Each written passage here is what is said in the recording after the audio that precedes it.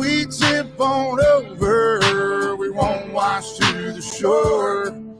We'll sink down to the bottom, 'cause we've been here before and we can breathe underwater. Been down at the bottom so long we can breathe underwater. So tell them to bring it on.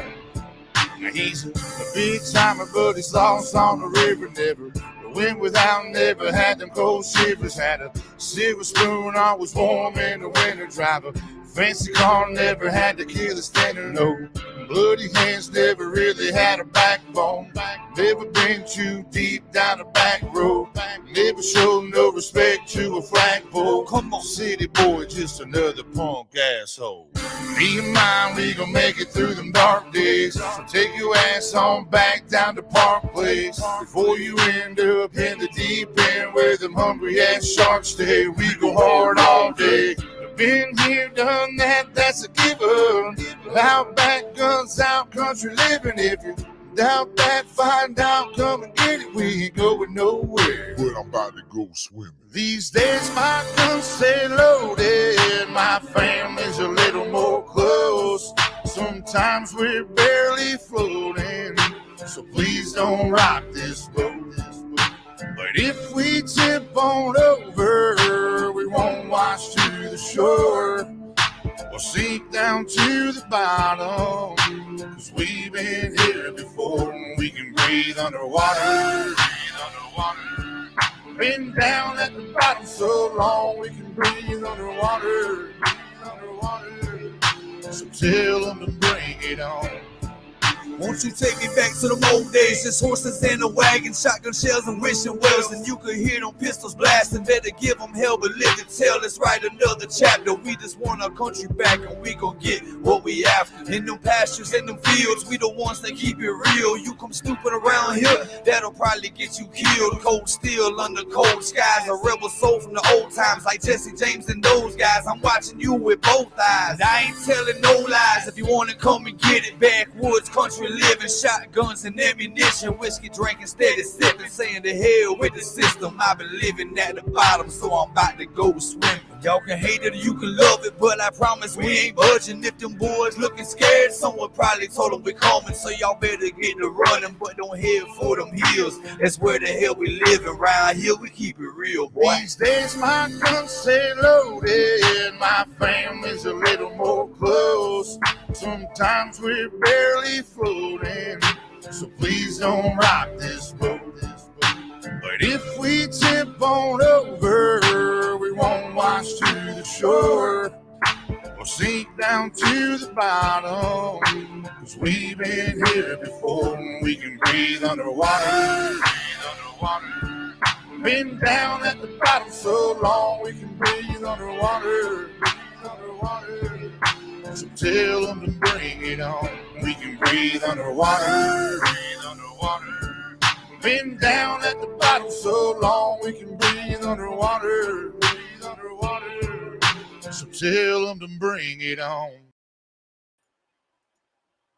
What's up? Good morning, good day, good evening, wherever that's falling.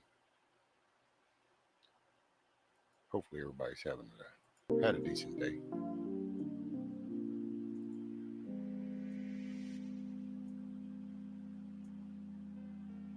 Hey, what's up, Valerian? Garrett, Chrissy Cat, Hit Gal, Chuck. Who else we got? I think Josh was up here. Yeah, he is.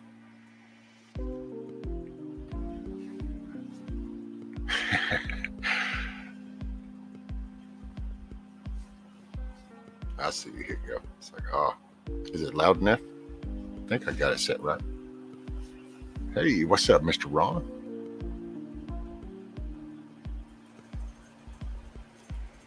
Start having issues? Huh? Start having issues or just simplifying it? Just simplifying.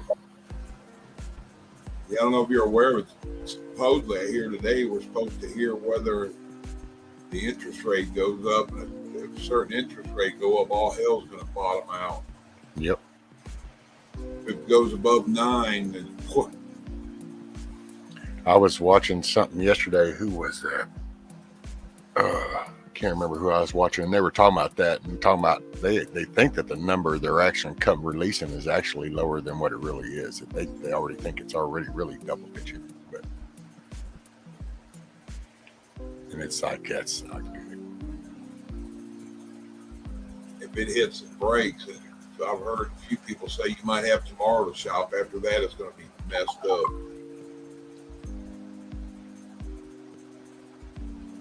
Gosh, you gotta love the consistency of YouTube notifying me that I go live, but they can't seem to tell me anybody else worth a shit. But by God, they're consistent with letting me know when I go live. It's crazy shit. Let's see, I think I got runs. Let's see what we got here. You're the only one I know a consistent time, and then I still get it in my mind, okay, shit, it's the weekend, and he don't do that anymore. Well, I just, and to be honest, I do this. There's a lot of times, it's like tonight, I was actually listening on Tom, because I know he is live, and I was kind of listening on him, but I'm kind of, I view this as kind of like my job, and I don't want nobody to feel bad about nothing, because it has nothing to do with any of the audience, the chat, none of that. It's just all on me. But because I can't do anything, this like gives me a job. It gives me a purpose, a mission. It's like, okay, I need to get up. It gives me something to focus on, if that makes any sense. That to me, since I've been hurt, is like when I do little stupid things, it's like it's a satisfaction. I was able to accomplish something. Yeah, I feel like I'm getting something, and then people are like, oh, I'm so glad, I fall asleep listening. Well, that just makes it better is what it does, because then I feel like, okay, cool, I'm doing something that's useful for somebody, but it gives me something to do.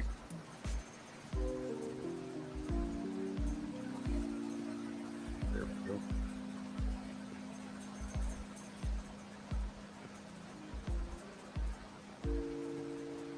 Go there. Trying to get this situated. What's up, Mr. Ron? Yeah, when I was on earlier, I didn't realize the time, and I knew that Bonnie usually comes on at 8:45, so I thought I had time. I felt bad having 60 or 70 people in there telling everybody bye.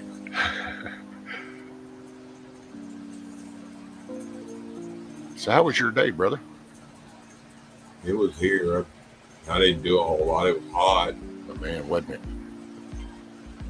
I did that earlier. I was like, I think I'm going to go out and kind of do this. I said, dude, okay, here's the problem with being in a chair. You can adapt, but the shit you're sitting on starts getting hotter the longer you're in the sun. So all of a sudden you put your arm on the armrest and it's like, yeah, shit. Okay, let me just go back in. When you do happen to get up, walk away from it to go do something for a second, stand up, whatever, 5 minutes, yeah. Your ass is on fire. And hope you don't get carpenter crack when you sit down and put that on it. Right. Let's see what I said. Yo, I said still has America at DEFCON 3. Learn, do you think they will rise it to alert us? I'm not so sure they want us at the ready. Yeah. My buddy showed up. He got some of his stuff because we're going to start back and do that shed this week. But he needed to do stuff around his house, and he left his drill and some other stuff here. I went back in that building. It must have been 150 degrees in there. I'm like, yeah. He goes, you want to try to do something? I walked in there. I was thinking about it. As soon as that wave of heat hit me, I was like, no, I'm going back in there and see what that air conditioner looks like.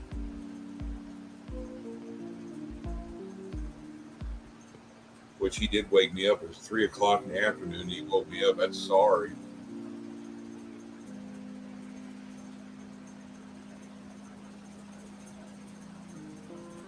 Hey, morning, Eddie.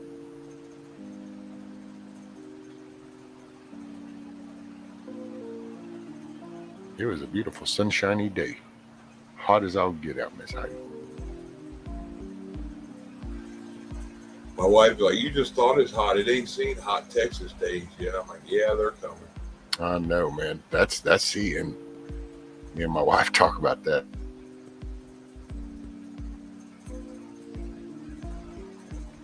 What the hell is going to happen in July? when we break over 100 and in no wind, that's the ones I hate. Hey, what's up, Mr. Ron? Hey, Ron. What's up, Chuck? What's up, Rescue? Another day in paradise, sir. Hey, morning, T-girl. Another day, another nickel. Yeah, although I'm starting to kind of, well, actually, I break even nowadays, so I guess I just get my little disability shit. Boy, that just, it's one thing No. my kids, I'm glad my son learned that, and I keep preaching it all the time, too, going, see, this is why you need to just do your money a little bit better, otherwise you're going to be sitting like this one day, possibly. Don't do that. I mean, it costs a nickel now. I don't I make figured- a nickel. I figured pay you a owed a nickel. nickel. Yeah. Yeah. I pay to work. I had somebody ask me today in the dollar store, a lady working there. She goes, I don't think I ever seen you wear a mask through all that stuff last year. She goes, how much did you wear a mask? I said, well, ma'am, if I'd have got paid $1 million for every hour I wore it, I'd still be broke. That's it. I'd still owe a nickel. Hey, morning, Auntie. You know, Chuck, I went to the doctor for my yearly checkup because last year I went and done a video checkup, which I gotta have a checkup every year because I'm on that blood pressure medicine. So I had to go visit in person this time because they wouldn't do it but every other year. And so when I walked in the door without a mask, that was the first thing they handed me was a mask. I said, you mean I gotta wear this? She's like, yeah, unfortunately, everybody's got to wear one in here. And she had hers pulled down to her chin. So I literally stuck one loop around one ear and let it hang. Oh, dang. And when my doctor came in the room, my mask was totally off, and so was his. Yeah, when my wife told me at Walmart, they say we got to wear them. They didn't say how. Right? Yeah. Well, he's a family doctor, and I actually went to school with his brother and all that. So he already knows all my feelings on all of it. So that's why he came in the room without one. He knew I wouldn't have one. But even he was saying it was a bunch of bull, you know, that they're forcing them to do that. He said, we have to require his. It's a subservient thing. It's like in Days of Egypt, making people veiled and cover their faces. Well, it's part of that control, and it's sad because it's been, you know, they said I don't know how many times that it doesn't do, you know, doesn't stop nothing. So, but I'm not a doctor, and I'm not giving medical advice, so I have no idea. And you didn't sleep at a Holiday Inn Express either, did you? That's right. That's it. I've slept in my truck before. Does that count? Yeah, I'll tell you what, though, I do wish I had $1 for every one that I seen hanging off of a rearview mirror. Heidi, where do I live? I live in Southeast Texas in the Piney Woods, man. And this will tell you where I live. That's pretty close. You're pretty close to the Queen or to the Houston, ain't you? Rescue? About an Fairly hour, close. hour and a half, hour and 45 minutes. Thereabouts. Depending on, well, and Houston being so big, that's to get to the outskirts of Houston. If I actually had to like go into the center, yeah, that's a good 2 hour, probably 2 hour, 15-minute run. Yeah, downtown. Yeah. Like to get in what we call down around in here, like I guess in this part, we call it the medical center. If you refer to the medical center, then everybody, I guess within a couple 100 miles around Houston knows you're talking about going into the center of Houston down in there, into the center of the cesspool. Yeah, I've got a stepbrother who lives down there somewhere. I don't even know where he lives, but It used to be a little bit, you know, it used to not be so bad, but it just shows you actually that's talking with everybody and kind of really expanding kind of my thought, because it's so ironic too, dude, because I used to drive a truck like you for a little while, and I've kind of been around, and with my line work I've been other states, but I guess you never stop and talk on just an everyday level until now is when I did. So now it's like you start to kind of hear how life is in other areas, day-to-day life, not just job shit. And dude, the connection, it's like, that's how Houston, I get it, because Houston has slowly grew out and absorbed what we all used to just have little towns around Houston. Well, that's really just all Houston now. It's totally expanded way out. And you can, now I think back and I'm going, yeah, I remember when Humble used to be the shit, buddy. That was the golf course. It was like, ooh, and now it's just like, yeah, it's crap. And then it was like Kingwood. Oh, yep, that was big money. Okay, well, now that's shit. And you can just, as I listen to people, I think back to history going, okay, yep, I see where that was kind of even manifesting itself down here. No suburbs no more, is there? It's all part of the town. Yeah. You know, it's kind of the way northern Kentucky is to Cincinnati. It's just all kind of mingled in all together. All the little towns are pretty much, they've all ran in together, and it's just all Cincinnati now. Hey, kiss off. What did Chrissy Cat said? Something about the cement jungle, we call it. I have friends there, but not in Houston. Tomball. Yeah, see, there's a good example of Tomball. That used to be like totally separate location. You know, I mean, you're just like, what now? It's just like an outskirts almost. They got starting to incorporate the same way of life, the metropolitan municipality. I don't know what you call that. Big city shit is what I always called it my whole life.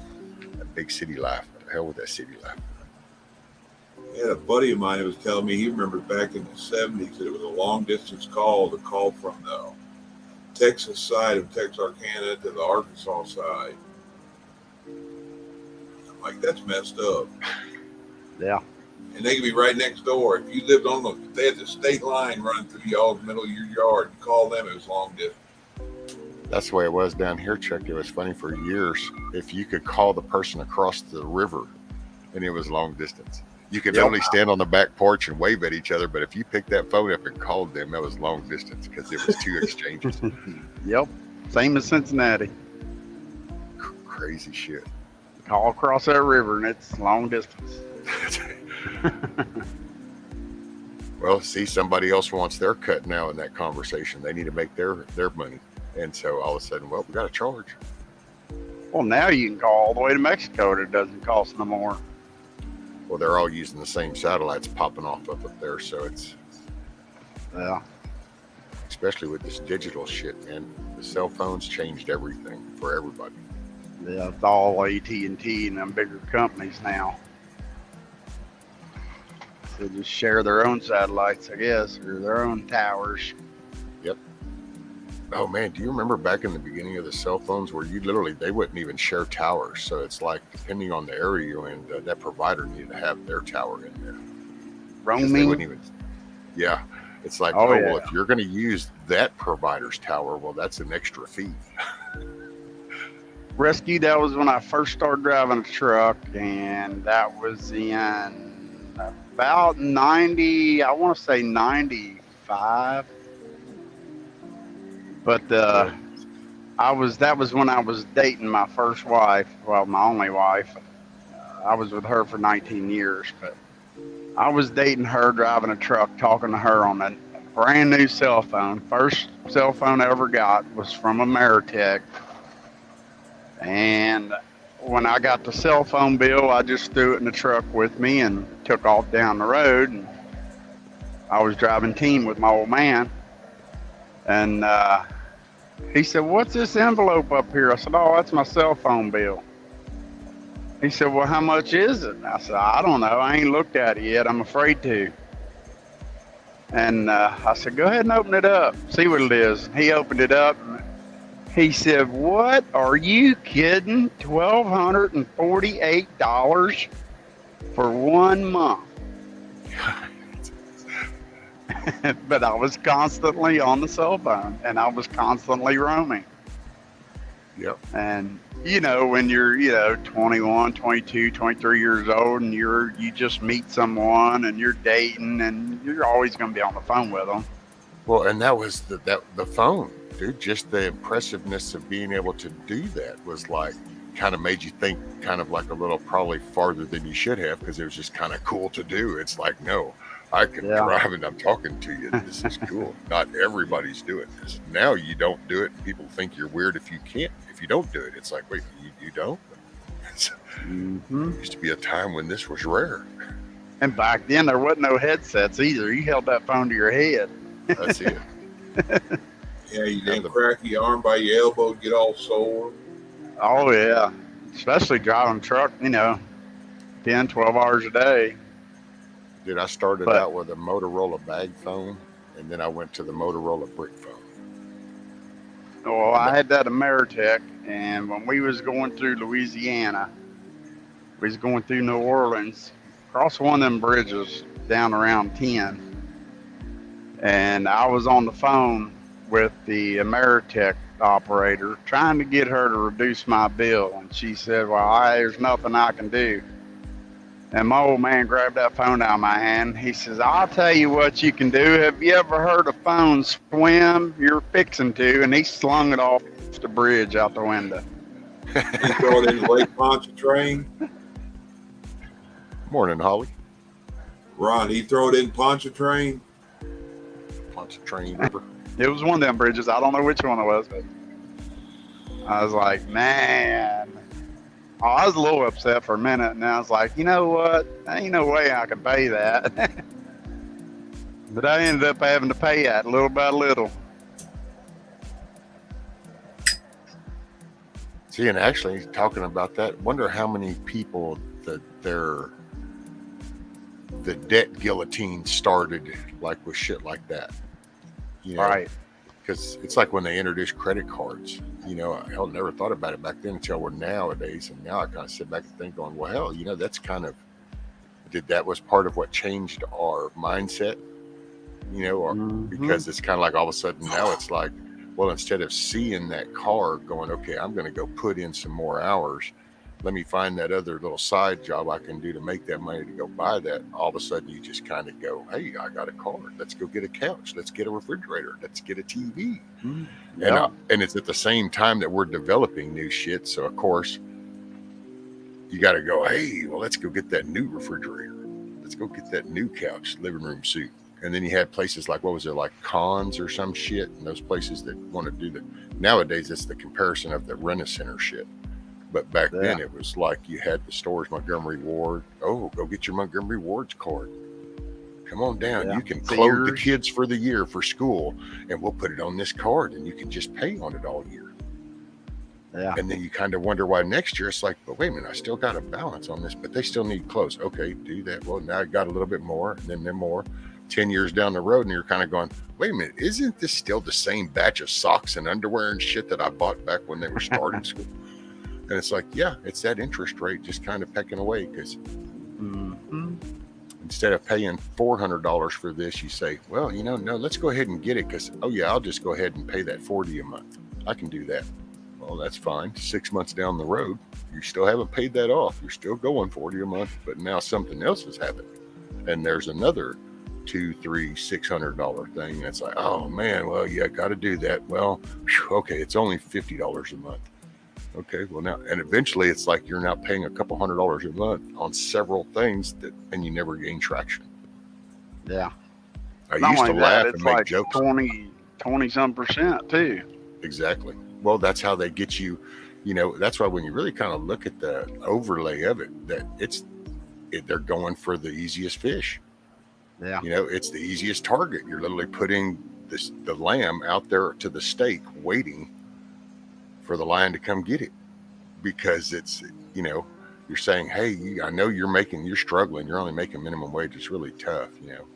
Hey, we can give you this credit. We know you don't apply with all those big name ones, but hey, we can. Yeah, well, the interest is 27%, but don't worry about that. The payments will be low and you'll be able to make that. Oh, okay. Mm-hmm. What? You're in a mud hole now. Now unless you double up on that payment, you'll never gain ground. Right. My first card was a damn Lowe's card. I was like 21 or 22.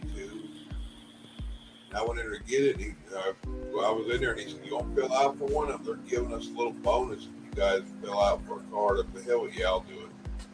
They give me like $150, $200. And I'm like, what good is $150, $200 going to do in Lowe's? I'm like, just cancel it. I handed it back to him. He goes, hold on. He got his manager. His manager called somebody. They run a credit on me and looked and said, well, it shows here you've had a running contract with Snap-on for the last 3 years. You never missed a payment. He goes, here, I can get you a better one. I said, all right, if you can do better. And he come out there, he goes, how about $1,500? And I was like, what am I going to do with a $1,500 credit card in Lowe's? But I found out I filled it up quick. Oh, what did I see? Let's see. So, sorry not to get off topic real quick, but T-Girl. So tomorrow is my birthday. Awesome, T-Girl. Oh, happy birthday. Man. Yeah, happy birthday. Are you 21 yet? Drinking age? And Auntie said, remember layaway. Oh, that's another sucker move. Oh, yeah. You know? And yeah, that get you about a bunch. We go for the path of least resistance. That's how we got where we are. As things got what looked easier or more convenient, we followed that narrative, and here we are. I remember doing layaway at Kmart when the kids were little. They found Christmas one year, so we fixed that. We put it in layaway and paid all but $10 of it. That way they stored it until Christmas. Yeah, you know, I mean, you could work the system, you know, but for most people, no. It's like pawn shops, you know. It's that who are they targeting? It kind of goes right in line with why do they do speeding tickets mainly during the beginning of a work day, the lunchtime of a work day, or the end of a work day? Why are those the three time frames that you see most speeding tickets issued at? Well, they go out there intentionally. Well, why? Because those are the working people. Yeah. Let's build them. The only ones that can afford to pay it. And they can't afford the time to take off work to go to court to fight it, so they'll just pay it and go on. Yep. You know, and then we introduce little things on the local level called quotas and shit, which is then basically promoting to go collect that amount of money. You know, because that's what that quota ticket is. They're going off of monetary. It's not the crimes, it's not the tickets, the violations, it's the money connected to those tickets. That's why we have a quota. Yeah, they got to make enough to pay themselves. You know what gets me the most out of utility? When you get a utility bill and if you're late and they cut it off, they charge you a late fee plus a reconnection fee. I'm like, yeah, I was having trouble this month paying a bill, so making it $150 higher seems like it makes it easier for me to pay. Right. Well, dude, look at the scam that they got even just making payments. Like if you call in, like some places, because we hear people call, my wife will have friends tell her, if they call in and use like their debit card to pay their bill, they charge them a fee to do that. And it's like, this is all digital. You're clicking a mouse button and pulling an account up and then going click, click, submit. But because they're so used to the old days when people actually had to write shit, go pull shit out the file box and do stuff, we never slowed that down. And think about it, we should have dropped the cost, if anything, because now it's become easier to do. But that's not the narrative. The narrative is about making money. Greed. Charge you a fee for a sure thing. Yep. Well, I don't know. There's always been taxes we got to pay that we don't understand. It's just like the school tax. I don't understand that one. I don't have kids. I've never sent nobody to school, but yet I still got to pay it. Yeah. Well, it's some of this, I think, Ron, is that we've lost sight of what the actual purpose for it was, because it's been so abused. And because it's like a school tax. I could see it if you kind of break that down to where, so are you taking the school tax money and you're going to make sure that the schools are all well maintained and upgraded and updated, and there's the curriculum is updated, so good books, good seats and desks, and oh, okay, well then I'm okay with paying some school tax. Oh, okay, well here we are 100 years later, but that's not what it gets used for. Instead, they just throw a few bucks over there, kind of like they do with the rest of our tax dollars. Oh, I agree. You know, and so it's the purpose. It's like, I laugh because I think I'm one of the few people I've met on the internet that's okay with paying my county tax, with my property tax. I'm okay with it. It's not very high, And when I pick up the phone and go, hey, that road out there, after these last couple of rains, it's got some little grooves and shit in it. And all of a sudden, guess what? There's a grader out there, and he's flattening all that rock down. You know, I go, hey, my ditch is holding water a little bit. Next thing I know, here's a grade all out there cleaning my ditch up. So I benefit from the low county, but then I hear some of the people and the shit that they have to pay and the shit you don't have outside your front door. Okay, now I get why you're pissed off.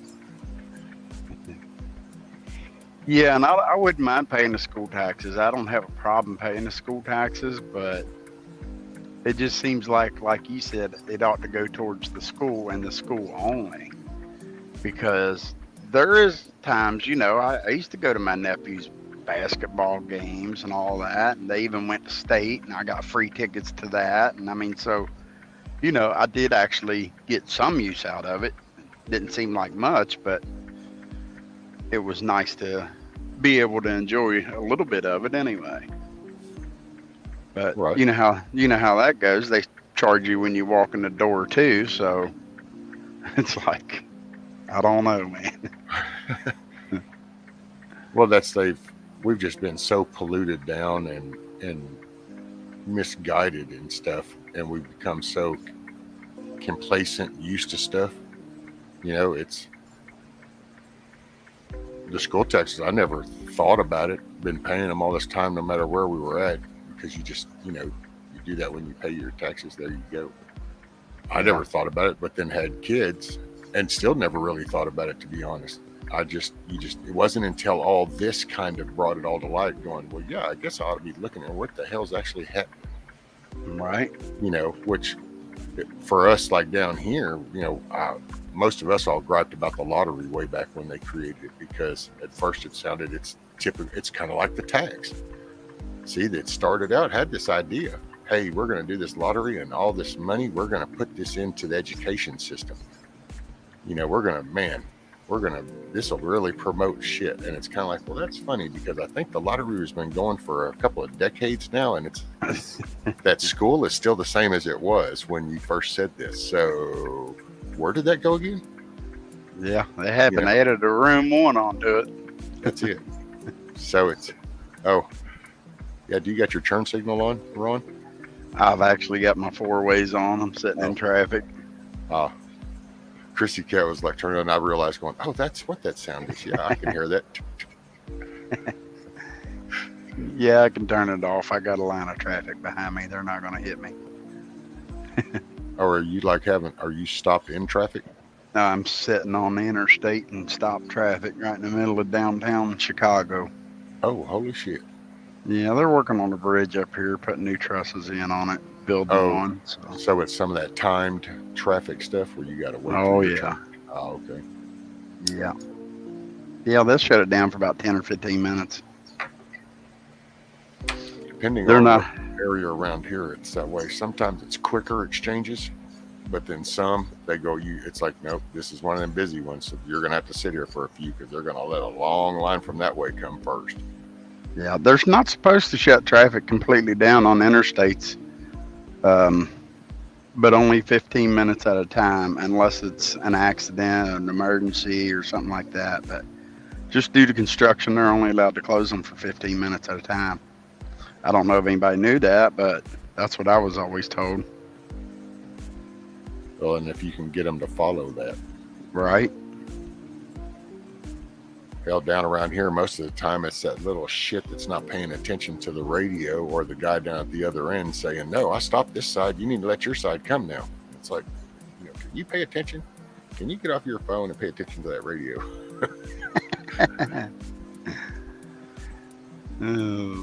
That, or they're sitting on the 5-gallon bucket just holding the stop and yield sign, and they just flip it from yield to stop. And they're just, you got to hope that the dude looks down towards the other end in time to see that guy flagging, going, yep, I stopped this side. Otherwise, you sit there waiting for him to look, like, oh, okay, there it is. And he turns it to yield, and it's like, yeah, dude, can we kind of move? Yeah, Ron, you can feel safe in Chicago. Remember, it's a gun safe zone now. That's it. Yeah, it is. It is. Yeah, I'm in a gun safe zone right now. I've got a gun, so I feel safe. And I'm not joking. Me either. So yeah, I feel pretty safe. One of my wife's friends was in the car with her. Yeah, they went to lunch. They go at like 2:30, 3 o'clock in the morning.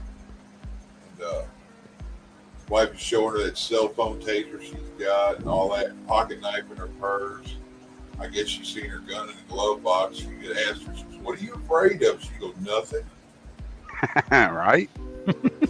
She sits out there and cranks Leonard Skinner in the parking lot where she's at in a bad neighborhood right off the interstate. She'll have her door open, foot on the door. Yeah. Damn. Chrissy Cat said something about I had 2 people try to mug me in an airport, and they did not know. They did not know there were plainclothes police watching them. They got handcuffed in front of me. Nice. Oh, T-Girl said that Mayhem did a video when he was going into Chicago. He quickly put his vest on.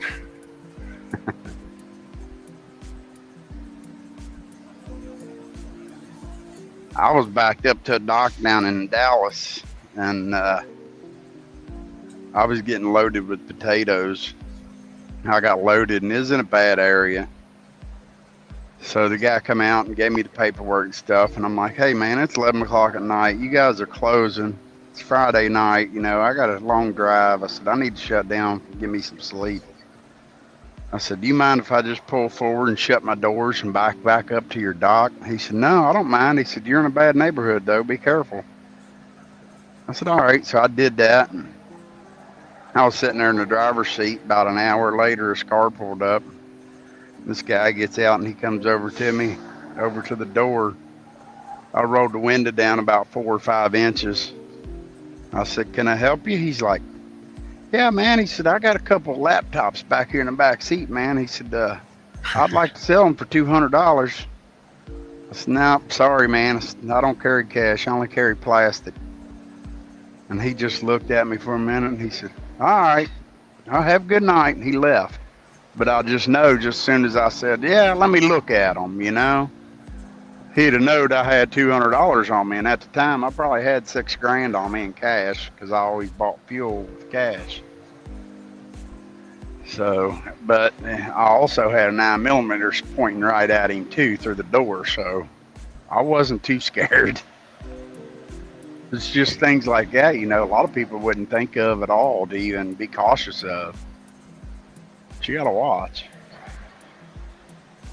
Garrett said Sage is going to do a show about the food trucking, covering the food trucking and stuff. If anybody is interested.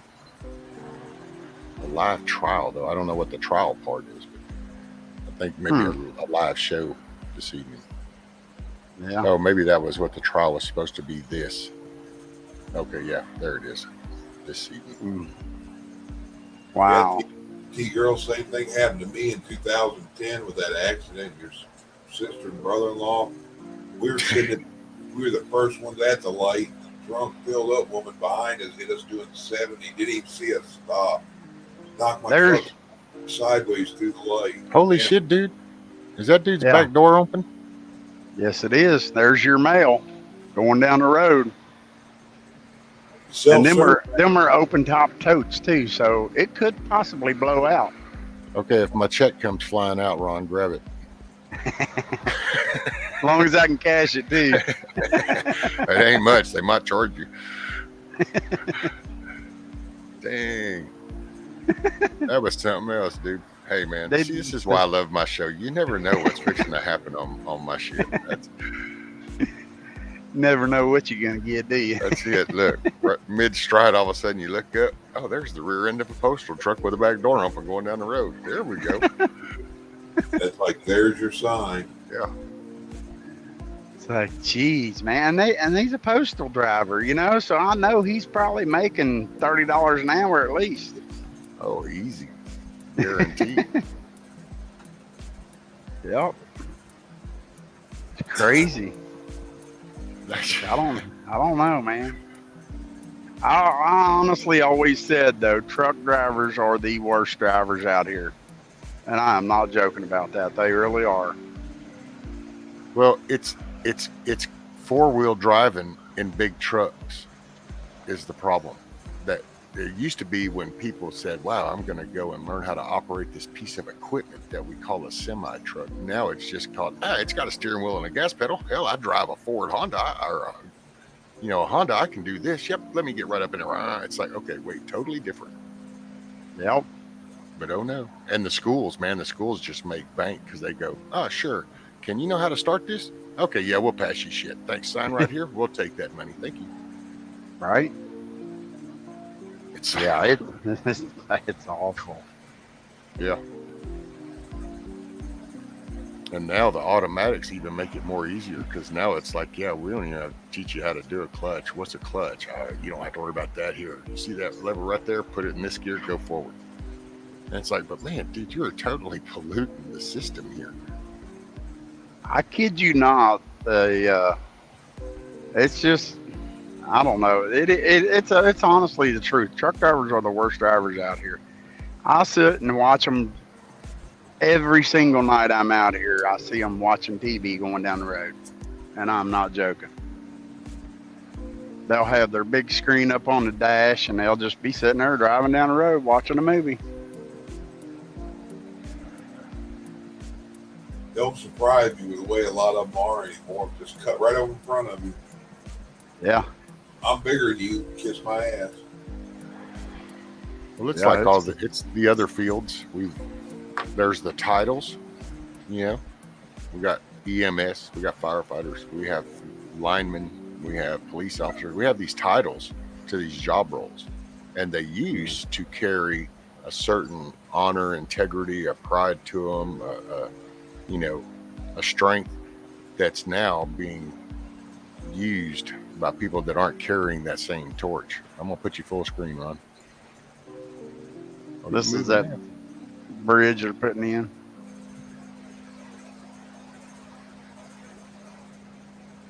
That's why if we'll bring back accountability, and then that would induce some self-accountability, which would then bring character back into it. And then you get your integrity, you get a moral compass back into play. Then you can right the wrong. Dude, I love the full screen shots down the traffic, and that's a good picture too.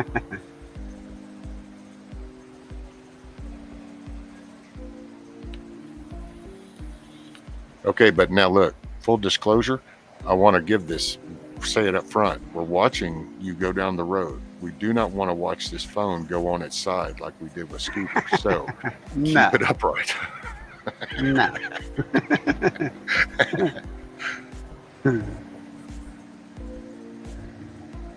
Yeah, we were all talking. Hey, dude, you better hold on a little better or something. The next thing is phone flying. Ooh, you hear a bunch of. Yeah, I need to give me a phone mount that works like this, shoots this direction. That one doesn't churn? No, well it does, but I don't have a mount. I'm not gonna hold it all night for you. Oh, you were holding that. Sorry. Okay, I didn't know you were holding. I thought you had put it up in like a little holder right there.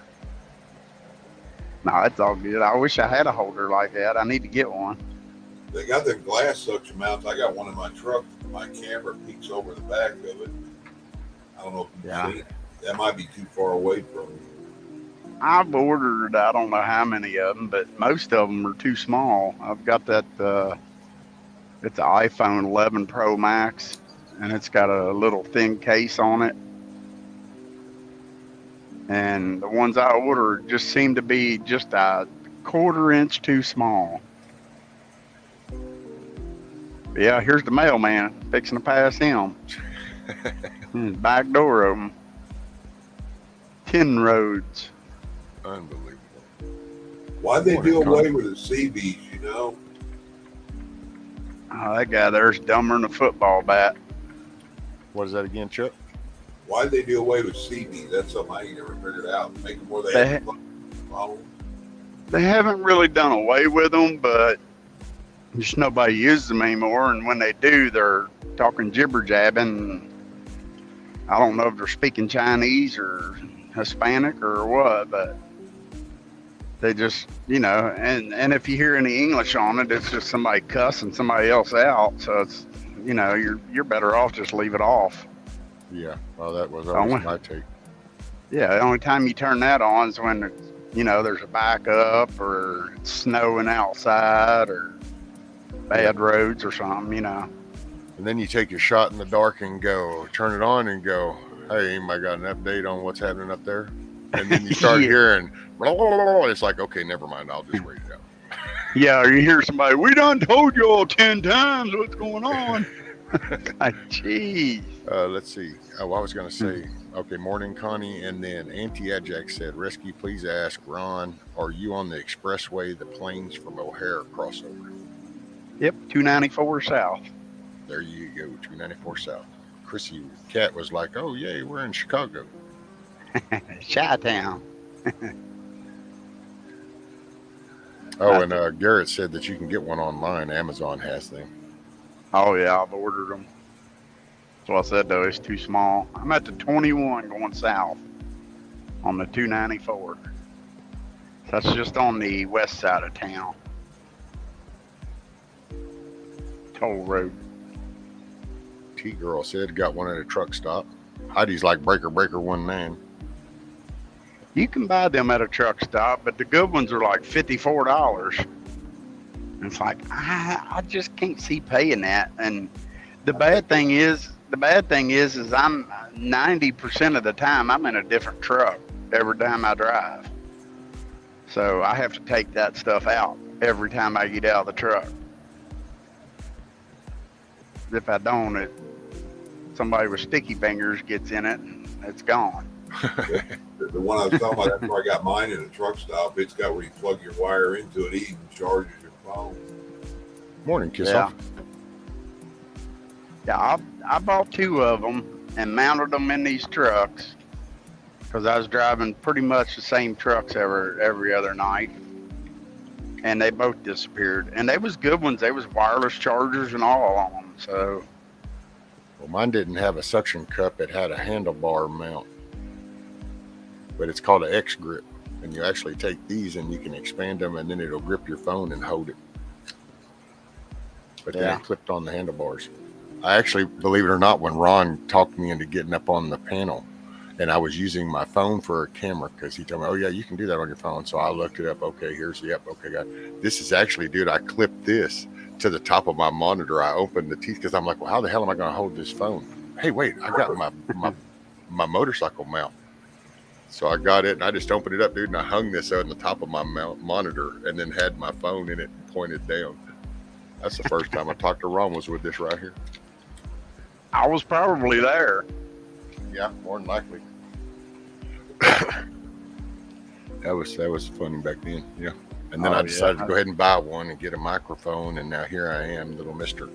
Content Creator. I'm creating as we speak. Fire up my drill. All good. I'm creating. Hey, Cindy. Yeah, your family just grew Rescue. That's all. That's it. I built me a living room and now I have visitors that come and socialize instead of bitch at me in the other one. So actually they don't. My wife's good. It's just all her in-laws. That's the drawback to a small town too, is oil and water. Yeah. Plus, I had a thick skin that's kind of crazy. I had a thick skin over 30 years, so and I used to be a smart mouth and kind of an abrasive person. So at first, when they used to poke at me, I used to poke back pretty good. Now I just ignore them. I don't give a shit. Go away. You kind of learned it like, yeah, it ain't worth it. Just laugh at them. I got examples. They walk around. I mean, it's like there's a certain person in our circle I can go, oh, I'm sorry. I thought you people said that was bad. What happened? I thought people didn't change. What happened? What happened to all them installments you said about me? Because what happened right over here? Oh, yeah. So in my brain, I just get to go neener, neener, neener kind of shit. It's just easier to avoid them people. Well, I used to let it get under me. Now I don't. Now I just laugh. Yeah. See, I'm still kind of in between there. It still gets under me sometimes, so I just avoid that area and avoid that person and avoid that conversation. I don't have to worry about it. Well, yeah. Now, okay, I'll give you that because there is certain people. The closer they get, then the more I'm still have an issue with. So I'm still working on it. The farther out they are now, it's become like whatever. I don't even think about you. I'm sorry. What'd you say? It's like, yeah. Here, you need a new entry song. Why do I need a new entry song? Why do I need a new entry song, Gary? I like that song.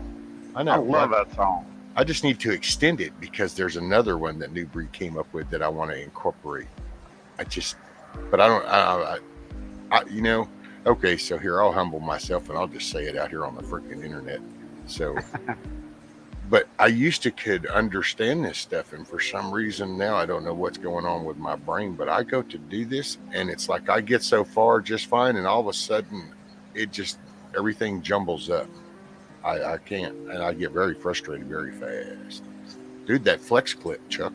I went to do that flex clip, dude, and I'm like, okay, yeah, I'll drag that there, and I forgot what part I got to, and all of a sudden it's just, and it sounds weird to say, I get confused in a way, but it's like, wait a minute, no, wait, and it's like I'm really get kind of bumped. I don't know what the hell's going on. Bump my head too many times or something, but I get really frustrated because I know that stuff. I can actually go pull files up. Hell, my little motorcycle dude up here, that was like 20-something years ago. So I've always, now all of a sudden I have a hell doing that shit. And it drives me crazy. But I don't, anyway, back to the intro song. Why do I got to change my intro song? Let me go see down. I was sitting up there. I love my intro song. Yeah, I kind of like it too. The change of pace. Yeah, against the grain. Well, no, I've heard that one. That's why I need to incorporate that one into this one too. See, and so I have an intro song that'll just make it where, well, my show will start in like 10 minutes because I'm going to play these first. That'll be my intro. I think you can have like music playing in the background without getting strikes, can't you? As long as you're talking over them. Well, and no, that doesn't necessarily work. No, because actually it's funny because the first strike I ever got, I didn't even know. I wasn't even aware of it because I didn't even play any music because I wasn't even doing that at the very beginning. Okay, it was because I had the radio on behind me, and apparently a song came on that was loud enough, and people stopped talking long enough that the algorithm picked it up, and all of a sudden, because I didn't even recognize the damn song, and then I had to replay it to listen, and then I'm like, wait a minute, what was that? This is wait, what happened? Oh, it's the radio in the background, and then it was like, okay, I get you, dude. It was that shallow and faint because I'm like, they're like music. I'm like, I didn't play them yet. What? And of course, they show you that little window where review. So I reviewed it, and I'm like, okay, I didn't play shit. Rewound it, and then it was like churned it up a little bit, and I'm going, see, what did I? Oh, wait, there it is. And then it was that faint.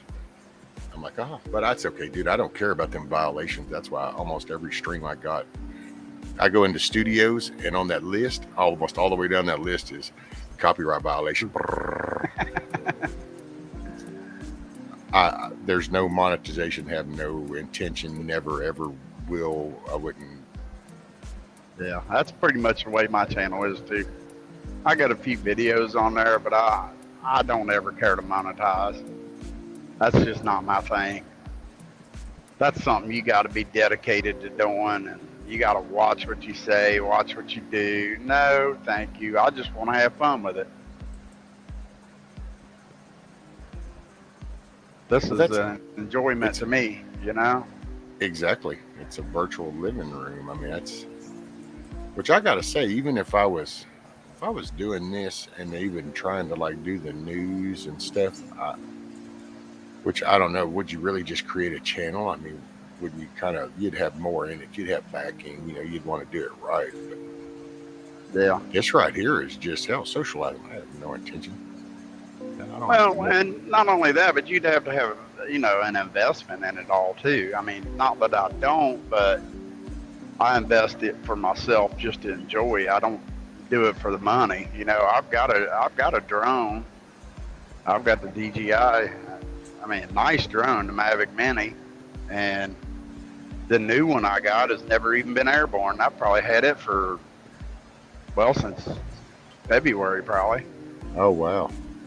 Yeah, so I mean, but I don't know. I've got gimbals and all kinds of good stuff.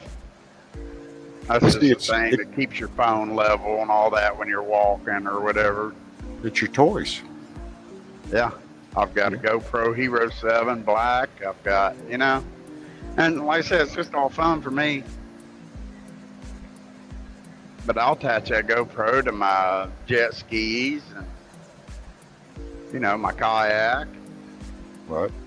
Hey, I'll Indy. just enjoy it myself. Hey, Andy. Well, to me, I view it. It's like people that are really into fishing. You go and they've got all the fishing poles, all the reels, all the gear.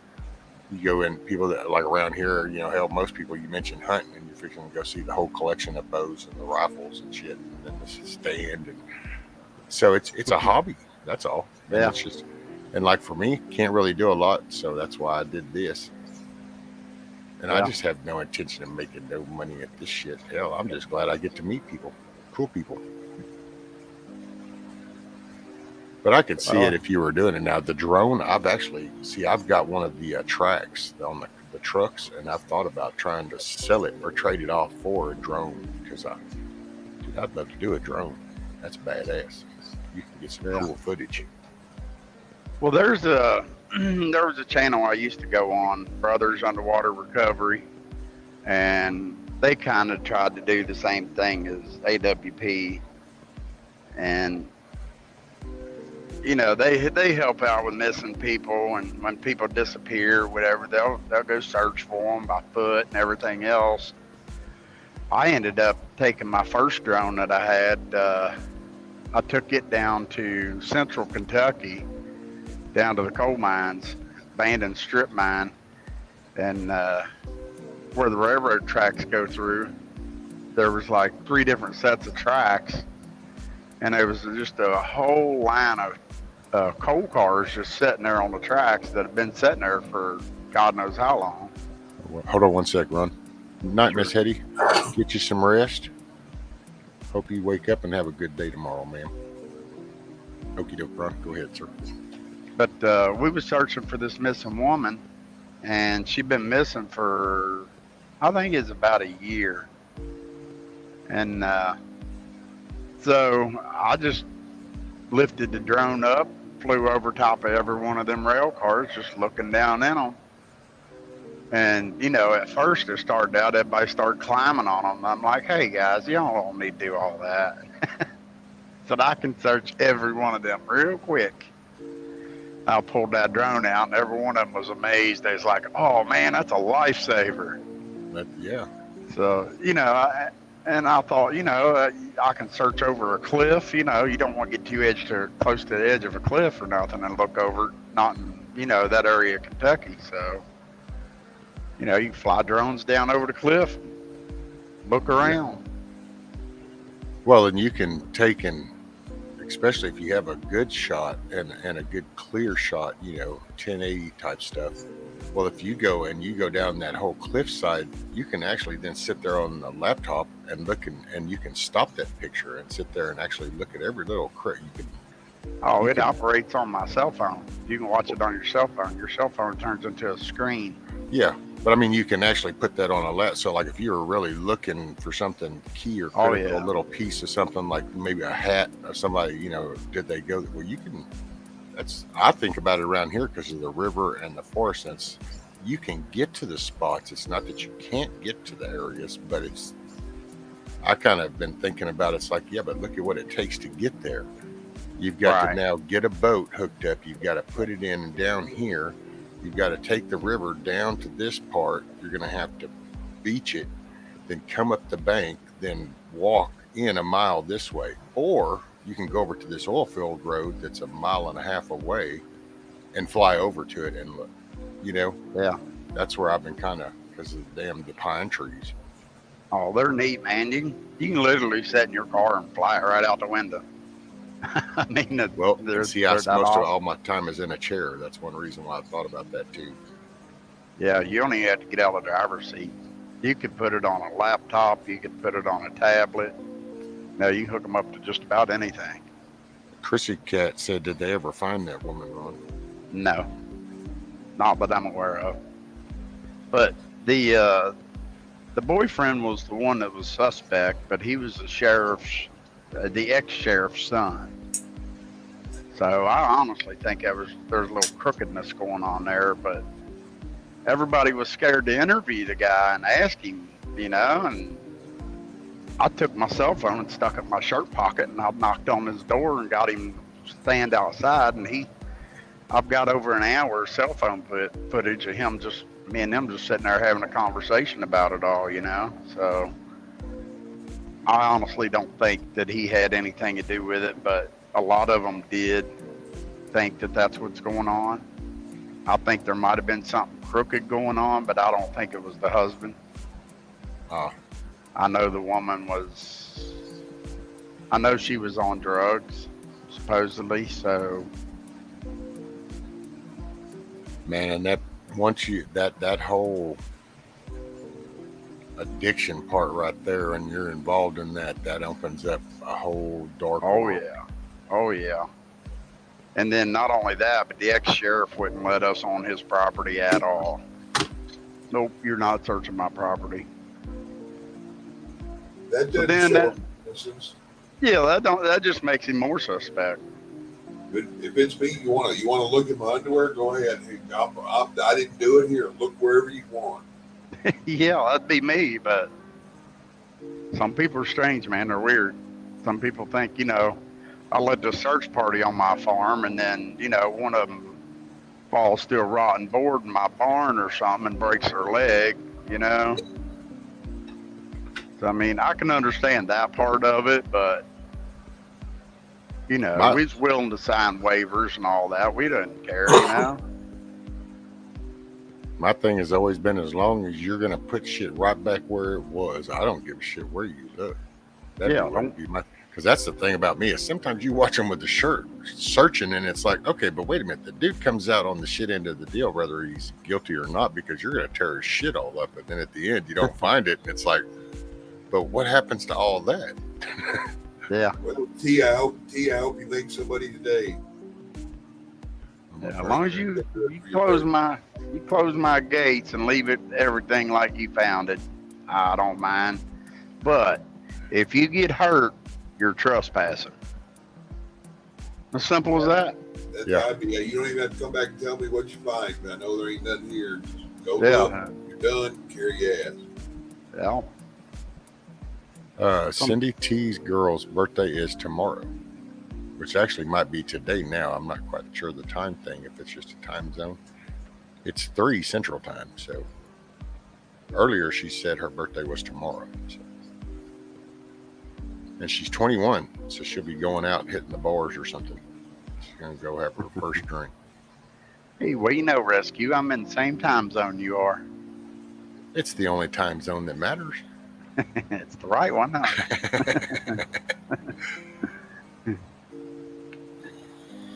Well, I'm on vacation after tonight, so I'm going to be doing some camping in the woods. I'll be going to Daniel Boone National Forest. Daniel Boone. Yeah. Damn, what was that? Daniel Boone, Man of the Mighty Frontier or something like that. Yeah. It's King of the Wild Frontier, that was it. It's one of the biggest national forests. Oh, that's Davy Crockett. Sorry, I had a squirrel moment, Ron. It is the biggest national forest in Kentucky. There's a lot of land there. Yeah, my ancestors after the Revolutionary War got land in Kentucky. They bought up, moved to Tennessee, And I've done some research. A buddy of mine, and he did the same, and found out that his people went to the same place, and that somebody with my last name that we figured out was Ken was also with his family that did a lot of stuff with Daniel Boone. So that was kind of weird. Yeah. Not like I was there, so like you all think that's pretty cool. I'm like, I wasn't there. Poor old Yeah. T-girl's going in for the mammogram. And she says it always feels like they're going to pop the nipple right off. I'm sorry, ma'am. I'm so glad that we don't have to do some kind of. I I don't know what I have think about that. Rescue. penal Look out, lay it on this penogram one, thing. the hell out of it. I'm like, Go get a no. penogram. Here, put this right there. Now we're going to put some pressure to it, and then we need to check all the veins and everything. It's like, no, that's quite all right. Just so everybody knows, I am qualified to give mammograms.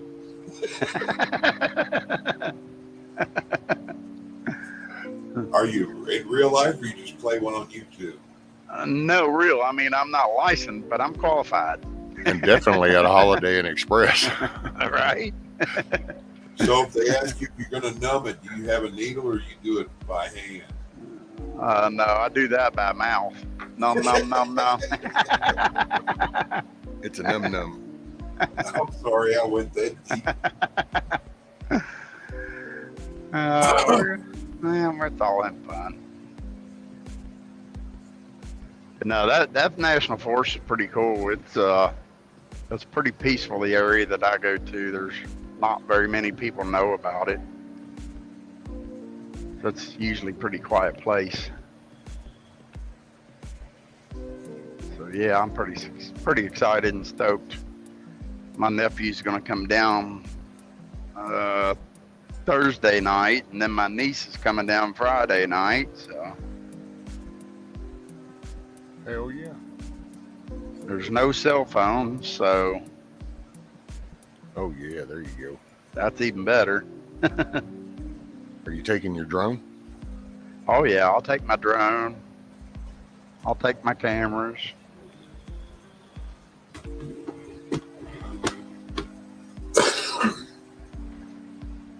They have a Red River down there.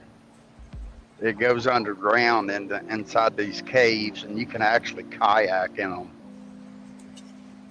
Oh, That's some pretty cool stuff.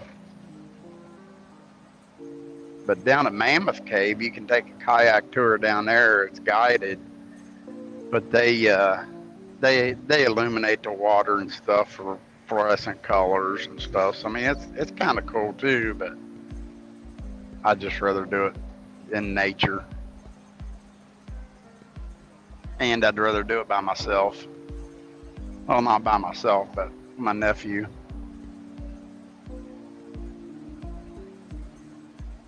I think that'll be badass. Yeah, it'd be cool. Good camping trip with no distractions. You get to kind of just really hang out and absorb everything around you and just the environment. Put you back in a positive. Rejuvenate. That's it. Yeah, man. Recharge them batteries. Uh-huh.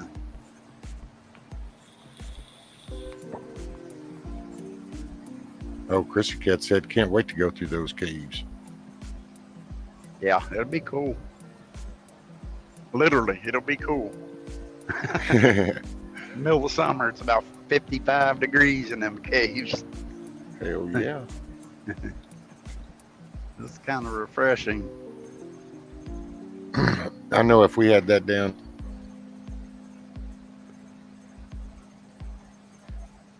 "100 degrees, that'd be the shit." Yeah. Chrissy Cat's moving to a pretty good area. There's actually where the area she's moving to, there's a kangaroo farm, there's a Corvette museum, there's Mammoth Cave, there's quite a bit to do in that area. And then not only that, she's only going to be like maybe an hour and a half from Nashville. So it's a pretty good little area.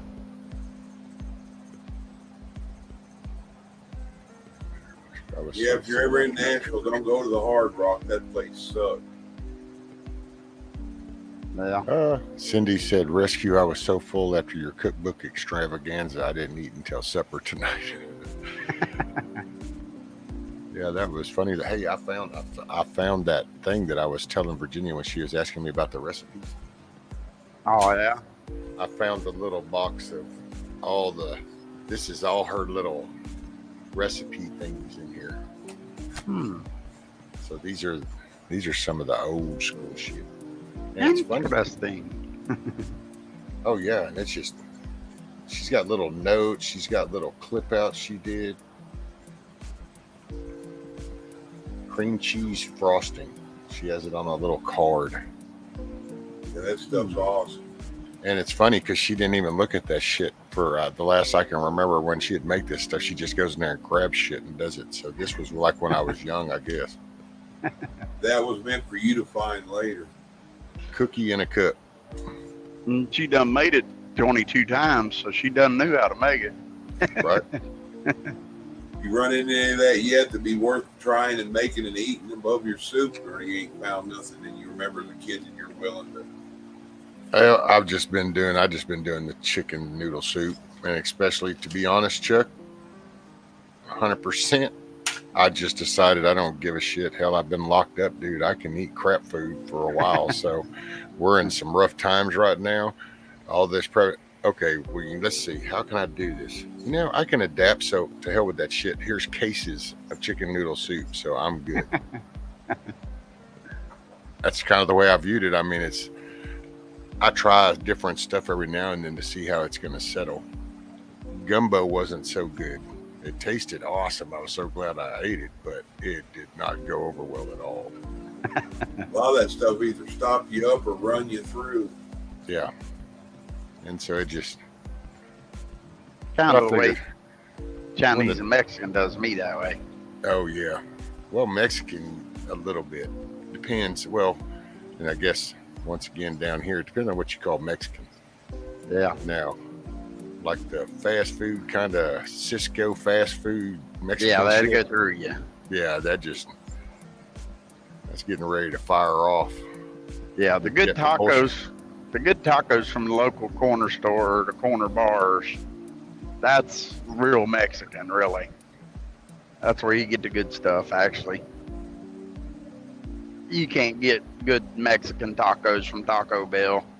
Oh, hell no. Oh, no. Well, see, around here you get the little mom and pop little places. Well, not so much right now, but that's what was.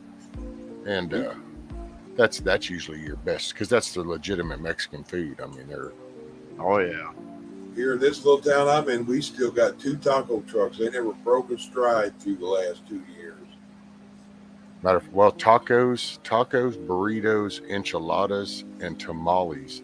You can pretty much, there's families around here that you can just reach out to, and you say this, well, then that grandma or mom, she's going to make a batch, and then here comes the little car in the driveway and the cooler, and open the lid and go, here comes your bag. Here you go. All right, thanks. There you go. So you get your shit fresh and direct, homemade. Yeah, nice. See, I missed something in chat. By the way, welcome everybody in chat. Good morning, good evening, good day, wherever that's falling. Let's see. Chrissy Katz said something up here about I talked to my son today and he is starting to talk like Ron. LOL, Kentucky, y'all. Before my hubby died, my husband and I camped for 45 days straight. And then Garrett said, I think Garrett meant I've never stepped foot into a bar or club ever. It says OBE, but I think that meant I've, because it was the O instead of the I. But yeah, there's the correction. No, that was Garrett said that. Now, I was referring to Chrissy Cat's comment. Yet? No. Jew? No, you want to? Oh, yeah. Only with mom and them. Y'all come back now, you hear? Yeah, how's your mama now? Where they at over yonder? You want to? Across the creek. Shoot you. Over there by Jim Bob his new fence post he put in across the street over there by that old tree, that kind of direction. I'm like, oh my God. I used to laugh at my sister so much. She'd say, "Don't step in that hoe." Oh, Chrissy. It's like, oh, jeez. Most of us would say hole, but she say hoe. Don't step in that hoe.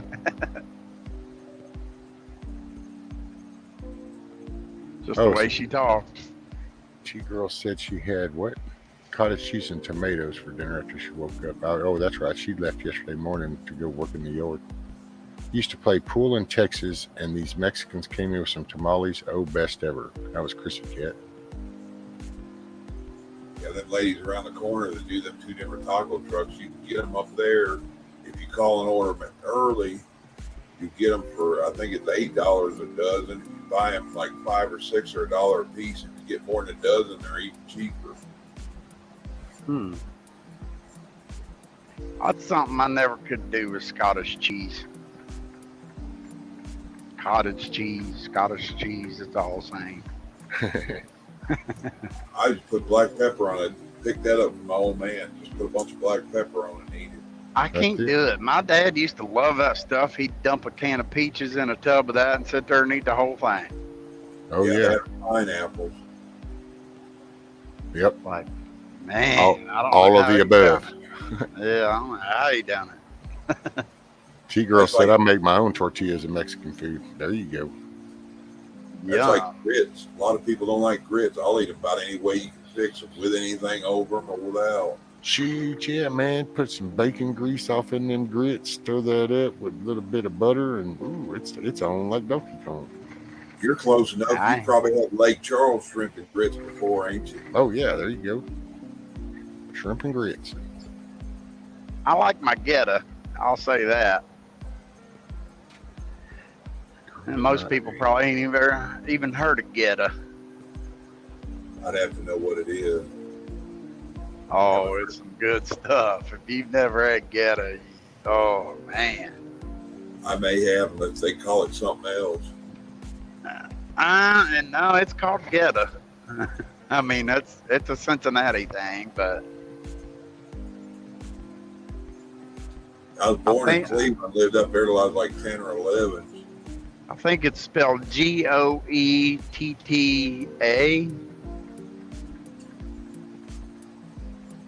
But that's some good stuff.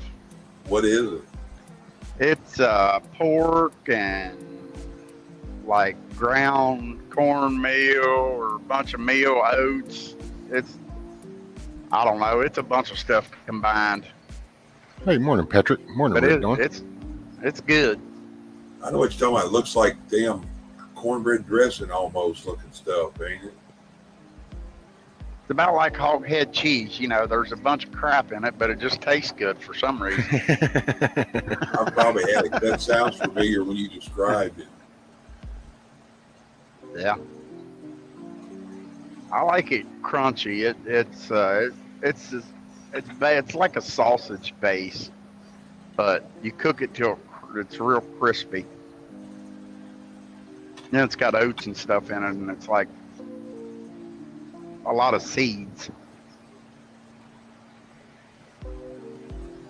That's delicious. Cottage cheese and spaghetti. I saw that up there, and I was going to say something. So it's cottage cheese is good stuff and baked spaghetti. But it's like, wait a minute, cottage cheese and baked spaghetti. Does that kind of sound like lasagna? Yeah. My wife does. She'll take ricotta cheese and cottage cheese and run it through a food processor and turn it into a paste. Puts it in her lasagna. There's only one thing cottage cheese goes good in, and that's the garbage can. Sorry. Oh, whatever. It's good stuff. By the way, Chrissy Cat says, Goetta, Goetta. Do you say, let's get us some Goetta? Goetta. Goetta. But yeah, cottage cheese is just full milk. pretty much what it is. It's just milk that's been in the refrigerator for 6 months. Hey, what's up, Ricardo? He said, "Oh no, not food again."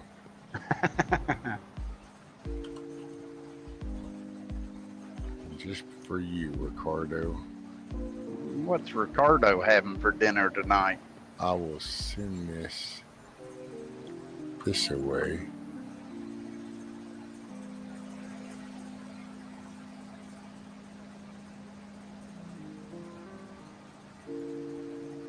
There you go, Ricardo.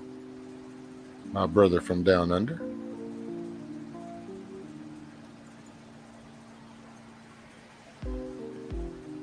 Which the CT girl said, and my boys were little, they still love to get my tortillas and butter them while they're hot. Well, heck yeah, that's like the best time ever. I'm like, yeah. Cindy There says, ain't no better cooking than Mama's cooking. Amen. And man, Yeah, fresh stuff. I'm looking at that Goetta stuff. I've had it before, and they got this other stuff that looks like, and I think it's out of like North Carolina, and it looks the same way, and they fry it, but it's made with cornmeal. Yeah.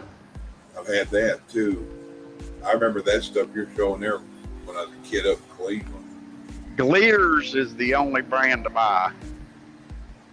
Oh, well, now here, Auntie says, Rescue, I use cottage cheese with real mozzarella mixed in instead of ricotta at times in my cast iron lasagna. Then mozzarella too. It's amazing. Now, I might try that. And Ricardo is having Italian minestrone soup. I probably didn't say that right, but then I'm a redneck in the woods. But minestrone. Minestrone? Yeah. He's having some soup. Yeah, minestrone's good. All it is Italian vegetable soup with like a sausage in it. I don't think I've ever had it. Another one that's good is Italian wedding soup. You can find it. It's got these weird meatballs, kind of like sausage meatballs. Oh, Rescue can find it. What am I looking for? That Italian wedding soup. Italian wedding soup. Yeah, it's a meatball. It's got little meatballs all in it. Whoa.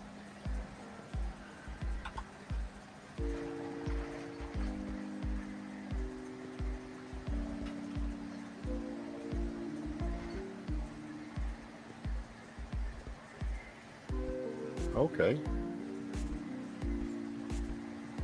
Was it rice? You got rice in it? I don't remember. I don't think the one I had did. There we go. Bam, bam. I don't know. It's making me hungry now. I didn't eat tonight. I ate last night before your stream. I didn't do that tonight. Then in Nashville, they got the Tennessee Pride place over where they make those sausage balls. You ever had them? They're made with biscuit and everything together, and they make that big dough wad and they fry them. No. Those are good because it's like biscuit, sausage, and cheese all blended together and to make dough balls, and then you fry them up. Oh, I can give somebody something fun to do Saturday if they're in the Cincinnati tri-state area. Oh, check your Facebook, Ricardo. At a place called Smale Park. It's right down on the river in Cincinnati. They are having Taco Fest, and that is Saturday. And they're serving burritos. Yeah, right. No, I'm just kidding. But that is, I am going to try to make it back in town by Saturday to make it there. So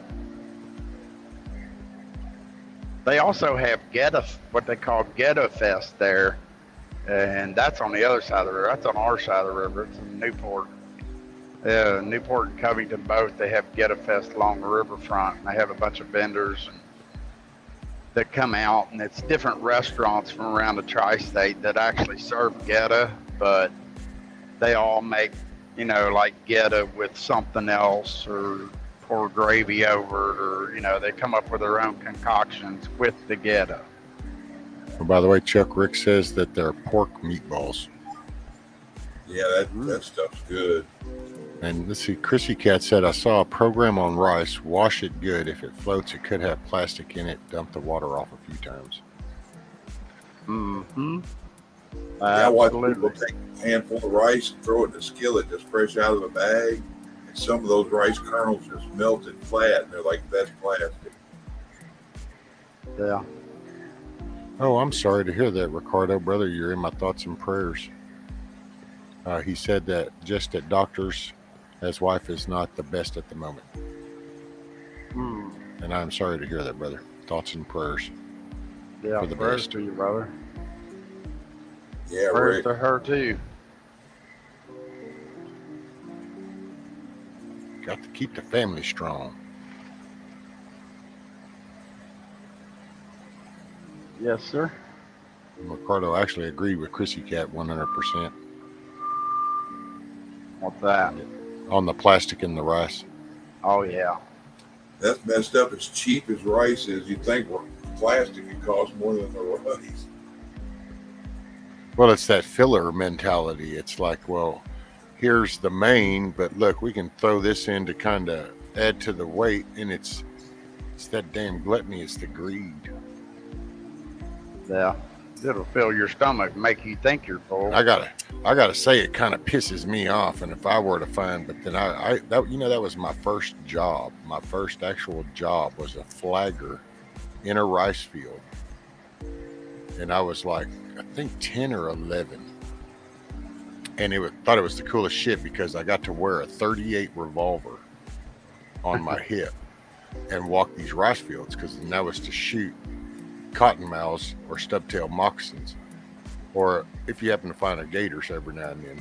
Most of the time it was snakes, but you would walk the rice fields and then flag them for the plains, and had Duget's rice right there in Beaumont.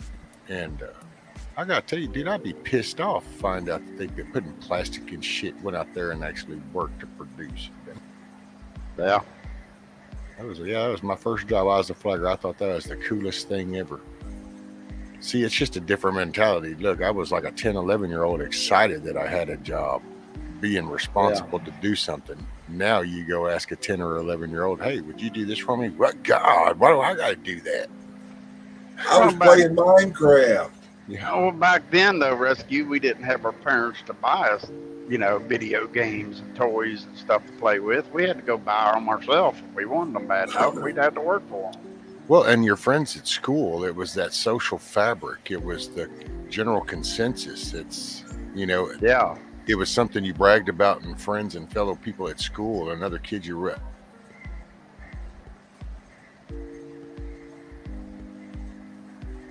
And now it's like kids get beat up for doing the right thing now.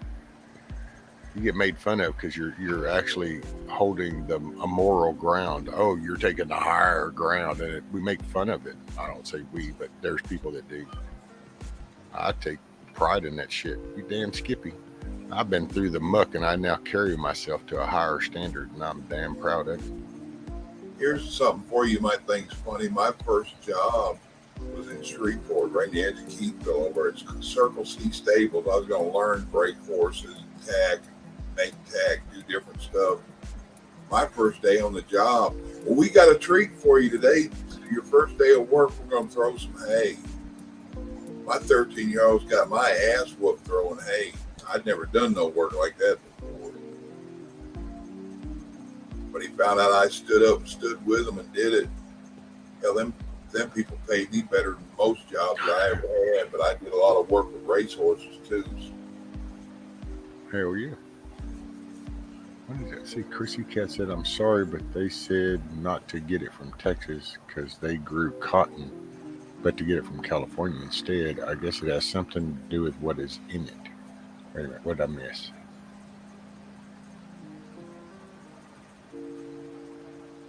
That's okay. Oh, are they still talking about the rice?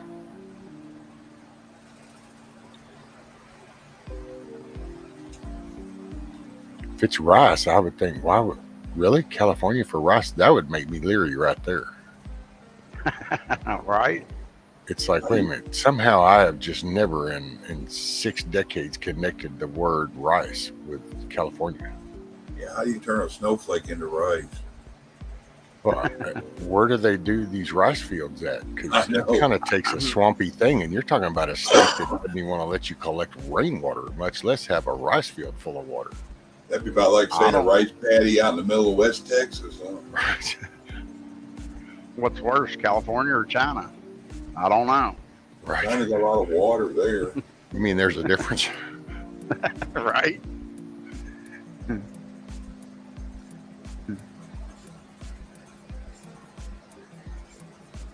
Yeah, I guess they were. I'm assuming that they were talking about the rice. Were you talking about the rice, Chrissy Cat, by the way? I guess the difference between China and California would be like the difference between stupidity and ignorance.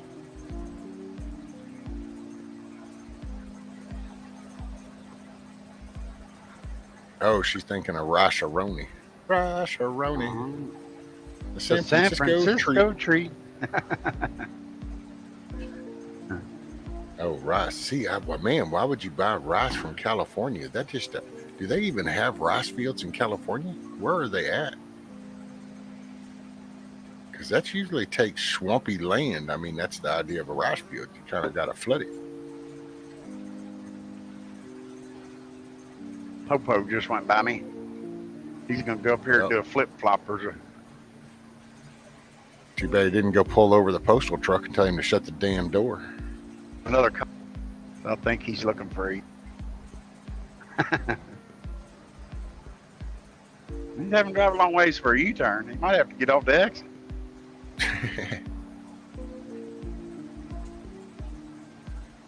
Yeah, I can see the reflection of your that's what he's phone. At doing. first, I was like, damn, that building's still in front of you.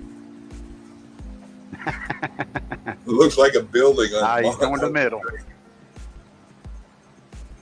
Yeah, he's going to the middle now. He's going to do his flip-flop.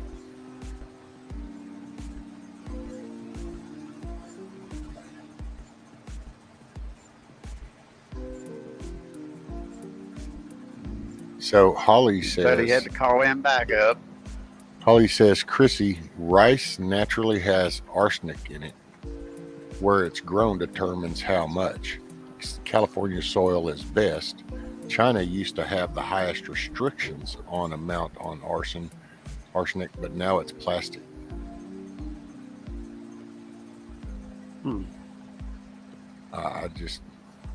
Me no sabe. I grew up around Duget's rice. I used to drive right up to the mill. Always ate it. Didn't know nothing about the arsenic in the rice. Look in the bags. Oh, and Chrissy says if you look on the bags, they're from all over. Dang, I'm not sure.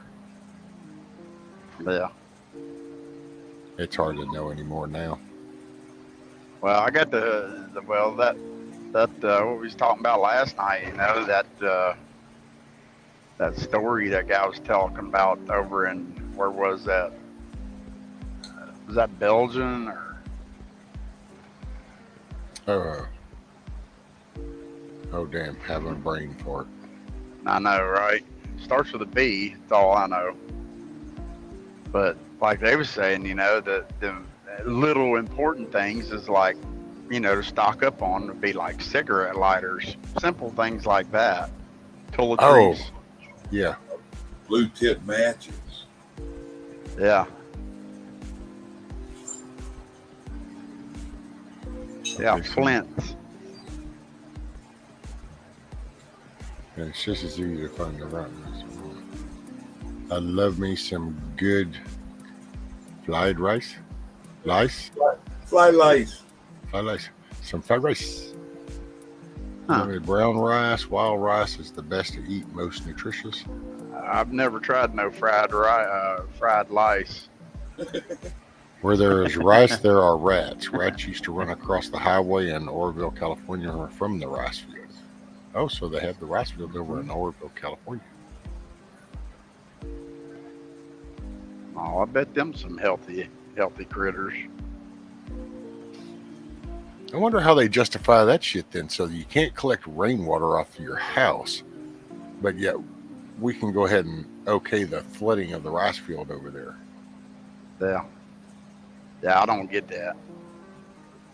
I gotta say, the first time I ever heard that, that blew me away. I'm like, I'm sorry, what? So you can't collect the rainwater that hits the roof of the house? Yeah, What? I always thought what hits my property's mine.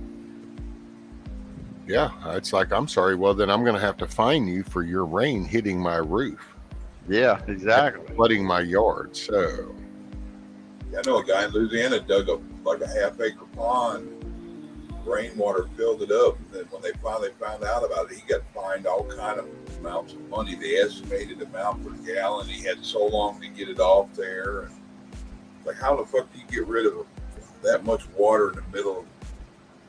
yeah, wow. That ought to be illegal. Got you, Brian. I figured that was what it was. Once you kind of, sometimes with the text, you got to say it out loud, and then it's like, aha, got you. So it's the ice. Well, I think that's just wrong, because I think every individual ought to have the same right to be able to sustain themselves and be self-sufficient. Yep. And it takes water to do that. That'd be about like them trying to charge you for the water you take out of the ground with a well. Yeah. Well, now I will say there might be some circumstances where I could see you could be restricted from doing it, but it would depend on what's underneath you. And like if there's some kind of water table, or if there's like, because that's what the problem is. See, they know. That's why they really don't want you to do wells and shit on your property. It's not that, because I mean, you can just make a well. You can take a damn drill and a drill bit and a pipe and drive the shit in and make a well.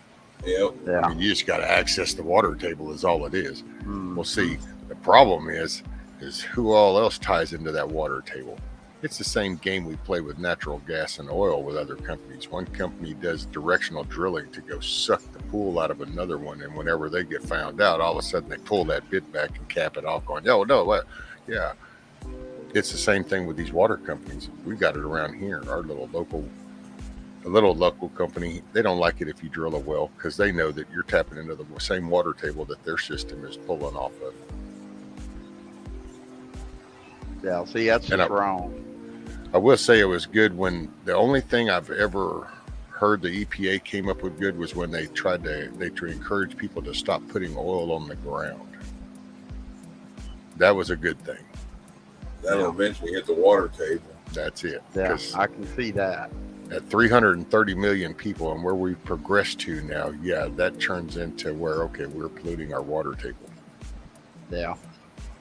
And not only that, you're polluting the soil and everything else to grow too. So yeah, I can see that, but preventing you from tapping into the water table that's under you to provide for your family, that's wrong. You paid for that land. It's yours to the center of the core of the earth, all the way to the heavens above. Well, see, there's the catch. Not always. Sometimes you only own the. Yeah, it should. You should have mineral and everything. Yeah. But and just because your neighbor's tapping out of the same oil well or whatever, then hey, sorry about his luck. All I can tell him is pump faster than I can. Right. I mean, Well, I mean, that's the way it started back in the 1800s or whatever, I'm sure. Oh yeah, well, I mean, it was going around and they were searching for that spot to be able to drill shallow enough to hit those tables, and when they did, everybody got excited. Hey, morning, Summer. But it's just now it's so, dude, we're all commercialized in a way because we all want it. The water thing, though, I want to say there's some things I know around here. There was a particular neighbor a few miles away, and he kind of did that, and it backfired, and it turned into a shit pond. And what happened, Chuck, was when he he was digging on part of his property, making the pond and everything that he wanted. Well, one edge got a little too close to the field line. He was about 4 feet from the field lines, but it was still in the seat part of the field lines. So what happened is he didn't see it while it was all dry, but once it filled up with water and became a pond, it slowly became a shitwater pond, because the minute that whole bank got saturated wet, it pulled from that field line and shit water would actually leach over into it, and it became an odor bed. Well, he ran into that same thing, because it's like, well, hell, what the hell do you do now? I done leveled out the dirt that came out of here. I got all this water, and it's shit water, so you just don't want to throw it anywhere. Yeah, it was a mess. He ended up filling it in.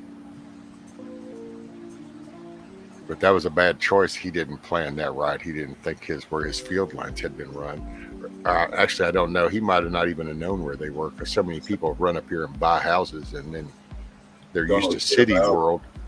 Well, they're used to city shit. City runs out there, and the city takes care of that. So all it does is hit that line, and there you go, no problems. Well, no, not out here in the country. Out here in the country, we got field systems, so you kind of got to maintain your shit.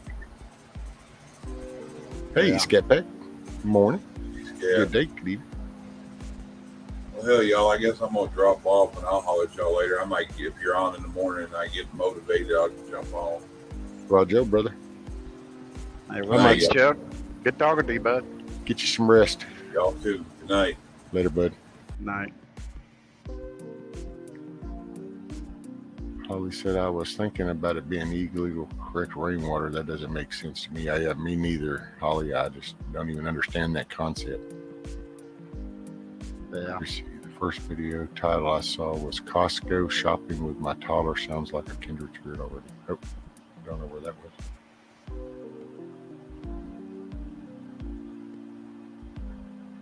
And then let's see what Cindy says. Holly, I believe California just made it illegal to collect rainwater, and they have implemented water restrictions that are pretty severe. I don't know how people will water home gardens.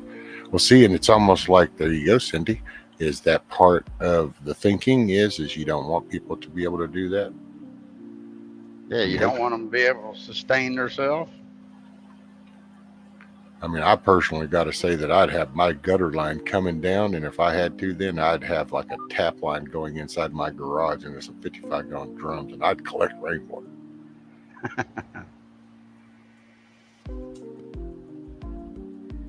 Yeah, I have to agree. I couldn't do that. I'd have to have. Water restrictions are so stupid. Well, I remember there were times when, I forgot where we were at, but I remember there were days that they would ask you not to water your yard or wash your vehicle, because we were having some really very high heat days, and so it was saturating.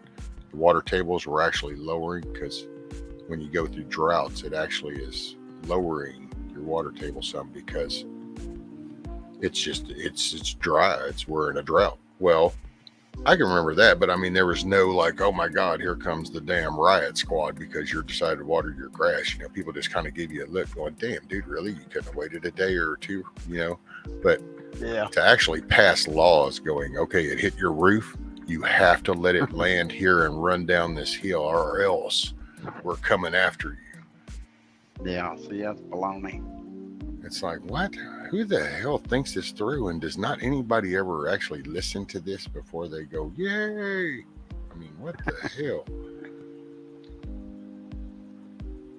Cindy says they have restricted yard watering 2 times per week. But it's okay if you got a grape orchard out there that you need to water and saturate. Go ahead. We don't mind. Go ahead and water all you need to. It's like it just doesn't make sense. No. Well, it's like their whole forestry system, dude. They don't clean anything up. They don't want to. They don't even act like it. And it's like, and yet then you wonder why all these fires keep popping off. You've got to do some maintenance to your shit. Yeah. Or Mother Nature's coming in going, okay, it's time to clean this area up. And poof, there you go. And now Mother Nature will clean it up. It's called charred woods. Yeah. Yeah, and Dawn. you don't do that, then that just puts more fuel to the fire. That's it. Literally.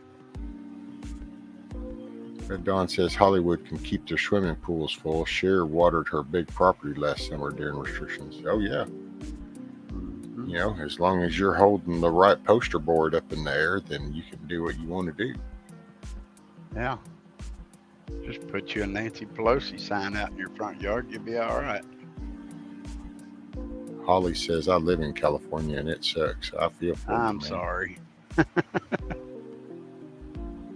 I'm so sorry you live in California. That's something I could not do.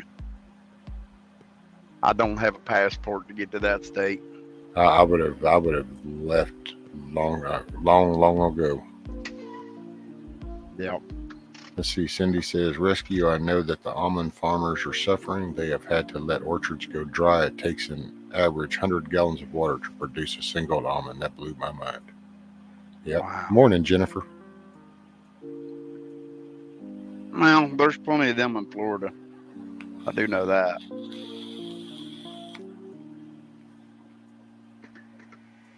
I don't know about plenty, but there's a lot. I wonder if that soil stays like moisture longer, like it's a little tougher to get into drought down there because of being below sea level some versus on the Pacific side where it's up, maybe a drier soil. I don't know. I'm just thinking random shit, squirrel thoughts. I have no clue myself. Yeah, I have no clue either.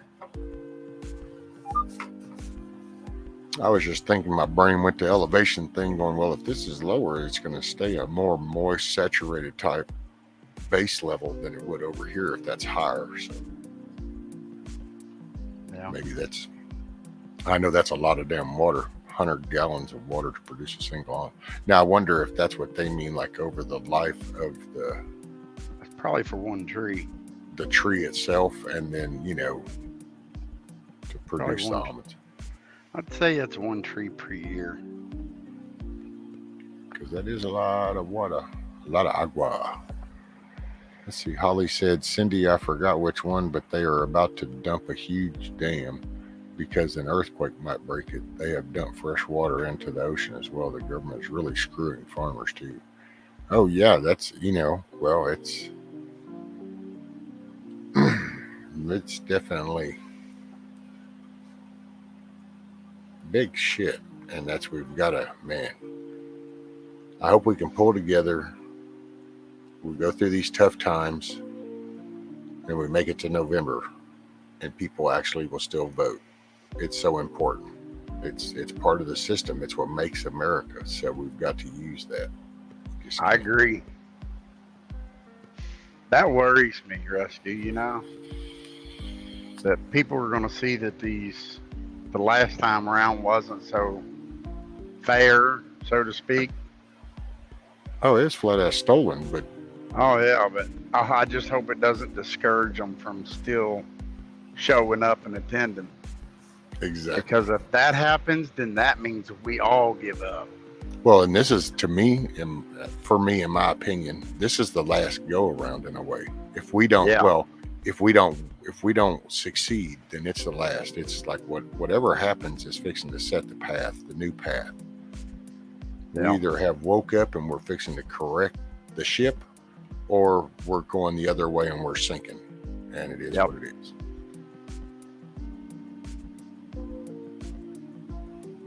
I agree with that. Let's see, Cindy said, honestly, I believe the drought there is manufactured. Mike Morales said the largest reservoirs in California were completely full, but the reservoirs were drained out to sea before summer. And the Red Dawn says the walnut tree roots are valuable and the farmers guard them. Yes. And Holly said, I would love to leave, but it's my damn health holding me back, or I would be gone ASAP. Well, it's cheaper to live just about anywhere else. That's for sure. Yeah, but the health thing, I can connect to that. It's like if I had to up and bail from here, that would be like, yeah, okay. I don't know how that would be happening because I can barely move my ass, much less all my stuff. Yeah. So yeah, I could see it depending on what the health thing is. I can definitely see that being a barrier. It sucks, but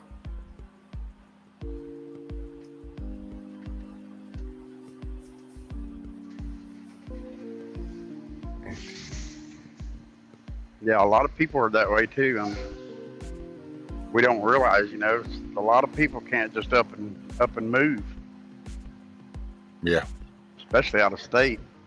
Well, then we just got through going through 2 years of lockdown. So hell, not everybody was making bank off of those checks that they were just handing out. Some people were, still just surviving, and actually were suffering some because money they were making, they weren't now. Yeah. And then now with things going up in price, it's just a whole gambit of things. It's just going to get tougher.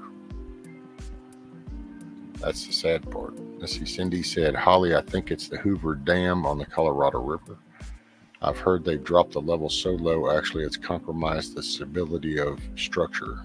This is also causing the Rio Grande to drop low.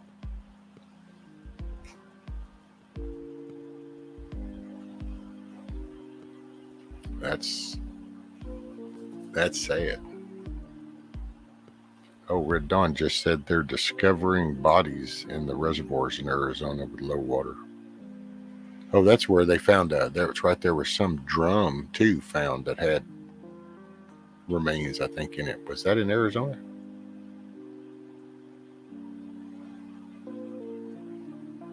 I think so. I can't remember.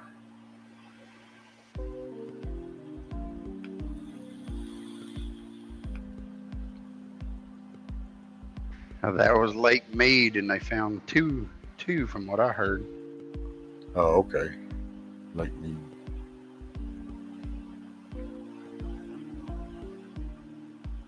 Yeah, Indy, very true. Indy said, I hope that brings closure for the families of whoever they are. Pretty horrific. Yes.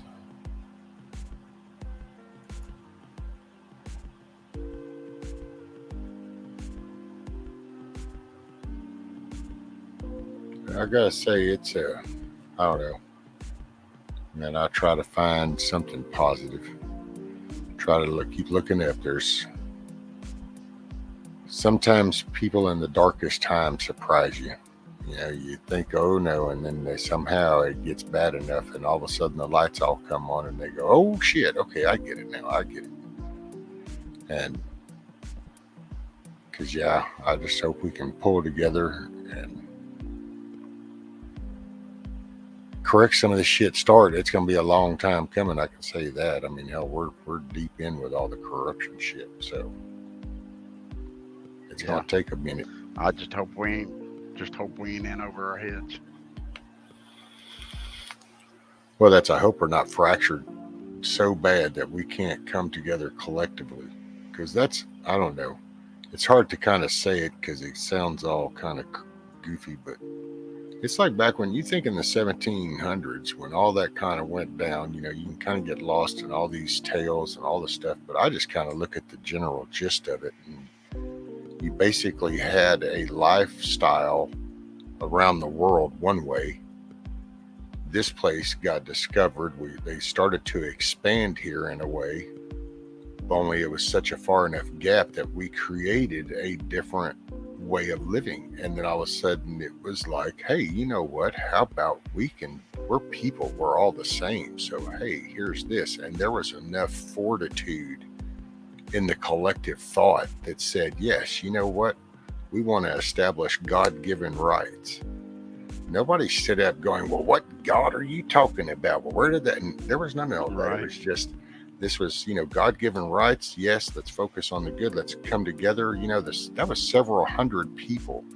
The famous names you always hear attached to those three documents, the Constitution, Declaration of Independence, and the Bill of Rights. Well, that wasn't just a handful of people. That was hundreds of people that all pitched in on the writing of those documents. So that was the general consensus of the people at the time, is what those documents represent.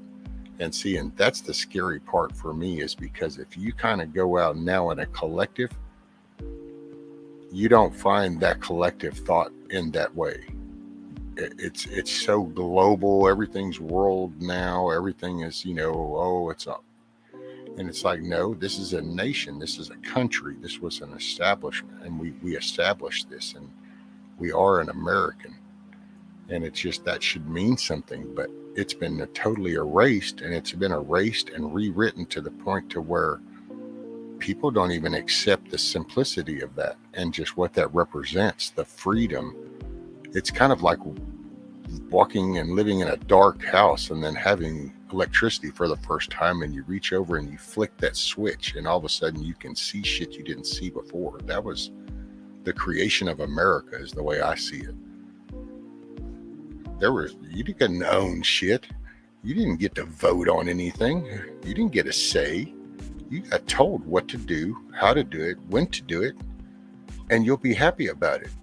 People, I guess, forget how those villages and shit were overseas and how that used to be. Those were landlords that controlled the whole area type shit. You harvested for them and all that.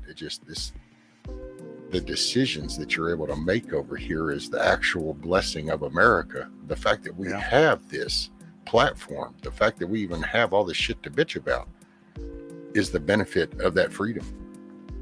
Yeah, I'm sure communist China's kind of like that still. We changed the way all those places operate because we established that freedom and the rights behind that and the humanity behind it. So it started to spread. Well, they weren't happy with that. They didn't want that shit. They want to be in control. So hence, I think we've always had a target on our back. Yeah. Because we represent, they had to change the way. Because, dude, if China could go back without the whole UN and this world theater that we all have to play upon, if they erased all that, dude, those people would go back to slaughtering those people that they have in those encampments right now. They would just slaughter them and be done with it. They would have went over there and kicked Taiwan's ass and taken them over too. People forget the only reason some of this, the stage that we talk about, well, that also keeps a lot of these other people in check. Is because there is this world stage we're playing upon. And we just need to get our shit together. There are other smaller countries that were able to start changing for the better because of us, and we just need to get our shit together. They're waiting for us to get our shit together. You could get Ricardo. Ricardo comes up here, he'll tell you real quick. Australia is looking at us going, hey, y'all need to get your shit together. We're counting on you. Right? They are too. Yeah. They model from us. People talk about feeding the world and the hungry all over the world and all this stuff in the world. Well, here's what we do for the world. We establish our freedom and our rights, and we get our country back. And then that sends that message worldwide, just like it did when we were created. But then that's that soapbox.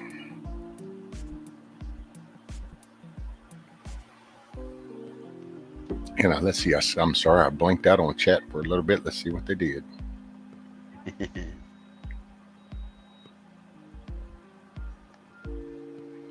I like where, I don't know, I landed on Indies.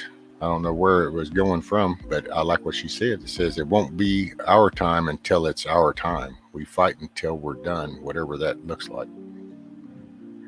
Yeah, it's coming, huh? That's it. I hope so.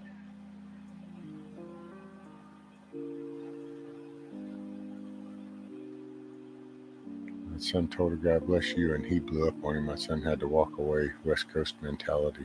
Oh, wow. Red Dawn says, I pray God makes it rain so much the evil governors in states with low dams are stopped from destroying drinking water. Refill the supplies. Let's see, Holly, Cindy, so true. I never would have believed how much things would change or how really evil people are 2 years ago. They have really screwed us all, and all the evil was all planned.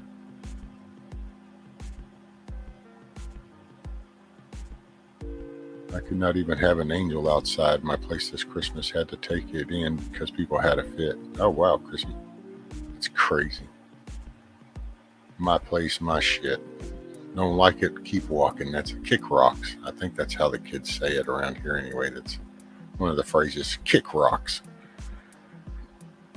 Red Dawn, I thought I remembered California had been processing seawater and gray water from waste treatment facilities to produce healthy drinking water, so despite low rain periods, they'd be okay.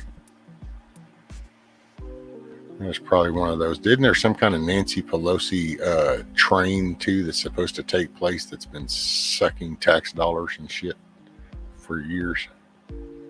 From Nevada, I think, to California. Some goofy shit like that or something.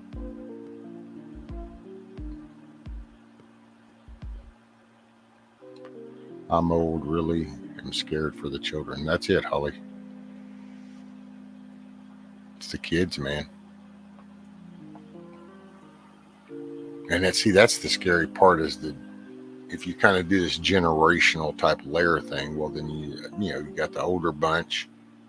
So then you have that middle younger bunch that's kind of the younger, and those are usually would be your management ownership starting in that phase. And then you look at the next level below that, the younger ones that would normally be your workforce per se, on the labor side, the beginning of career sides, and man, the each layer you go down, it just kind of goes, oh yeah, I don't know if there's anybody left. And that's when you just worry about that little bunch that were able to hold out in the 1700s, and it's kind of like, yeah, man, is there enough?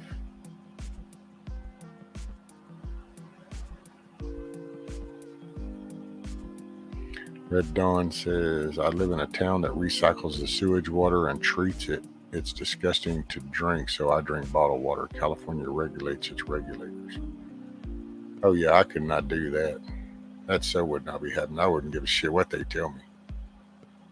I'd have to see the test. So many of these government things lie way too much.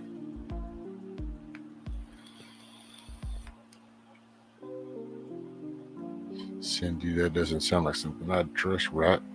Scat Pack says there is another doctor talking about the pokey poke.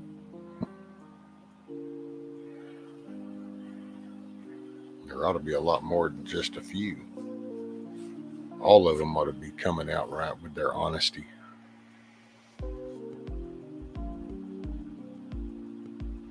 You can get a better chance of seeing Jesus than that happening. Yeah. Sad to say. And I get so flustered every time I think about the medical field and the way they've done this the past couple of years. It just pisses me off. Alrighty, Miss Chrissy. Said be right back.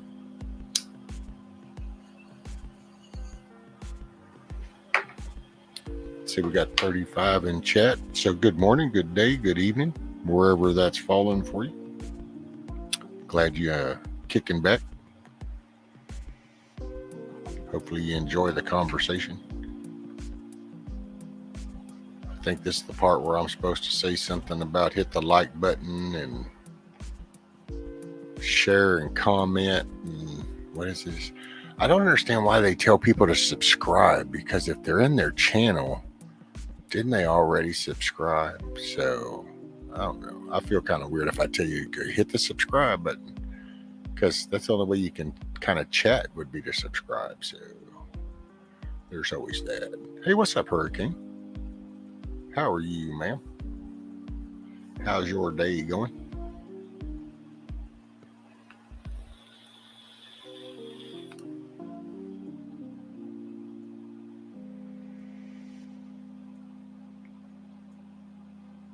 Hoorah. Hey, you know what? I could play a music of a couple song or two. Hey, and I know just the one.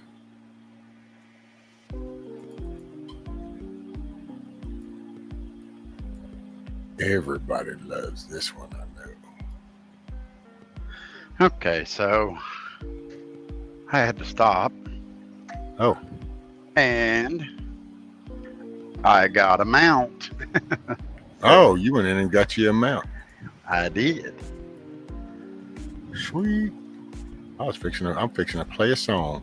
You go for it. I figured, what the heck? Yeah, why not? Let's see, what do we got here? Oh, hey, morning, Debbie. Hugs, everyone. Tight. God bless. I just got here a few minutes ago. Sorry. It's 4 a.m., so yes. I guess it is a good morning.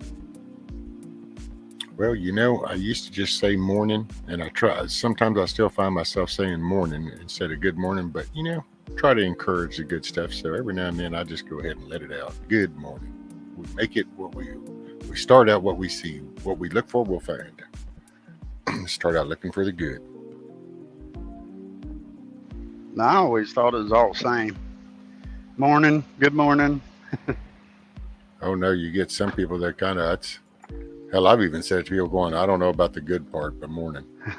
But that was usually some of those where I'd already been going all night long already, and then you got some new person that's showing up that morning that start their day and they're like, hey, good morning. And it's like, yeah, okay, I don't know about all that good Is shit. it? It's morning. I'll be glad when this is over and I can go get some rest. Let's see, how often do you check the obituaries? So many all at once in my community dying at home.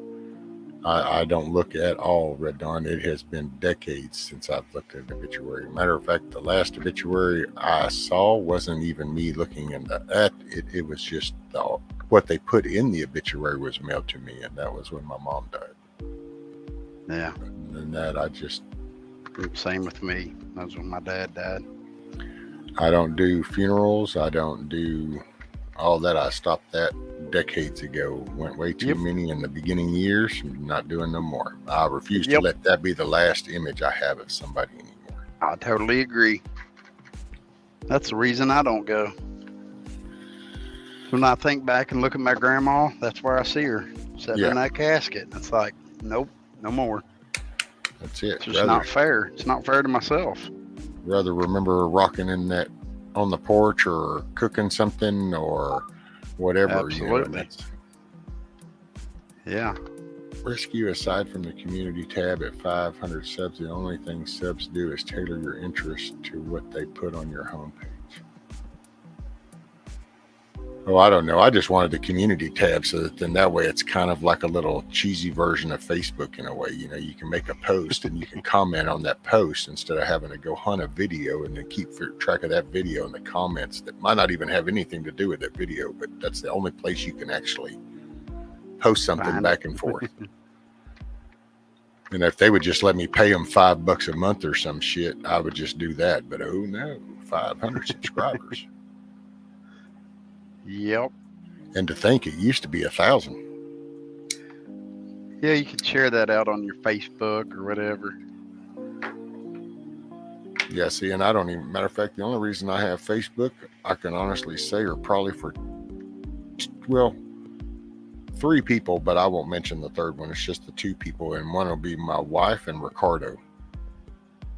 Ricardo, that's how he'll talk to me. He messages me through the messenger thing. Other than that, I don't even use that. And I actually I don't have none of that shit on my phone. So, And then my wife, because she'll walk in here and go, hey, look at this on Facebook. I say, oh man, okay.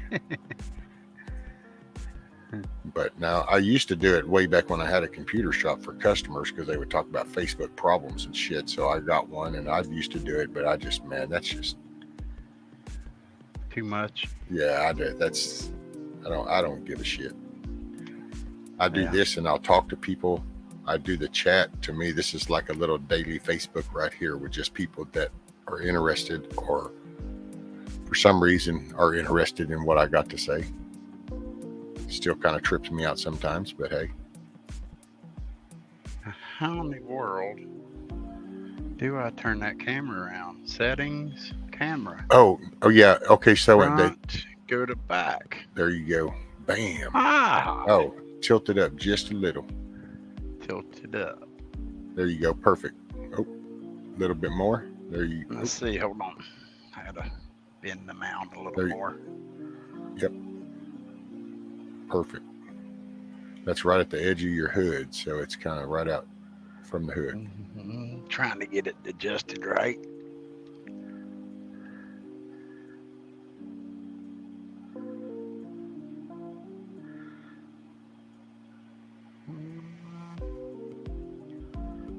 That's pretty close, ain't it? Oh yeah, that's on the money right there. Here, I'll make you full screen.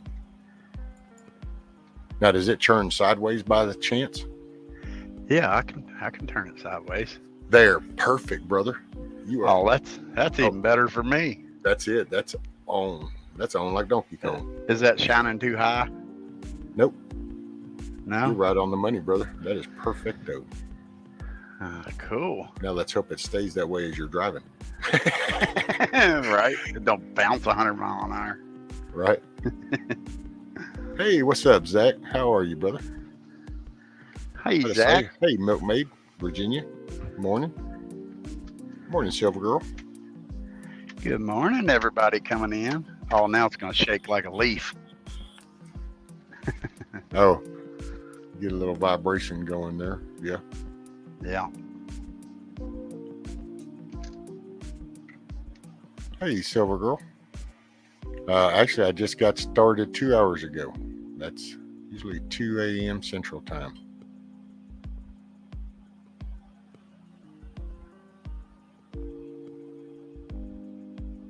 I started not to go live because I knew Tom was still going. I was actually listening on his at the beginning, but then it's part of my routine. So I figured, well, I'd just go ahead and come over and start it up at 2 and then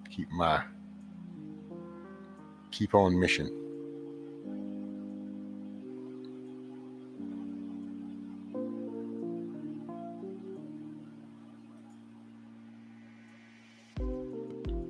I guess, ain't you?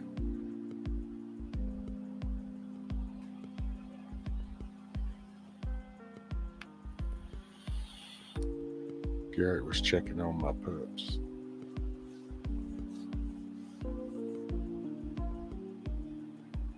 Vacant plat local place in our town. Everyone uses one.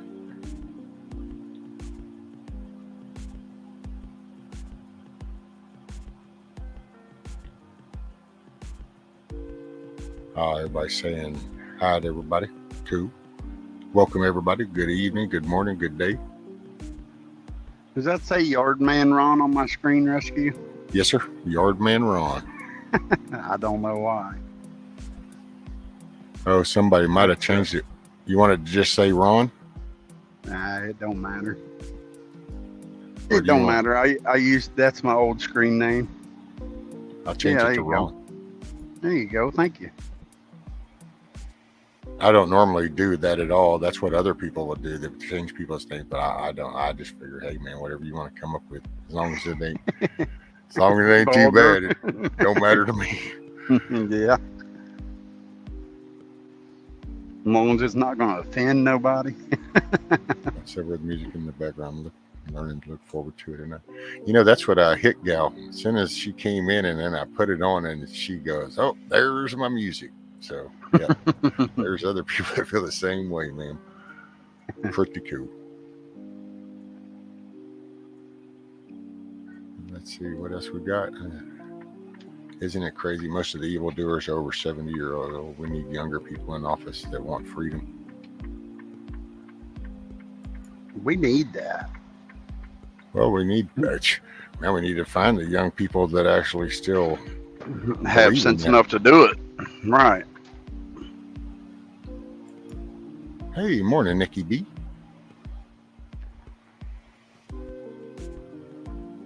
But now, just because those old forks are suckers doesn't mean we all are. I'm old 72, disabled, mouthy, and good people. Right, Silver Girl?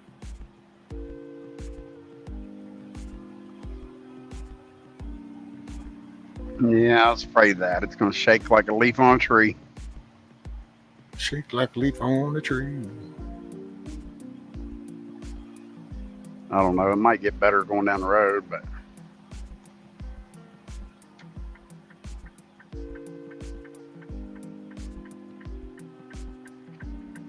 Well, I can bounce you back and forth so that way I'll stare at people too.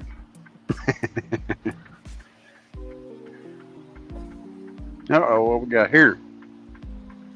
Uh-oh. Four-wheeler. Man down, man down. Must be a lot lizard. Let's see see, Gus said, I bet you never thought that music would mean so much, be so calming when you started. No, ma'am. I never even realized I would be sitting here talking to 50, 60, 70, 80 people at times. It's really tripped me out. Hell, the other day, I think I got into the 90s or something in the chat. It's really freaked me out. Hell, I'm up to like 450 people. So it's all still kind of, sometimes it kind of, it's still a shock and awe sometimes, you know, just because I don't know. I'm usually not a very social person. This has all been a learning curve. Okay, night, y'all. Bye. Hey, night, Garrett. Later, appreciate you being here. Get you some rest and wake up with a smile. Night, Garrett. Let's see, what do we got? Zach said, by the way, Rescue, I also have videos lined up for tomorrow too. Awesome, brother. I've got to try to, I hope I don't let you down. That's all I can say. I hope I don't let you down. It's a new one for me too. I've never done nothing like that. So I'm going to be on the Zach show later today or tomorrow, however you want to look at that. I'm in Central Time, so for me it'll be later tonight. But nice. We're going to be discussing the Patriot Act, Monica Lewinsky, and there was another thing, and now Zach's probably beating me, my image up on the screen right now because I can't rattle off that third thing. I know it in my head. Man. But I forgot it. I think Zach said it's going to be at 11 or 11:30 Eastern Time. Or I don't know if he was going to go earlier. Well, you know what? I think Zach actually has it up. So let's just go find out. He does. I've seen it earlier. So we'll just, ain't no point in him hauling. We'll go straight to the source. I didn't see the time though.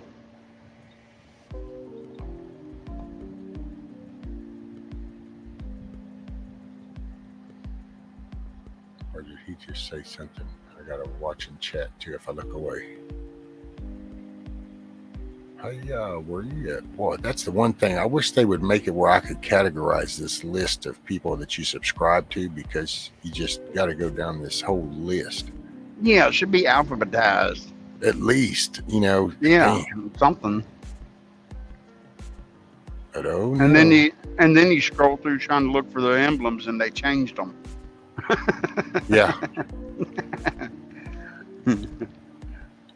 Damn, see, I think I missed it. Which there's nothing wrong with that, but Oh shit. Yeah, I missed it. So let's see. Did somebody answer? Okay, so Cola says 11:30. Oh, and the propaganda thing that Obama passed. That was the third thing. Thank you, Cola. And morning, girl. Good morning, Cola. So 11:30 p.m. Eastern Time. And then I will probably be going from the show, and I'll probably might just nap right here in the chair, depending on how long that goes. But then I'll come over and start this one to keep up with my 2 a.m. Central schedule. There you go, Zach. See, Zach come in, he goes, bam, it's the Smith-Mundt Modernization Act. He didn't just say that Obama shit. He said, this is what I said, Rescue. Well, it's only like 6 hours from now, right? No, PM, so. Oh, PM. Yeah. Mm-hmm. Wait, good night. Cola, sir. Cola, are you going good night? Who's going good night? Good night. Cola says good night. Y'all throw that word out there, and then I think I forgot, and I missed somebody.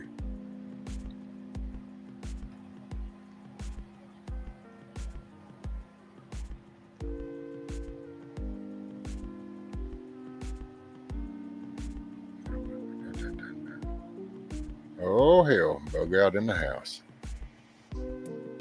My screen's bouncing pretty good, ain't it? No, not too bad. I think if I make you full screen, then it would be probably it would drive More? people nuts, because then it Oh, would be yeah. like the whole screen. But when it's just like one screen inside of another, it's not so bad, because you can see it shaking, but it's not the whole thing. You know what I'm Right. saying? Does that make sense? Yeah, you still got something to keep your eyes steady. Yeah. Otherwise, it'd be going, holy shit. I mean, matter of fact, I think it's you people, or it was Ray, but one of them had that damn background that they would do on their little icon screen of the spiral. And people in chat after a few minutes were going, okay, can you turn that off? Because I guess on the big screen or whatever they're looking at, it was like, Come on now, Prime, don't run me over. oh, hell, you might as well either get in front or get way behind. Otherwise, you're liable to get Right. taken out. It's like, wait, there's this alarm's going off on the side of my truck. Oh, that means it's a target. I'm supposed to veer that way. Wow. No. Well, I'm in a rental truck tonight. Oh, okay. I Peterbilt. got you, Cola. Peterbilt's in the shop. Aha. Cola said, I said good morning, and so she said good night. That's what it was. Okay. Want to make sure I wasn't missing nobody. I welcome everybody in here. Welcome aboard. Even Bug Out. Let's see. Went by. Where else? What chat shot by every now and then. Yeah, I'm going to broadcast on both channels, so that way number 2 can be started. Is that cool? And you got to add the time zone, Zach. I assume it is Eastern, but from what Rescue is saying, but add the time zone, Zach, next time, as it helps us old farts. LOL. Probably just old people.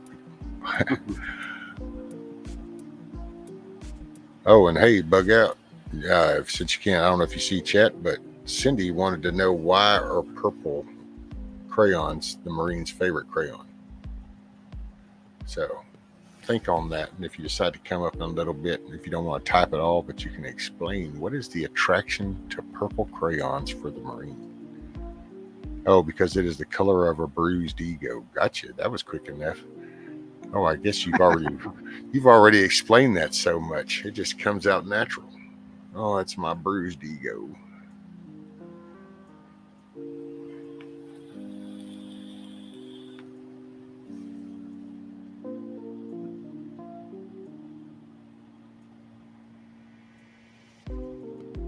If it's 11:30 Eastern time, Cindy, would that make that 8:30 Pacific?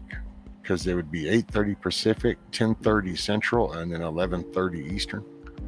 And I don't know nothing about no mountain time. That's for the mountain people. That's for the mountaineers, huh? Yeah. I'm doing good to keep up with the 2 behind on the Central and 1 ahead principle.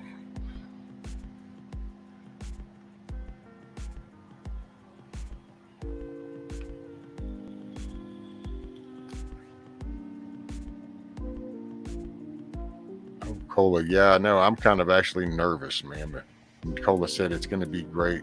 I'm excited to watch y'all. I think it's what she, yeah, I'm excited to watch y'all. Me, I'm pretty nervous. I just hopefully I don't embarrass myself in front of Zach and he get mad at me as I become a babbling idiot. Nah. Blah, blah, blah, blah. Let's see. Red Dawn says, my husband used to own an auto shop and tire. He installed and sold truck tires. Les Schwab bankrupted him.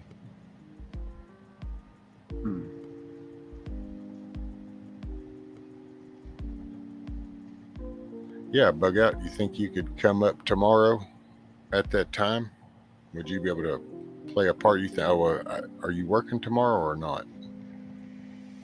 Working might not be able to. I don't know. See if you could slide up into that panel. We're going to be talking about the Patriot Act, Monica Lewinsky, and then I'm not going to say it wrong, so I'm going to scroll up in chat so I get this shit right. Oh, well, wait, you already know because you said that's your favorite carry-on flavor, so I don't even have to bother.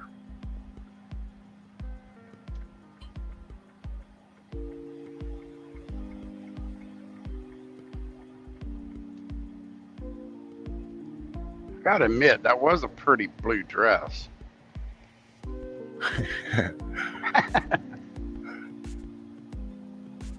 Milkmaid says, I'll have to catch the replay. I'm asleep at that time usually.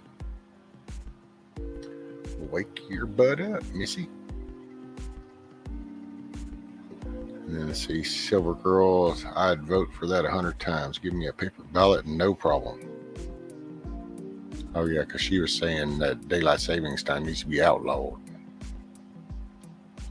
Thought they were getting rid of that. Yeah, I think it's all stupid.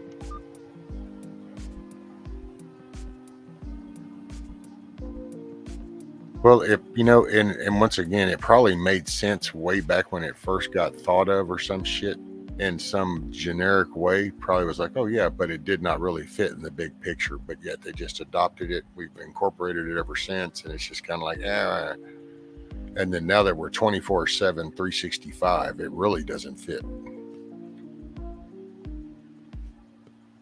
No, and if you think about it, it makes it a lot harder on truck drivers and stuff too, having to cross them time zones and stuff.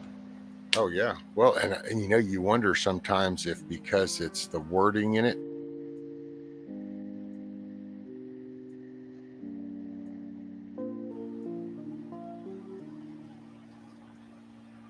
I think I just logged out. There we go. I'm here. Hey, there's Bug Out. I got you, brother.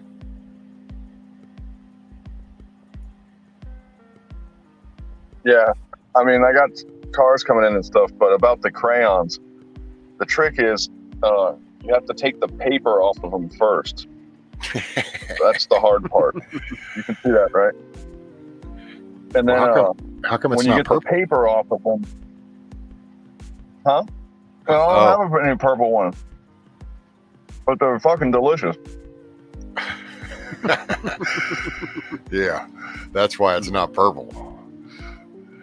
You're chewing too much for it to be a real crayon.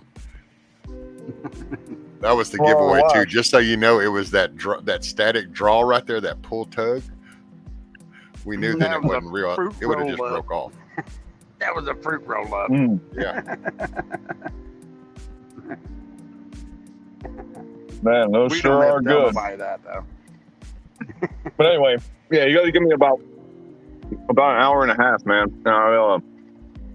I should be able to come on here. Okay, you're good, brother. I got a bunch of concrete guys rolling in right now, so I got to be out there. But I'll see you in a minute. You got it, brother. Stay safe.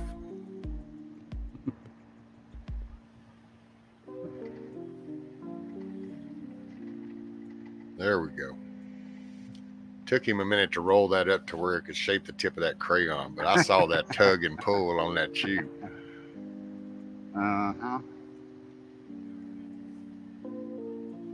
That's all I did was glance, and I knew what it was. Right.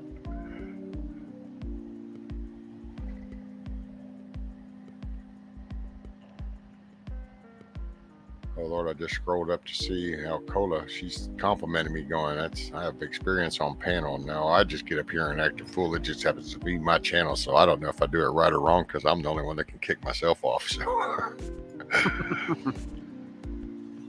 Well, YouTube will tell you if you do it wrong. So well, people are listening to something.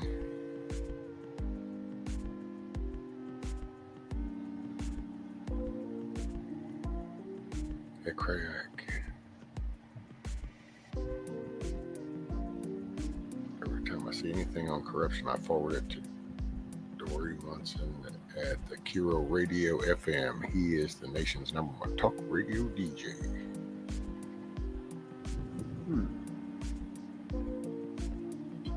Who was that?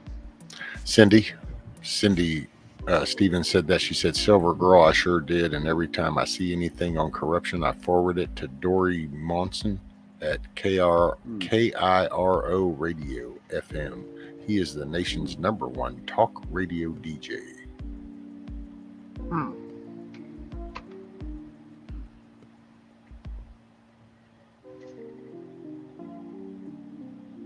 There you go. Milkmaid said, I was thinking to myself, why does he keep crayons in the car? But then I remembered it was BB. He draws letters and stuff with a crayon. That's it. He's got to take notes every now and then.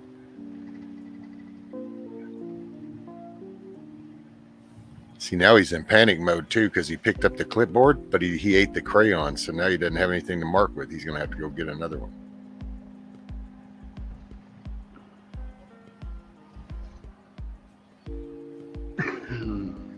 I guess I could try to gather some like little news things, but man, I thought about that once before, trying to maybe do some little headline thing from across, just kind of highlight.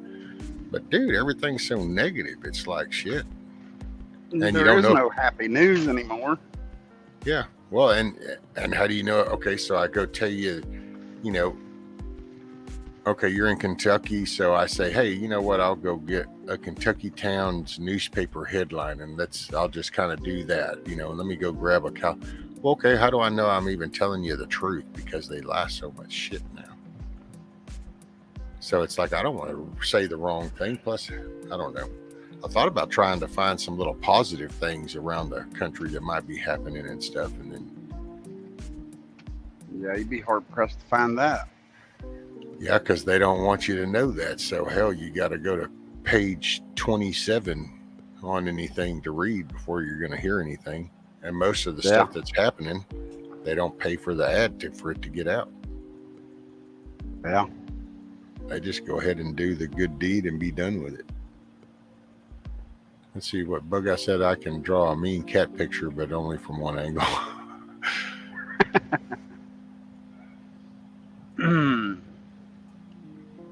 Coach Red Pill has been making 3 videos a day on the updates on Ukraine. He appreciate the info besides the liar Sean Hannity. Oh, dude, Sean Hannity's such a joke. That dude's like $1 million a year journalist to lie. Whatever they feed him. Yep. Yeah, he'll do whatever they tell him. He exposed himself to me even way before this shit started. I thought, you know, you're just something about you, and it's the way he tries to come off like a badass on a topic. And it's like, okay, I get you. You're picking up speed, you know, because it's like, yeah, and so what are they doing here? And why are they choosing this? And you hear that escalation in the tone, but then all of a sudden it just goes, and then we're going over here. And it's like, well, I'm sorry. Wait a minute. I thought you were, that had your interest. You were fired up. And it's like, yeah. So then you hear the next story and how it's like, yep. And then there's, and then what are they trying? Oh, so you're just full of shit. That was kind of how I. Pretty much. Yeah. That's all of them, though, Rescue. Yeah. Well, and now, you know, some you can't, you know, like there was one down here in Houston with a local station, and I think she even got onto that Project Veritas thing as a whistleblower because she did finally you know, I'm watching these stories across the desk and I'm watching y'all lie and shift this, and she actually did it. She was actually on a location. I forgot what she was there for, some air conditioner, the heat of the day story or something, you know. And dude, she just took that moment live on the camera and proceeded to go, you know, I'm not going to keep spinning this bullshit and keep saying this. So that's it. And it was like, damn. But see, now you don't hear from her no more. So what other station puts her to work? So she comes out, but then what is she bringing? That affected her family. So you kind of, that's why I say, man, until we can come together and rally it under that banner, the flag again type thing, because somebody needs to step up that holds a small little magazine or a paper or something and put people like that to work, and that encourages then more people to be honest. But if an honest person has nowhere to go after they're punished for being honest, the guy next to him decided not to be, maybe that honesty shit's not really what I need to do. I'll just go with ball. We'll run with it. Yeah, that doesn't draw attention. That doesn't draw viewers. We need to do something to draw viewers. Yep. And to be honest with you, there's a lot of YouTube channels that are like that anymore. Anything to get viewers. Oh, well, let's say this about on our thumbnail and draw viewers in, you know. And it's like, I mean, even the bigger channels are trying to do it now.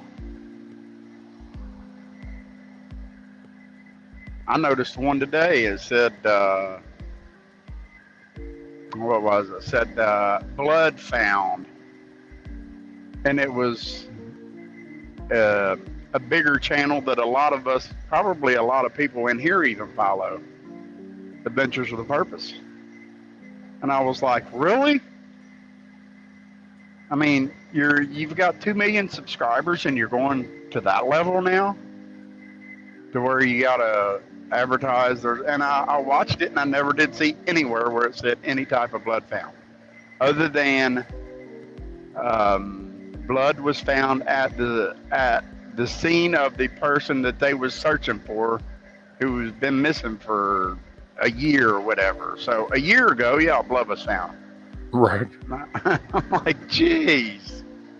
Hey, night, Zach. Get you some rest, buddy. I know you said you're not tired, but you do need to give your body time to recharge. We need our Good night, host in Zach. top-notch shape, sir. So charge them batteries. And don't be too hard on me tonight. But it's just a matter of trying to get attention and trying to draw people in. Yeah, that's that clickbait stuff. Yeah. Oh, Yep. hey, Guardian prepping in the house. Look at there. Let me see.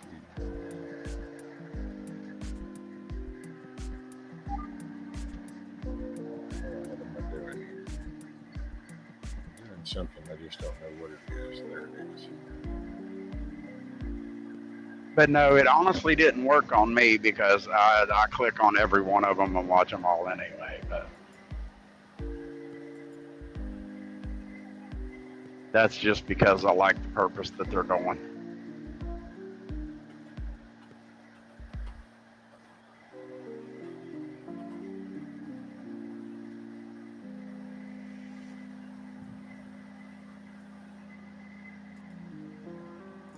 Hey, what's up, Guardian? And there you go, brother. Check your email. 94 miles to Indy. 94. Mm-hmm. Let's see, what do we got? We got Kennedy is a warhawk. Most of Fox are warhawks. Our young people will be drafted for traffic.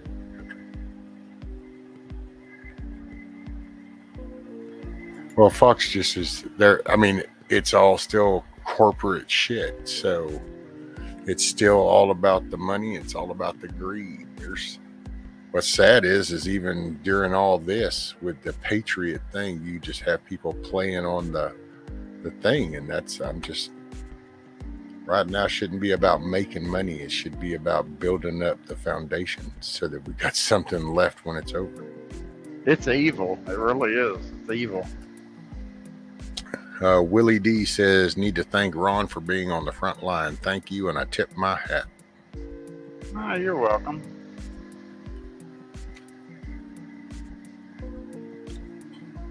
"27 years now. Actually, 27 years this month.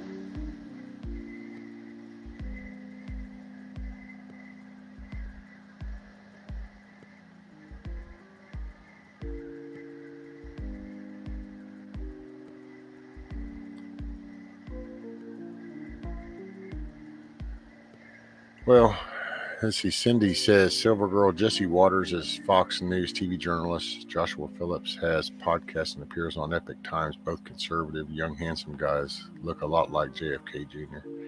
Yeah. But, and you know, I used to, and I don't dislike Jesse Waters. I just don't put any water to any of them because I don't know, man. It's just, I don't trust any of them. Well, things are so obvious and in your face right now. I mean, look at how we all talk, and I laugh and tell my wife all the time. It's like, hell, how the hell is this not being like more people? I mean, I'm a damn redneck off here in the piney woods of shit in Southeast Texas, so I don't even do this shit for a living. How is it that I come across this? Well, then you kind of put it in perspective and go, you're right. So these reporters, these people that get on here, they know what they're saying. So Yeah. they know that they're full of shit. Well, how do you do that? You know, I can see fighting the good fight, and so not wanting to get up there and maybe spit rhetoric, and I get that. But at the same time, it's like, why don't you just start exposing just how much they're not telling people? If you really meant well, if you were really being this journalist, I got you, brother. Yeah. What's I up, don't brother? understand that either. Morning, Morning, Guardian. Go ahead, sir. Hey, good morning, guys. Good to see you.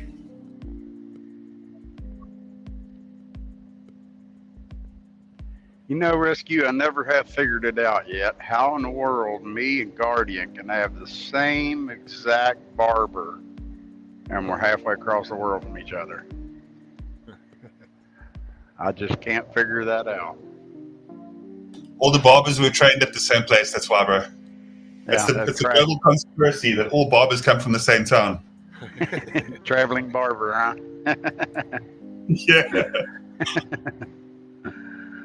No, for me, I started noticing that I was going bald very young here. Like I still had long hair, but I noticed I was going bald, I'd say early 20s. And then I just had to give it up by like mid 20s, just to say goodbye to it. Yeah, mine started, I was 35. Morning, And Rocksteady. my sister was 39, and she was diagnosed with breast cancer and went through chemo and radiation and all that, and was going to be losing her hair. So I said, well, to support her, I just shaved it all off, and it just didn't grow back. Hell yeah, bro. That's awesome, man. Completely. You know, that's one thing where it's funny that I won't even say the word starting with a C. You can ask my missus. I definitely don't say the word. Right. That word specifically, not for any funny reason. Like I know that it's just a word. I get that, but like I've been through some stuff as well with people that I cared for, and I really respect that you did that for your sister. And I'm sure that she loved that you did that for her too. You know. Yeah. Well, it didn't work out so good for her either. So, but that was, 13 years ago or so. Yeah, they'll always be with you. You know. Oh yeah. And that's weird too, because for like 10 years I kept finding dimes everywhere, and when I started finding them, I was like, this has got to be her, because I kept hearing her tell her son, you need to start working or you ain't gonna be worth a dime. So every time I looked at a dime on the ground or anywhere, that's what I always thought of. And I've probably got, I know I've got $100 worth of dimes. And I'm not exaggerating. I kept finding dimes left and right. And there was days I'd find 2 or 3 dimes a day. I was like, man, and it's odd. It wasn't quarters or nothing or pennies. It was just all dimes. And I remember getting so upset with it one day. I was like, come on, sis, can't you just make it a quarter at least? It wasn't a minute later, I found a quarter. I'm like, geez. Hey, Ron, Chrissy Cat wanted to, where are you going now? Are you out of Chicago? I'm out of Chicago, in between Chicago and Indianapolis. So I am almost to Lafayette, Indiana. And I'm going to Cincinnati. There we go. Scat Pack says, thing is, nobody knows what is going on or who is doing it. The plan is always out of reach. Well, that's just, there's so many players involved. Because it's all based off of its greed, power, control, which goes back to greed, gluttony. Oh, it's evil. That's what it is. It's all evil. And, what they say about money. It's definitely the root. Yeah. Mm-hmm. I think it's hard though. I think that it's hard for us not to be slaves of mammon to a degree. The way that, to not be materialistically and money driven is something that is extraordinarily hard, because as humans, unless you're Buddhist and you're trained to resist the desire for material objects and money, because that's obviously what Buddhism is all about, is training to know that is not okay. The pursuit of that greed and that money and hunger and stuff like that. And I'm not a Buddhist in any way. I'm just saying that that's a pretty cool element of theirs. But yeah, it's unfortunate that, I wish, and you're hearing my cell phone go off there, all of these material things that are around us are obviously in no way good for us. But the thing is, it's that because psychologically it's fear of missing out, of course, right? The FOMO thing, fear of missing out. So like the way that it works is, if everybody had nothing, we would all be okay with having nothing. But because there's cell phones, because there's computers, because there's cars, all of these things kind of make our modern living, they're almost requirements, or they become they're illusional requirements, right? So I don't know, it's just really strange to me that that the pursuit of money is always there. And I actively try to not be, impressed with money. And quite honestly, but the whole point about what I'm saying when I say this is that I know that a lot of people out there, because as soon as these conversations come up about, doing away with the materialism and doing away with the money and that type of thing, there are so many people out there that truly wish that they could live a more simple and more holistic life with, more like just obviously like life. You know what I mean? Yeah. Yeah. But I will say, see, I don't think it's like just the human race per se. It's like humans by nature do that, because there's like people all around here, and there's people up in the hills and stuff that they're totally content with what they have. They have that tractor that they've had for the last 70 years. They have no desire for a new one. That one does the disc that they pull behind it. It's fine. They don't look at upgrade. It's usually, I guess if I just had a quick thought on that would be, it's the closer you are to a metropolitan city environment, then the more you start seeing the new little shiny thing that then all of a sudden the guy next to you is bragging about that. Oh man, look at that. So then that becomes a shifting of your narrative, because most look at this new gold chain. Yeah. All right, I need to get, when you go home, I need to get me a watch just so I can show it off. Well, and I see it in the suburb levels that come up out of Houston, because you'll see it like with the kids that, around here we call them the country kids, because pipeline kids and stuff like that. But they'll have the trucks and everything, but then you'll see them starting to add what we call the bling, because you have the vehicle shows that are coming through on the highway, so all of a sudden they see the shiny things. But you have the kids still back over here in the woods that doesn't go hang out around the highway, so doesn't really see it too much. That's not the things that they see even when they have the cell phones. That's not what they're following, because it's just, but now they're fishing experts, or they go on the river and they know that river inside and out, and they do little things like that. So it's an environment thing. C10 that's 1979, and well, it's just, that's why it's an environment. It's a culture thing, and what's kind of going on around that area. And cities become the marketing center for the latest and greatest. And it's the fashion statement thing. Man, you go around to some of these women around here with that whole fashion catalog shit, and they're gonna laugh at you and go, I don't know about all that shit. Because it's just not part of the culture, I guess you could say, around here. I don't know. It's kind of weird I use those words. I never talked like that before. It was just live. But that's why I just don't think it's a human nature per se, because there's plenty of areas that don't do that. It's that are, and not me. I really don't. I don't look at fancy foo-ha. I actually regret a lot of the decisions I made buying some of the newer shit and doing things I did in a way over the years. But then that's because you get caught up in the undertow, and so all of a sudden what you thought was safe to swim in, it really wasn't so safe. You got pulled in the undertow, and now you found yourself miles down the river, and you got to figure out how to get back up river, and that's called life. You gotta admit though, that new zero turn is way better than that push mower. Oh yeah.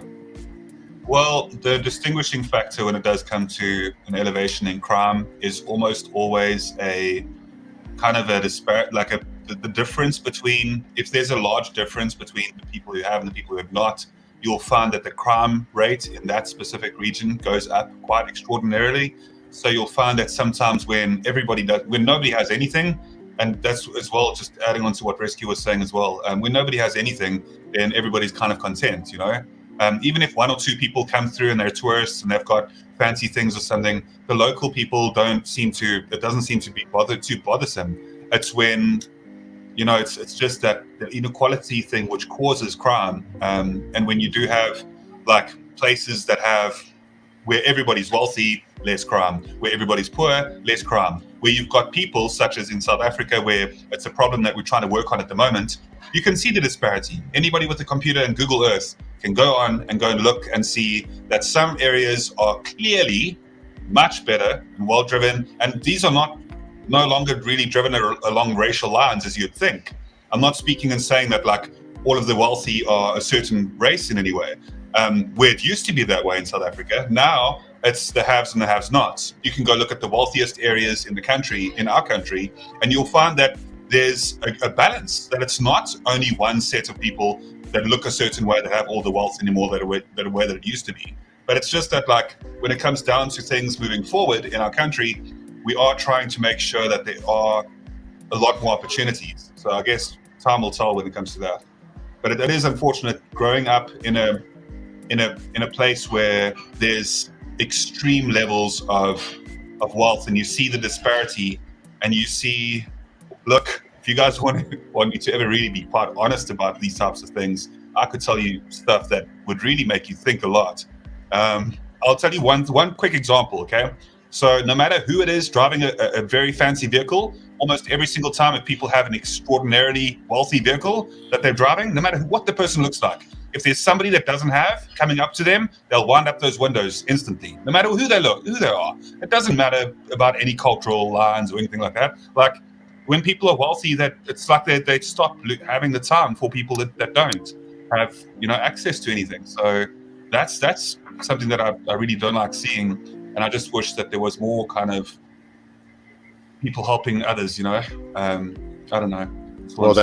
I think we set the wrong image and then other countries have adopted the corrupt side of our government running instead of the foundation of America as a whole.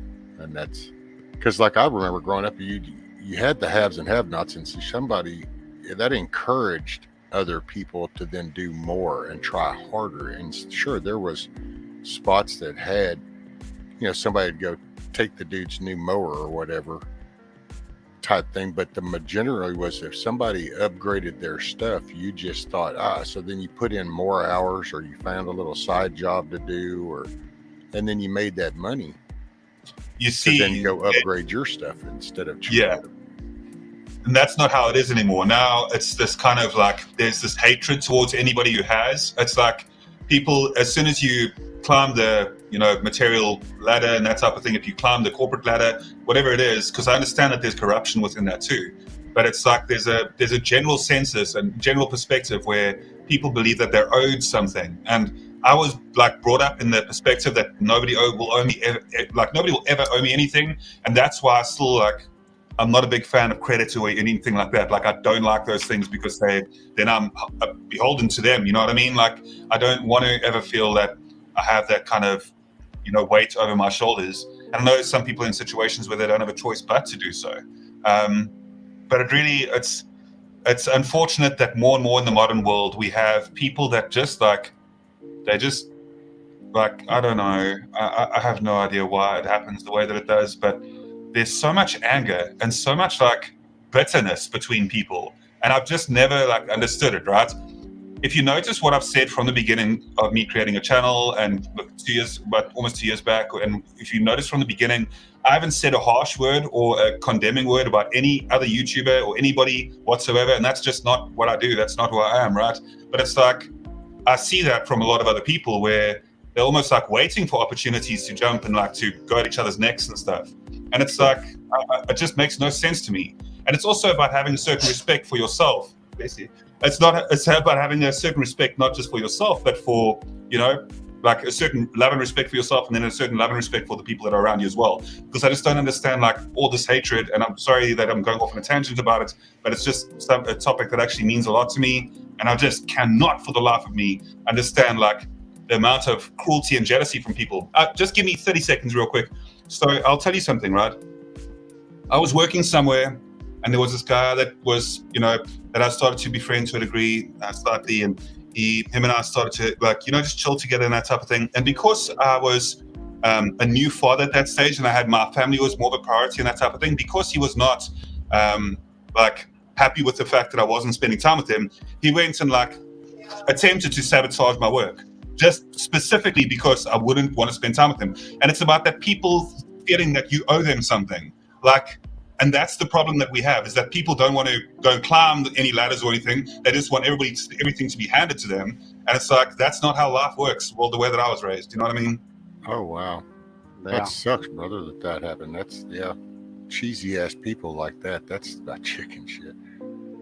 And it's like, see it, and you kind of got to wonder, it's like, what do they expect comes out the deal? So it's kind of like, so what, you're going to force me to be your friend? And so this is like going to kind of like all be cool now, or what? I mean, how does that work? Like,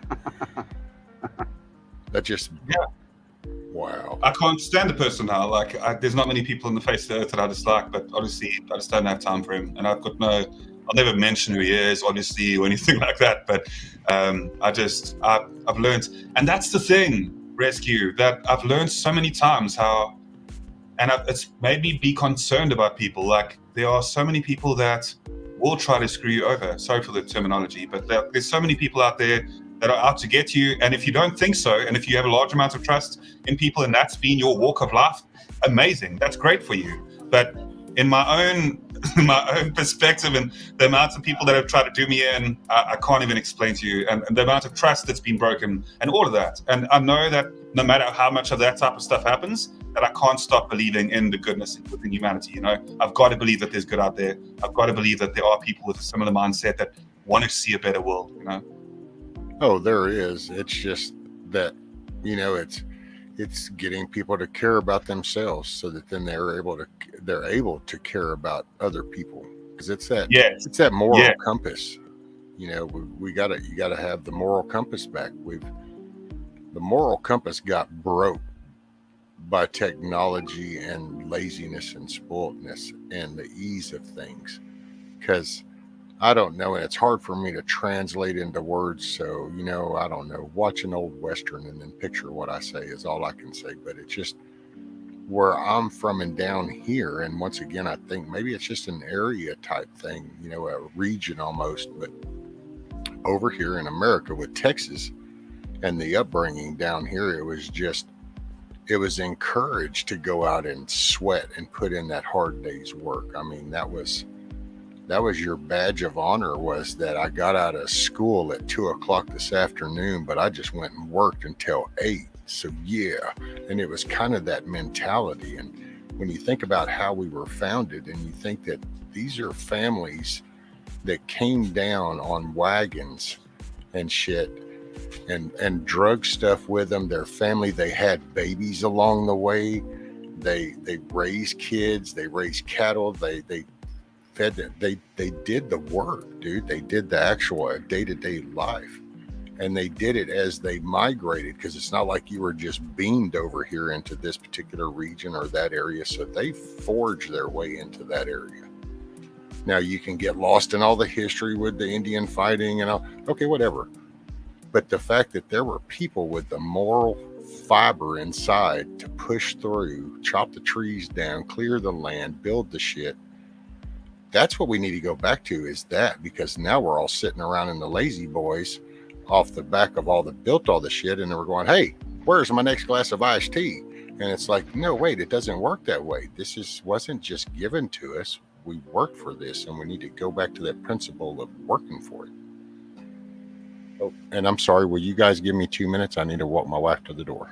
I'll be right back. You're okay, bro. Not a problem. Certainly. The people on this earth. But there's a lot of good ones too, Guardian. Yeah, absolutely. That is definitely truth. And there's, I don't know. Ron. I think that the problem is he was one of the good ones. Yeah, I know. Sometimes I know that just by the company that people keep, and I've mentioned this. You know, it's definitely something where you can sometimes get a bit of a understanding for somebody as well. And I've also tried to do my own research, and from what I've seen, awesome person all around.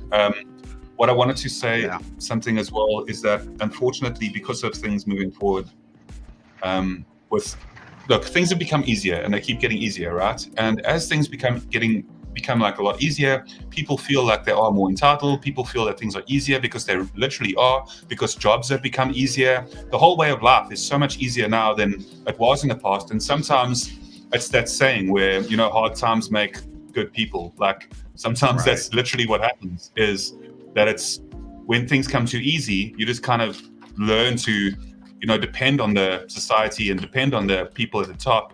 And that's where they have us by the nuts, honestly, is because of that deep dependence that we have within the system. And turn somebody's electricity and their water off for a week and see, and the ability to go shopping and see what happens. Like, most people are not ready for any sort of, most people aren't even like 10% self-reliant. Like, if you're not 10% self-reliant and you're listening to me, please try and get at least 10% self-reliant. And I just mean like something simple, like grow your own potatoes. Do the simple, grow your own potatoes and tomatoes. That can be 10% of your diet. But whatever it is, just try to attain like a certain level of self-reliance. And I can't stress that enough. But I know that everybody, 90% of the people within this community are people that are also, you know, aware of these type of things. Oh, yeah.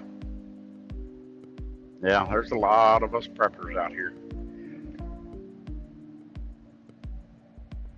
But there's a lot of the prepping stuff too that you can take as far as the simple stuff, you know, flints for lighters and, you know, fuel for lighters and simple things like that. And actually lighters themselves,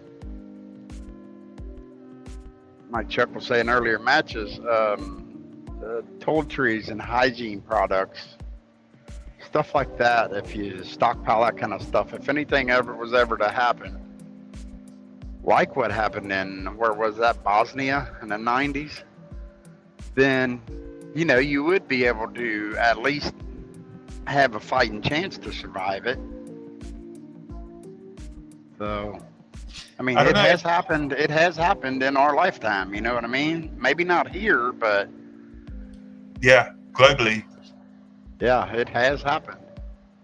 Yeah, I've looked into the Bosnian situation that occurred there. You know, specifically some of the stories from the people that have been on the ground there, and it's insane to see how quickly that happened, how unprepared people were, and what people are capable of.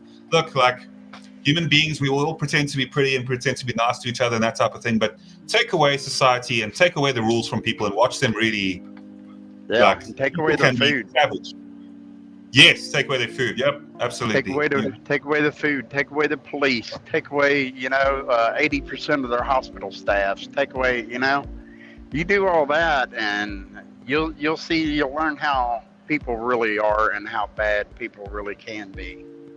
And the thing about it, the only way that we can say so with certainty, it's not even speculation that we say so, but it's the only way that we can really truly know this is because of what's happened in the past and how people have shown. In every single situation, people have shown that, you know, I don't always mean to spread the message of be cautious of people, but obviously if I'm to truly care about others, I would try and warn them, not from my own lessons, because I think that if somebody hasn't been through the same type of, like, you know, BS that I've been through with people, then that's great, and I'm very happy for that. But overall, just be careful. Like, really, just be careful. Like, people will surprise the hell out of you when it comes to like turning their backs on you at like the most unexpected moments and that type of thing.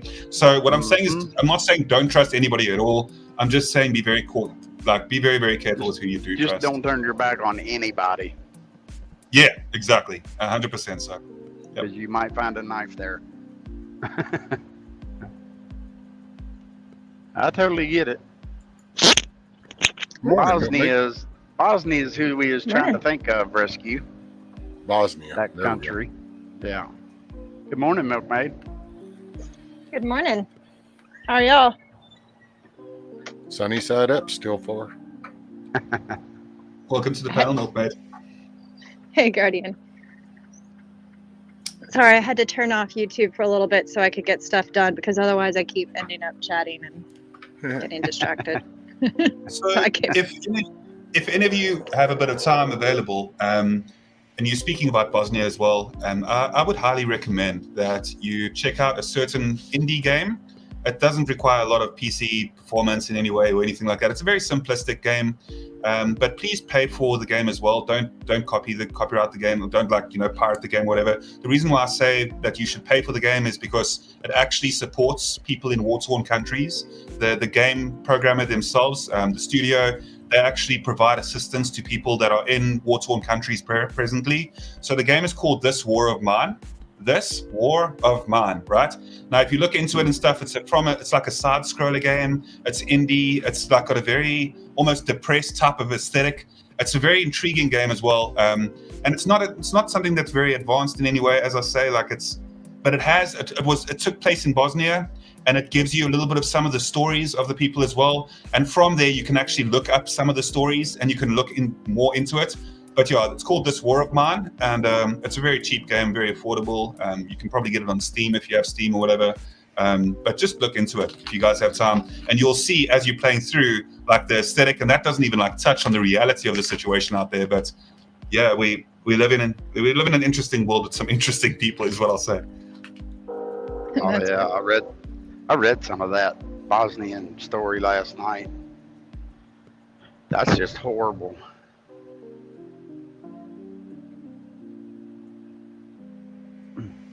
Sorry, I have dumb trains in the background. Yeah, I'll have to look at that, Guardian. Yeah, I will never recommend a game. That's not something that I'll usually ever do, is recommend any sort of like games or anything like that. I'm not a big person when it comes to that. I'd much rather be taking a walk outside, quite honestly. But when it comes to like this game specifically, like for the last several years, like it's golden. If you play it through, you'll see why. Like just be prepared to be in a little bit of it's a bit depressing, but that's kind of the attraction to the game. Mm-hmm. So it's this war of mine. But yeah, just worth a look. I know my son games quite a bit. I wonder if he would be interested in that.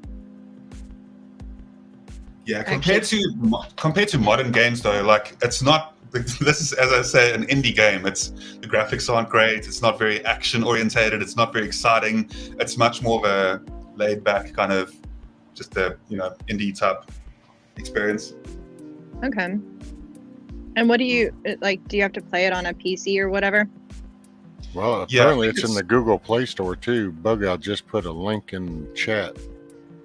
I did? Yeah, gotcha. This War of Mine, it's apps on the Google Store, the Play Store.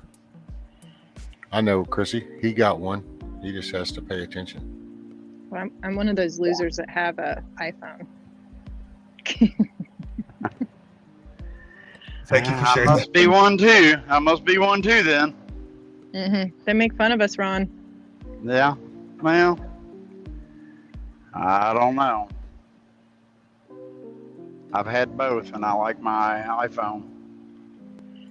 I actually really liked my Samsung. I had I think it was a 7, and of course I destroyed the first one because I'm hard on phones, and then the second one I bought online, like a used one, and I enjoyed that.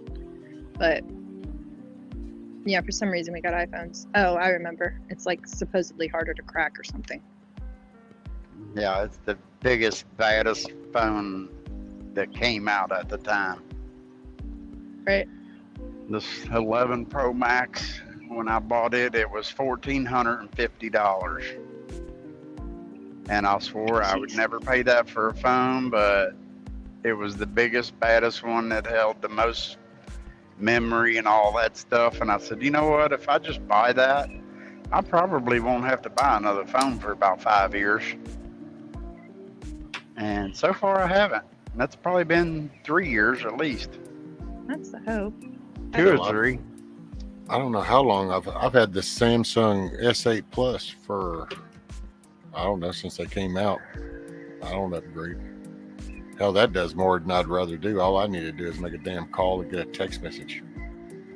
Yeah, well, Samsung do make military equipment as well. That's why Samsung phones are as reliable as they are.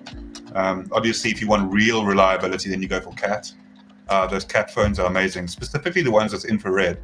Many different tactical applications regarding the infrared of a CAT phone. So just a thought out there. But Samsung, when it comes to you know, the company as a whole do some incredible things out there. Samsung's Oh, yeah. huge. Well, and their quality assurance on their components are, so they've got good, I mean, I guess this sounds all nerdy and shit, but anyway, their capacitors and resistors and stuff are better quality. So that just, I like the TVs. I like almost a lot of the Samsung electronics. I don't Yeah. know though. Ain't they all made in China? Oh, but there's different qualities, Pretty and much. that's, well, see, that's just, I mean, okay, let me put it like this. So you can process the metal here and you can remove, and I'll just do this in a general way. So you have place A that'll take and process metal and remove 100% impurities. And then you have place number B that does same process, but they don't want to spend the money, so they only remove 75% of the impurities. And then you have building C over here that'll only remove 50% of the impurities. And there comes the level of components when it comes to resistors, capacitors, potometers, all these little integrated, because those little connectors that then solder to the board, that's where your life comes from, is depending on the quality and purity of the actual metals that are making those connections. The purer the metals. And this is part of my computer whining that I used to do when people would go, well, why that board? Because that board and the components on that board are purer components than the boards on that component. That's why that board's cheaper. And that's why you'll replace that board in 2 years, while in 10 years, I'm still going to rock this board. I guess that makes sense. I really have like zero knowledge in that area. Well, it just happens to be one of them things that just. Welcome to the Hey, panel, Monty. Monty. So I was going to say something Hey, about, you know, Monty. some products. Yeah, I'll I let you don't- do a bit of an introduction first, Monty. Go ahead. Go right ahead, Guardian. Oh, and No, I by was the way, gonna one tell sec. you- I do want to say good night, Silver Girl. I think they were headed out, and I missed who that was earlier. Somebody else was leaving. I think Night. it was Miss Cindy. So anyway, night. Wake up with a smile. Thanks for being here. All right, Guardian. All you, sir. Yeah, I was going to say, you know, the quality that comes from certain places, you know, specifically regarding everything, you know, they say how much things are made in China as well. I'll tell you a little bit about, just quickly, I'll speak to you about a motorcycle that I had, and it was a Zongshin, and it's a Chinese motorcycle as well. And that's this motorcycle. It's a little 200, all right? But I can tell you that this 200cc, I took this 200cc through hell and high water. I promise you, it's fallen down insanely high places. It has been damaged like over and over and over again. And I've had other motorcycles. I've had, you know, all the other different little. I've had the little Hondas, little Suzukis, little Yamahas. I've had all of them, like the little dirt bikes, you know. But nothing was as reliable as this little Chinese Zongshin. So I do understand completely when it comes to like sometimes products and whatever, people's discrepancies with products. But sometimes, as you're saying, Rescue, there is a little bit more deeper regarding sometimes the materials that people choose to use.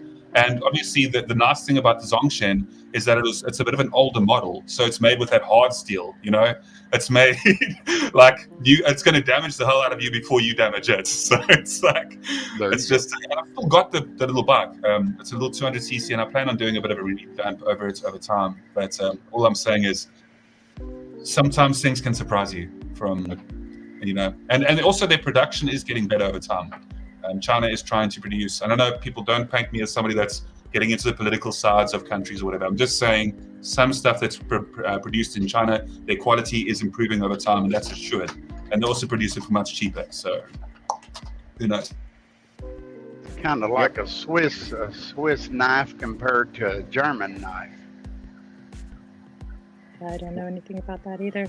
Well, if you look at the castings for, say, a weed eater motor, everybody's seen a damn little weed eater motor. Well, that casting for that motor, that design's been out, but it's the way that they'll process and cast that actual motor will make some will last longer than others. Well, that goes that way. The wood, there's people that go to carve wood, and that top-notch craftsman, he's going to look at the grain of that wood and he'll pick certain wood to do certain stuff because it's going to last longer because he's seeing the grain.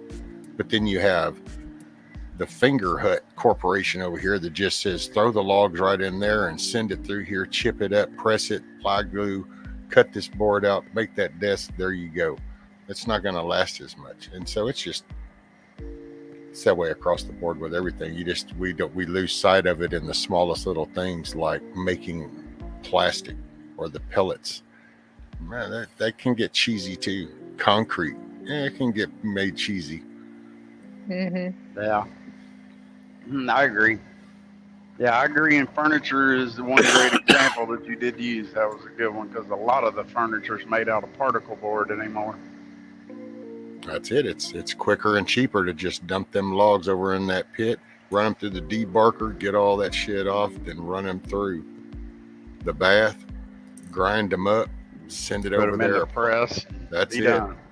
Throw some glue onto it, press it out, send it to a dryer, call it a day. Good.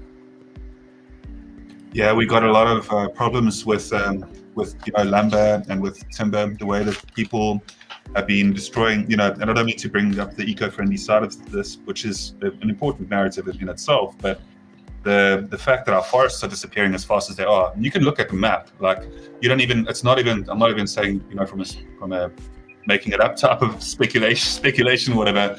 Go look at the maps of the national forests in the last decade or two. Go and look at all the forests and the way that forests are being consumed. And people don't want to think about it because it's uncomfortable to think about. But it is pretty terrible, and it's happening worse and worse. And we're losing how many different species every year. And it's because it's inconvenient. People don't want to, really think about that type of thing. I get it. Well, that's chipping away at those little things we were just talking about, the little blings, that new desk, that new entertainment center, that new picture frame, that new this, that new that. Meanwhile, we just... Not only that, but that new house. Pick last for dodgeball always. Come on, Milkmaid. Jump on in here. There's shit talking in the chat. Well, you're now picked as the front line ball thrower in the dodgeball game, so come on. Well, you know what the problem is that I wouldn't be able to hit anybody, and then I would just get pissed off. Hey, but do you think at that moment then you would be able to hit somebody? Not with the ball.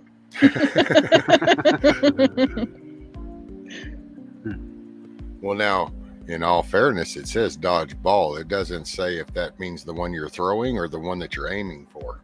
It always hit me too. That's why I was always picked last. Well, it's not called hit ball. It's called dodge ball. But who's got to do the dodging? Yeah. Well, it don't matter. You don't have to dodge if Milkmaid's throwing it.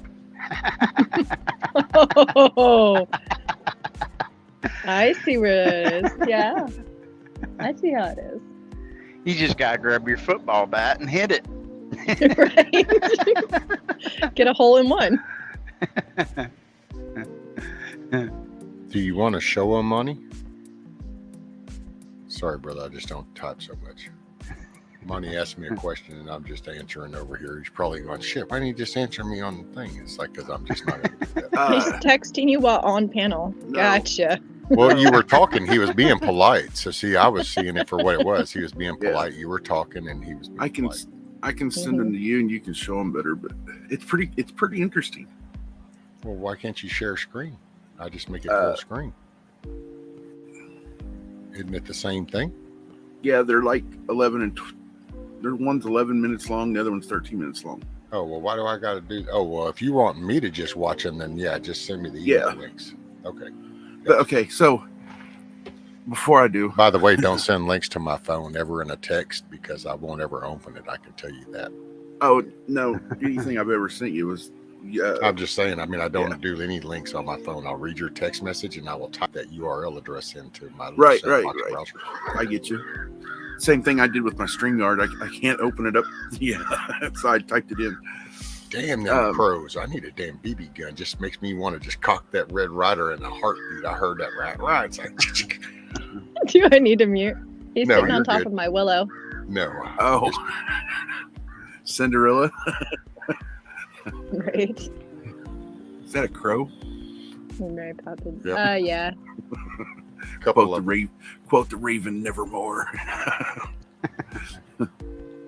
So what's in, and it shocked me.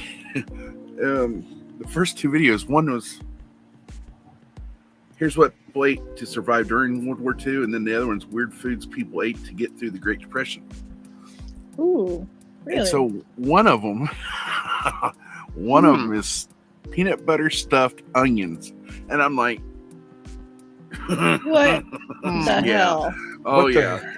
I think Yeah. people just made shit up that or No. something.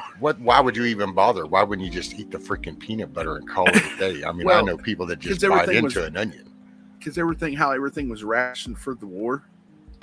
But what's the point of mixing peanut butter with an onion? Right. I don't know. I mean, I there's don't like no know. practicality to that, so it almost sounds made up. It's so extreme. Yeah, I And would then eat one and then the other. Yeah. And then Oh. there was a stew that was made, and it actually had Bull Durham tobacco put in it.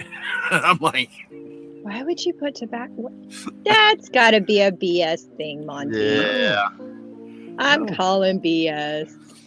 Well, first off, I'm sorry. You're going to tell me that so back in the Depression, that tobacco was still so resourceful that they just threw that shit in the stew instead of smoking it. Well, I will See. say this. There's a lot of tobacco in Kentucky, and there is a lot of different kinds. it's Well, yeah, called but I'm weird- just saying during the called weird- Depression, weird everything you history. chew on it or something. Well, they probably grew a lot Hang on. more than they usually do back He said then. Bull Durham though, so he Hang even on. had a brand Yeah, specific. Hang on. True. I don't have to do this through phone. I can just put it in private chat. And being Bull Durham means that somebody actually paid for that during the Depression, and then decided to dump it into a soup. Why didn't they just go pull weeds? Right? Well, I would have just went out there and plucked grass. Oh, before They I make threw- some. Yeah. They make some black bread too with a little bit of sawdust. I'm like, okay, now this is just. Okay, here we go. See, never ceases to amaze me. And my channel brings out the wildest shit ever. We've seen all kinds of things from scooter crashes to all kinds of shit. Well, Come on, Monty. here comes No, the next hang on. thing. Silver Girl. Well, hold on, Money. So Silver Girl says rescue onion and peanut butter sandwiches are fantastic. I So hope she's apparently, joking. I don't know. There's like 5 or 6 exclamation marks after that. There's no LOL. So She might be telling the truth. I don't and know. it is Silver Girl, so it's not like Yeah. oh, I just do these random jokes. So Yeah, that's apparently true. there was some. Okay, here's what I'd like to know, Silver Girl, if you don't mind. So where are you from? What area? I'm just kind of curious to see if that's She is from the East Coast, West Coast, Northwest, Northeast. I should know this. I think she lives in Indiana. And Nikki says they use tobacco Nashville. as a spice to flavor the stew. I mean, See? Grumpy has a point. Putting wood ash and Y'all chili, think I'm sawdust crazy. in bread. Well, we know that. Yeah, I think Silver Girl lives in Indiana. No, Oregon. Oregon? If you're speaking about Okay. weird foods, right? Darn it. There's All something that I've actually enjoyed. Sorry, go ahead.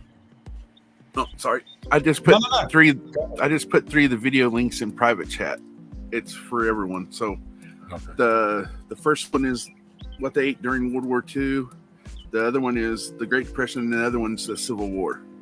And there are even a couple more other ones I watched, but these 3 I do remember because I was actually going to write some of those down. And I'm like, that's weird. I'd heard some of them in there, but not some of the ones I just mentioned. Monty wanted the recipe for rat stew, didn't he?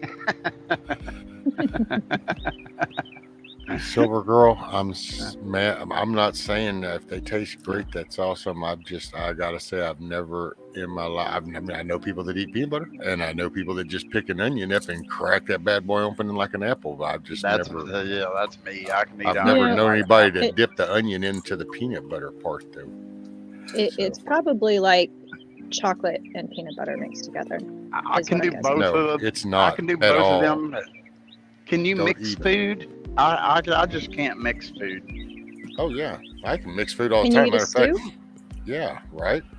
I can eat like soup, but honestly, if I got like a plate with mashed potatoes and corn and macaroni, and the macaroni gets over into the friggin' mashed potatoes, then no, I won't eat it.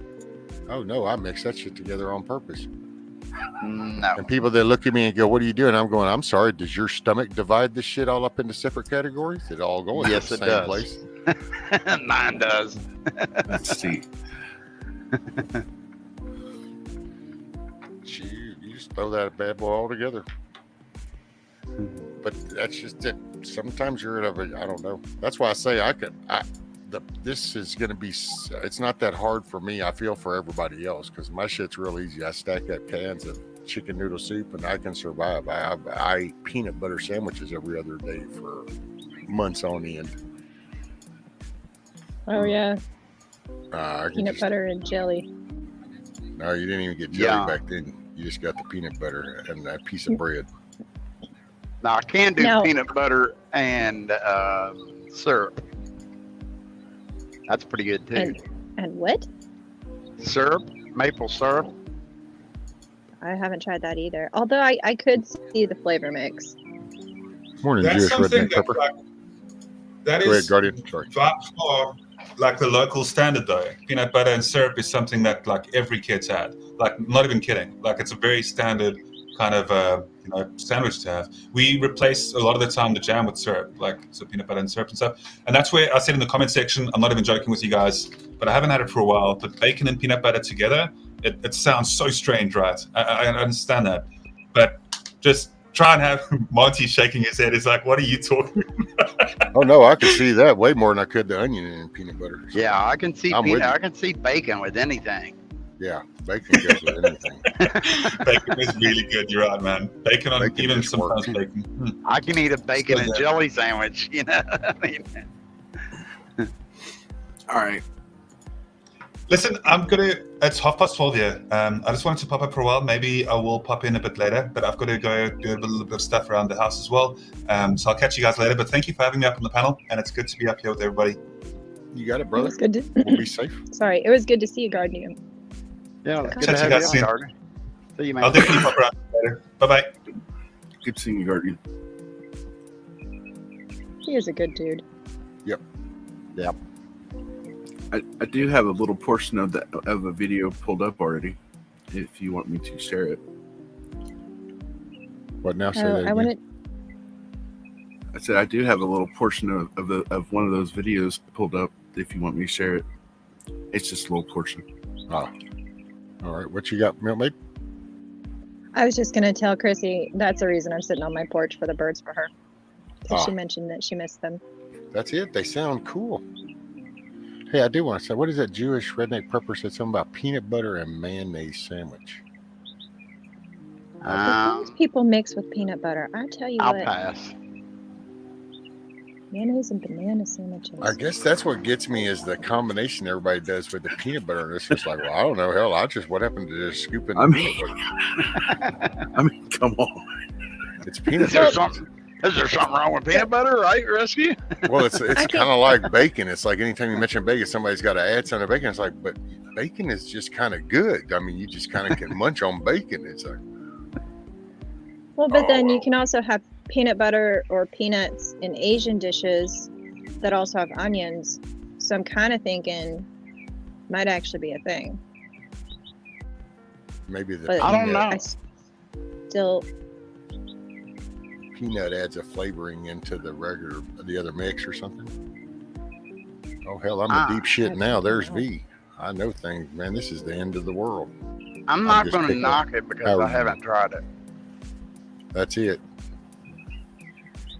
yeah, maybe I was too judgy. I apologize. But wait, there's more. But no, never mind. And Okay. Jewish redneck chick prepper says, ate it for years, just try it. And it's like, I get, well, See, I get it, but I would just, hey, instead of one sandwich, I would make two. Because then I would have like the tomato and mayo sandwich, and I would have the peanut butter sandwich. So, bam, I got two just like that, where you would only have Right. one. Well, I mean, I take that back. Gosh. Monty, I'll apologize to you, but I'm not going to apologize to Rescue. Let's see, where's that damn mute button again here? There we go.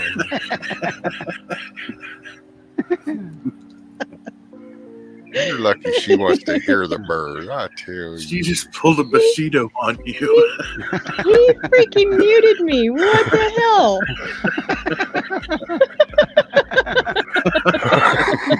No.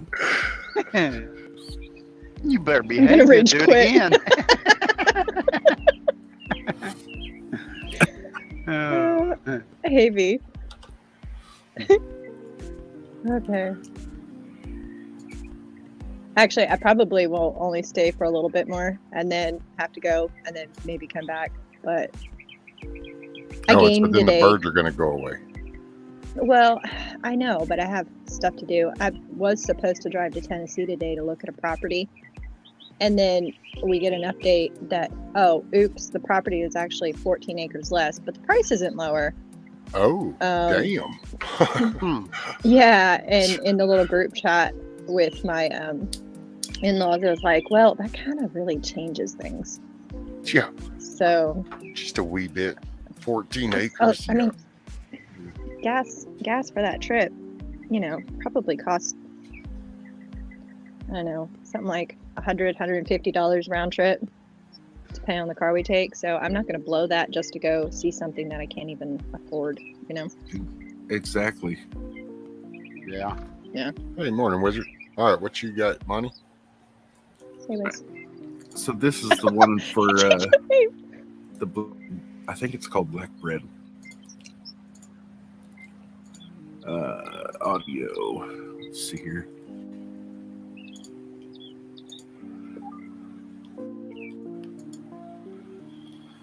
All right. Okay. Name for some sort of food, but it's not. It's just regular, ordinary sawdust. You see? You're probably thinking that sawdust in this context is the name for some sort of food, but it's not. It's just regular, ordinary sawdust. You see, people living in England and Germany during World War II didn't have the vast fields of wheat America enjoyed. So they mixed what little they had with actual sawdust, which was sometimes euphemistically called tree flour. One German recipe for black bread called for half rye grain, 2 parts sliced beefs, 2 parts sawdust, and 1 part minced leaves and straw. Everything was mixed together and baked like normal. It doesn't really sound too yummy, but hey, in times of war, you eat what you have to survive. So what do you think? Which dish would you like to try? Let us know in the comments below, and while you're at it, check out some of these other videos from our weird history. I'll pass. See, that's what my reaction was when I first seen it. It was just like Rescue's. I don't 2 parts sawdust and 1 part straws and leaves. No, I'll pass. Hey, Wizard. Rescue. I see you.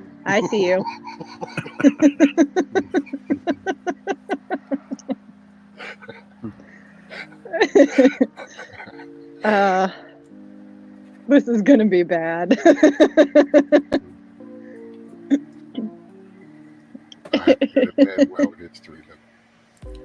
The Great Depression. Right, Pacific Coast. Alrighty, Chrissy, get you some rest. Wake up with a smile. Sorry you're over there in communism country, but the Great, that was just the one for World War II. One day this too shall pass. The Great Depression one, some of them I'd heard, like, SOS. Shit on a shingle. Yeah. Yeah. And some of these other ones, but some of them I was like, okay, now you're all getting carried away with. Like even the one there's a cookbook that Mrs. FDR, Eleanor, she had made. And there was even one of the cookbooks I'd seen in one of these videos that popped up. It looked like one of your old cookbooks that you'd found rescued. What? We're listening, Monty. No, I'm not. I'm sorry. Every other word. I won't lie. They might lie. I won't lie to you. I got hung up in it. I had a squirrel moment with Milkmaid. My bad. No, keep going, Monty, because I do want to hear this. Oh, no, I'm good. No, keep on. Don't you do that to me. Otherwise, I see now. Why do I need to be honest with you if I can't be honest with you? So you got to keep on, or else there. You just have to watch the links. They're in there. Come on, FDR. But you were just talking. Well, I saved the links because I can't watch them now. It screws up with my phone because it's an iPhone. And yeah. Monty, have you seen that one lady, the Great Depression cooking or something with the little old lady? Do you know what I'm talking about? I'm not sure. Oh, we were talking about her the other day. And I can't grab the link for you, but I loved that channel. She would show how they did things to survive during, did I go robot? No. I hear you. Y'all are robot. I can't hear y'all. You can't hear us? But what's weird is Y'all are breaking up for me. Rescue was talking about recipe books and recipes yesterday, and so then on my TV on the Roku, yesterday evening, I was flipping through there, and I'm like, oh really? It was talking about what people ate during these different times, and I'm like, interesting. So I started watching it, and the main channel is called Weird History. So I clipped. I think I've seen that channel before. Turned on that one, started watching. I was like, well, that's interesting. So then I went to the Great Depression one, and then I went to the Civil War one. They even have a recipe in there for hardtack, which is pretty simple. It's flour, water, Salt. and salt. There's like 2 or 3 basic things. They were There's talking no about how leavening agent. they were talking about how some of those pucks, they're so hard that they had to take the butt of the rifle, the musket rifle, and break them. Oh, yeah. Mm-hmm. Morning, Or soak 'em. Biox. What's up, Possum? Morning, Wizard. And I don't know who else came in. So, morning, everybody. Good day, good morning, good evening, wherever. I slept real good for once last night. There you go. Oh, good. I actually got 4 or 5 hours sleep in. Oh, and let's see. V said something about I was seeing snow with Ron. Yeah? No snow. You ain't seen no snow, have you, Ron? I think that's just fresh concrete. No, the temperature right now is 74 degrees. Yeah, no snow. I think that's fresh concrete on the sides, Yeah. Oh, yeah. Probably. on the shoulder. Hey, Yep. kiss off. We are just outside of Indianapolis. Oh yeah. Kiss off. Are you heading west? Hey, little possum. I am heading east. East? I'm heading south now, but I'm fixing to be heading east. Did it get broken?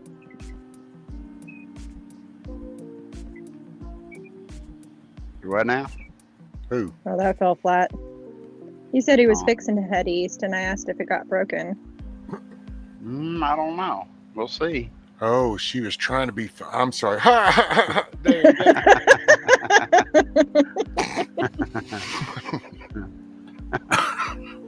Grumpy said up there, he's trying to get Yoda to learn how to cook coon, possum, and whatever critters we can find now instead of having to learn when they're starving. I'm thinking, like, lead by example, Grumpy. Lead by example. Good, Justin Wilson on that video. Throw some onion in there, I guarantee. Look at there. Grumpy says everyone should have hardtack in their supplies, right? Get you some jerky. Hardtack, pemmican. Gasoline All is kinds of fun stuff. $4.39 here. It just reached $4 here Yep. a couple days ago. $4. $4.39. Yeah, I think it was $4.25 the other day when I went to go feed. I stopped at a gas station and I didn't get any because for some reason it got depressing. I usually just top off every time I go out, but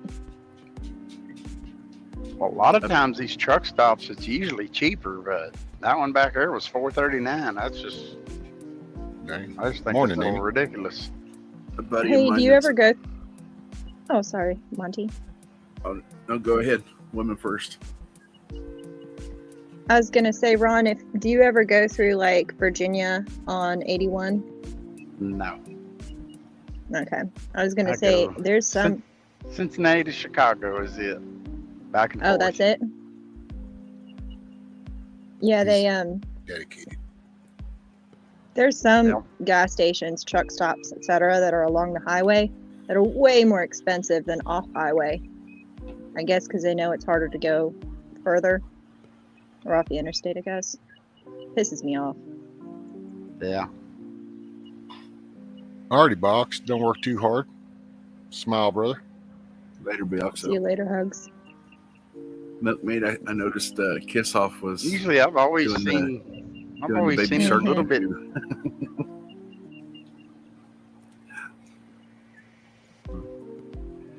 It's usually always cheaper. Truck Ron's stops. breaking it. I don't know. There goes Oh, Ron. it's not just. No, what I was gonna say a while ago is a trucker buddy of mine. He hauls cars back and forth. Well, not back and forth, but to Meekum auctions and these other auctions, right? So he's filling up the other day. He took a picture. He goes, "See now this, this is what's hitting hard. Oh, $999, and you only get 180." Like 180. It's 440, 445 there at that TA. That's for gasoline. Yeah. And the farther off the path, the beaten path they go with those tankers, then it adds to the cost as the farther they go off the beaten path. Let's see. Auntie Jack says, to rescue, please ask Milkmaid. The Milkmaid, how do you make coon? You don't make coon. It's a raccoon. Yeah. But anyway, I was supposed to just ask you, so. You raise them. I saw it earlier, but I didn't want to interrupt. Well, no, they just said it. Yeah, well, I mean, I suppose the way you would make anything else, just skin it, gut it, cook it. Yeah. Throw it in the It's stew. just a meat source. Then they season it. And thank you, Lala Adventure. You're right. You smile or makes it be the reason somebody else does. Hey, thank you, Kiss Off. Reese's Peanut Butter Cup song. There we go. Do do do do do do do. Reese's Peanut Butter Cups. Do do do do do. You got him to sing it.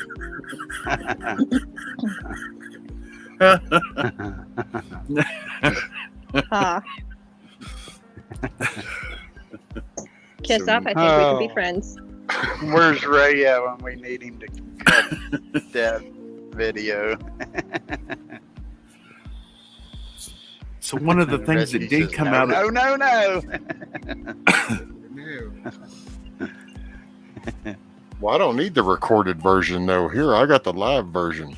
Ready? Press play. No, no, Reese's no. Peanut Butter Cups. No, no, no, no. No, no, no, no, no. No, no, no, no, no. See? Okay. I get what you're saying now. No, no, no, no. I didn't even have to have the video. I got the live version.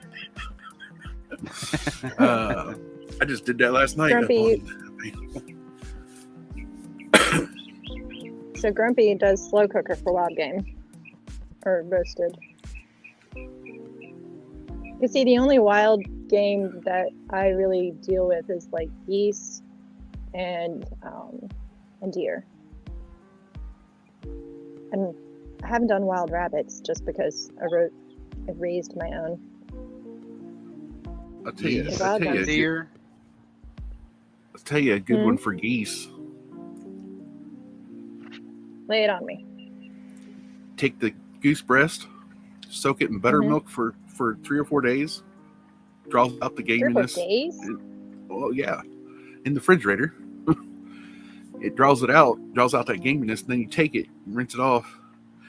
You can marinate it in Thousand Island dressing or Italian dressing. Wrap it with bacon. Throw it on a grill. Oh, it's good. I'll have to try that because I have a friend, he just loves to shoot geese. So he gives me a crap ton of goose breast. But when you go to marinate it, along with the Italian dressing, you throw in like a little bit of the this red wine, Moscato, a little bit of red wine in it. But then when you wrap it with bacon, throw it on the grill. Oh, it's so good. Oh, it's real I'll have to good. try that. The bacon or the goose? Wizard said Milk Mrs. J got her channel deleted by YouTube. He said for copyright infringement. Sucks. That really sucks. You know that I like Mrs. J because not only is she kind of a history buff, I'm guessing, but she also does all the good things like making wine and I think tinctures and all kinds of stuff. I love it. Oh yeah, yeah. She's all about self-supportive, kind of self-reliant stuff. Did you just see that car that came up on there, thinking they was going to pass in between the two semis, and they slowed down? Yeah, no, he thought he was going to, didn't he? Yeah, I just seen him come right up there, and then he stopped because he noticed he wasn't going to slow down. Well, he didn't have no choice, right? That or eat a DOD bumper. You know what's even funnier than that? There was another semi behind me, so he still couldn't get over. Those people in road constructions, they get silly. He should have left a minute earlier if he wants to get there a minute faster. Right. Oh, I've had people get up and go speed up around me just to go on down to the next exit and then turn off. And I'm like, are you serious? You saved 30 seconds, dude.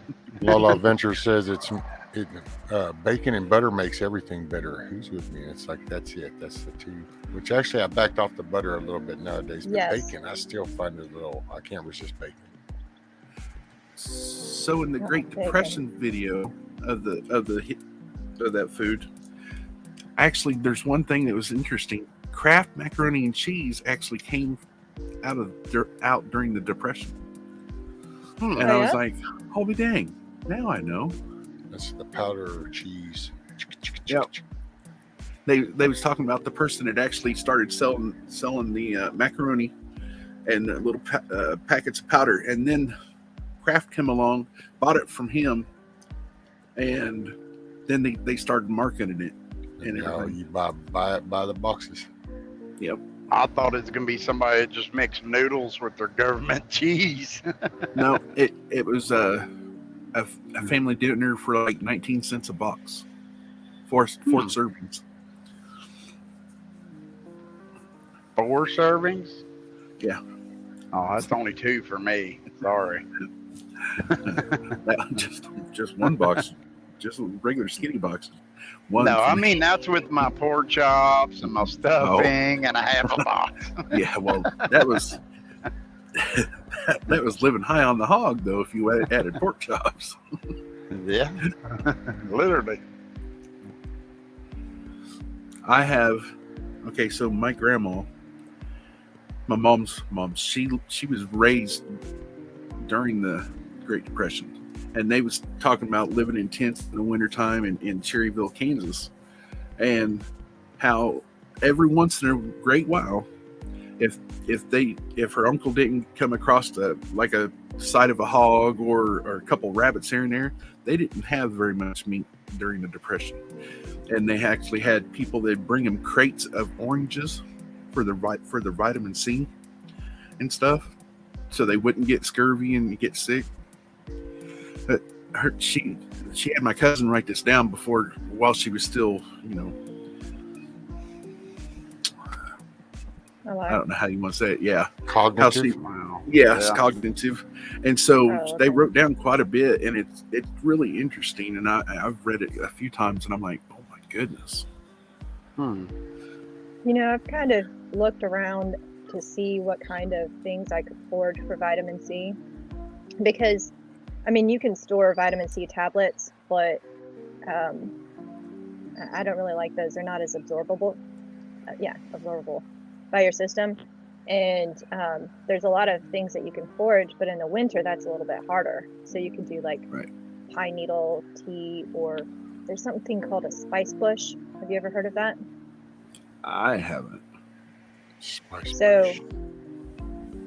it has yellow flowers, the female bush, because it has male and female bushes.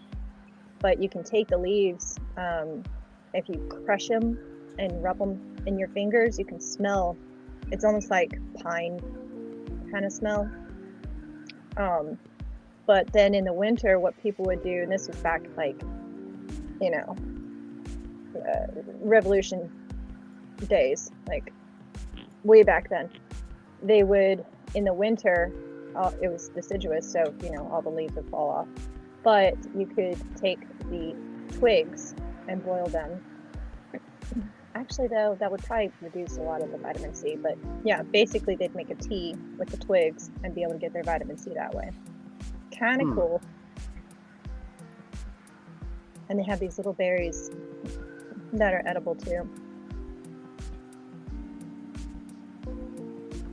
They would use the inside of the berry was kind of a big seed, and that's why they called it a spice bush, because they'd use the seeds as spice. Huh. Yeah, probably boring to people, but it was cool. No. I like hearing the history like that. Yeah. It's like plantain. Oh, sorry, Ron. No, you're fine. Like plantain is not native, not the banana plant, but the one that grows on the ground.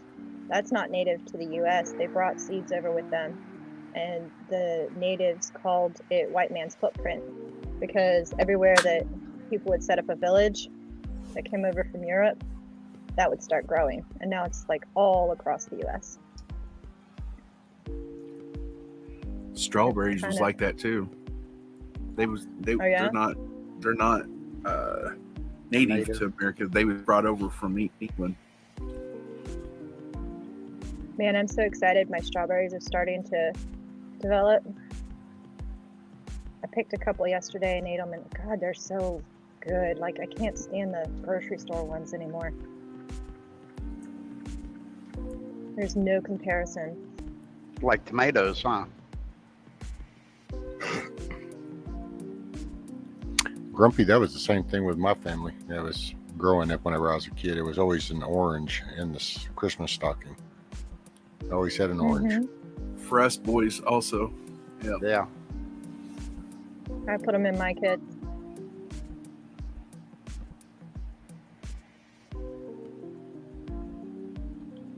Oops, shit or not. Can y'all hear me? Yep. Nope. Oh, okay. Wait, did y'all just stop talking? Well, what do you mean? Like when we were Oh. done talking? Yeah. It's funny how that shit works. Didn't but even yeah. hear it. God, and I missed it. I don't even know what you guys are laughing about. What the hell? That makes it even funnier. I know. That's right.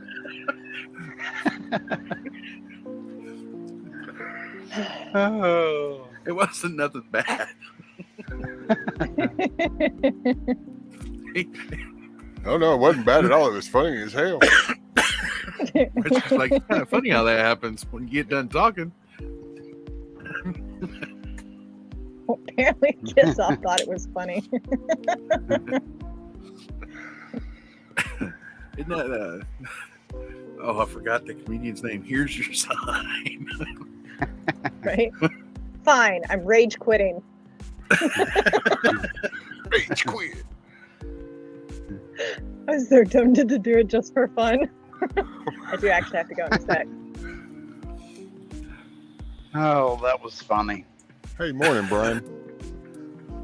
By the way, morning, Benjamin. I did not say that a while back when you came in, sir. I apologize. I see even, I think you brought the coffee and donuts and everything. And I did not even acknowledge that, and I apologize. But the donuts are good. I see it.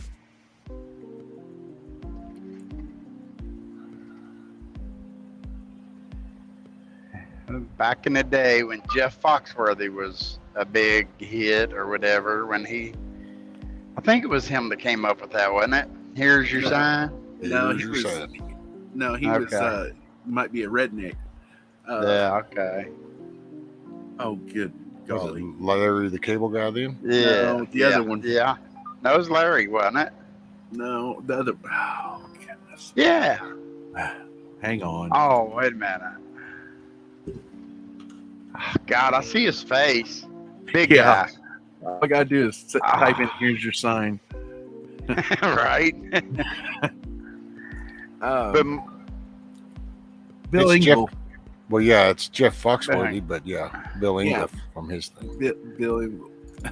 Here's Yeah. your sign. What? But my dad went out and had a bunch of these, like these yellow signs, street signs you see on the side of the road that shows a curve or whatever. My dad had a bunch of signs made that said, "Here's your sign," and they was cardboard cutouts. They was like 4 inches by 4 inches. And he carried a stack of these with us everywhere we went driving a truck together. And if he seen somebody do something stupid, he would just walk up to them and hand them one. Milkmaid. Did you see? She Okay, changed her bud. name to Rage Quitting in 5, 4, 3, 2, and they had Oh. a smiley face. No. Thank you. Damn. She rage quit. Well, fine. She's down there in chat laughing. Morning, Tony.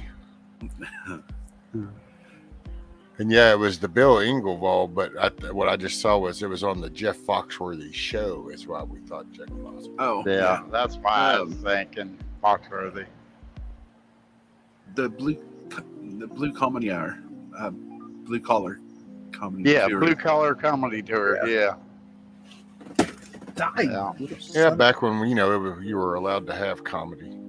Yeah, when you could say a lot of things and not get crucified for them. You know that Jeff Foxworthy is one of the highest paid comedians, right? Well, was. I don't know in the last year or two, but The from blue collar. richest comedian now is, what's his name? He had his own show. Okay, Seinfeld? Seinfeld. Oh, Jerry Seinfeld. Yep. Morning, Milkmaid. I mean, morning mush. Okay, Milkmaid. There we go.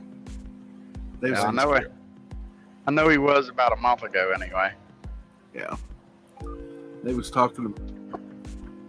Oh, this is the old Ron White interview, and he was talking about how he was nothing at all, and then they Foxworthy brought him on with them on the blue collar comedy tour. He goes from there. He exploded himself.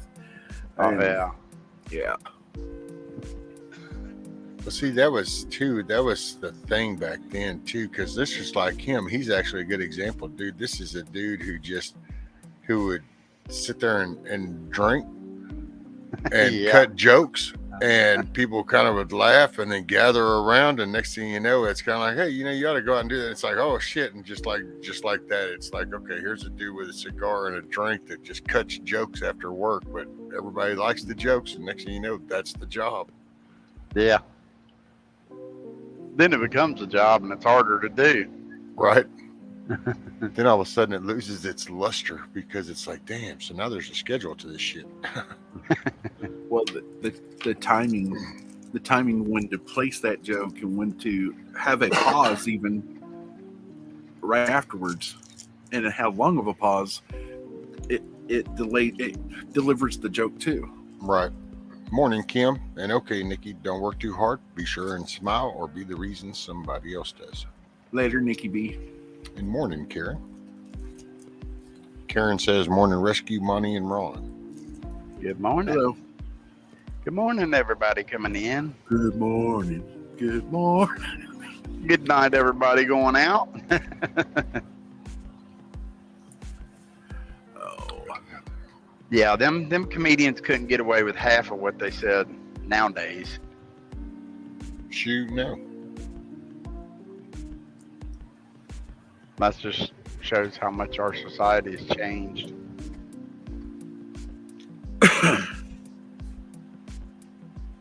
Well, everything is the opposite of the way it was almost. Yeah, Benjamin, everybody but her first.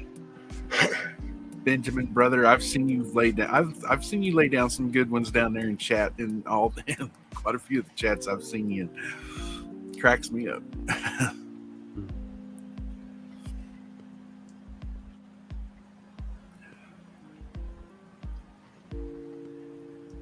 Well, scale's open in Cincinnati right now. Uh-oh. 7 o'clock in the morning. I usually try to beat them, but I'm an hour and a half from there right now. Do you even come close to the limit with your loads? No, but they're just a nuisance is all. Yep. Just a pain in the ass. Yeah, I mean, last time they pulled me around back and, oh, you didn't have your IPTA sticker on the side of the truck. I'm like, yeah, I know. It's on order. Here's the paper. Now, thanks for killing 20 minutes of my time. Right. Too bad since you're not on a dedicated run and they have that, they should just hook up with those passes and then just, since you have pre-designated loads, so it's like it already know that you're not going to be overweight. So yeah, that's what they do around here a lot, especially loads that are going in and out of Houston, up and down out of 45. You can go ahead and get a pass. Well, this stuff here is a little weird because it comes from like overseas and stuff. It's, it's DHL freight, so it's hard to say where this freight actually even come from. Oh, that's just true. International shit. Yeah, it's like aircraft parts, vehicle controllers, front spacers, miscellaneous plastic, pneumatic cylinders. So do you bring like from the airport to the distribution hub? I take it from airport to airport. Oh, okay. Yeah, so it goes to Chicago. It's going to go on a plane in Cincinnati, and it's going to go overseas to Germany or wherever it's going to. Okay, so you send a lot of stuff that's going out, not that it's coming in. Yeah, and a lot of stuff that does come in, I haul as well, but not very often. Mostly, that's one of our other drivers. He brings it back to our warehouse, and then they unload the truck and separate it, put it on our box trucks, and deliver it. Some of it will go to Lexington, some of it will go to Louisville, some of it will go to Cincinnati, tri-state area. Let's see, Auntie Jack says, Rescue, do you remember Bill Hicks, who started his comedy in the clubs in Texas? I remember Bill Hicks. Don't remember the comedy clubs. I think that was never my thing. Matter of fact, I think I've been in a couple. I just don't remember them because during that whole time frame in life, he was a little intoxicated. Yeah, some of what that was, just what I do remember, some of that's even a blur.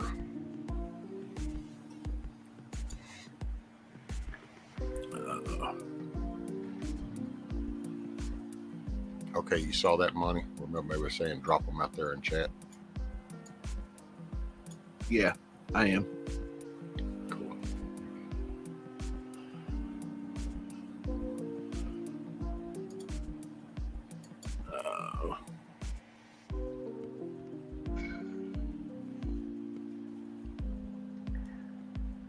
Bill Hicks was comic gold.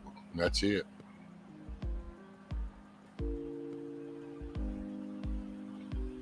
I know, man. See, you couldn't do comedy like that.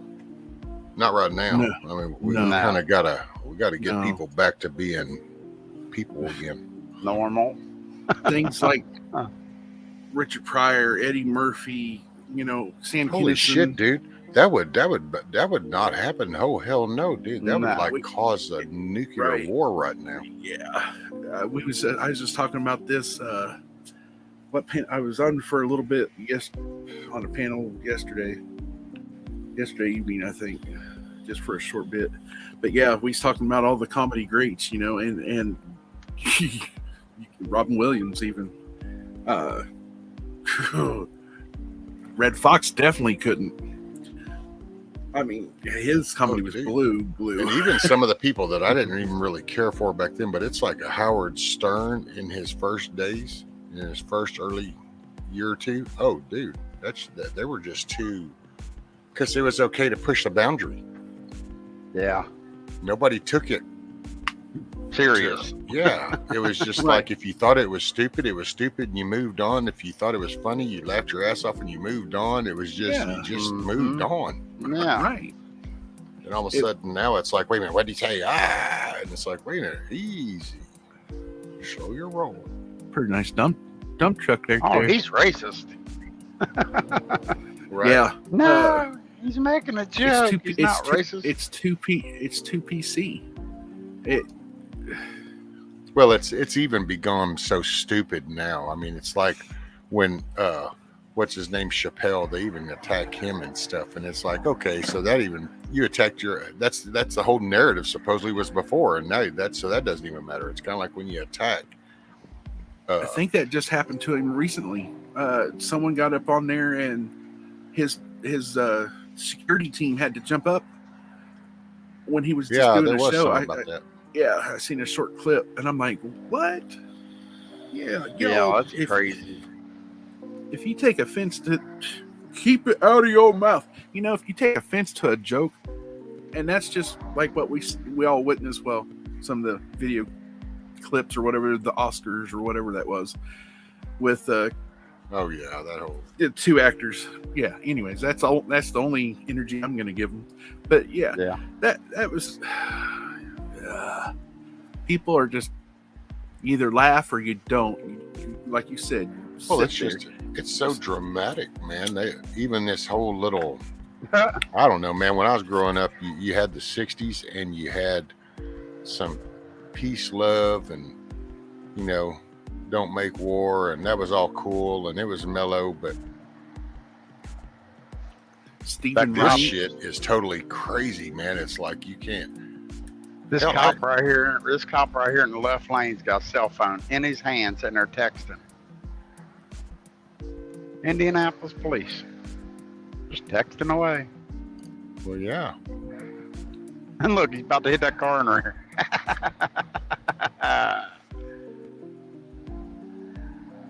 Yeah, and he's in a suit too. He's not even in uniform. Watch, he might be sitting in chat. Now he's going to pull you over because he just heard you say that about him. He might be. I a don't care. detective. There you go. I don't care about that either. Pull over. You're talking on your phone. Oh my God. Yeah. Yeah, he's about to run into my trailer now. Oh, hell yeah. See, he's coming at you now. Yeah, he better put his cell phone down. He's still sitting there texting away. Auntie Jack, is that you? Don't pull him over. That is hilarious. Lenny Bruce. Yeah, another good one. Well, we Jonathan might Winters. get him on film hitting somebody in her ear or something. You never know. Stay tuned. Robin Williams used to do a little skit called The Fashion Police. He's like, can you imagine a cop in San Francisco? Woo! Those shoes don't go with those pants. I was like, good God. Yeah, Tony's like, comedy's not funny anymore. No, they can't be, because if you're funny, well, then you insulted somebody, so somebody got butthurt. Yeah, at least 3 people out of 10. Otherwise, it wouldn't be funny. The edge of that PC wall is so thin and so brittle that you don't know where you're gonna go right off the edge and break it. Well, You and got where that line is. it used to be Yeah. so obvious, you just didn't do certain attacks per se. That's all. Or you just But didn't now, care. dude, you can't even joke about a bird before PETA comes after your ass because you made fun of a damn seal or some shit. So, I mean, you can't joke about nothing.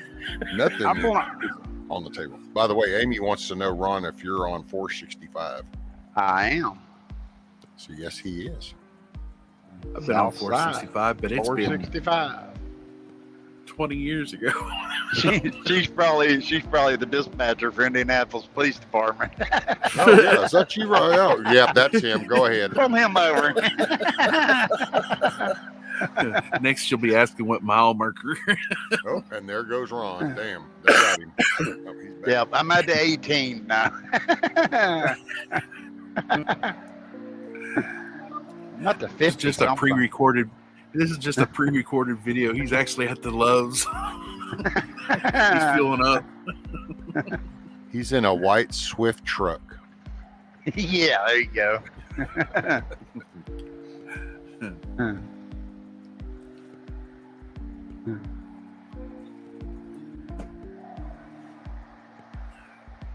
Oh, dang. Pretty good sized camper.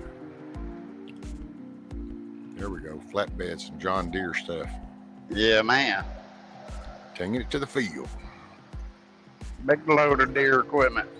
Speaking of agriculture, I watched Monkey Works Minute or whatever, the quick minute. He was talking about down in Georgia where there's the place where there's they make 4 different kinds of the fancy tractors. They're fancy because they're names that I never did associate with. How they've been hacked. Yeah. Ransomware. Yep. Exactly. And I was like, dang. And gee, I'm sorry. That's the equipment that does what? Oh, that's right. That's the shit that plants and harvests our food. Oh. Yeah. Yep. Oh, well, that's okay. We've got all those other farmers. Wait a minute. You mean that? Wait, that's not that computer guy owns the majority of the farmland. Well, yeah, but then there's the other ones. Well, wait a minute. You mean the ones that are on contract to the government? Well, yeah, but oh, wait, there isn't any more left. You're right. Yeah, because they smashed or bought out all the little ones. That's You it. know? Yeah. Yeah, and then what little ones are left are barely operating, hard time to keep their equipment up because they can't get parts. Well, and dude, there's no telling how many, I mean, if you want to kind of go all dark with it, you can kind of, but so you got a county or two where you kind of got maybe some good little farm, family farms that are holding strong. So what you do is you go change different aspects of their life that will eventually impact that part. So either their taxes will go up, the fuel costs go up, the groceries will go up. Yeah. Oh, you can't, no schools are closed. So, okay, well, now you have to accommodate this time. Well, damn, that's planning time. Well, no, you have to adjust. Well, okay, all of a sudden now you're 2 rows shorter than what you normally would have been because you had to shave that time. And next thing you know, you're over the barrel and you're going, what the hell just happened? And it's like, yep. Right. That's it. Just, Yeah. That's where we're going. Yep. Well, not only that, but we got our company alone. I mean, there's 55 employees. Now, not all of them are drivers. Some of them are warehouse workers. Some of them are office employees or whatever. But there's probably, I'll just guess at 30 of us drivers. And we've got like 2 or 3 tractors that have been down for months. One of them's been down since November, I know, because that's the one I always drove. And it's the smallest thing is a sensor for the transmission. And they cannot get that part anywhere. And even other trucking companies are saying that they've having that part stolen from their equipment that's up and running. So there's a shortage of parts, but what do you do? I mean, exactly. And we've got 3 rental trucks ordered. They won't be in until the end of next month. And then we've got 3 new trucks also, brand new from International that we ordered. And they was supposed to have been here last October, and then it got pushed to December. And then it got pushed till March, and now it's been pushed till July. And all during this time, the owner of the company's told me, you know, he said, hey man, the bank's still making me make the payments, and they're even making me keep insurance on 3 brand new tractors that haven't even been built yet. See, that's bullshit right there. Yeah. And, you know, but what do you do? I mean, they literally got everybody by the balls. Yep. And there's nothing that can be done about it. Well, that's why I think, I don't know, it would be nice to try to reach out and rein shit back in on smaller scale, so that way it wasn't so global. That's one of the benefits of trying to bring the resources back here and being self-reliant. Yes. And that was a key step, and it's just, but we've got generation or two deep that are just into the, it's amazing. So many people gripe about the World Health Organization and the World Trade Organization, but then they follow it up with, we got to solve everything around the ball of dirt. And it's like, no, you start we just here. got to solve here. That's it. And then the others follow suit. That's the way that works. That's a problem that's always got to me, Rescue, is, you know, we're the greatest country in the world, right? Yep. So why in the world are we the nicest people in the world? And yet everybody says, oh no, the U.S. ain't the nicest people in the world. Why does everybody want to attack the U.S.?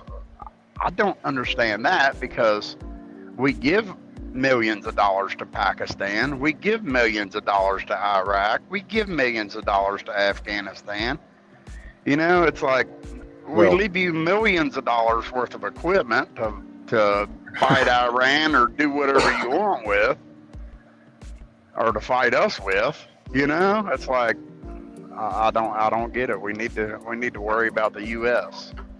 Well, there was I don't know, it's kind of weird. I don't even know the precise date per se, but just throwing one out. You have America that's pre-2000, and then you have America after 2000 kind of thing almost. And it's shifted. Yeah. And I will throw you a little caveat in there, my 2 cents on the whole Afghanistan, because after listening to some other stuff, I don't know. These are little dots made me go, yeah, I guess that is possible, actually, now that I think about it.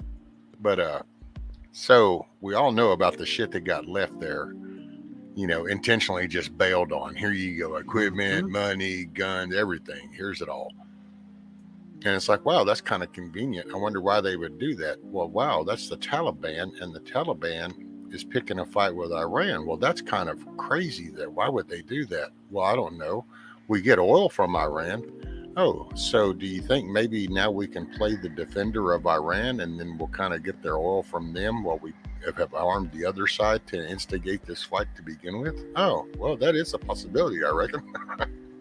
Yeah, but the thing with that is we don't need their oil. Oh, well, we do now that we're not going to produce it ourselves. Yeah, but we don't need their oil. We don't need Russia's oil. We don't need anybody's oil. No, we don't. Here. We don't need it, but it's part of we don't need to be making our money, because then they become reliant on somebody else, and it's another way to kind of put a stranglehold. You added another notch to the noose. Well, with my point about all that too is, why kick the can down the road?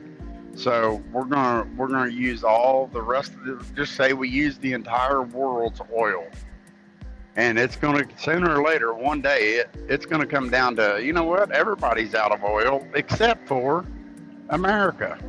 Well, guess who's gonna be wanting that oil? Not just Iran or Iraq or Russia. It's gonna be every country on the earth is going to want our oil. Oh yeah, we won't exist as the U.S. if we were to do this. Like, if we maintain this level, we wouldn't be here like this. We'll just be a resource hub, and then they won't have no problem coming and getting it. Let's see. Amy says something about, well, family reunion time at the zoo. Catch y'all later. Love y'all. Amy, have a great time. Enjoy the time with family and stuff. Enjoy the zoo. Be sure and smile and encourage other people to smile. Have a good day, Amy. And don't let them keep you. Yep. Dodge the poo. Avoid the monkeys.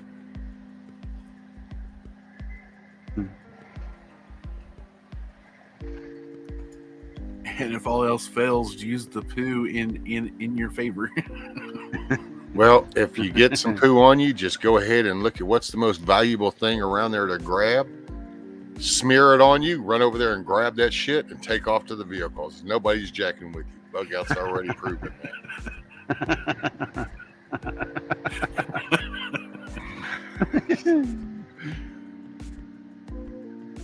Let's see, what do we got? We got Milk made Mrs. J's new channel. Okay, so Mrs. J got a new channel. Wizard put a link up. Rescue Live with Zach tomorrow. I was gonna add to Auntie put it up. Didn't have to brag about that. I don't know, man. That's like on the spot stuff. I even get nervous thinking about that now. Thank you. What do we got? We got good morning, Patriot. Hey, Patriot, no jab. No pokey pokey. Milk figured I'd put it up earlier if you came back in, but there it is. There you go.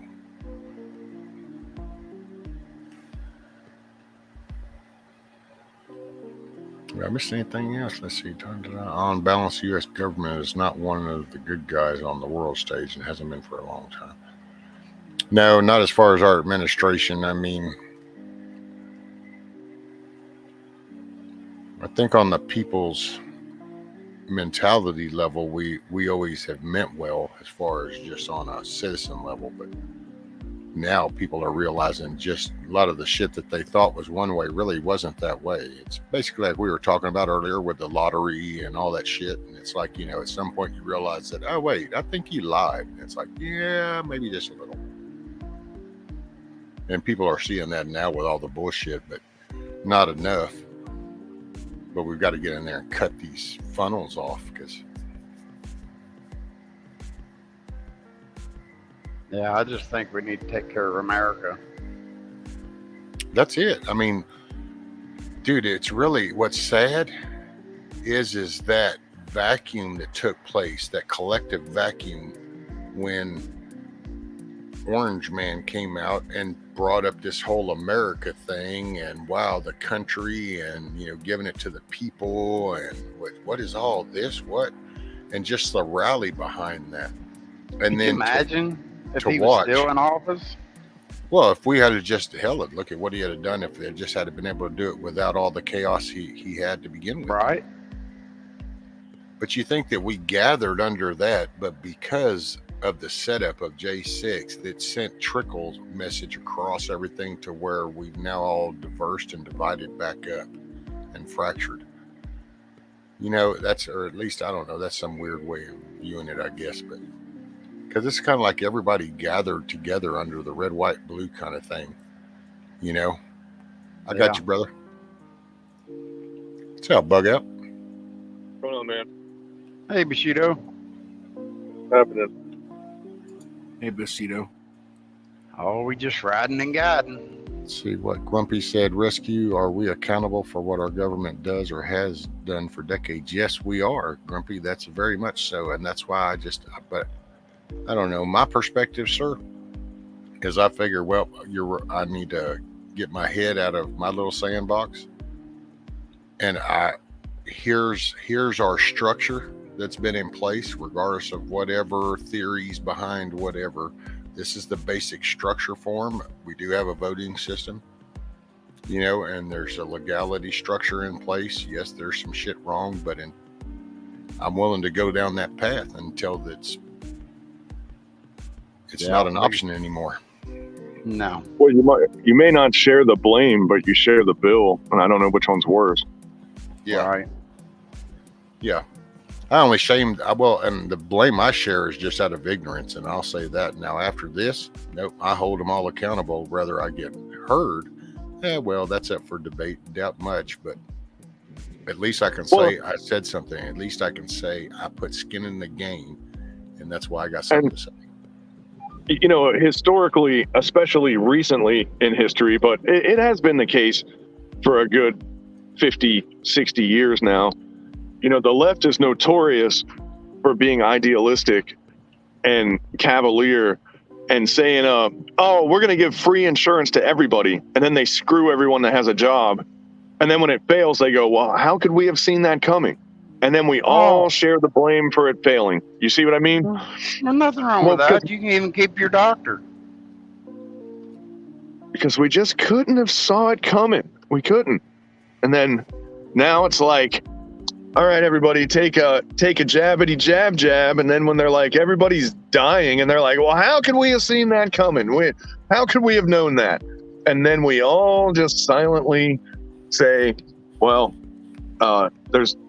who could have known? But I'm tired of saying who could have known, because I've been seeing this stuff 8 moves away on the table. And if you're a professional politician, you should be better at it than some dumb guy that works a night shift at a monkey farm, you know? I mean, they telegraph their ignorance to the point where, like, a novice can, like, predict them 3 moves away, you know? Yeah. They're so bad at what they're doing.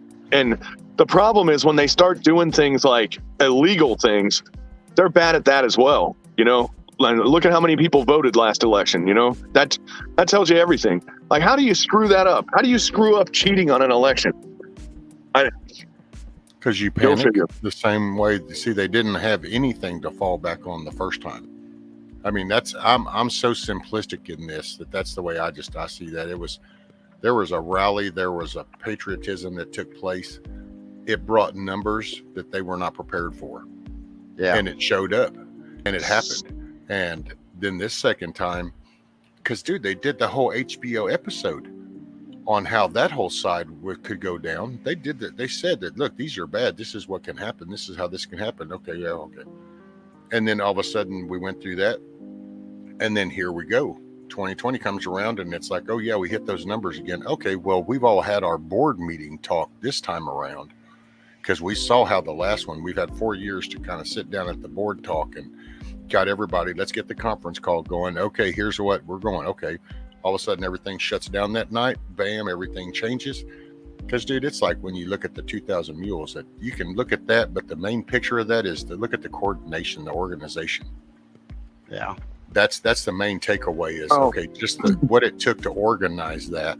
And then when you have little details like the gloves, the little gloves that you'll see in these movies that they use, well, there's the reason why that's a point, is because the timing of when the video started picking up them wearing the gloves. And it's because a lady gets busted in a little town type thing for ballot harvesting. It's not a big national news thing, but it's fingerprinting that brings it to be. And all of a sudden, the very next day, across in several states, people are using gloves. That shows communication on an organized level. So it shows bigger pictures. It's just, well, and I mean, forget about 2,000 Mules for a second, because this is known. Okay, absolutely known. The Democrats cheat in their own primaries and have been for years now. Oh, yeah. The thing about it was, Republicans too. But the Democrats, as far as MO goes, they've been doing what they did to the general election. They've been doing for years now. And look at Debbie Wasserman Schultz, how she got totally just eradicated from the DNC. That was not the people that did that. You know, it wasn't. Yeah. She was destroyed by a criminal organization, you know. She was basically crushed in a fake election, you know, because she was the leader of the DNC. She had some position like that, and I forget what it was. But she dipped her hat in for some, I don't think it was president. It was something else. But one of the yes men or yes women were going for the same position, and they had to do a character assassination on her. They ran a bunch of dirt on her, and then they completely flopped an election where it was so obviously fake. It was like the Trump election, but like it was in the primaries, you know. And yeah, there were so many other elections before that. But remember the hanging chads, man. You know, like the old Illuminati wanted Bush in there real bad, and I was like, man, why do they want this guy president so bad? Well, we found out, didn't we? Well, I'll say with the Mules movie, I would say they're doing a ton of investigation on that, and I'd say there will end up being some prosecutions out of it. Well, if we can right the And- ship, then there'll be a RICO act. And the sad part about it is if there's some prosecutions on that, that's treason. Well, Everybody knows what treason for means. Solyndra and Fast and Furious. And Fast and Furious, the reason why drug cartels are controlling Mexico right now is because people in our government, like Eric Holder and I don't want to say Barry Soetoro, but you know what I'm talking about. They were selling arms to cartels and got caught. They got caught with trace guns. So it wasn't even like we think. It was like, we know that you did it. Nobody went to trial. Benghazi, nobody went to trial. Solyndra was basically what they're doing in Ukraine, they did in America, and they got caught and nobody went to trial. They don't even have to go to the courtroom. I mean, they just never begin the case. They're going to walk on all this stuff, man. I'm telling you. So when you say if they don't, well, go ahead. Well, possibly bug out. See, they'll possibly walk on it. I guess, and it's just in a perspective thing. Well, I'm just saying. Kind of take the path that we right the ship. Well, then okay, you can go back and things will have to be answered for. But up until now, see, these are the little things I think that just kind of, sure, some people saw that and was like, hey, but see, the media didn't pick up on it. The general consensus didn't pick up on it. So they just kind of flew until we reached now. 2016 was kind of us starting to flick light switches, and then come 2020. Oh no, but the problem is hopefully we can gather back, because it was kind of like, it's that detonation part. Everything is now flying through the air. Yes, there's the mushroom crowd, but there's a shitload of debris going in all kinds of directions, and you got to try to collect it, because it's all different updates.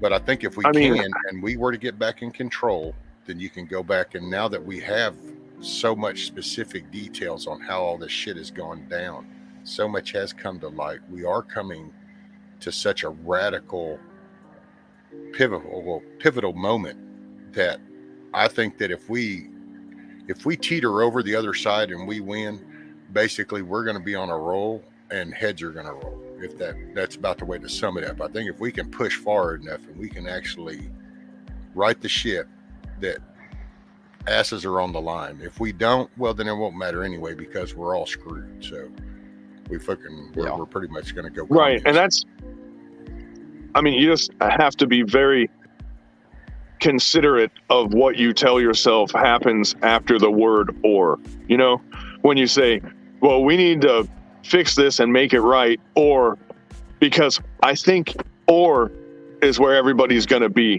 when this thing is over, you know, like whatever happens after or is what we're all going to look at each other and go, well, what is it, you know?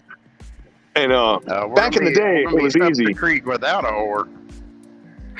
I mean, back in the day, it was easy because like the system kind of worked, you know. Yeah, let's look at the 80s and the 90s, right? And they're like, well, this election better be right, or we're going to go down there and kick everybody's ass and put a boot in their ass. Well, you can't say that now, because the goon squad's waiting for you to go down there. They set us up, and it was a perfect setup because these patriots fell for it, man. They went down there, they got Ray Epps to the nth degree, and you know it's fake. And the reason why I know it's fake, man, is because they're protesting outside of judges' houses right now, which is 100% illegal, and they're doing nothing about it. It's not on the news hardly, you know, nobody cares. And then they took over Seattle, which is an open act of sedition. Like, that's like start a civil war type stuff.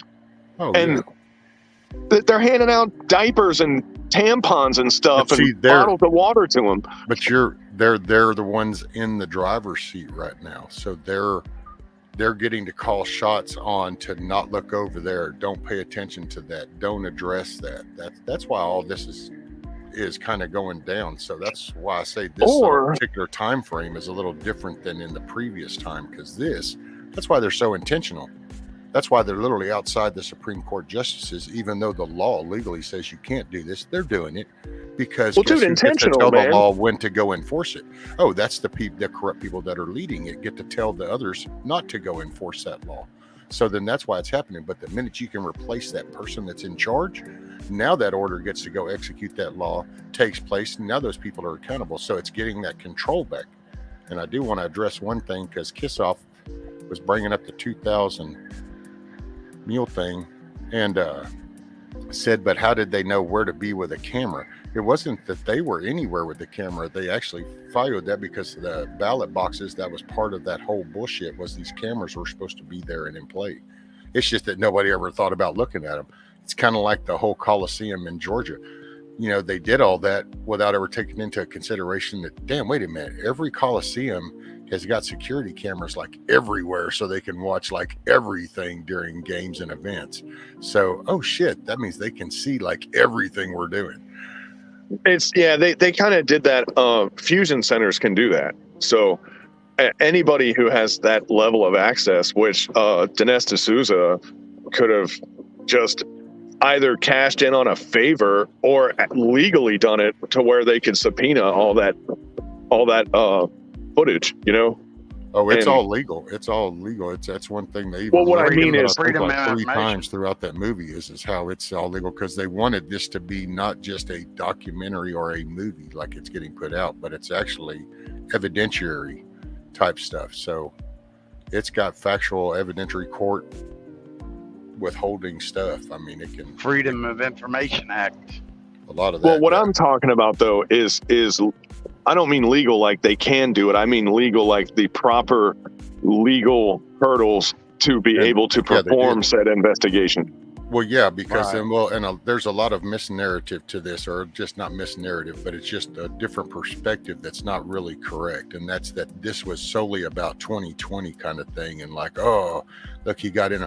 No, this was actually True the Vote, and they had actually been involved in some other things before the 2020, and that's how they knew how all this kind of worked. And when that happened, they went and said, let's go with geo data. And so they went because that had been used before. It gets used all the time. Actually, that's how we talk about all the ads that get shown on your shit. That's the same stuff. When they see where this data gets sold, well, that's what they did. They bought, but they went, and they talk about this in the thing, I think at the beginning. I think it was that, or maybe it was a different interview with them, but they scaled like the 2000s mule thing. That title comes about because that's the number that they isolated. There was actually a lot more than just that. So it wasn't like that's the only number. And because the money would have been extreme to get the bigger database, they cut theirs down to certain sections and bought certain areas, certain chunks, and said, okay, we'll do this. So they bought that data. It's all straight up legal across the board shit. There's no clandestine, winky wink, nudge, nudge kind of thing. It's straight up. And it's actually ironic because they found with the cell phone data, the ideas attached to those cell phones, that a lot of those cell phones, because there's also databases kept on the rioting and protesting that goes on, that, oh, lo and behold, there's a handful of these that were involved in all the riots that are now participated in this ballot harvesting shit.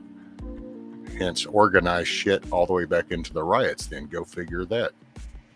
Well, did you ever look into, and it's old now, but when they were going into the whole crisis actor thing? Yeah. It was really weird, man, because it's not even just America. The same kid that was listed as a Palestinian casualty in Palestine outside of Israel was the same kid that died in like Columbine, and it was the same kid that died in Sandy Hook or whatever. But it's like the same kid's picture was used like 3 times, and I'm like, they can't be that bad at this. Can't they find like different kids? You know? Yeah, that's that one kid. Damn, he reminds me of that Greta kid, and I only remember that girl's name because it's Greta. I can't remember what that other kid's name is. Just like the video footage you've seen of the guy with a cigarette in the body bag. Oh, I've seen that before. Yeah. I've seen that 2 or 3 times. Like when Israel when Israel and whoever got into it this last summer, remember when they was attacking Israel?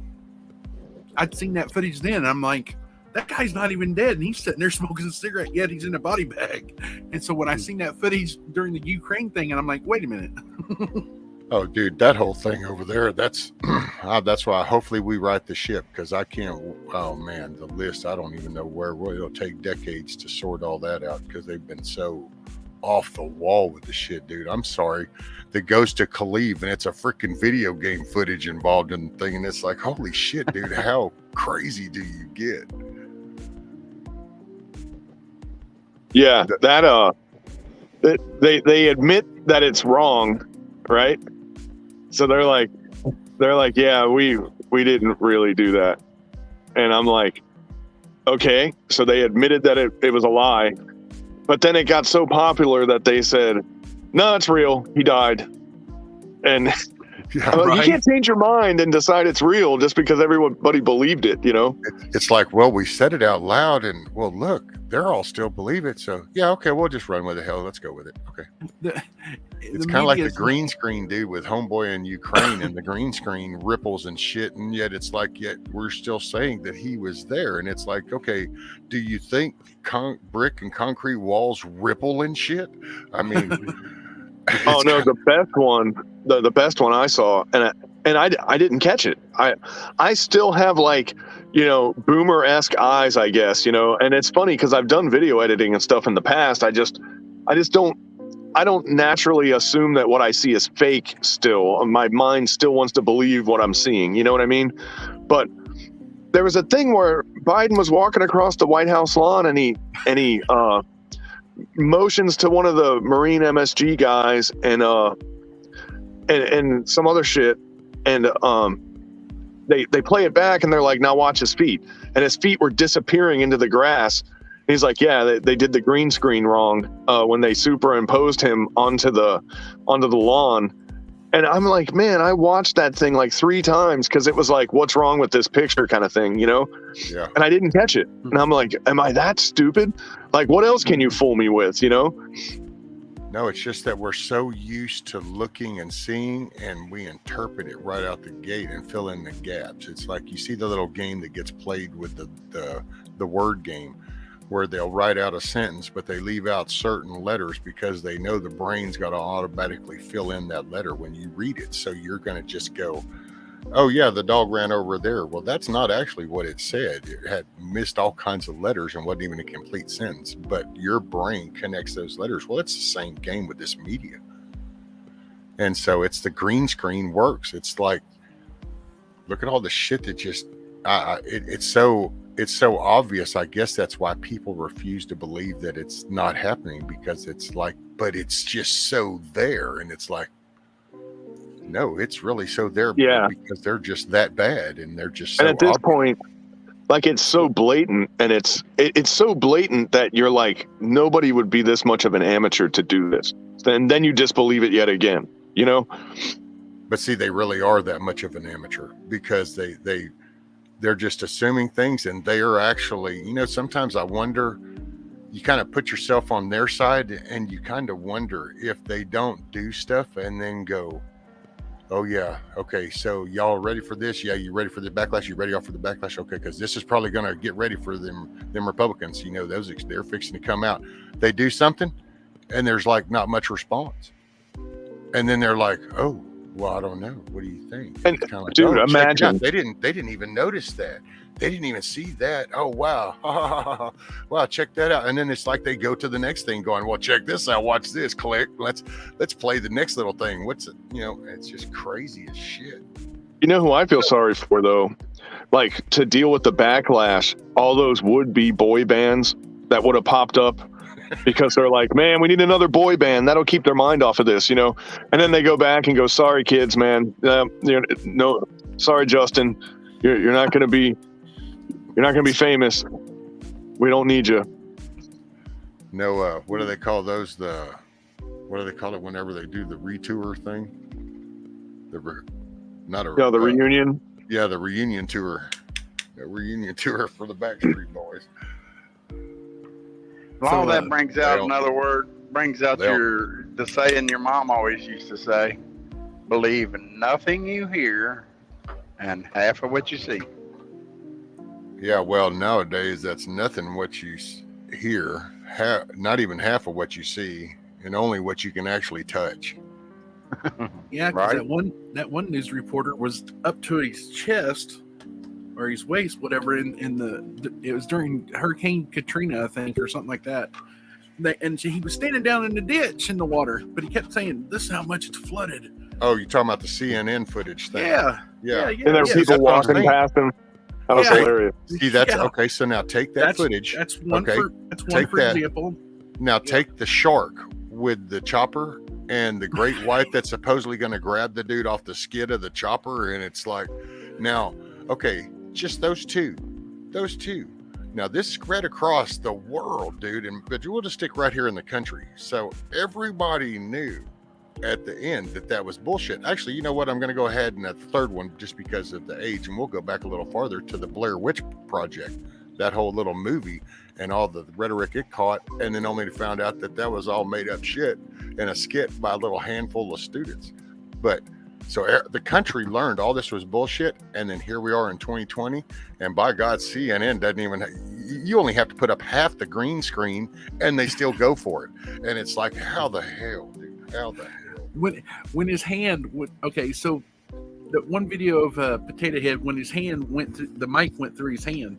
That was one of the first ones I seen, and I was like, wait a minute.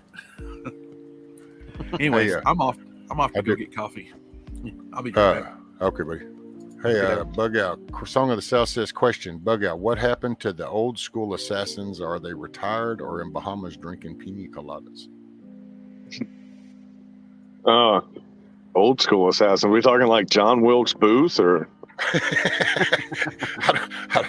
I don't know if they're drinking pina coladas.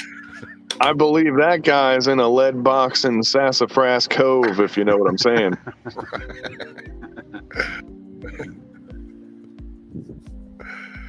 He did do the laughy faces following along with that. But yeah, that's talk about assassins. Remember when Maxine Waters went out on the street? Drinking pina coladas. But remember when Maxine Waters went out on the street and said, if they don't fix this, I'm going to get my soldiers to do what they do. Remember that? Yep. And then right after that, the Portland Antifa attack started and all that crap. Well, and you had Schumer on the courthouse steps saying you've unleashed the whirlwind. Yeah. Oh man, Schumer. I'll tell you what, man, he's not getting the guillotine, man. He's going out with a paper cut chainsaw or something, man. Something that takes a long time, you know? Right. Eric says rescue. So what you're saying is that Biden is just a really bad actor. No, what I'm saying is that whole administration, that they fail. They all fail. I just want to watch. They suck at their job. Well, that's rapidly not becoming conspiracy, by the way. They're admitting that they're keeping him in that studio because he's like a person that has dementia. He wanders off and he gets lost and all kinds of stuff. They're keeping him in that studio for purposely because and it's like they can't hide it anymore, and it's starting to hit the news now because Fox and I know it's Fox News, but whatever, but Fox actually did a segment about how he's sort of a prisoner to the studio. It's not just us talking about it. It's making the actual news now, you know? It's pretty wild if you think about it. Well, dude, because here's where, I told my wife, this is one I'm hoping it's going to be a saving grace. Probably the first time I've said this out loud. So I'm hoping that there's going to be some unknowns that are going to happen. And the unknowns are going to be the closer this gets to them intentionally instigating an engagement with that dude over there, then some of these people that have bought into that whole orange man bad and oh yeah, he's crazy, these Republicans, I can't believe them, and this whole rhetoric are slowly going to be going, wait a minute, hold up. I ain't got no damn bunker in the mountain over here where I live. Wait a minute, say what? No, that's not. And so things are going to start to hopefully fall apart.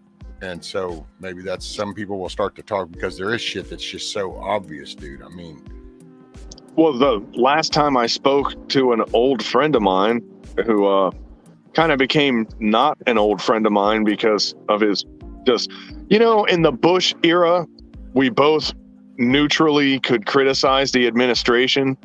And I was like, okay, so you're kind of politically grounded and based. I get it. You're a centrist. But then Obama got elected and he went full retard and he never came back. Lives in Portland. He now is an Antifa member. Arch enemy type now, to the point where, like, I mean, on Facebook, when I still had it, we basically could count on each other to disagree on anything that was a topic at the time, But that guy, man, he was getting all fired up over Russia.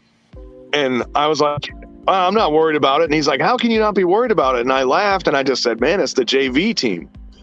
And he was like, well, they're just a huge threat. And I was like, that's funny because in the primaries, when Obama's first term, when Romney, or that was his second term, when Romney said that the biggest threat to the country is Russia, he laughed and said it was the JV team in the 80s called and they want their foreign policy back.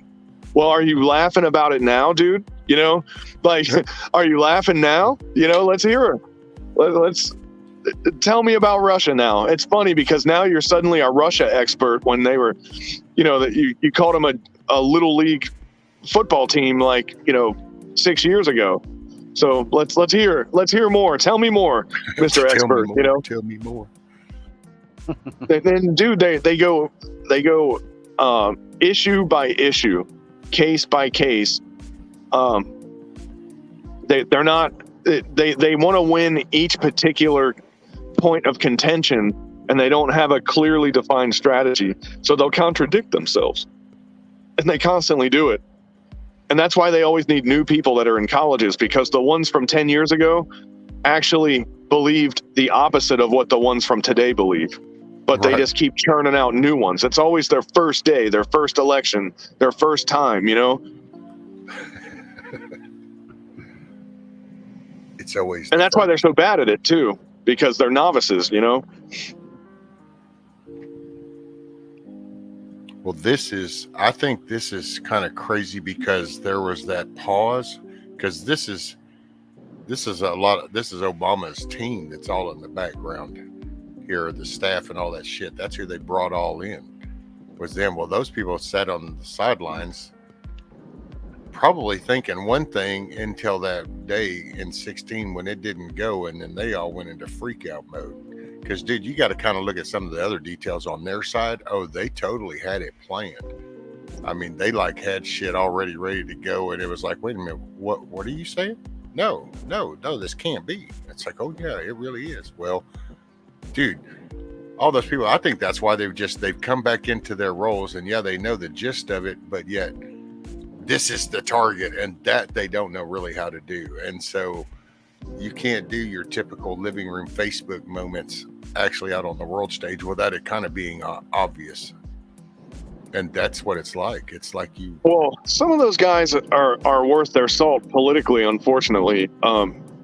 Especially like when you look at the staffers that were in common with the Clinton era versus the Obama era now into the Biden era. And I think there are some that have survived all three of them, Well, and that's no accountability yet. And right now they've got the media as their biggest shield. Because, man, if the majority of Americans, if they would tell the truth for just a week, if they had say, you know what, for the next 7 days, we're going to show all this stuff, the factual just details. We won't even put a reporter with it. We're just going to show factual details from 2020 election to the COOF, to the jab, to now, and we're just going to run that for a week.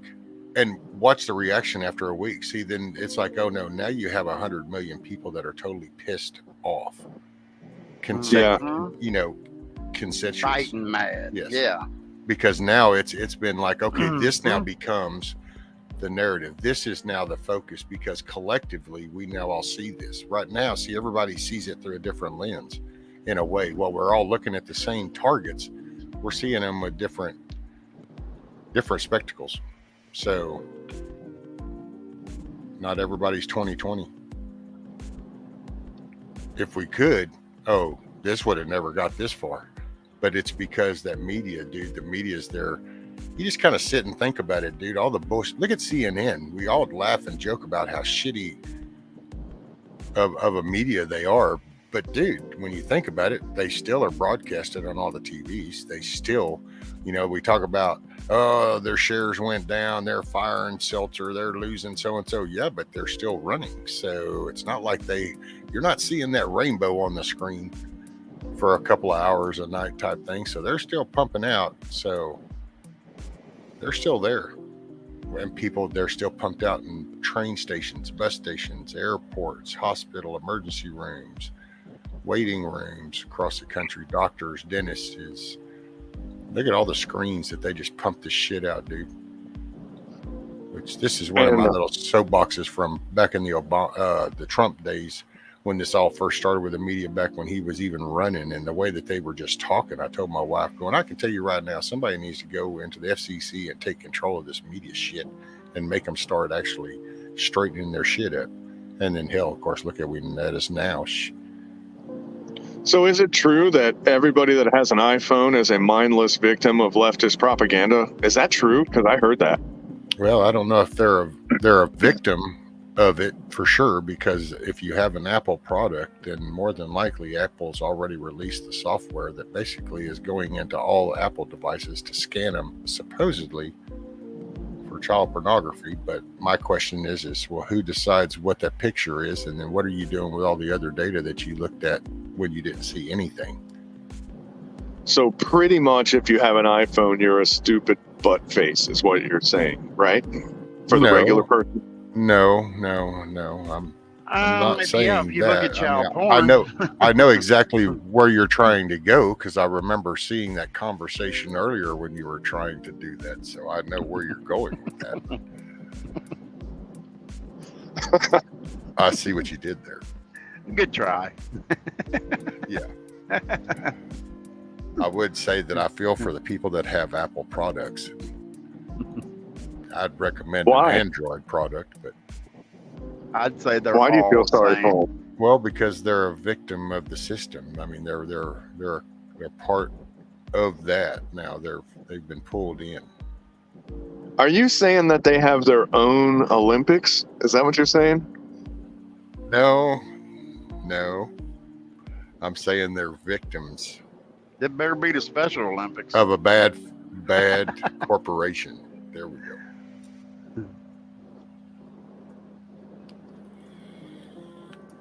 They are victims. Well, we know what you mean. I get it. You can't say it because it's your show and all that stuff. Oh, yeah. I know what you're trying to do. And why are you trying to pick on her? I don't even understand. Why are you trying to pick on her so much? He's picking on me, too. I don't... Oh. Ron's just going to throw himself in that boat. I'm going to throw mine off the bridge. He was just quiet. He just wanted to ride it out and see where it went, See, I'm just going to throw mine off the bridge again. There was somebody you were going at it with. Who was that? Was that Cindy or... I can't remember who that was. Or was it TV? I don't know. Somebody got an Apple. Anybody that would listen, pretty much. You know how it is. You can't. Beggars can't be choosers. This is true. Very true.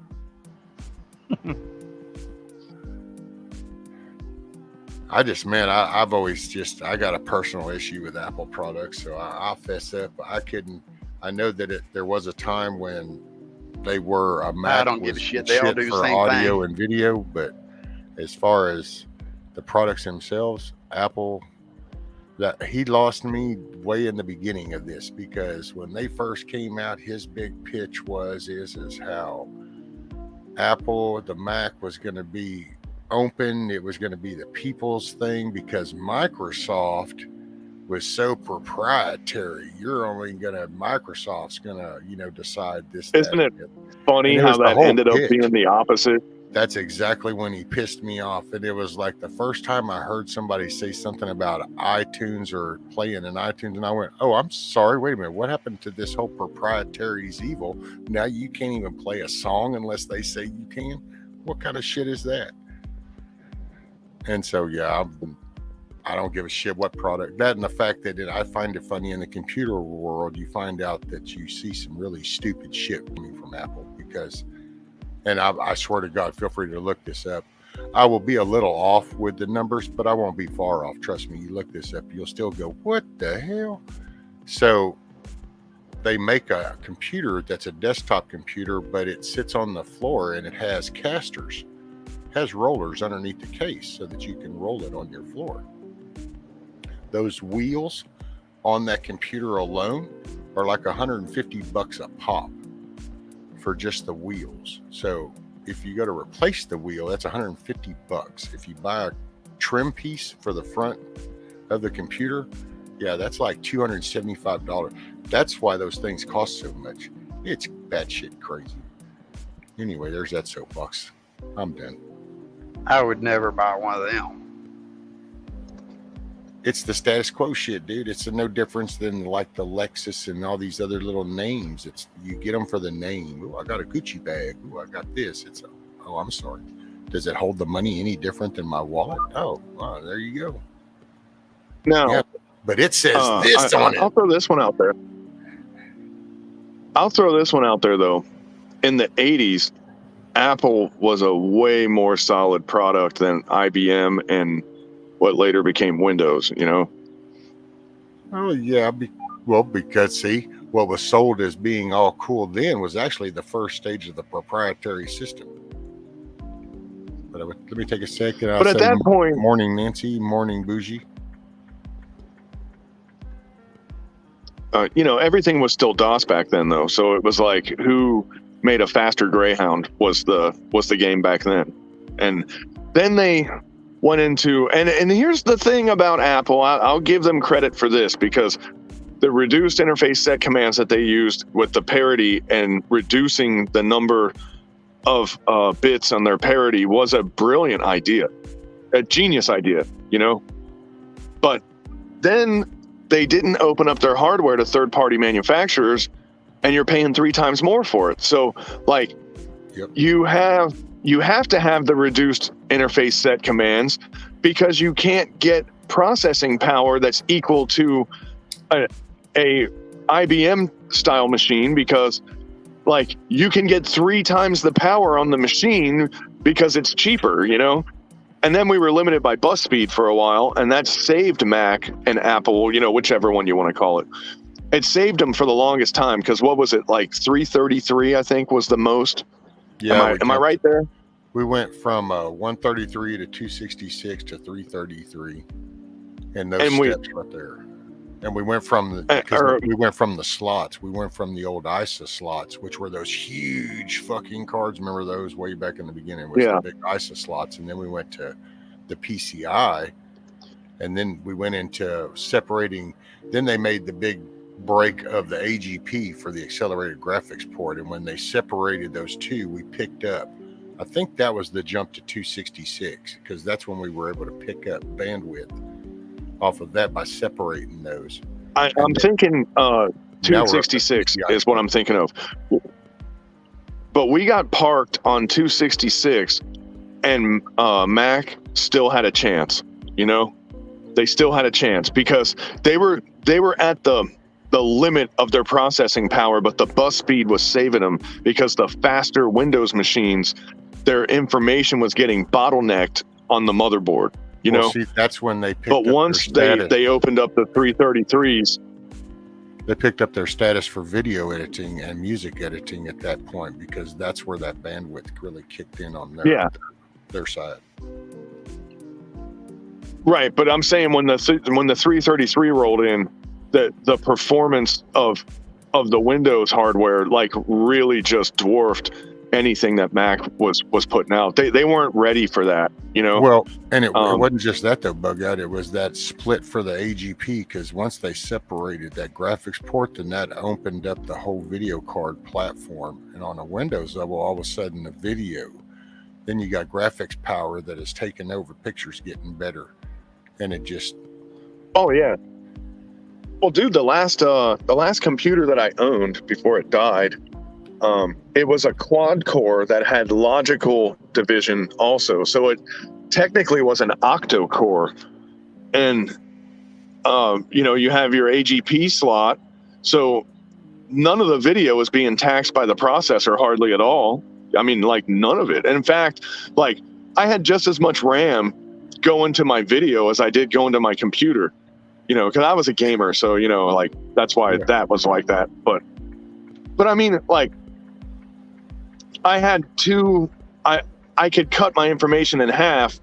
So I'm basically doubling the efficiency of my bus speed, Oh yeah. And that was, I mean, it worked for me, my frame rates were awesome. So Oh no. I'm going to have to relearn all this I might stuff lose again. you up here. I might lose you up here in a couple miles. So Hit a bad if I spot. do, you know what happened. Already. The dead zone. I'll be here. Yeah, nowadays, man, it's so crazy now. Because you get cards that have more memory on the video card than the system will have. Because you have a video card that has 128 gigs of memory on that video card, and the system itself still only has 16 gigs of memory. And it's like, Right. That's where your most intensive shit's happening, is actually on the graphical end. Yeah, I mean, dude, if you look at what a processor's doing on a first-person shooter, your processor, it's breaking it all up like it's a like it's doing football plays on a chalkboard, But your video card is taking that chalkboard drawing and turning it into a 3-dimensional immersive world. Like that's where all the work's happening, So like it's the computer part's simple, So it makes perfect sense to me, Perfect sense.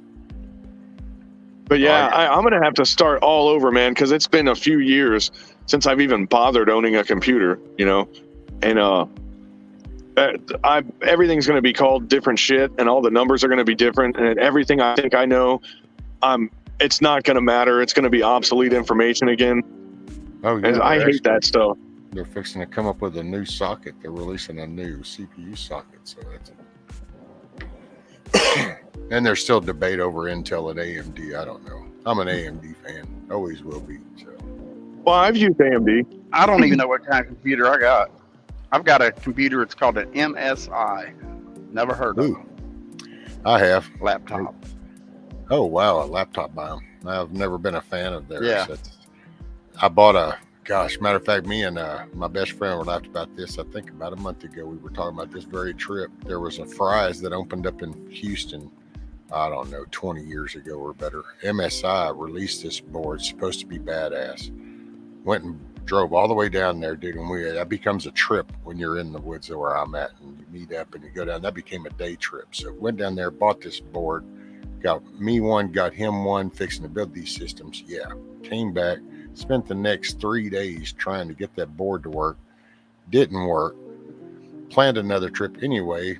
Short version of the long story is we did this trip, I think 7 times with that motherboard, and then I wrote MSI off from then on. Never have bought another MSI product. Basically shoot them the finger every time I see them. Can't really vouch for current hardware, so I'm full disclosure, but that was my experience with that name, and that was a bad enough taste. Never looked back.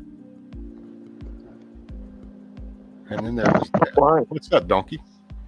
Morning, everybody. What's up, man? What's up, Donkey? Morning, Donkey.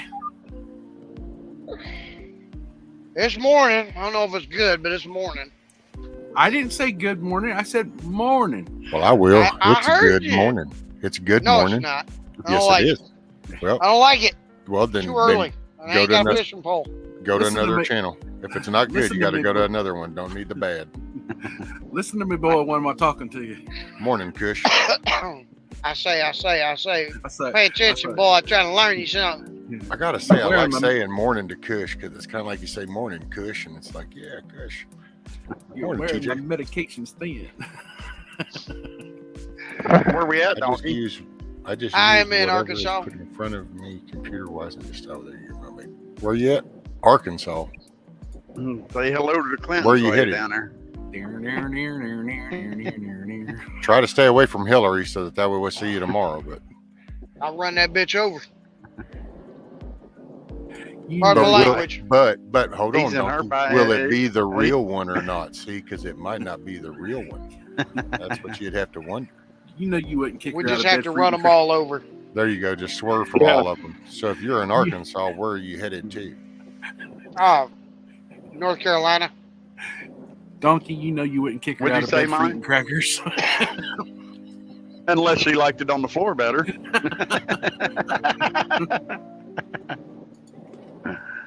That's the funny thing. Why You you were turn like, your this. camera off, Monty? She has lookalikes, and I'm over here. Right as I was thinking, there's only one way to be sure that the Donkey said to just run them all over. I was like, yeah, that's pretty much what I meant. Hit them all. Man, when they are forced to atone, man, I'm telling you, it would have to be a collapse scenario that was put back together for them to ever be held accountable for what they did. It's never going to happen inside of the system that we have because they play ball with each other too much, you know? Oh, yeah. I think Trump proved that. He said Hillary for prison. He never even opened that book, man. Well, dude, yeah, but you got to give him credit. See, look, people say that, but then we'll turn around and say how the presidency really doesn't have the power that we say it does. But then we put that's he can only do, dude. I got to say, Barr, that was a major letdown. I can't. That's just what a piece of shit. But look at when they were investigating Hillary and they had Comey on the stand. Yeah, and but he was handed shit, Bug Out. That dude was handed shit that he intentionally did the classic open the desk drawer, put it in there and shut the drawer going, okay. I mean, damn, dude. That dude ignored shit on purpose. He needs to, yeah. Damn. Yeah. And he continued to be a piece of shit after that. Yes. And that's the part where, like, you were that close to getting skinned alive and you kept on being a piece of shit. And it's like, are you just hooked on it, or do they have something on you? Like, what's going on there?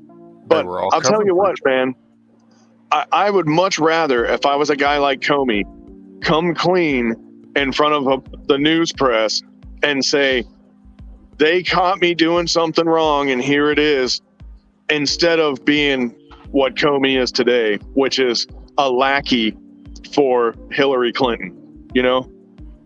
Like, that's a fate worse than death. So whatever they had on him was bad. So I wonder how many flights that dude took to Epstein Island, if you know what I'm getting at.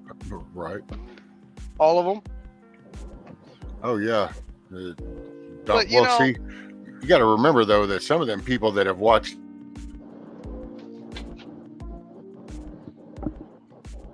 what? Certain ways to carry themselves, I would think. Morning, Possum, by the way. But see, here's part of the issue is, or, well, I'm saying it wrong. Part of the problem is, ain't none of them worth a shit. I don't care if it's the Democrats or the Republicans. Like, once they get there, they get that taste for that that money, that prestige, that entitlement, that control, that little bit of power that they actually have. Oh, they get corrupt. Oh, yeah. And they, you know, even, I think the only ones that are probably still worth a damn are the very young ones that still have the mindset for the time being, short time being probably, that they're going in there to change things, to bring it back, to, you know, return us to the constitutional way and, you know, things like that. Except before too long, they'll probably be just as corrupt. Oh, well, no. That's, I think what we are is fixing to be decided in November. We either have enough people that will participate in the system and will say something the system's way, which is through the voting, or they won't because they'll say it doesn't matter, and well, then it won't anymore because at that point they will have full control of everything and they'll do whatever it is that they're going to want to do because there won't be another election after that. Yeah. I really think- would love to know what the. Sorry, Bug Out. Oh, go ahead. I really would love to know what the election, like any of them, whether it be a presidential, congressional, Senate, if no one actually turned out to vote, like not one single American, like if all of us, the Democrats, the liberals, the Republicans, the conservatives, all of them, the libertarians, every one of us Americans got together and said, you know what, fuck that, we ain't voting this year. Oh, well, that just What are y'all going to do? that's not even feasible.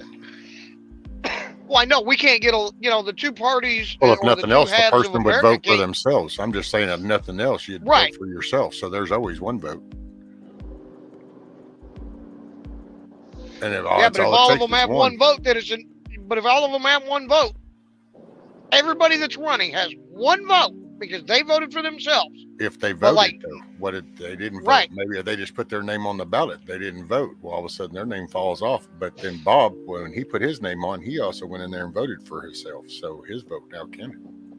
Right, but if say you got 5 candidates running Oh, there's Ron. and Sorry, buddy.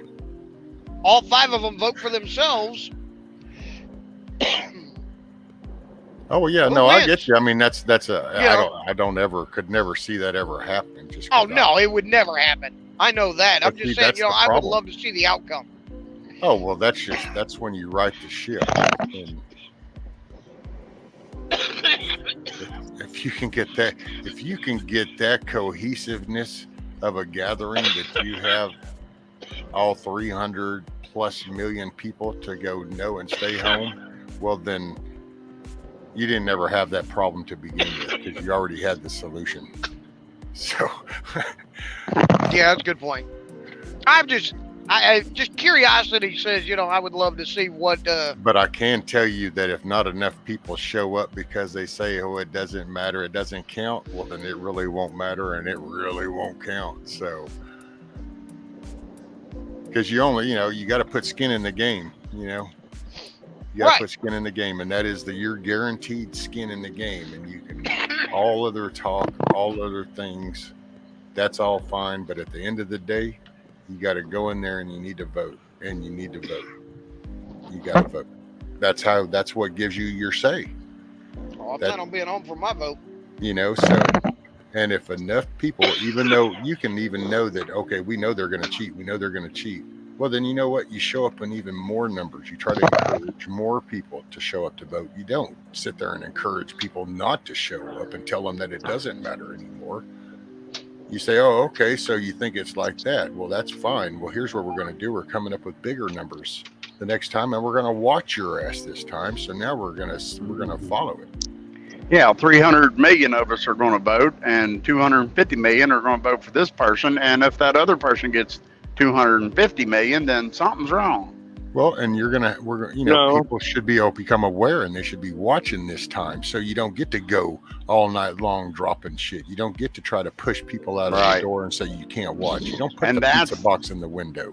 You're not. No, That's that ain't what happening. Rand Paul's been working on himself is holding each of these states accountability for changing their laws at the last second. Well, yeah. That's what see- he's been trying to push. Oh, well, that's what they tried to bring up at the beginning. That's what Texas even brought that case.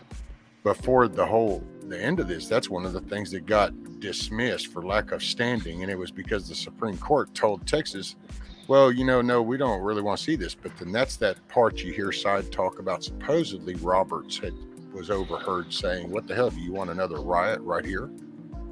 You want them to burn this place down? And supposedly that's what was said. I have no idea. But I do know that they did not hear the case that was brought from Texas, because that's what that's how that works state to state. It's the Supreme Court is the person you go to. So Right. Cruz from Texas said, hey, these states didn't do their shit right. They didn't follow their legislative law. So we have a problem with their electoral votes. they do But the have- Supreme okay. Court said, we don't really want to listen to this right now. See, Yeah. so But- there's Dude, mark my words. You heard it here first. We will have another current thing right when the presidential election happens, and there won't be a presidential election. I'm telling you, especially if we win in November. If we wash them out in November, There'll be you a can war. forget about the presidential election. It ain't happening. It's canceled. Yeah, we'll be in war Martial with law. Russia or somebody. Yeah, it'll be something big. Iran, maybe. We've Yeah. been wanting to fight Iran for a long time now, too. Yeah, it But could even see- be as bad as China. not if we win in November. 'Cause if we- Especially if we win in November. but then how? Because we would have control of the Senate and the House. So how is Doesn't he gonna- matter. Under emergency powers, the president is the commander in chief, and he supersedes all that shit. but All doesn't that it- whole Congress has to declare war stuff is out the window when it's a What's the national process? emergency. What's the process of emergency action? How does that go about? He just puts his foot on the floor. There and says, is no "Emergency criteria action." for. So it's not a House. You Senate, just go, nobody- oh shit, national emergency, whoopsie. That's all he's got to do. Yeah, there's like nothing in place. Yeah, yes, exactly. And I know it sounds screwed up, man. That's why it bothers me too. That's why I'm saying it. But you can basically veto an entire election. If the price of bread went up 16 cents a loaf, they can go, oh my God, this bread crisis, national emergency. And then the UN is on every street corner checking everybody's papers, you know? Like, I know it sounds stupid, but it really, something that stupid is pretty much exactly how it could happen, you know? It'll be something bigger than that. Bush did it with the Patriot Act. Well, that was in place even before the Patriot Act, I think. But it was only the highway was only widened. Yeah. On that the nooks and crannies of the Patriot Act. I got to go over this thing again, especially if I do get the time to call in there during Zach's show. I spent years railing about the Patriot Act, and now I forgot half of it. So the stuff that really made me mad about it, I don't even remember anymore because I kind of buried it like an ex-wife, you know. But you have to remember, which, by the way, did you catch earlier when Zach was wondering if you could come on to the show tonight? yeah, he wrote me, and that's I won't know until I wake up because between my wife and my mom, who lives on the same property, she lives in a different house, but they make all these plans for when I'm off, and they don't tell me. So Right. I wake Right. up and I have too big. I have a list of stuff to do. It's called the honeydew. Yeah, and then, but with it being at 11, I might be all right because tomorrow at 11, it's still the work week for her. So it might be perfect timing for me to jump in because I can just tell her like, look, I'm getting on YouTube, so you might as well take your ass to bed because I got shit to do, you know? Yeah, I think it's 11:30. I got to solve the world's problems. This is 11 I might rest be of there your for Unless that it was life. Friday or Saturday. Oh, and I think it's 11 Eastern times. Well, that's 11 your time. That's right. Okay. Yeah, if it's 11 Eastern time, then I could probably, I might be right on time for that because that's right around, we have a very pushy, spoiled, opinionated cat, and he sleeps on the couch cushion that my wife sits on. He won't sleep on any other couch cushion. It's got to be that one, you know?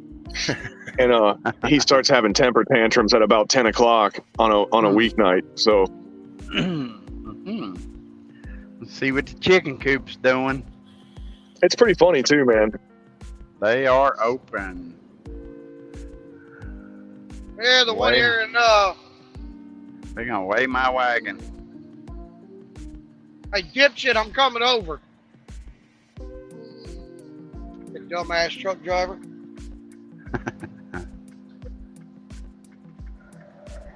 Hey, look at his dashboard. See if he's got an iPhone. Oh, this trucker in front of me just said, "Nope, I ain't going in there." I got the green light, but they were closed, so Well, I thought I saw a possum in chat. I guess it's a while back. Rich I'm on- logistics. I'll be right back. I'm gonna set my headset down for a minute. Alrighty. All right.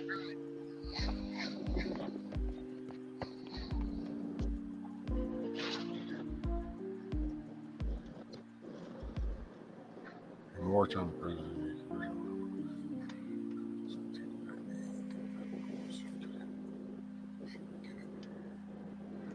What are they having, a font war? Hey, so what did you think of that that cottonmouth picture that I put up? Isn't it funny that it wasn't your stream, man? And actually, it's funny because I wasn't even commenting in the chat, but I think it was Jester's stream. They were talking about cottonmouths and copperheads, and I was watching and listening, and I started thinking about snakes, and then sure enough, man, the first and only time I spoke to you on the phone when I was driving to work, while I was talking to you, I stopped like right in the middle of the road, and I was like, I got to take a picture of this snake, man. They were just talking about these things. Oh, dude, yeah, and those are dark down there. See, ours up around here aren't as dark. They're not always that dark here too, though. They get that way, and as they get older, they get darker. And what I think it is, man, it's the tannic acid in the water here. Because like if you have a pond or if you're in brackish water, but the water will turn black here, especially if it's got mangroves in it. So it lets that tannic acid out, and it's real dark, and I think it stains them. But the young one, like if there's a video I have where there's one under my water softener, and that one was bright, man. He was kind of young, and he was still vibrant. They're really beautiful when they're not dark like that. But I've seen old ones that are black, dude. They're black as 1,000 midnights. And you're like, the only way you can tell is because that cottonmouth is short and real stout and thick, you know? Yeah. And I can spot that snake shape from a mile away because it looks like somebody did their video card wrong. Right. You're like, looks like he got squashed, you know? Oh yeah, dude, those things are lethal. That and the water moccasins. I don't like stub-tail water moccasins. I'm real leery. Well, cottonmouth and water moccasin they're the same thing. Pretty much, yeah. But the stubtails, like you run into those. I don't know how far out they reach. I don't know if that's just, what all they're reading. I know down around the Beaumont and the rice fields and up around the Trinity River, coming up the river, and that way you'll see them, and you smell them before you'll see them. Well, you can smell them before you see them because they reek. They put out an odor. I don't know, but they're they have the real stub tail to them. They don't have the longer stretched out version. That's why we call them stub tail water moccasins. Yeah, that's pretty much all we got here. They're all the stubby ones here. And I do remember up north when I would see them, they were leaner. And that's what sticks out to me as odd because it still doesn't look right to me. Every time I see one, they look too short. It's like it's literally like they were made out of Play-Doh and somebody just crushed it together and made it thicker and shorter, Yeah, they're so strange, and dude, they're aggressive, or they can be. Dude, mating season is when I really, I don't know what I'm going to do because my dog's getting older, man. She does this like Frankenstein monster stomp and kind of chases them away. But man, I've almost walked right on top of him a couple of times already, man. I don't know what I'm going to do when she's gone. Let's put it that way. It's kind of funny. A day before yesterday, my buddy was in the Marines. He's around here. He's fishing. He posted a picture of a copperhead. I'm like, hey, Marine, why didn't you reach in there and grab that snake out from underneath that rock? And he goes, it was not bothering me, and I'm not going to bother it. Well, we got the blue racer up here, too. And them things will chase you. Yeah. That's actually, I will say you say that, and I'll say that's one of the memories I have from Fairfield, Ohio. I think they must have blue racers up there. Oh yeah, because there's a memory, and I told my wife about it because it bounces in and out, and it has for years. But I can remember running across a field playing chase with about 3 of those, and they would be standing up and chase me, and I would stop and turn around, and they would lay down. I'd turn around and start running again, and they would stand up and start going at me again. And I used to wonder if that was real, and then I realized that, okay, no, that's a real memory. But Yeah, that's a real snake too. They chase. What do you mean by stand up? raise their upper half up and look at Just like a cobra. Oh, okay. I got you. Yeah. Yeah. They chased a buddy of mine up a fence post. And I Hey, watched it. It Blue was Racers. funny as hell. When I was a kid, I had the bright idea with my underpowered little Red Ryder BB gun that I saw one of those things just plodding along through the creek, and I took aim and took a shot, and I would have missed 9 times out of 10, but that was the one time I didn't miss, and I bounced a BB off that thing's head, and it was madder than shit, and it had to have chased me. I'm telling you, man, I was in this creek, and it had to have chased me for 1.5 miles. I never went that far in the creek in my life at that point, but every time I thought I was safe, I'd see the wake in the creek water. I'm like, it's still coming after me. And there was one spot of the creek that I was kind of afraid of because they built this overpass bridge. It was a little tiny one, just a, double lane road, little hump crossover bridge, with the corrugated metal underneath. We used to hang out under there and stuff. Like whenever we did something, when we were up to no good, that's usually where we went because we thought nobody could catch us down there. But we'd leave our bikes up at the top. So if somebody was looking for us, they'd just go, oh, there's all their bikes. They're down there. We were stupid. But anyway, they were when they built this little overpass, they put sidewalks there. And I guess they miscast a few of them and they threw them down, and it made these like little caverns. And groundhogs would move in there. And if you went by there, they'd run out and come at you. So we were kind of afraid of that one spot. I actually ran into that spot and climbed up because I was like, if the snake comes after me, maybe the groundhogs will attack the snake, and of course that didn't work, Oh man, finally the thing turned around and left me alone, but I was at my wit's end, man. I was freaking out. That was a call air support moment. Danger close. That's when you climb on that bridge with a handful of rocks. Oh, dude, I tried shooting at it a couple times, but the thing was, with it being at the creek, I was rapidly trying to shoot at it. I was missing, of course, but I was hitting rocks and they were coming back at me. Some of them. So okay. I have to kind of say that, listening to this, you really sucked at a Red Ryder BB gun then. Because I got to tell you, brother, I used to shoot a moving snake. Well, dude, I got better, but I was young, man. That's what I'm saying. This was like, I was that very... was your prime. That's when you were supposed to shine with the BB gun. You were in your prime. No, I'm saying I was young for even having a BB gun. That's what I'm saying. You were out running down a creek, and that means you were old enough you should have had that BB gun. You should have already been. Dude, I was still at like put it between my legs to cock it status. You know what I mean?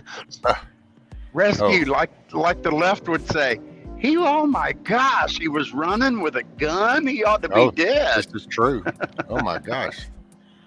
You were running down a creek too. You weren't just running. You were running down a creek and shit with a gun. And then you were putting it between your knees to cock the gun and shit. Holy crap. You were violating all the safety standards. They should start drafting some new laws or something. Don't say that too loud. Don't say that too loud. Oh my God, Wizard, are you fixing to tell me that venomous snakes don't bite underwater? I'm just curious. I want to point out, by the way, I don't know if y'all can't see his thing, but he said venomous snakes swim on top of the water and non-venomous go underwater, FYI. So I'm just wondering. That is wrong. Because there's people that say venomous snakes don't bite underwater, and it's like, oh, well, yeah, let me tell you, they do.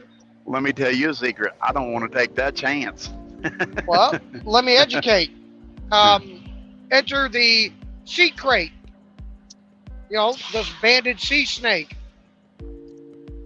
More toxic than almost any other snake on land, or than any snake on land. Oh, I know, and they swim weird too, dude. Yeah. They swim like they're floating along, and they're just kind of Yeah. swaying back and forth down in the middle of water, and it's like, that's weird. They're so pretty. Yeah, they're so pretty, dude. You'll die. Oh, I'm not kidding. I love snakes. They're so pretty And it's that really- they're so pretty they'll yeah. kill you. Damn right. Mess with me, I bite shit at your ass. The same dude that just said that rode a motorcycle half his life. What? What's wrong with that? No, he just said they're pretty, but they'll kill you. And it's like, now you're worried about safety. I get it. Oh yeah. Yeah, I there's ride a big damn motorcycle. difference, okay? There's a big difference. Yeah, I recognize that. Hey, that's something that's gonna fuck me up. I'm not messing with him. I go play with Mr. Hog. Oh, and Wizard's correct. He's saying that he said swim, so I emphasizing he does say venomous snakes swim on top of the water and non-venomous go underwater. But the sea That's not snake true. kind of resides under the water. Uh-huh. They actually even live in like coral reefs and shit. So then there's that. I don't know. I mean, the I fact don't that we care to don't find know. out. What do you mean you don't know? They go down there and find them all the time. Watch like- Nature they're like Channel, eels. dude. Yeah, they're like eels. I mean, they live down in that coral and the shit. And all of a sudden, Yeah, they but I come know out. what he's saying though is you got to realize he's in Florida, so there's probably numerous venomous snakes in Florida. He's not sure of all of them. Oh, no, man. That story that I told took place in Fairfield, Ohio, actually. Yeah, The but I'm exact talking about same- snakes. I'm talking about venomous snakes in Florida. I'm sure there's more than just the sea snake. Yeah, well, there's more up where you're at too, man. Because I've yet to see a pygmy rattler here, but Yeah. I've seen There's pygmy rattlers rattlers over there numerous times. Yep. Now, Song of the South says, a fact, venomous snakes have slanted eyes and no non-venomous round eyes, with the exception of a coral snake. Yes, and there's also copperheads here. Copperheads, Yes. water moccasins, pygmy It's rattlers, eastern funny because- diamondback. Karen Reese says that she saw a copperhead under the water. Yeah, that don't surprise me. Not And at they've been the copperheads have been breeding with the water moccasins here too. So then So there's that. I had a cottonmouth chase me. I was throwing a yellow-handled diving knife at it for the longest time until I finally could stuck that thing in its head. And it took a long time, let me tell you. And we come from a creek all the way up a bank, down the edge of the bank, up onto the road, down the road, into the intersection. And I finally was able to kill that snake and leave it hanging in a tree right there in that intersection. And it's because I was fishing for bass, and all I did was take a hook and a rubber worm, and I just didn't have no weight, no nothing. And I just pulled string out and I would throw it along the bank line. Well, I'd let it float down and then I'd pop it.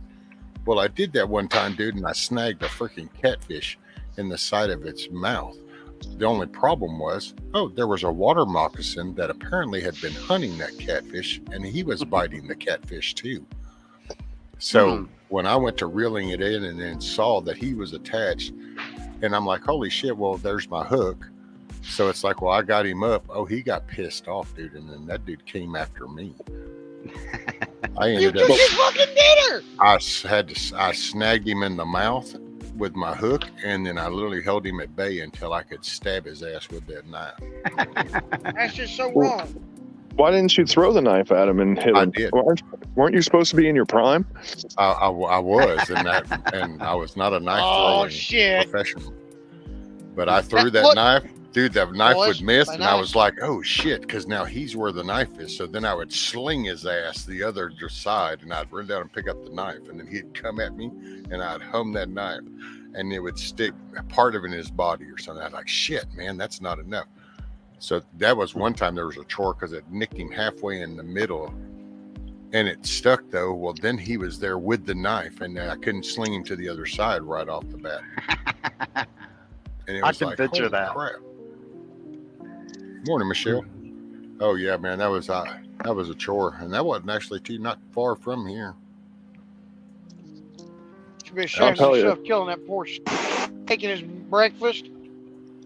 Man, that tripped me out, dude. And that catfish, you could see how black it's half its head, where it was just pumping that venom in it.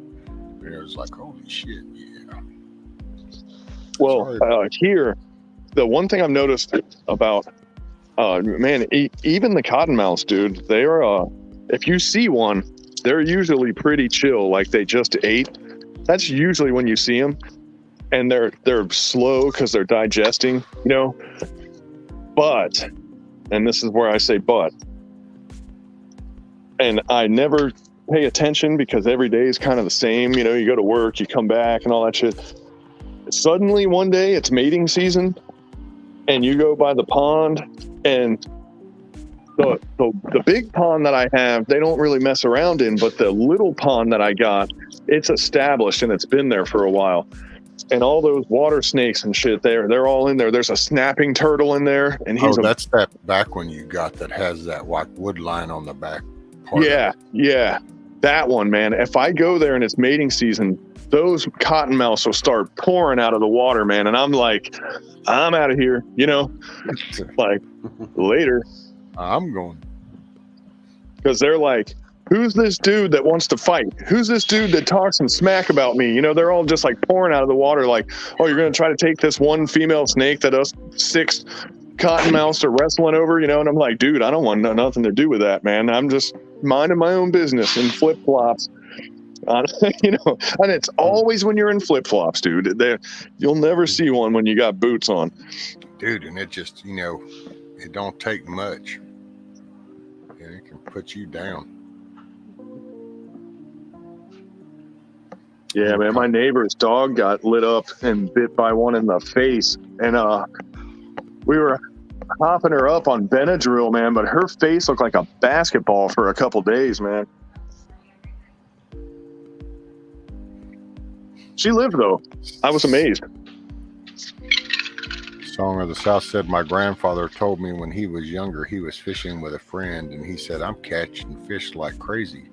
Net these worms are biting me. I have a cottonmouth almost daily. Oh, look at Scat Pack. I have a cottonmouth almost daily. I see what you did there.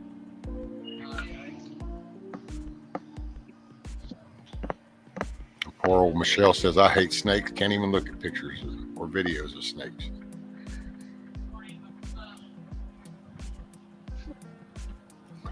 Yeah, I'm not too fond of them, but I'd rather see one of them than a spider. Oh, you would not like where I was. Well, the thing about spiders are there's a lot of venomous small spiders, and you can't really see them, not like you can a snake. Yeah, but they ain't gonna mess with you. All they want is they want some mosquitoes. They want some gnats. They want some flies. They just want some bugs. Man, the orb weavers, they're bad. Where I work, you walk through one passageway, and you walk back an hour later, and you got to go through a whole new set of spider webs. It's just ridiculous, man. They're badass. I spend my whole life just pulling invisible spider webs off of me. That's what I do for 12 hours a day. Wow. Well, and then you guys get iguana warnings down there too. Oh, I love spiders, man. Spiders are cool. Because they won't bother you. They're not all like exploratory, and when you think about it, they're pretty cool because they're chill.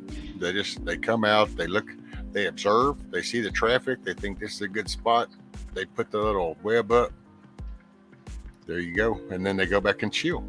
It's not like they come crawling around, got to check out everything. Other shit always has to go exploratory, and that's when you cross over the top of my foot when I'm not expecting it, you kind of freak me out. Sorry, that's just the way that works. Yeah, I had never heard of that bug until I was down there in January, and there was my cell phone went off, and it said iguana warning, and I'm like, what the hell's an iguana warning? Are they gonna take over the, the beach Was it- or what? Was it the winter time by chance? Yeah, it was January. Yeah, when Yeah, it because freezes. they were falling out of trees. Yeah, they fall out of the Yeah. trees and stuff. Just walking along, minding my own business, got clocked in the head by a damn iguana. Fucking, All right. fucking paratrooper iguanas. Damn, where's Von Erich when you need him? Let's talk I about would it. hate. I would really hate to have to go to the hospital and they say, "What happened to you?" I was attacked by paratrooper iguanas. And iguana is the last thing you have to worry about in the particular area that I live because everybody eats them. So you'll never see one. Yeah, I want so- to come down and get a couple and try them. Sorry about that. No worries. Song of the South says, question bug out. Have you ever walked through a spider web and wondering where the big ass spider is? I have and have not. Oh, don't know like that about- happened 3 times today. So yeah, We've got them on our property. What he's talking about, the orb weavers, the zipper spiders, and big ones. We had one. I mean, it was damn near as big as my hand, and I don't have a huge hand, but I was walking through the yard one day, and I walked right through the damn thing's web. Wasn't even paying attention. I was walking. Damn thing ended up on my head. And did you So go I into just- panic mode? Nope. I just walked over to my wife and said, "Hey, you want to get your little friend to fuck off my hat before I kill it?" There you go. He was in chill mode, dude. You know, I find it funny when people freak out when you walk through a web because it's like, so if your house, if a tornado just up and showed up out of nowhere and started picking your vehicle, all your shit up in your yard, your house, the roof goes off, and are you really running to the gun cabinet so that you can lock and load real quick? Or are you No, kind but of you let going, a spider holy be on shit, the whatever, mantle. and you're going, well, see, that's what happens to them when you walk through their web, their world just kind of all of a sudden goes, wow, shit. Oh yeah. Oh, see, the only way, like with snakes, I love snakes. I love reptiles. I love animals. Period. So, like, I'll be honest. I'm that guy that I get real irritated when people go out into nature, and they're like, "Oh my God, look what's out here," and then they want to start killing shit. I get real pissy about that. Kind of gives me this urge to start smacking people in the head with clubs and shit. You entered their And, world. Exactly. That's my view on it, you know. Yeah. Now you're sitting at That's why home, they call it your nature. manicured backyard. Exactly. Well, I was at Beaver's Bend. What is it? Beaver something, but it's in Oklahoma. And there was a cop. Guy's talking about he's a highway patrol, Texas state trooper or some shit that was up there fishing and vacationing. Well, I turned his ass into the game warden and them because he took a rock. Now there was a banded water snake, which, if anybody knows a banded water snake, they look just like a moccasin. They're very similar. They're very close. And wait, do you mean moccasin or had- coral snake? no, it was a banded water snake. They look similar to the water moccasin. Oh, what's the one that And, looks like the? What's the one that looks like the coral spider or coral snake? King I thought that was Scarlet, There's Scarlet. Two or three, yeah, there's 2 or 3 Alright, that snakes. okay. Depends on the color Scarlet, of the band. and coral. Yeah. There's a third one. Red touches yellow, kill a fellow. Red touches black, you're okay, Jack. Okay. But That's anyways, this banded Yellow water killer snake. snake, well, yeah, they've got many different ones. Anyways, this banded water snake had a trout in its mouth. It had a fish in its mouth, so it can't possibly bite any fucking body. So this asshole picks up a rock and a big boulder and starts throwing it at him. And I yelled at him. Well, I'm a police officer. I don't give 2 shits. Then you ought to know. You're in his home. Leave him the hell alone. He ended up killing the snake. I hope he got a ticket for it.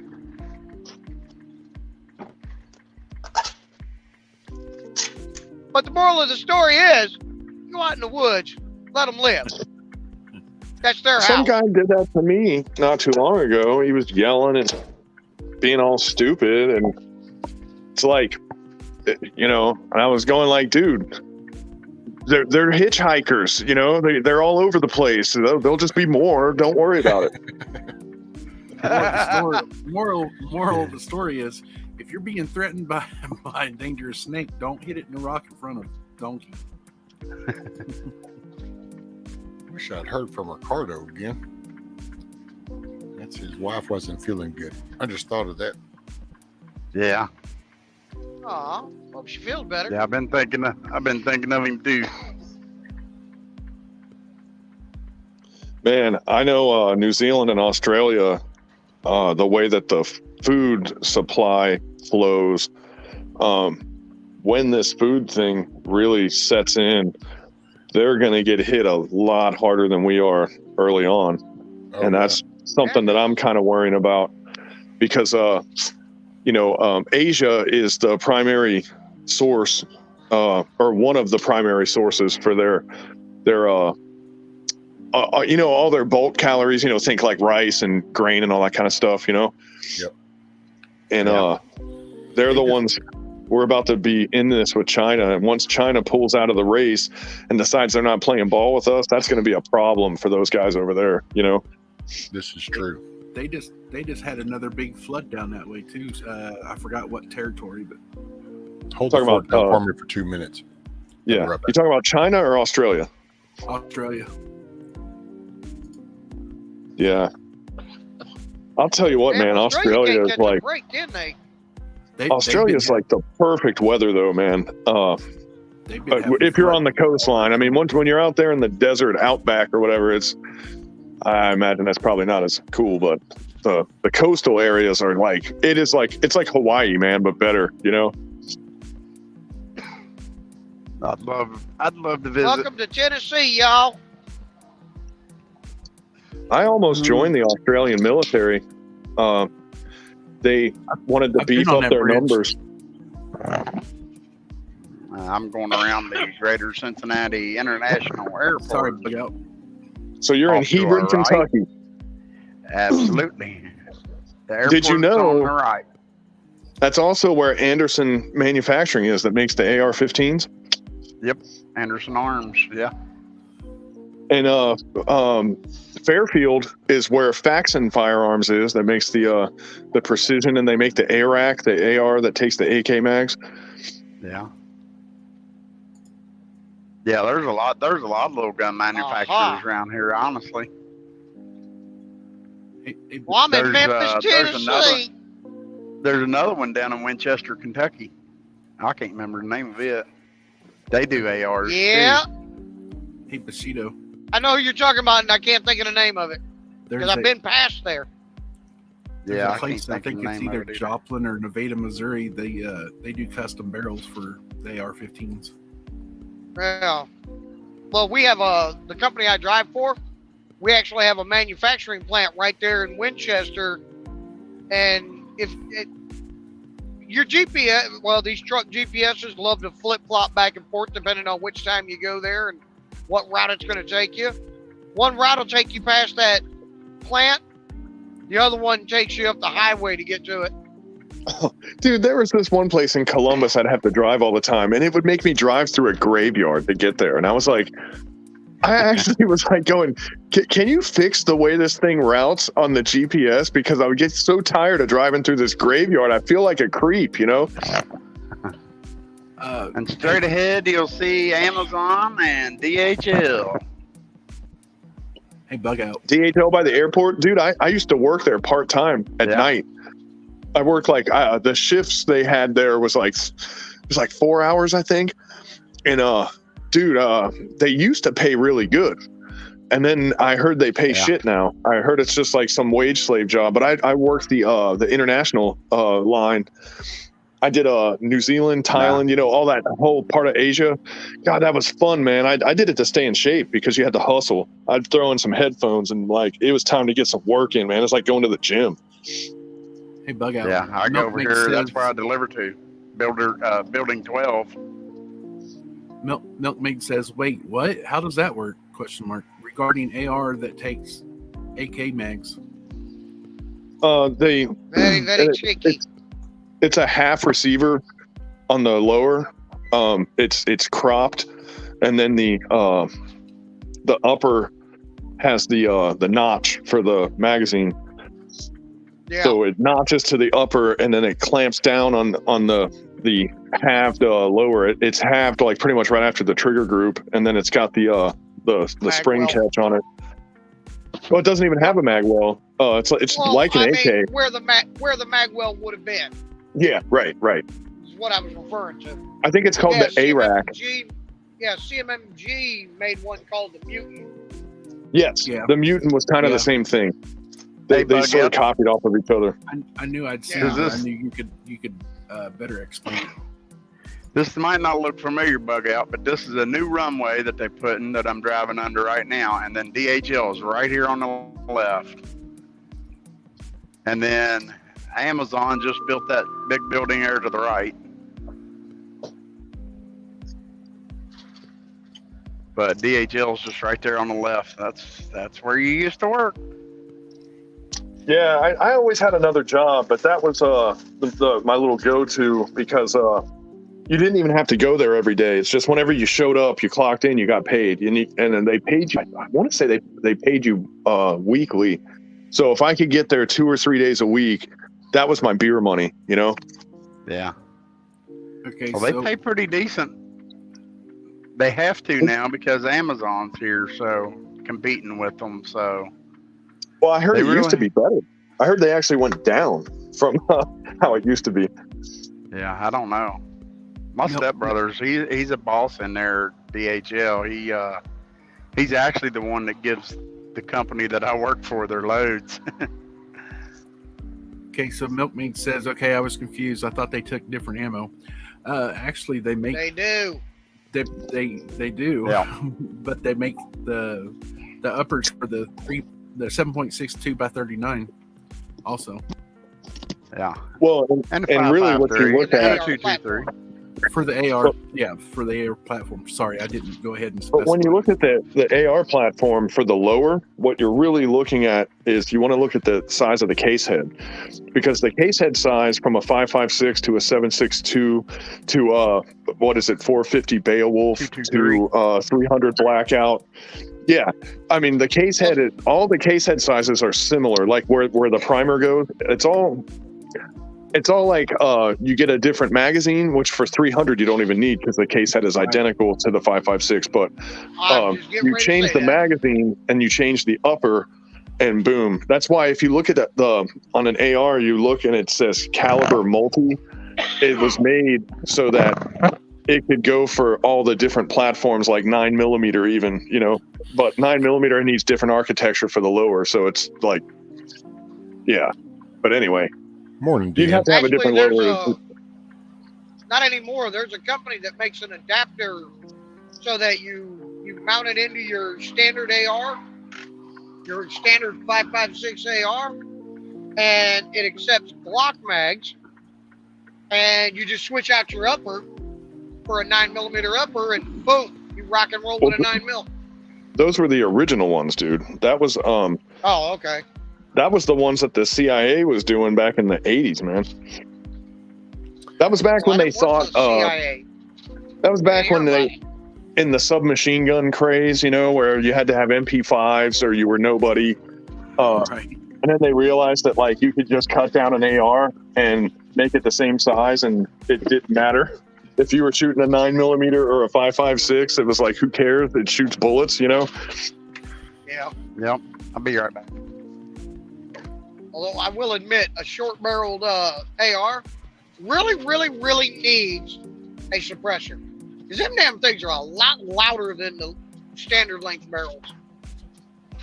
Hey, Monty, what is Wizard talking about when he says, can we talk a moment about why the Creedmoor is such a point of contention? The 6.5 Creedmoor, I can talk about that. Kick-ass round. But did he ask Monty or me?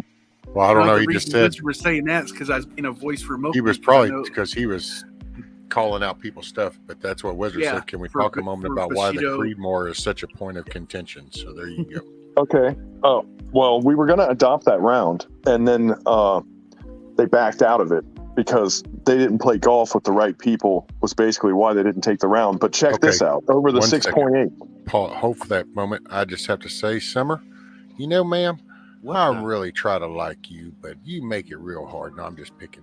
She's like, I got my smoke, I got my biscuits and gravy, and I'm in bed listening to you guys. And it's kind of like, you Summer, know, just Summer. rub that shit all in. I see.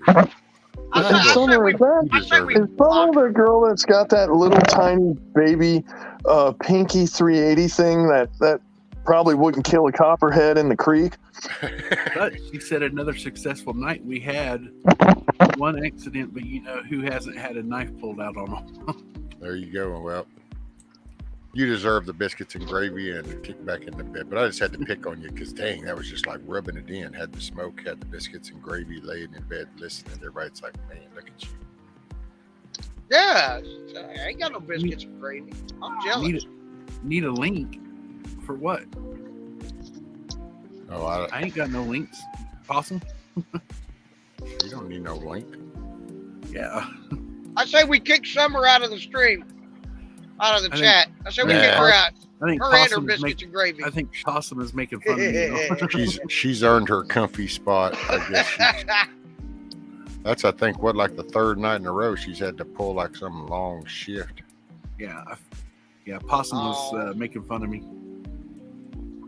But with that 6.5 though, the thing about the 6.5 over the 6.8, which they're trying to go to the 6.8 again with that SIG platform that isn't going to work because you can't replace the 249 and the 240 both with one weapon because it's two different roles of automatic weapon. And somehow DOD hasn't figured that out still and in 50 years, but whatever.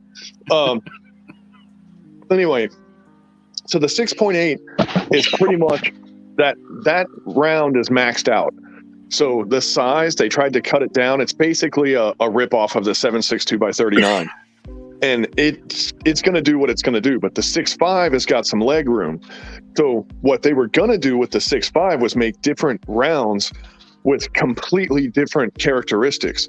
So you could have a small unit tactics room entry bullet, and you could have a long-range precision bullet, and you could make them with different color tips. Instead of just the green tip, you could have like, you know, the freaking gray tip for long range or whatever. You know what I mean? Like they'd make some new color code for the rounds, and like your 5.56 and your 300 blackout could be the same bullet because they would just be the projectile weight and the powder charge would change, and it would behave differently, you know? And I thought it was a brilliant idea, and I don't know how 6.5 didn't take everything over because it, like, knowing that and knowing the potential of it, instead of refitting and rearming all these different guns for all these different classifications, you could just give them different ammo and it would do the same thing. I thought it was a great idea, but they didn't play golf and drink martinis with the right people, and they got screwed. Well, 6.5 Hey, morning, is Monique. long range. I mean, Morning, it's Nick. been proven to go a mile. It's actually not, dude. It has the same range capabilities as the 308. And I know that because I did shoot 1,000 yards with the 6.5 Creedmoor. I did it, but dude, there's so much drop on it past 800 that, like, I mean, you're maxing out the ticks in your scope. I mean, I was shooting like the zip code past it to get the bullet to hit the target, you know? Really? Yeah, it has a crazy amount of drop. It's a heavy bullet, man. You know what I mean? So it does pretty good to 800 though. I must say, I was doing 800 yard shots with ease, but then it just ends at 800 and it just starts sucking the dirt, man. It wants to go down bad. Yeah. Yeah, that's a pretty serious shot. Yeah, we have like nowhere up where I live where you can go to 1,000 yard range. Yeah, that's unless me. like you know somebody with a cow pasture. Later, milkmaid. Good morning, Be Nikki. Hold on. Bye, Milk. I didn't even know she was here. Well, yeah, she's been in chat, but now she's off to milk. Tempted to take y'all along, but it is so loud. I don't know if that's we're so loud or the milking is so loud. If she wasn't so abusive and mean to those cows, then it probably wouldn't be so loud because then the cow wouldn't be squalling and in pain. But I I just hope she's milking the right one. It is milkmaid, so she's You just know, the mean cow- like that. The cows probably prefer the peanut butter with the chocolate together. So that's probably what the thing is. I mean, milkmaid, I'm just saying, I believe a cow has 4 teats, not one.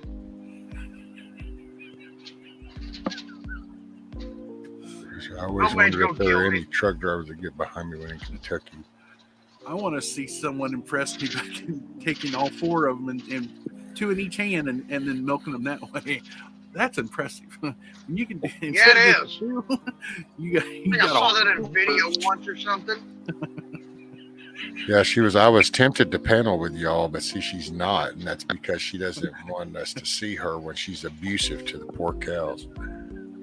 She's going to beat the crap out of them. Actually, beat the milk out of them, but poor thing. She just told me and you to shut up. I heard she takes string and ties all the udders together on 2 different cows and then slaps them on the ass so they run a different direction, and every time they spring back, it just milks it out. Oh, David. Come on, Bug Out. I'm trying to drink coffee, man. Man, you're so Trying to mean, kill me. milkmaid. You're so mean. Let's see what. Oh, shit. Yeah, the cow farts. Yeah, don't do that. You might produce some cow farts, and then we're all in trouble. Hell, you might blow us all up. Don't you love? I'd hate to agree accidentally with Fauci and Gil Bates here for a second, but Who? the leftists are saying, Me? well, we're overpopulated, so we need to kill 3/5 or 4/5 of the planet, and we're like, hey, that's screwed up. But then at the same time, they're going, man, those cows and that methane, it's really killing the planet. And then I'm sitting here because this is how they trick you, man. You go, the cows, you don't think it's those extra 8 billion people that are doing that? And then they're like, gotcha. Ha, now you got to agree with me, you know? What if the whole world sat down for one night and had a great big pot of ham and beans? I mean, what would the outcome be if they all had them at the same time? Wow. But here's the thing, man. You know about conservation of matter. If you're on this planet, you're not creating anything new. It's all being recycled and processed. You're never going to have more methane gas than the world could handle because we have a finite amount of atoms and molecules to make things out of, you know? That's why you have to compost. Just compost that mofo. Yeah, but like, you know, all these trees and when you cut your hair or when the skin flakes off and creates dust in your house, you know, all that stuff will get recycled and turned into something else that'll be alive and something else and something else. There's probably people here that have not genetic, but that have building material like keratin and stuff like that possibly your great grandfather had, and somehow it ended up in this guy, you know, just because he ate a chili dog at a hot dog stand in Times Square, and that's just where it ended up, you know. But she don't miss that video clip that I showed of the sawdust being in that made of, you know, the painted bread. No, I think he was in chat. Yeah. With what? The video of the sawdust being added. Yeah. No, she's here.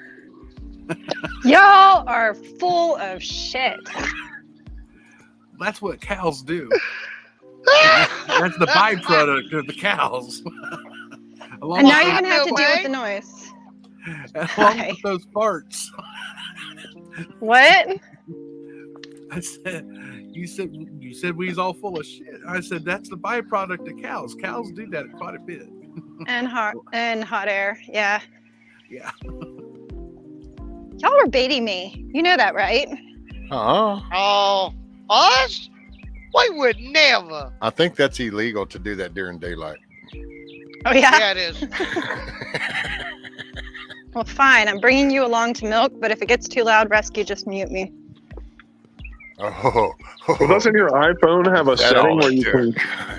Doesn't your high-speed iPhone, can't you tune in the sensitivity range of the microphone? Yeah. I don't know how to do that stuff. I don't know. I have my headphones, so it's supposed to like cancel out background noise.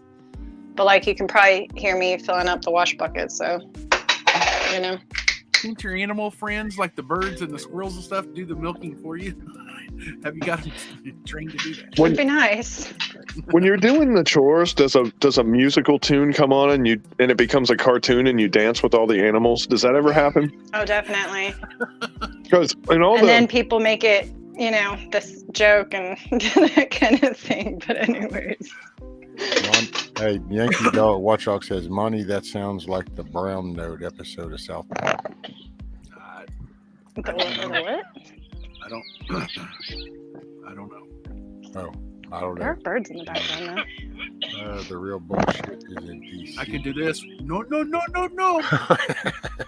I'm just thinking, Bug Out, y'all might want to be careful. She'll start sending them red-headed woodpeckers your way, and they'll be tagging on that telephone pole or something while you're trying to sleep. Oh man, woodpeckers. That's not a problem. You ever heard a woodpecker attack a metal building or anything metal? I have. It's quite funny. I'm like, dude, you're not getting through there. Ding, ding, ding, ding, ding, ding, ding, ding, ding, ding, ding, ding, ding, ding, ding, ding, ding, ding. Where's the worms? There's none in there, dumbass. I don't know if my shitternet's funny. going to allow this or not, but The we'll find woodpeckers out. here, they're so spoiled, like, because some of the pine trees, they got infested with beetles a couple years ago. So the ones that live, they're still kind of, some of them are still limping along, and the outside layer of them is kind of soft. And instead of going like, "Tuck, tuck, tuck, tuck, tuck, tuck, tuck, tuck, tuck, tuck," like a woodpecker normally does, about every 10 seconds, they'll do one little, and then they sort of probe around with their beak, and then they go out again and go, and I'm like, you lazy fuckers. Like, when they have to really do work again, they're going to be so, like, it's like everybody after the COOF lockdowns, you know, and they're supposed to go back to work, but they just stay on the unemployment, you know, that's going to be those woodpeckers. You know, that's one thing I didn't do. I didn't Well, I leave did. my job or stay home when the COOF hit. But dude, Or they go on laid us unemployment? off, man, because Wow. directly because of COVID, they laid us off. So I actually did everything that I was supposed to do, because that's why they extended all that and beefed up the unemployment stuff. And dude, I was working under Space Force. I was like, my job's safe. Those little brainiacs in there eating their quinoa and kale sandwiches. We're like, we have an idea. Let's fire the security. Well, you know who's shitting their pants over there right now, 150 miles away from Russia? Those guys. And I'll tell you what, if they call me, I'll probably go. I'm not going to lie. But if they call me, I'm going to make them squirm at first and be like, who's the dumbass? Me or you? Who's the dumbass? You guys with all that college over there didn't think, like, they thought Russia was the JV team. That's the problem, you know? shitternet. The shitternet. I saw what you put, Rescue. Wasn't looking at my phone until I went to log back in, and I was like, Mean Milky? Really? What? Oh, so are you admitting to it now? Is that what you're saying? Look, what you put here is your name. I can't believe you put that. That's pretty, that's ironic. Mean Milky You're is punk. milking. Well, I'll be dang. Looky there. Well, she's like the milkmaid, you know, like TM, and how she always researches stuff behind your back and then asks you a question and then goes, oh, because I just read 17 like different articles about this, and this is what I came up with. So I started calling her Truth Minister. In the Christmas song, 12 Days of Christmas, isn't that is it Four Maids of Milking? Four Maids of Milking. All right, I missed half of Or is that, it Monty, six? because of shitternet. Shitternet. I said in the Christmas song, 12 Days of Christmas. Shitternet. It's like Four Maids and... No, I it's think it Four is. Maidens Nursing, isn't it? No. Something. Four Maids of Milking? Trying to remember. I don't think it was 4. Was it 4? It's Yeah, four. I think it was more like 7 I threw or everyone something. for a loop. Morning, Michelle. Good morning. Hey, I don't think I ever showed you guys this. Check out my pool. Oh, yeah, you were selling it the last I saw. Not anymore. Oh, Completely damaged. oh, damn! Yeah, it collapsed. It's a shame Yeah, I couldn't get up there. I'd use that pool liner. Oh yeah, somebody already wants it. They're gonna use it for a pond. Yeah, that was me. The last time you showed it when it blew out. Ah, I Hey, just can't, Michelle. I probably can't get up there to get it. But hi, Michelle. Hey, Hi, Michelle. Hi, Milkmaid. hey. How you guys doing? Hi, Michelle. Good, good. Hi. I miss. still sunny side up. Oh yeah, it's beautiful out. Hey, Michelle. Hey. What'd you say, Ron? I said hello, hello. Oh, hey. I'm gonna mute for a second. Okay. I probably should be muted. I'm eating right now, but I'm so close to being done. No, I hadn't heard nothing. If I have, I didn't pay no attention, so it didn't bother me none. Anybody want to go on the trampoline? And if I did, then I really wouldn't be getting that. Yeah, I can't last long on that thing either.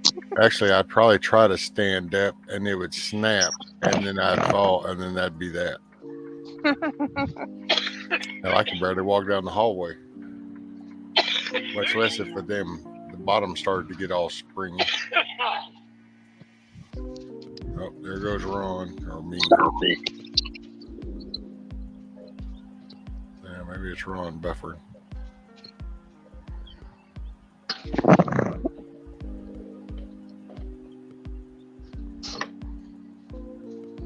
Oh, we lost Ron.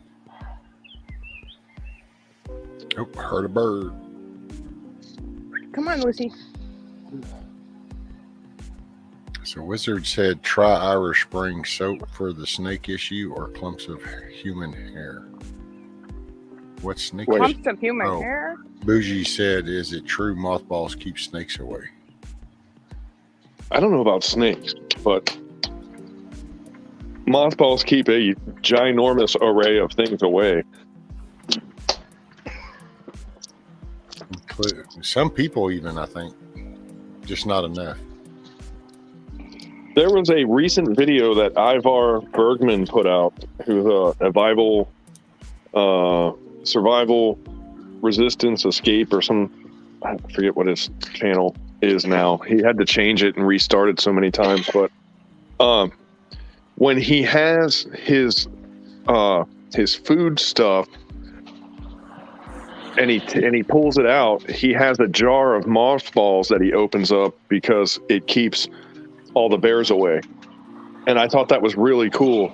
I never heard that before.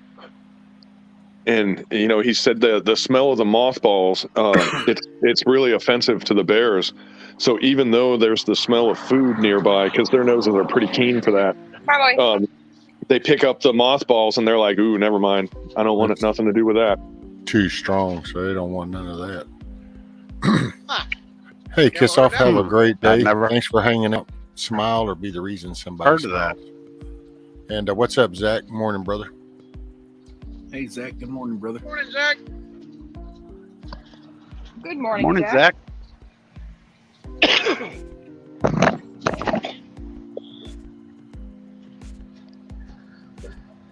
Man, Zach's Bella, been popping up lately. Bella, are you alive in here? Where are you? Come on. Come on, get up. Lazy dog. Come on. Shit, that's all mine does. No, Mommy, I don't want to go to school today. Oh, she's mad because look, she's overdue for a haircut and she knows she's going today. That's why she's hiding. Come on. Oh, Yankee Dog says that mothballs work for pack rats. Oh yeah, rodents hate them. That's probably the most useful use of mothballs, with the exception of moths. And you know, you think about it, man, we're so used to having hermetically That's the sealed only homes. use for them, ain't it? Well, moths was how it started, obviously. You know, if you had your wool clothes in the closet, you'd throw the mothballs in there and keep the moths away. Yeah. Or in the I just got a. Yeah. just got a question. So I'm guessing, Bug Out, you've seen mothballs before. Mm-hmm. How did you hold their legs open? Oh, that's funny. I knew that was coming. Yeah. I've been hit with that damn joke so many times. Under the runway. Well, you know, without my glasses, I can't tell if they have mothballs or not. But not that a moth would be wearing my glasses. I see what you did there. Good one. Come on, let's go potty. I didn't even need to borrow their glasses from the moth. Oh, please don't say that word. Oh my gosh, I haven't done that in so long. Look how stupid I'm coming over. That's what that blinky flashy thing is. No way. Are you sure that's what it's for? That's what Good they girl. told me at trucking school. Good girl, So come when on, you Belle. turn the, but see, I've learned as truck drivers, when we turn our turn signal on, apparently our trailer becomes invisible. Come Well, on. that them thing's things- supposed you to mean your- turn like a Ford Escort, doesn't it? Yeah. There you go. You mean your Cascadia came equipped with them? My Cascadia didn't. Your Mine didn't come Cascadia with didn't turn have signals. turn signals? No, them's optional, ain't they? Windows. I thought so. Just optional My to company, I use. guess. I think they're always equipped. They're just optional to use, apparently. Right. I think my company paid extra to have them on the truck. Well, Summer says, I would like to personally shake every single person that does not use their turn signal. I would like to shake the shit out of them. It drives me nuts. Right. We see that every day as well. Oh yeah. Hey, Donkey, how you like seeing truck drivers driving down the road watching TV? Oh man, it's awesome.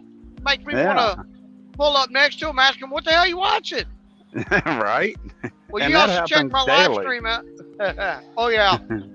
I mean, I don't want to ruin anybody's party here, and you guys are probably going to hate me for saying this, but Probably not. Probably not.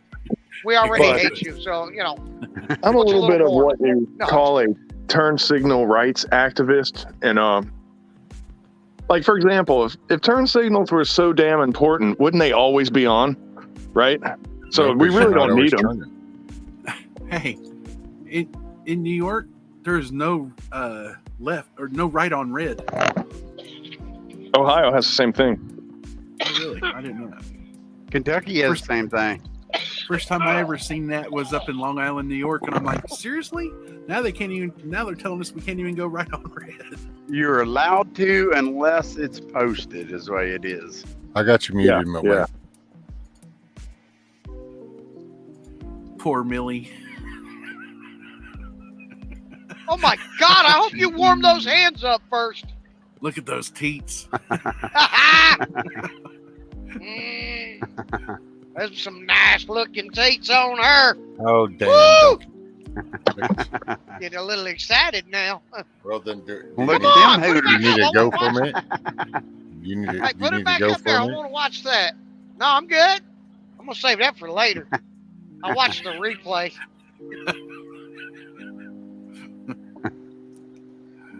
Ooh, ah, ooh, ah, ooh, ah. Just imagine Milkmaid's face though if Millie produced peanut butter and chocolate. No? Imagine Ghetto's face when she produced peanut butter pie. She doesn't want full screen. You're muted. I was trying to learn how to milk a cow. Actually, I've never milked a cow. I've never seen anybody actually You want to go do full that. screen, Milkmaid? You want me to unmute you now that you're walking? I think you can do it. Or here, I'll do it. Okay, you're unmuted. Can you see? Y'all want to learn? I can't tell. On full screen. Can you see? Yep. Yeah, There you Barely. go.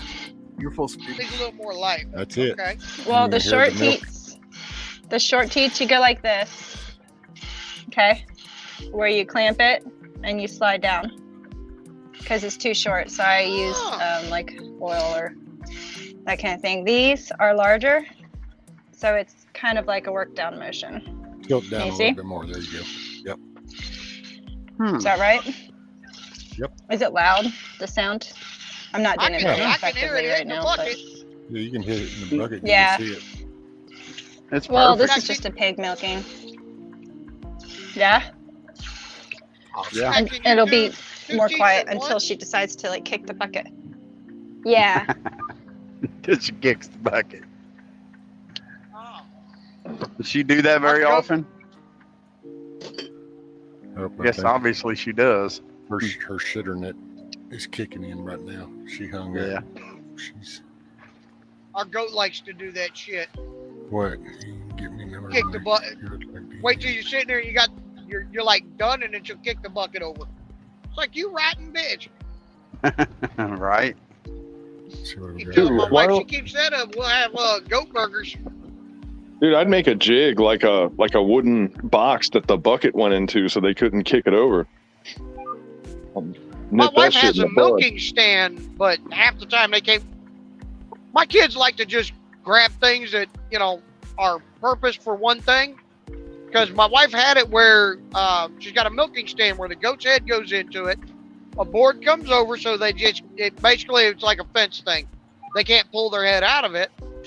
And you got a little feed trough there. You put some feed down for them. And then my wife will milk her, but she had these lines on the backside of the milking stand to put her back legs in, so she couldn't kick the bucket. My kids keep stealing the rope. I got you muted, Milkmaid.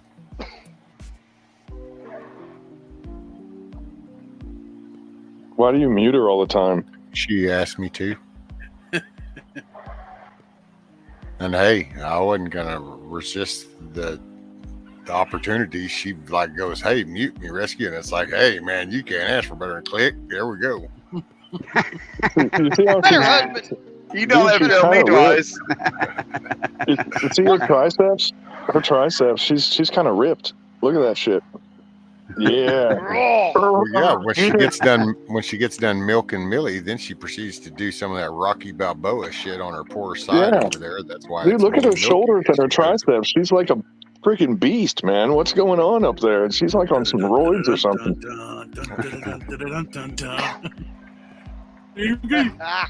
Adrian. She's like on the side of that poor cow. Oh, look, she's buffered out again. Yeah. I wonder if Milkmaid's husband ever sits there and looks over at her with the TV remote in his hand and pushing on the mute button to try and mute her. Oh, he probably done figured out that shit didn't work. Yeah. I tried it with my wife. She just looked at me and gave me the finger. It worked though, didn't it? Yeah, she did shut up. My wife has this problem. Like, you ever been in the car and you're going somewhere and like a really good song comes on the radio that you haven't heard in a while and you want to just crank it up and just rock out to it, just jam.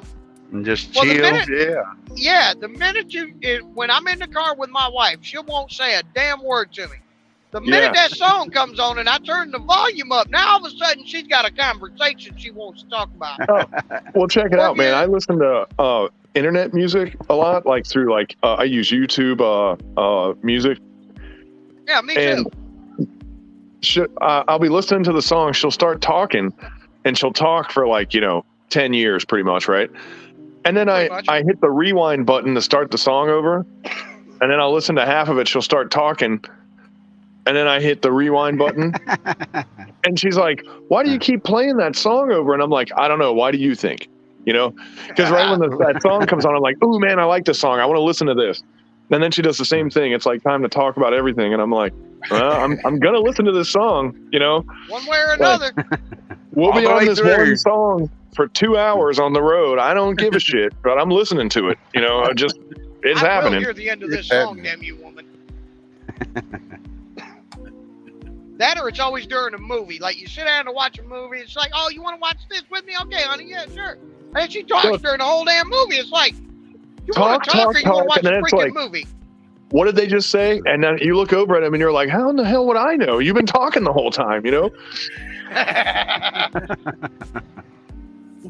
It's like, well, shut up. You hear what they're saying. I got a little bit of hearing damage too, because like, you know, guns and bombs and all that stuff. So like, it's kind of a struggle for me, especially if you got the wrong kind of sound bar.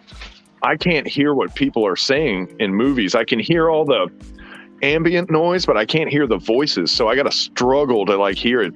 Especially like, I noticed the better sound bars, the ones that are more optimized for that movie theater sound, I can't hear voices for crap on those things. But yeah, you know, like you're asking me what the voices are saying. I'd be the last one to know. I'm right there with you. Being a mechanic for years, using impacts, air hammers, stuff like that. Yeah. I, like a dumbass, I never wore ear protection, so yeah, I have a constant tone in both my ears. So dude, a lot of times I know what you're talking about. Oh yeah. Air compressors are the worst, man. It's like right when you like need it to be quiet, it's like wah. Oh yeah. So like I'm always turning the volume up when they're talking, and then like an action sequence or something comes in where it's, you know, big explosions or a gunfight or something like that. Like breaking the windows in your house because it's turned up so loud. Yeah, the neighbors are over there like, oh my God, World War III's in Steading's front yard. Like, no, watching a movie. Sorry about that. I couldn't hear them talking 2 minutes ago. Like when you when you're watching a movie, they're talking like whispers. So you crank it up and then all of a sudden, boom, and you're like, ah! I got a buddy, he was born with no ear. So he has that same trouble with his surround sound. He has it cranked up, and I'm like, can you hear that? He goes, what? No. Huh? Shit, dude. Band of Brothers, buddy. I rumble the walls in this bad boy. I'll load that bad boy up and I put it on play. And oh no, I want to hear. I want to hear, and I want to feel that thing whenever I hear it does it. That was a really good show, man. You want, that was a really good show. I watched every one. You want to hear it. You want to hear and feel the clip coming out of the 30 That's it, dude. The grand. When they're at that little bunker and that pin comes out and you hear that spring go bling. I like to hear that. I don't want to go, oh, is that the spring? No, I want to know that. Which, was by the spring. way, that was a clip. And how everybody always calls it a clip and they get it wrong. For the Grand, it actually was a clip. Yeah. Well, yeah, it's a clip. No, I was talking about the damn, what they call those? The German ones? The nades? Oh, the potato Mauser? grenades? Oh. Yeah, the sticks. The potato sticks. Oh, yeah. Yeah, the stick grenades. Potato mashers. Potato mashers. Potato masher. That was it. Thank you. Yep. Tornado grenade. I'm a retard. No. Lick my window. It's the same thing. It's, man, there was a whole bunch of GI stuff. Like Schmeiser didn't make Schmeisers, the MP40. Schmeiser made the magazines for the Schmeisers. So when they saw it, make the Messerschmitts. But when they saw Schmeiser on the magazine, they just called them Schmeisers, and they got that wrong. The MG42, I think, some of the part of the contract was from the Spandau Armory, so they called them Spandaus. But that was just the factory that some of them were made in, and like they had to totally redo that over time, and you know, change all the wording and all the documents and stuff. Morning, Gmo. Hey, Gmo. Yeah, I had to get up here to get away from Gmo. Gmo showed up, and I got scared. I was like, hell no, I'm getting on panel. I ain't staying in chat. Man, Morning, seriously, Bob. dude. She's probably got ways up here. I heard a lot of the enemies was always waiting for that particular ting of the clip pop shooting out of the Grand, because that's when they knew that it was empty and they was going to reload. Yeah, but you got to think that's bullshit.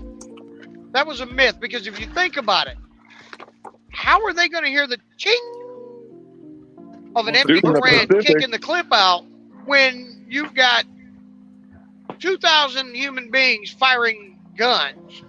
Dude, in the Pacific, though, some of the engagement distances were 30 meters, dude. Like, that's how dense the jungle was. So you could hear, I mean, you could hear a guy freaking, oh, man, I just cursed. Oh, my God. But you could hear a dude open his canteen. They could hear him stirring the rice, the woks. You know, when they were making rice, they could hear him stirring the wok. Right, I get that.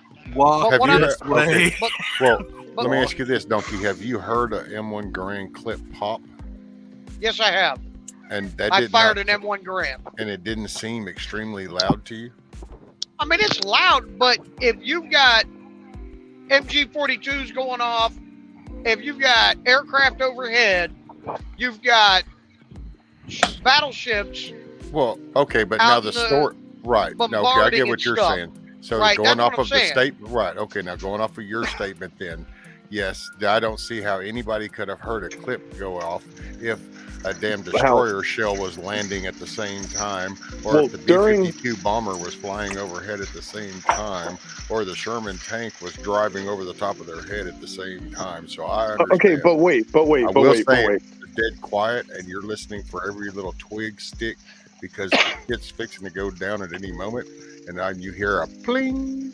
Because you look at if you look outside of the landing, because some of the islands they figured it out. They were like, man, if we go to the beach and try to fight these guys, we're gonna get pounded. So the Japanese were pretty smart. They went into the jungle and hid, right? So the landing part never happened. And then it was Marines were patrolling, looking for where the Japanese were, and sound discipline was extremely important during those times. So it wasn't always like a big giant beach landing with naval already going off and stuff, you know. Like it was a little bit of the Vietnam type stuff too, you know. Which and actually you know, there was the European camouflage that the Americans were using in the European theater that they sent over to the Marines because, you know, they inherit everything. They were like, let's give them some camo, but it looked like the Japanese camo, and the Marines started shooting each other. And they were like, okay, let's get rid of that stuff, you know? Ouch. Yeah, man, my great uncle was in the Pacific Theater and my grandfather was in Europe. So I heard both sides of it, you know. Yeah. But my grandfather was a bar gunner, so he probably wouldn't know about the ins and outs of the Garand, I guess. But Browning he was a big automatic dude, rifle though. chambered at 30-06. I think they had, what, a 20-round mag? Yeah, 20-round box mags. But he was probably actually I would guess him to be rescue size, to be honest, because you're like 6'3", 6'4", right? 6'4". Yeah. So like height and frame wise, he was about your size. So when they looked at him, they were like, "Oh, welcome to being a bar gunner," you know, because he was just the biggest dude in the squad, you know. Here, carry this heavy ass piece of equipment around. But you gotta look. Did you know the average weight? The average weight of a GI in the Pacific Theater was 130 pounds. That's how much your average Marine weighed in the Pacific Theater, and that's before the fighting started. So these were little dudes, man. People were smaller back then, you know. Okay. How about them code talkers? Oh, I just got done watching Wind Talkers. Those were Navajos. Those were the Navajo Indians. Navajos. Oh no, dude! I read the book, man. It's Navajo. Trust me, I just read the book. Well, you misread, but You misread. you did say you have drain damage. So I'm just being stupid, man. I'm joking. No, I right? really- There's drain damage. Hence, I literally that's the just- point. I just got done watching Wind Talkers the other night. You know, with Nicolas Cage, Christian Slater. Who else is in that movie? I forget, but good movie. Yeah. You know how they were intel custodians? Basically, if they got captured, they were supposed to kill those guys. Yeah. Right. Well, when I was working with NIU, there was me, and then there were Colombians, and then there were Gurkhas. So the Gurkhas did the primary perimeter security task, but we had a bunch of Afghans, and the Colombians were there to watch the Afghans to make sure they didn't turn on us, and their job was to kill our local Afghan security if they did something wrong. So our Colombians were straight throat cutters. They were from the war on drugs days, you know what I mean? It was pretty crazy that, like, it was sort of the same thing as the Wind Talkers thing, because they're like these Colombians. I'm like, so your job is not to kill the other team, it's to kill our team. That's kind of weird, you know? Colombians are just walking around looking at the Afghan security force like, go ahead, fuck up, I dare you. I've been itching to fuck somebody up. They had similar groups over in Nam whenever the South Vietnamese was, going along with our troops. Someone would turn, right? And same thing kind of happened there.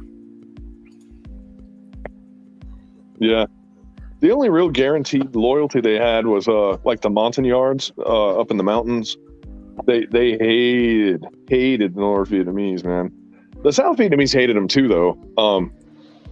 I mean, like there's quite a bit of bad blood there, but yeah, the Montagnards, they were like the grizzly rednecks of Vietnam. So it was like you had their loyalty, but holy crap, man! Like they'd never seen a flashlight before, you know. And like, I mean, they were so far behind the times, you know.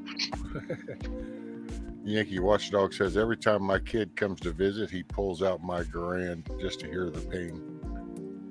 I tell you, man, dude, I just that's such a classical sound. The only thing I would do, if you have a Garand and you have a historically accurate Garand, the only thing that I would do is replace the rear sight with a like tighter peep sight instead of the combat sight that they put on them in World War II, because they put a lot more of an opening in it so you could see more of your target area, but it's harder to center, you have to center your front sight into the rear sight, and it's a lot more work because there's a lot more space. You can get it wrong easier on the World War II version. And, the target peep sights are smaller, so it's like less room for error. Yeah, that's my dream rifle there. I'd love to have one. Well, if you ever go, what is that, by Lake Erie? What's that city? Oh my God, I should know that. It's not Toledo, is it? I don't know, whatever that city in Ohio is, where right on Lake Erie, it's there's a place called Camp Perry. If you go there, the CMP's there, and that's all they do, bro. They rebuild and sell Garands, because that's what the civilian marksmanship program there, that's like kind of one of the rifles that they agreed on to use for their competitions. Yep. Toledo, Cleveland, or Sandusky? It could be, it's Toledo or it's either Toledo or Cleveland. I don't remember. It's Cleveland or Toledo. Yeah, exactly. And I don't remember which one it is. Point. That's also bug out. That's also pronounced Toledo. That's true. It probably is. But man, we got all the crazy ones though. We got Cuyahoga. We got Miami. Everyone goes Miami, Florida. I'm like, well, yeah, but Miami, Ohio is where they started. Before the evil white man pushed them out, and they ended up in what's now Miami. I sent it to you. Miami University is. There's a lot of hot chicks there. I went to school there, and dude, they're so hot, but they're all kind of well-to-do. They got some money, which means that when they go to the bar and drink 4 drinks, they all cry and hug each other. And that really is not a turn on. And I'm like, why would you go to the bar and drink 4 drinks and then start crying and smear your makeup and then hug each other for the rest of the night?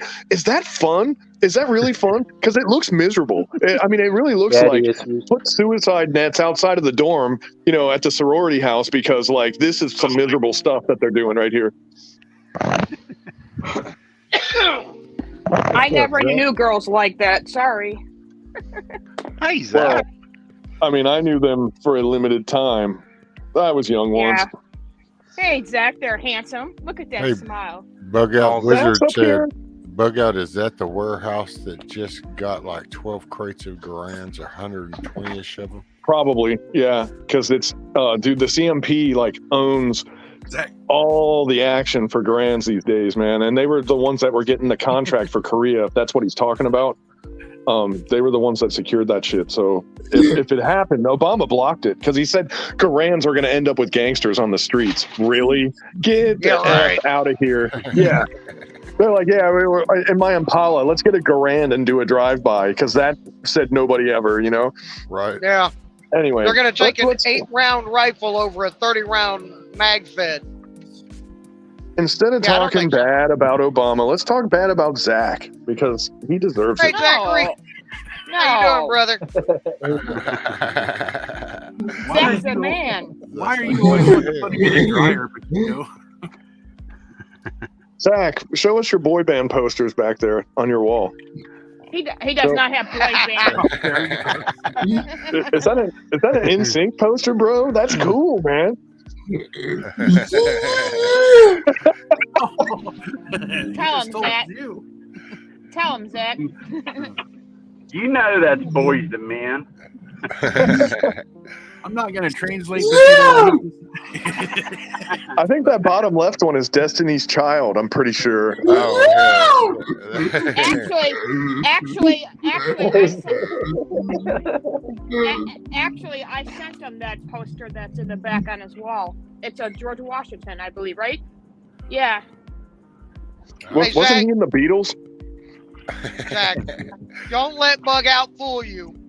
George NSYNC was Washington, his Ringo, favorite and band. Paul. You're fishing in an empty pond, I do believe, but It's a picture might like be this. surprised. I don't know. But I haven't one like restocked that. that pond in a while, so. Oh, God. No, the Beatles. Is that they had 4 members or 4 chords? I can't remember. I keep getting it wrong. That's an empty pond, but I don't know. Good to see you, Zach. What's up, Zach? How are you, brother? Got you a little rest? It's like I come up on We need panel. a Beatles expert up here. No, we don't. Because that's all he Oh, does. shit. Zach shows up and then he just types the whole time and then he ruins the whole Hey, day. Warnick. Oh my God.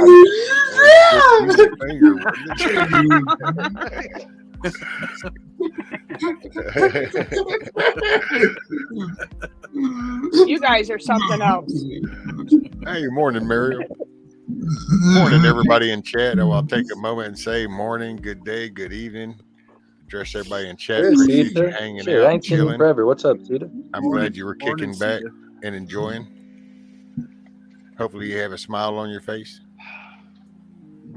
How could you not have a smile on your face with Zach in the room? Right? That's what I told Zach before. I was like, I got to find out what his text to voice program is so we can have an insult fight where we both have to type it up so it's fair, you know? There you go. He's on. He's ready. I just hope there's a Darth Vader voice that I could use so that, like, Intimidate him a little bit. yeah. Well, he's gonna use them towelhead voices. He might come up with a Yoda voice. Sorry, I wouldn't shouldn't that have. be sick? Yoda versus I- Darth Vader? That would be an epic rap battle. Yeah. Check Sorry, this I out. poor choice of words. Oh, there you go. It's called the Battle for the Heartbreak Ridge back in October 10th, 1951. Oh, yeah, Heartbreak Ridge. Yoda would be like, insult me, you dare. That's another one of my favorite shows. Yeah. Heartbreak Ridge with Clint Eastwood. Oh, that was Yep. a good movie. Uh-huh. Love it. One of They my filmed favorite. that.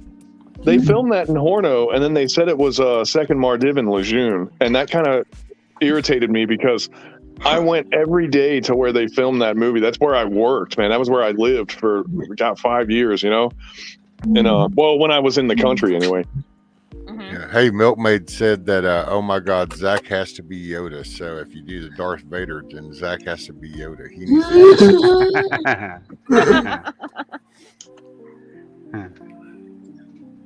Zach once told me who his 2 favorite people were, and Flip he you off, I didn't will. say Milkmaid. It was really weird. Well, no, I don't know what other name besides mine. But Who are your 2 favorite people, Zach? Because it who was sure the other wasn't your person besides me, girlfriend. Zach? Who was that? I think it was. Zach, just tell him where to go. Just tell him to take a hike. I think I was either in chat or up on panel when he said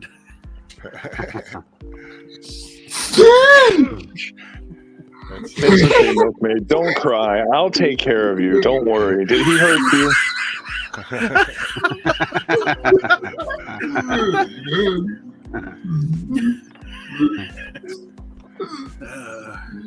He's a heartbreaker. I told you from the beginning. I told you about that guy. He's got that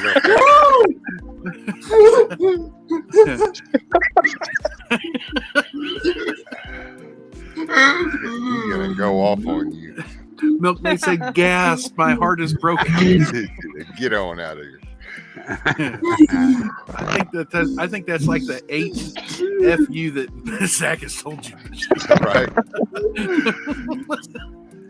He's gonna end up doing it so many times. It's gonna hang like that. We have to make a finger code system where like if it's straight up, it's F me, and if it's pointing at me, it's the horse I rode in on, and like, you know, if it's going to the left, it's like my mom or something, you know, like, you know, we have to make like a code so we can switch it up. He probably knows a lot of sign language, I'm sure. Milkman's gonna go beat her cows if y'all don't stop. He only needs one, though. Beat her cows, y'all better chill. I love that laugh. I love Zach's laugh. I love it. Milkmaid said, "Gas, my heart is broken," and then followed up with sniff, sniff. Good morning, Nana. Go forth and fornicate on the steed that you rodeth in on. What? Is this What's PG up, Zach? or rated R? Hold on. Everybody, go ahead, Zach. I'm only running on 3.5 hours of sleep, and then Bushido is up here being a dick.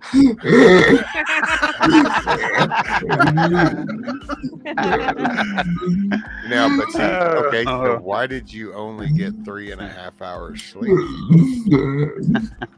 Why didn't you get longer?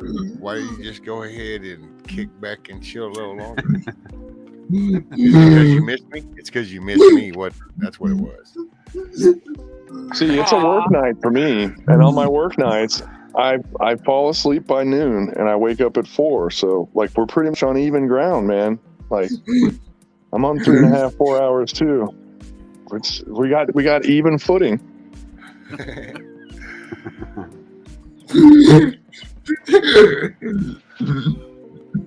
I love that laugh.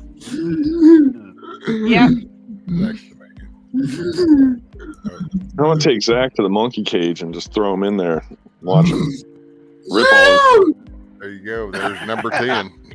You know, but they'd probably start grooming him for ticks and stuff. And they'd probably be his friend, and he'd end up being the monkey leader. And they'd be like, "Why did that guy bring you in here? What an asshole!" Hey, Let I him take care of gotta you. point out, Bug Out. Now that one there was the special bird flipping there. You got some special custom sign language that went along with that. I'm not quite sure what all that translated to, but all I can say is I think it was pretty bad. I think he was wiping his ass and throwing the middle finger at you. There was something like, yeah, because there was some way the way he was doing all this. There was a message in that, so. It probably does. I don't know what it is, but Zach's got this thing where he just does not like me, and I don't know what it is. You know, you wonder. Hey, by the way, Zach, I asked him about coming up on the panel later tonight and stuff, and He texted me. We're bros now. He texted me. We totally. No, you were bros until just now, and then you got kicked to the curb. I'm trying to bring you back in to the fold. So you burnt the bro bridge. You were lighting it on fire, and I'm running up with the fire extinguisher because this is what I do. I try to put it out. Sometimes we fight. That's part of the rotation, you know.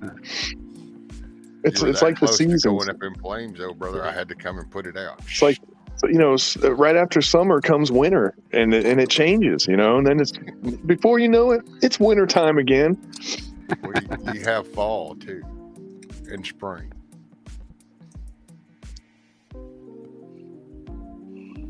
Zach, you got something? Oh, we lost. We lost House Donkey. He's back. What's the weather by you guys say? Nice day? All you? Everybody? Beautiful outside? It's nice and sunny so far, and let's see, what are we up to now? Sunny in the 80s in Kentucky until Saturday or Sunday. Nice. 75 right 74, now. 74 here in Kansas. It's about 70 right now. We'll be in the 90s later. 74 here. Yeah, At the 90s here moment. too. All It I can literally- say is Texas sucks. I was out there coming across 10. 51 I was here. hitting temperatures of 105. Yeah. Well, that's My- good. This ain't for I the bet. weak, brother. This is where the real men live. Zach has something. Yeah, what's up, Zach? Go for it, brother.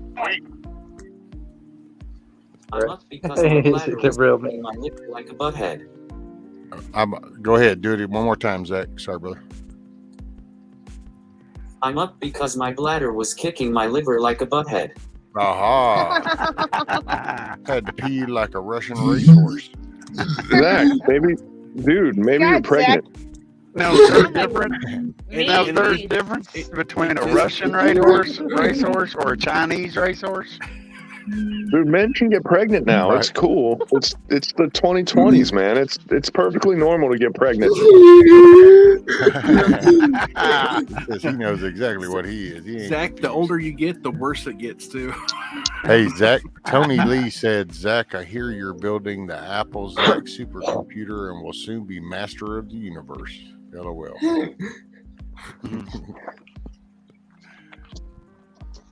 Do you know Tony, Zach? Have you ever talked to Tony Lee before? He's one of my audience that's from over the pond over in the UK. They're pretty cool people. Oh, Zach, you should show them your plans for your new computer great platforms. Yeah. The Hey, Zackintosh. You want to show that for your mobile app deal? I'll put you full screen if you want to show them about your mobile app stuff. You got to see this project he's working on. It's going to be pretty damn spiffy. It's called the Zackintosh. Not that one. Exactly. That's that what the hell look. You put me on the spot, Rescue. He's been doing this mobile app deal that'll be for stuff you want to get done, whether it's a mechanic to work on your car or somebody to work on your house or whatever, was to find them people. So kind of like that Angie's List, only it's going to be better and over the mobile app for Apple and Android. So It's that's funny gonna be 'cause awesome. it's for getting stuff done, but instead he's here, not sleeping, talking to us on a live stream. So that's getting stuff done right there. You know, Yep. he's schooling you, isn't he? he's probably smoking pot or eating those gummy bears or whatever the kids do these days. Whatever rebellious kids do nowadays, he's doing it probably. No, he's trying to con you into buying his Macintosh for a couple million. See, he turned into a salesman too. You just didn't know it. Tony says, sorry, got shit a bit there, dude.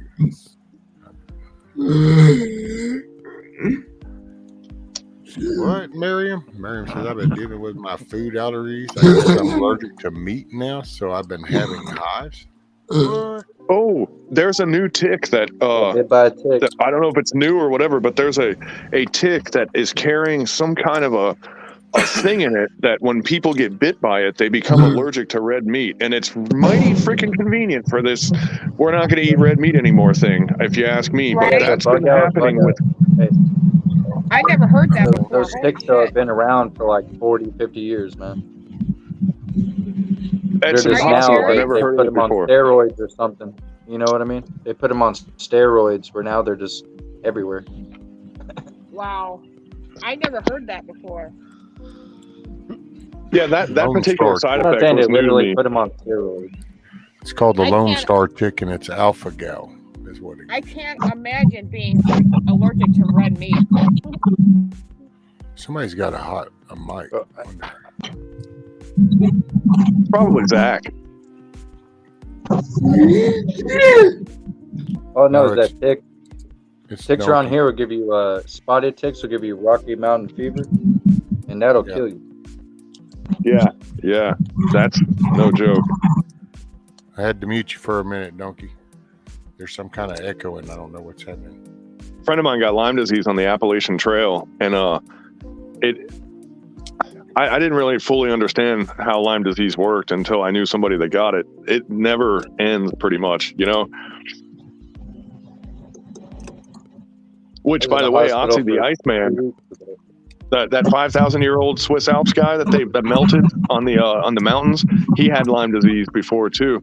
They saw it in his DNA because it fucks up your RNA, kind of like the Coof jab does. Go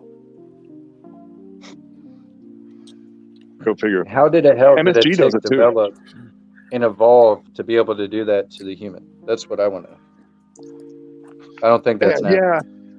Yeah, it's really kind of bizarre, and the fact that it's been happening for so long too. You know, I mean, like we now know that it was around back then because of that guy. You know.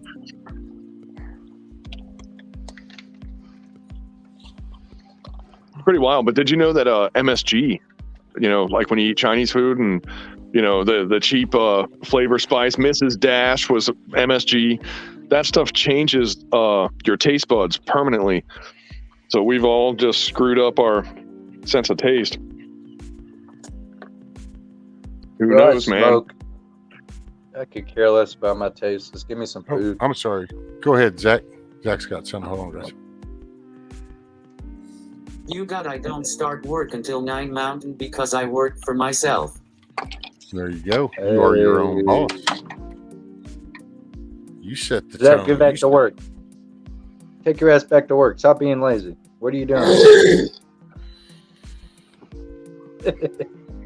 Hey, Milkmaid, you said dogs can get it too. So I wonder. So with dogs, is it that they get allergies to certain foods or Lyme disease? Well, yeah, but I mean, we were talking about the allergies and stuff, and we're talking about being the red meat. So if dogs get it, then are they allergic to like the meat in the food and stuff, or? And if you become allergic to red meat, do you become allergic to yourself? So, like, imagine, like, if you were made out of hot dogs and you were starving, you could just eat yourself, you know? No, bro, I haven't. That's enough barking. You know what hot dogs are made out of, right? All right, hold on, guys. What you got, Zach? It's only 8 gosh nabbit. It's only 8 gosh nabbit. Go lay down, Lucy. He's got an hour. So you got an hour to go.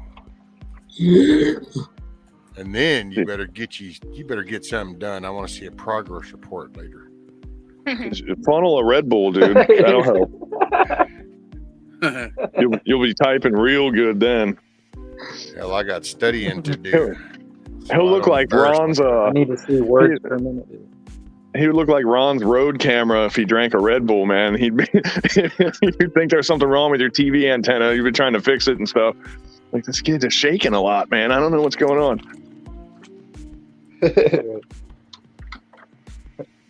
My daughter's sleeping still. Figures. Man, when I work construction, I had a coworker. It could be 110 degrees out on the job site, right?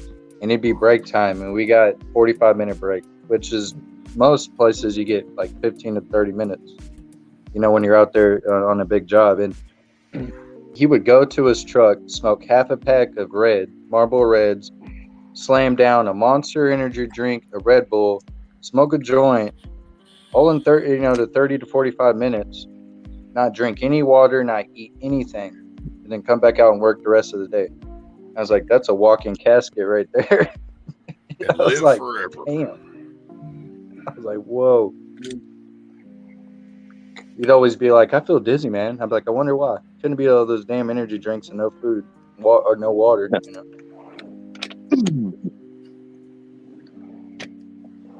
People was originally invented by Kiwani Akita from Japan 100 years ago and was originally derived from seaweed. Now the industrial chemical companies make it, and it's pure poison. Anybody see that new Rambo movie? I've been trying to ask a couple people on different channels, but no one saw my response. I'm wondering if it was any good. Well, I don't know what the new one is. The last one I saw he did was something about with what was it? I think the cartel. The cartel lived out in the way of little underground trapdoor things and. Yeah. It was a good one. That's the final movie. Yeah. Okay. It's not bad, to be honest. I mean, as much as I hate Sylvester Stallone, I kind of despise him. But it's a decent movie if you're into Rambo type stuff, you know. Yeah. well, it's kind of hard to find movies today because the actors become so political. But Well, I try that's to him. put that aside. Yeah. And that I have the same thing. But if you can shelf that, it's and it is a Rambo movie. Okay, so Right. there's that. Exactly. So if you're okay with both of those, you'll love it. I can't do it because now you listen to the thing and what used to seem like some kind of like, it's like That's you're true a dumbass. too. But I'll do anything to spend time with my daughters. So it's been tough I love trying to pick how out movies. Sylvester Stallone has gone out and just openly condemned guns over and over and over again. And every movie he makes is nothing but guns, guns, guns, guns, guns, guns. Same thing with that Jason Bourne dude. What's that idiot's name? Jason Statham. No. No, that's not Jason Statham. Jason That's the Bourne, British guy. That's No. Matthew. Matt Damon. Yeah. Matt Damon. That's right. Oh, okay. That freaking turd, man. Oh my God. Oh, yeah. You listen to some of the stuff he said. Yeah, nobody needs to have a gun. Okay, no problem. Take your pussy ass right on back to Canada and stay there. Al Pacino, another one. Hell, look at all his Oh, movies, screw gangster him. ass shit.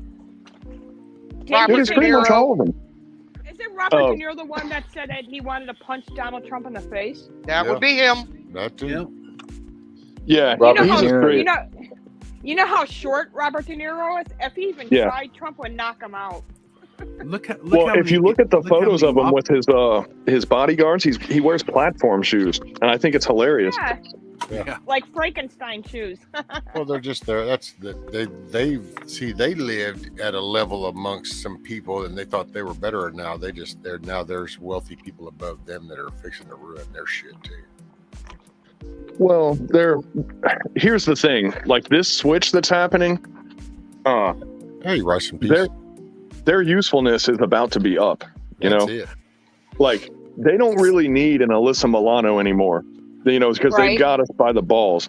They control our TV. They control our schools. They don't need a Alyssa Milano or a Robert De Niro anymore. Like that was like the entry level stuff to get the hook set. Yeah. Those people program the people that are programming our kids, but they're already there. So, and this is the final play for this platform, this particular doctrine. And they're doing really well. I mean, they're winning, Oh yeah. It seems that way anyway. And well, like I said, I leaning pulled Sarah out of school because they stopped educating and started indoctrinating.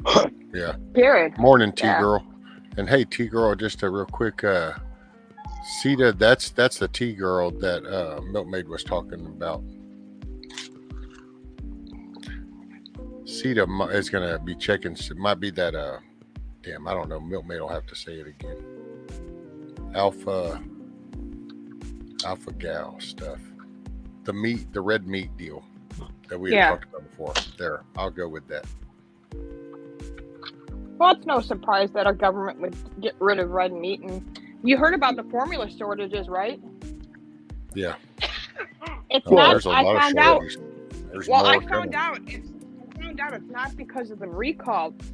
You know that all those ships that are just sitting in the ocean? Well, yeah. Well, that's where they are. Well, yeah. That's people need. That's how we've been. Well, I've been saying that now on my channel for weeks. It's not even just the product; it's the actual containers that the product goes in is still in short demand. I mean, that's July and August. It's going to get really rough. I mean, there's got to be something in those container ships because I'm ordering stuff from China and Russia, and I'm getting it in a week through DHL. So, well, now DHL is flying now. There's cargo flights that are coming over with some stuff. Mm-hmm. That's all I haul. Well, I heard hospitals been giving out formula to mothers because they're going to 7 different stores, different states, and they're having a hard time finding it. Where are they going to get it? And you can't dilute the formula because that can hurt the baby's kidneys. So there's a very simple fix for this, and Trump was on it. It's called buy American-made products, and you don't have to worry about it. But that's another conversation. That's crazy talk. Conversation. No, damn. I know, but who the hell would have thought of that? Like, who's going to do that dumb stuff? Good luck with that. Here's the catch-22 that the Good luck news just finding will not. American-made shit. Yeah, The that's news what I will mean. not shine a flashlight on this. It's like, hey, I need you to stop buying oil from Russia. They say, okay, can we buy it from you? No, I shut the pipeline down. What do you think I am, stupid? You know, I was like, yeah, there you go. That's how you beat the Russians right there, dude. Good job. You know, go shake hands with your imaginary friend again and poop your pants with the Pope. You know, like what a joke that guy is, man. These are all the ships out of Shanghai. In history, if this country survives, if it does, okay, if it remains the United States of America past this next election, which is frighteningly not preordained, like it's yet to be determined. But if it does, he will go down in history as the worst president that ever happened. Think about that. Yeah. Worse than Obama. That's saying something. Well, actually, that's a tie. But, yeah. Well, in recent history, it was like, as far as failures went, Carter was up there, but for different reasons, and then Obama intentionally did things wrong, he was a gangster. I mean, everybody knows this now. What Some about people Johnson? knew before, everybody knew in the end. But see, Trump was setting, and here's the thing. You can't go after pedophiles when you get into Washington because it's controlled by pedophiles. And he realized that, I'm pretty sure. Right. So he said, all right, I can't do this. He said he was going to go after Hillary. He got in office, realized Hillary was ahead of the pedophile gangsters, the satanic lizard people, or whatever you want to call them. And he said, wow, I can't go after her either, He said, but here's what I'm going to do because I see this thing coming down the pipe. I'm going to say America first. I'm going to pull out. We're going to start pumping oil. We're going to start making our own stuff. So then when this happens, where we're standing at right now, we're going to go, well, we're manufacturing our own goods again, and we're using our own oil, and the rest of the world can kiss a big old donkey boo-boo, and we don't need them, and we can shut the door. Lips on my butt. You guys gotta remember Clinton when he was in office. He signed in NAFTA. I mean, come on. Actually, NAFTA began to be drafted with Bush Sr., believe it or not, and Clinton finalized it. Yeah. But that was remember the highway that went from Mexico to Canada, and they were going to cut all the American truck drivers out of it because the American truck drivers would have been under American regulations, but the Mexican truck drivers were going to be under Mexican regulations, which, by the way, there are none. So they could just get a whole big bag of that cartel disco powder and just drive straight there without stopping. And that would have been the end of that, And they were totally cutting the American out of the picture. Man, call me Pepperidge Farms, dude, because I don't forget that stuff, Sorry, go ahead, Michelle. I cut you off. No, it's okay. I said don't forget about that other racist President Johnson. That was my dad's favorite president. Yeah. Dude, my favorite general is the worst president because, man, Jackson, a dude that would just shoot a guy on the White House lawn. I mean, you got to like that guy, but he was pretty crappy for everything else, Right. Yeah. The Trail of Tears. I mean, come on. Yeah. That's kind of a bad spot on your resume, I'm pretty sure. Yeah, a little bit. I mean, stealing the Indians' gold and stuff and making them move. It's not flattering. Let's put it that way. He's probably trying to get a job at Xerox after that. Like, well, I mean, I did commit genocide. There's that, but I'm really good at selling your copiers, though. And they're like, you never mind. Next, like let's get somebody that didn't eradicate, an entire Native American culture. What I tell people when people bring up stuff about the Indians to me is the Indians, what they did to the Indians was horrible, right? Shouldn't happen, but the Indians were looking around going, damn, we're only allowed to do this to our people. You can't do this to our people. Yeah, I was going to say, they raped their own women. They killed their own women. They did a lot of heinous things, and that's how history works. Because it's like, well, people are always like, we need to give land back to the Indians. Well, which tribe? Because there was 5 tribes before them that got completely eradicated and completely taken over.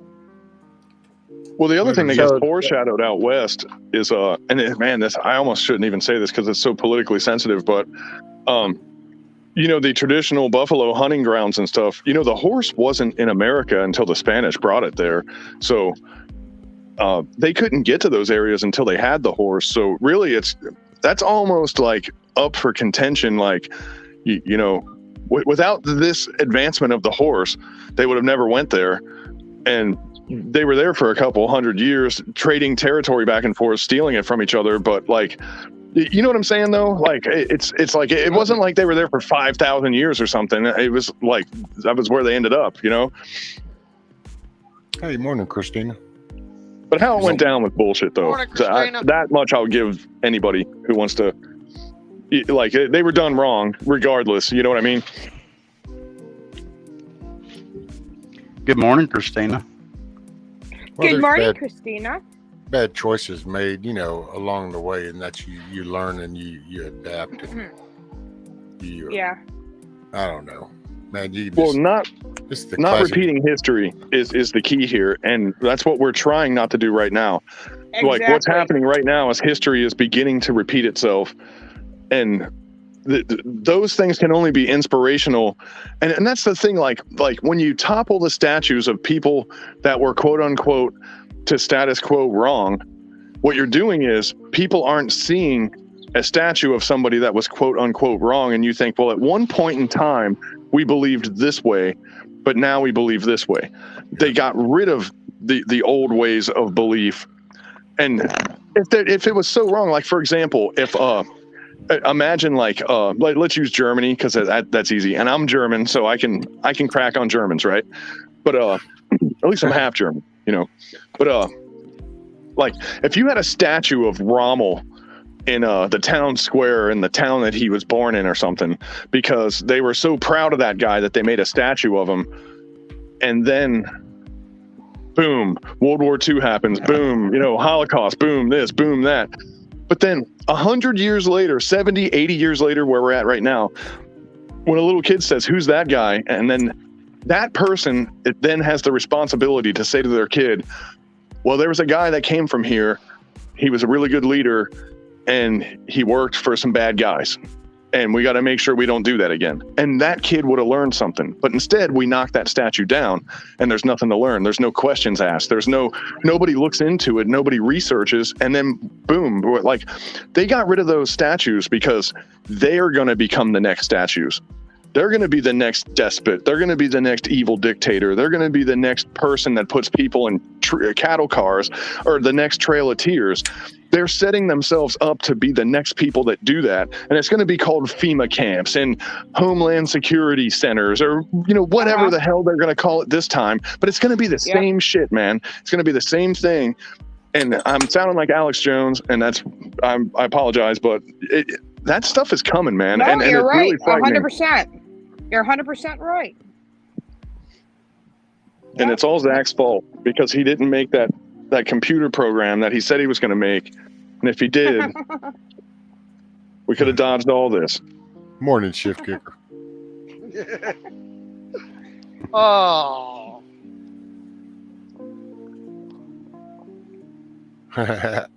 No, you're 100% right.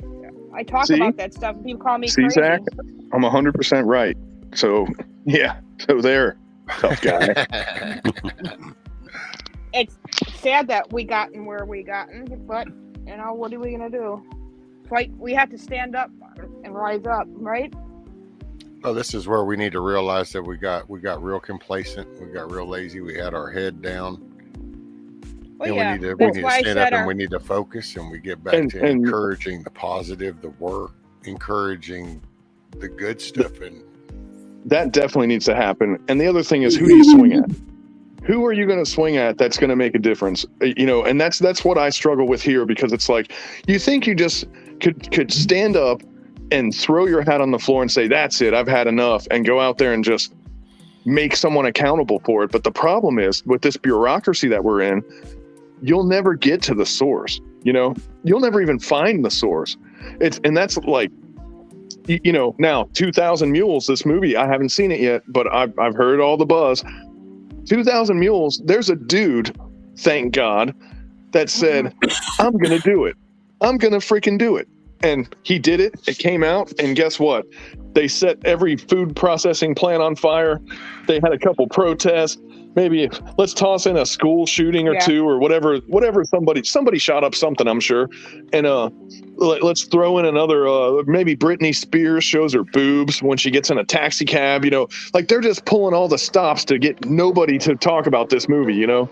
Oh, well, that was actually what's ironic is Johnny Depp. that right as the last few Johnny minutes Depp, of the thank you. movie, as they're coming out, Actually, Johnny at Depp's the off end a of week. the theater premiere is when actually the release of the Supreme Court shit came out when the supposed leak.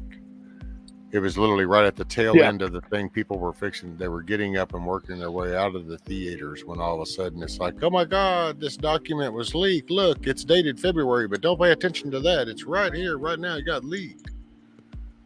See, that's what I'm talking about. Yeah. And actually, for some reason, I forgot about that when I was struggling to find that. I knew there was something big, and I was like, man, I can't think of it. Well, and dude, it's the so whole generation behind that, the whole generated narrative behind that itself. I mean, you're handing something back to the states that this is what's happening, but that is nowhere near what's attached to that by any means. So here's what's going to happen in the apocalypse when we're in the FEMA camp. I'm going to take a bunch of steroids. Okay. I'm just going to take a bunch. I'm going to get huge. And did you guys see that Mad Max with Master Blaster and Tina Turner? Yeah.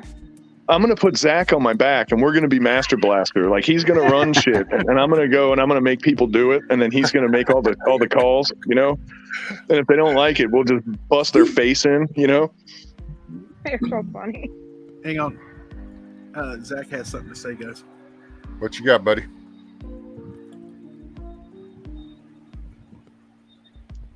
Christina, it's because my bladder was being a butthead. Yeah, his bladder was kicking his butt, Christina, so that's why he got up. He only got 3.5 hours. You sound like you're old. Usually when you're old, you get those issues, Zach. Kind of young there. He typed it wrong. What he meant to say was his bladder was being a Batman, so it was going out and solving crimes. Hey, morning, Devil Dog. How are you? Devil Dog said remedies in our founding documents. If the cameras are used. Oh no, you cut out. From a tyrannical government. And that's what I was going to follow up what you said, Bug Out, was actually the county clerk, your county judge, and your sheriff. Mm-hmm. Right there where you are three critical parts. And if they're not going to be solid, and if you really feel like things are fixing to crest this point to where it's going to become that bad, then I would suggest moving out of that area, because that's where your defense is going to be from. Because if they aren't on your side, then the people right next to you are not on your side, is what that says. The government might be bad, but the people right there with you aren't even on your side. It's kind of been my barometer that the outlying counties from me, I know are definitely down. In fact, the one particular county, Hendry County, they called themselves a Second Amendment sanctuary county. So like this dude is like probably more about it than I am, you know. But what about that Polk County? Isn't that supposedly a good one down there? Yeah, I'm not in Polk County. Don't fuck around in Polk County. Pardon my language, but don't mess around in Polk County. Grady Judd don't play. What state is Polk County? What is that? Florida. Oh. But I'm outside of Fort Myers. But I'll say this though. Money? All right, Money. Have a good day, brother. Yeah, see you later, Monty. Take it easy, man. Bye, Monty. Much love. God bless. I love that shit. But dude, as it stands today, and this is from no action of my own. This was just how it was. This was how it was when I got there. But the local city police, they don't come where I live. They don't go there. So they don't patrol there. They don't go there. They stay out. And that's been the agreement with the people that live here and the police, like since way before I ever lived here. It's they're literally not invited here. It's kind of weird, man, because I'm not used to that. I'm a city guy. I'm used to like, you know, the 5-0 rolling up every 5 minutes and stuff. And man, when a police car drives down the road, when they get to where I'm at, they're at the end, you know, and I'll walk out and they roll down the window and they say, "Hey man, I'm really sorry that I'm here." They apologize to me that they're even there. They're like, "But somebody called the police and they're on this road." And I'm like, "No man, you passed it. You got to go up there and take a right or what." And I tell them where to go and they're like, "Thanks man. Sorry again, man. You know, my bad." And they're like super apologetic. And it's like, they're afraid when they come out here, you know? And I'm like, a part of me is like, well, that's good, I guess. You know what I mean? Like they should be afraid of us, you know? Milkmaid's got a thing that says a sheriff is only as good as the people who vote him in. I hate saying that, but it is true, and that's true. I mean, that's your area, that's your county, and that's where the people talk about wanting a say, wanting to, want the rights to do this and the right to. Well, there's where it starts. Is right there is voting. Who runs your town, your county. I might run for politics, but I'm going to wait until there's emperor because I always wanted to be one of those. Well, you won't qualify. I will if my army's big enough. Don't you know how emperors work, man? I know they didn't exist. They don't last. I'll put it that way. Well, when everyone's reading the politically correct fiction of the Kingdom of Dasanistan, you might beg to differ, young man. I lived in Fort Myers myself. I left Fort Myers in 1998, right by the Cape Coral Bridge. Right oh there, yeah, that's where the Buddha used to be, right? Yeah, that right before you got on the Cape Coral Bridge. That's where I lived. Man, I used to go to the Buddha. I used to drink beers there just because I like that big giant statue they had right there. Yep, that is so funny that you mentioned that. It's so funny. It brings back time. I don't miss living in Florida. I hated it. The first time I came here was 94. You wouldn't even recognize this place if you came here today. You would not even recognize it. I bet. It's like that area that you lived at right there. You lived in the Fort Myers side, right? Or you lived in Cape Coral? No, I lived on the Fort Myers side. Okay, so that area right there, it looks like New York City almost. I mean, it is just like completely built up and developed. It's wild. Like it's not, because the first time I came here was 94, and let's see, I moved here the first time in 98, so right when you were leaving was when I got here. But I moved down to Bonita because there was nothing there, and it was like nothing. But Bonita's all built up now too. Bonita looks like where you lived is what Bonita looks like now, and where you live now is like it is just like buildings and traffic and 6-lane roads and shit everywhere, you know? Right. What's it's North wild. Fort Myers It's nuts. look like? Now, what about North Fort Myers? It's still pretty sparse, and everyone's trying to go there. But the problem is everybody's trying to go there. So really, Hendry County is the place right now, you know, and Immokalee. Those are the two places you got to go if you want to get out, you know. I remember going fishing in Sarasota a lot. Yeah, that's like an hour north. And Sarasota's kind of stayed sort of the same because it's been a retirement community and it's kind of held on to that, you know. Right. Yep. But Punta Gorda and God, what's the other one? There's two cities that are like right next to each other right there, but those have blown up. So Sarasota's getting all the residual traffic from there. So their businesses and stuff are getting flooded, but people aren't really living there, if that makes any sense. Right. But yeah, it makes sense. But yeah, I live kind of close to the airport, almost in Lehigh. I live just south of Lehigh, but I live in Fort Myers, you know. Sweet. So I'll you kind of I'll never live there again. It's pretty chaotic if you have I work nights here, but if you work the days, man, it's with like the traffic and stuff, it's getting so bad where like in 98 I could drive from Fort Myers to Bonita in a half an hour, and it takes like an hour and a half in rush hour to get there now. You know, it's an extra hour of travel because of traffic. Jesus.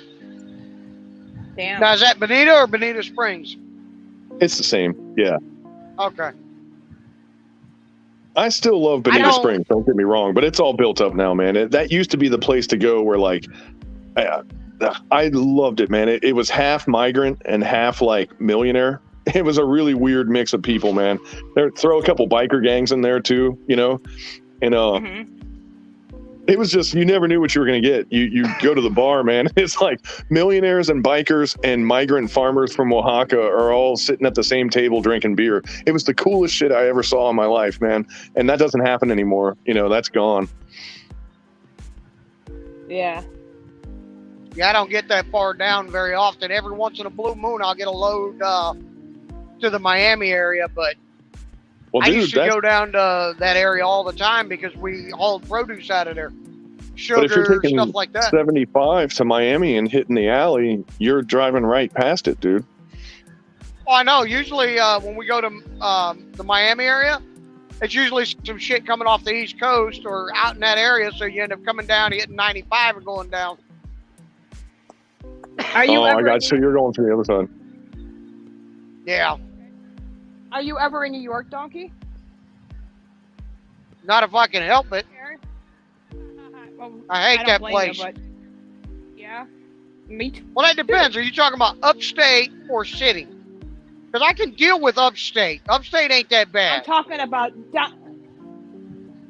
yeah, I'm by the area. Actually, have you heard of Jamestown, New York? I'm like about 50 minutes from Jamestown, New York. Okay. Yeah, that's where Lucille Ball. Yeah, Lucille Ball was born there. Now, Lucille Ball, back in the day, she was hot as a firecracker. Oh, my goodness. Hell yeah. Fine ass little redhead. Man. Woo! Woo, boy. mama. Man. When she retired, she lived in Florida. You know.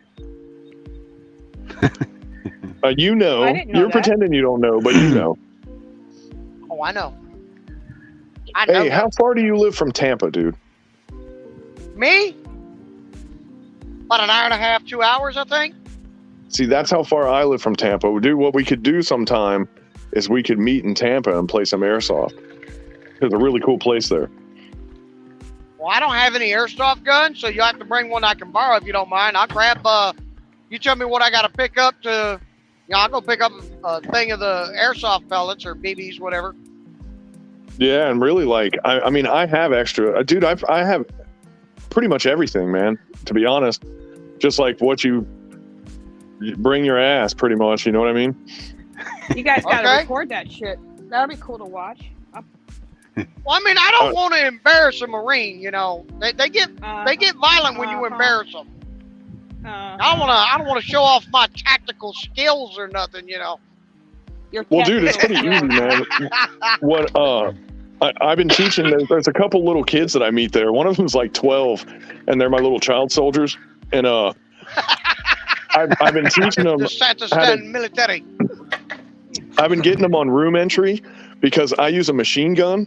So they run in and they do the room clearing and they kill everybody in the building. And then I run up and I place the machine gun and I shoot it. And then when I shoot it, I provide the cover for them to go and advance to the next place. And then I displace, I go into the building where they killed everybody. And then I set up again and we keep like leapfrogging through the buildings because it's like an urban setup with Connex boxes. And, that's awesome. These little kids are like some murderers, man. They're brutal and they're on it, bro. I mean, like. Well, you know, they're just having the ball too, having a former Marine. Well, they don't even know that they're hitters, man. Like, cause they think it's fun, but I'm going like, all right, now when it's called limited penetration, so you got to slice the pie, you know. And I'm like being all nice and stuff, but I'm just teaching them how to kill people. I probably shouldn't have said that out loud. Another 8 to 10 years, you know, Florida's going to have its own million-man militia. standing military. You know, we'll call it a militia, and you're gonna see General Bushido and all these little 18, 20-year-olds running around just gutting shit.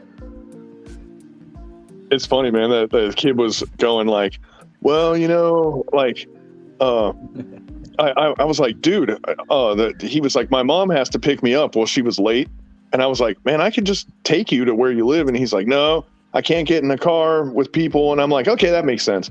He's going, yeah, my mom, she's old school, you know.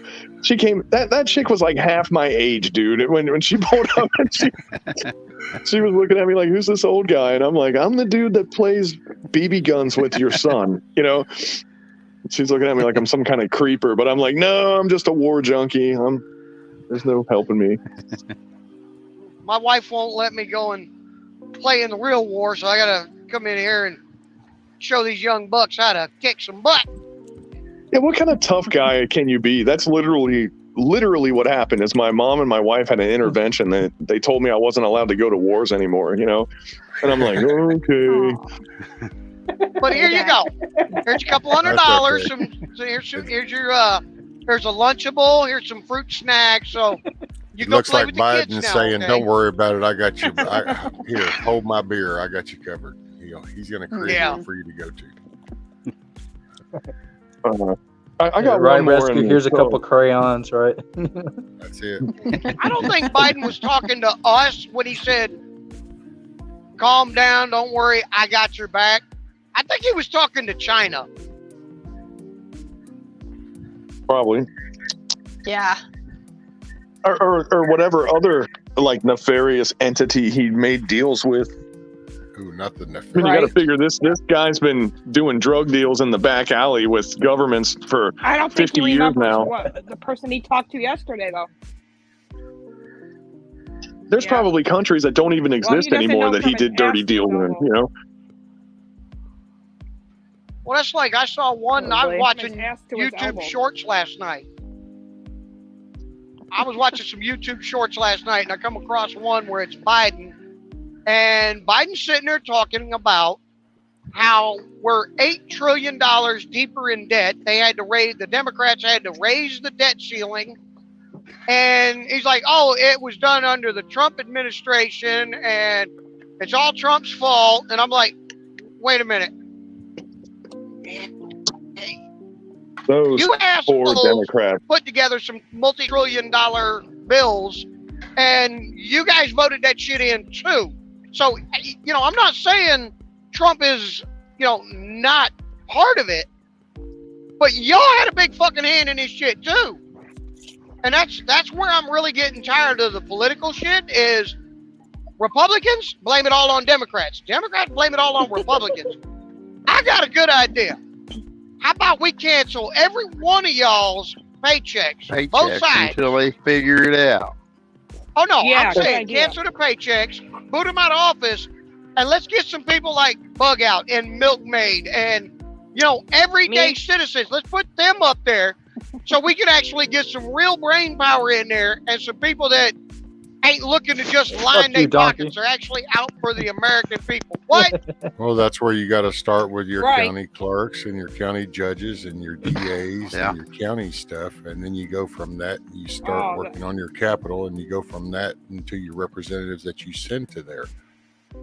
But you got to have, and I'll say this as far as, because, I get it. And I'm having to pick sides where I wasn't even a political person, but because this is a Republican Democrat system that we're under, and while things are all in chaotic mode, you can't just throw that all away and invent a new one, because we're not the majority right now, so it doesn't work that way. But I know that I'm more lean on the conservative side than I do on the Democratic side. So since it is a two-party thing right now, whether we like it or not, you play with the game, and then when you win the game, you now can change the rules. But I'm a conservative, and so yes, there's bad ones. And when I say politicians, I mean only there's corrupt ones, and there's a lot of corrupt ones. There are a few good ones, though.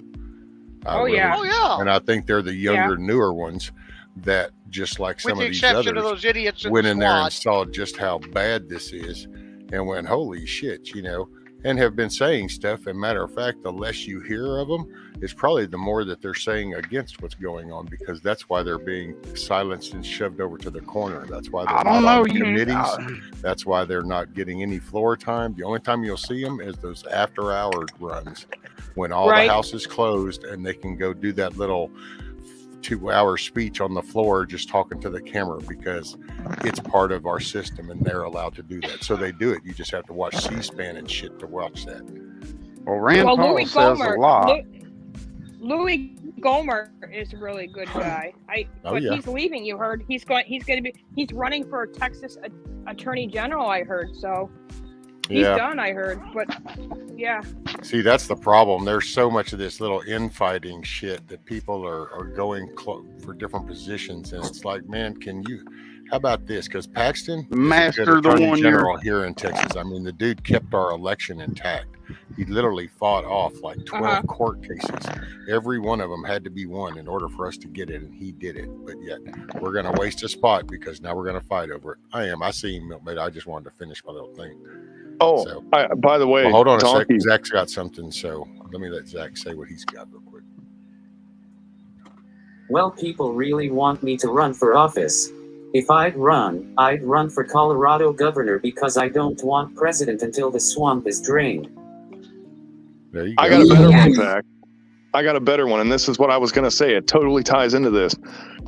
Donkey, if you make me one of the people in charge of America, can you put Zach in charge of North Korea so I can go to war with him?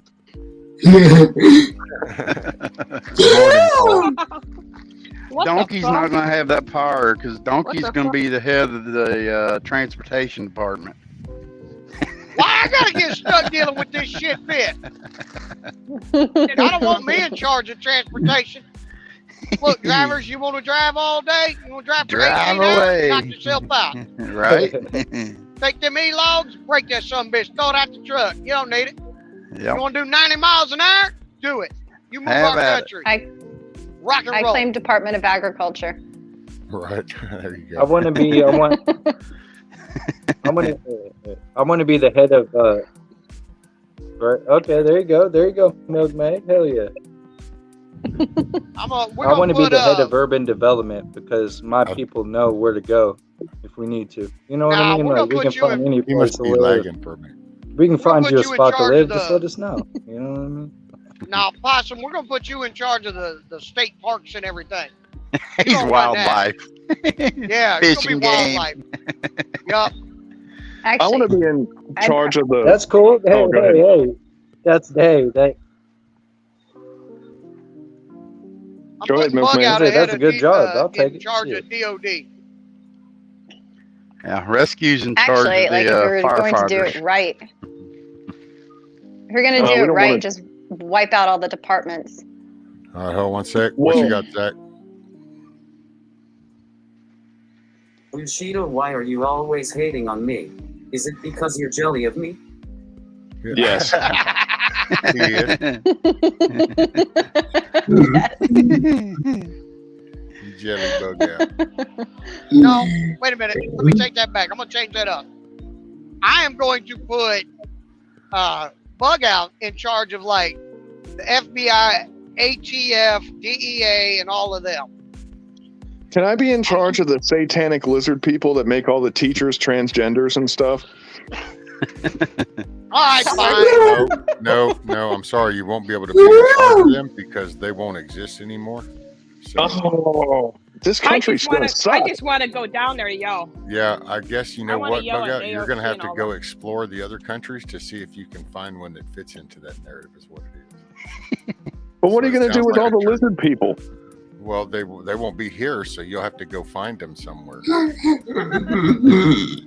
All right, on I Snake guess I'll Island. take the CIA then. Fine. You'll have to go to North Korea.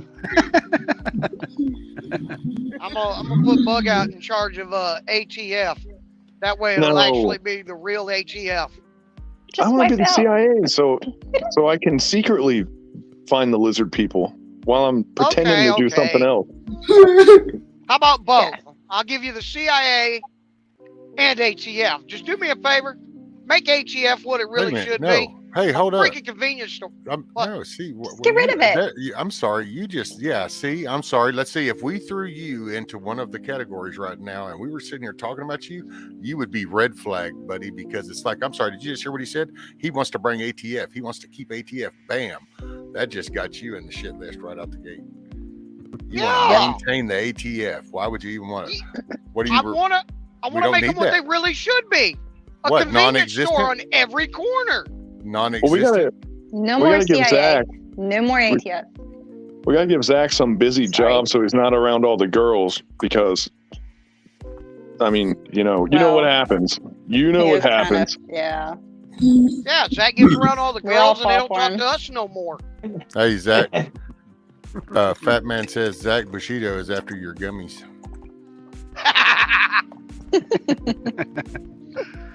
Ah, that's funny. And Hurricane All said right. Zach and Bug Out need a podcast.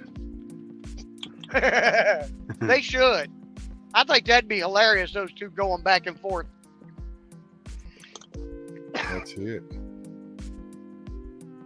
Carl said, get it right, Bug Out. They are vampire, lizard, demon elites from Planet 9. Oh, what you got, Not Zach? Cloud9? Go ahead, brother. Actually, it's Planet 10, Planet X. Okay, now go. Get rid of all of the three-letter agencies. That's simple. There you go. Get rid of Did you just fire me? Did you just fire me from the job I just got, Zach? It just wasn't enough. It wasn't enough that you got the cool job. That's it. Just like that. You're fired. You ruined everything. Jeez. And he broke my heart. And it's Shark Week. I think.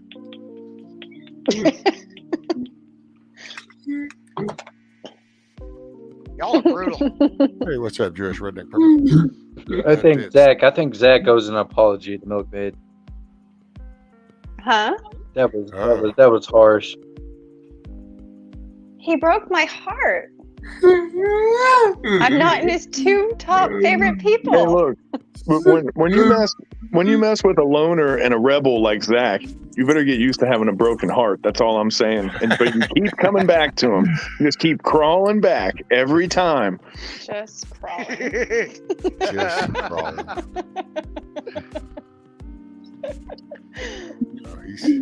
Actually, that was the whole reason I came up on panel, because I have a whole crap ton of stuff to do. But I was like, I'm going to address this.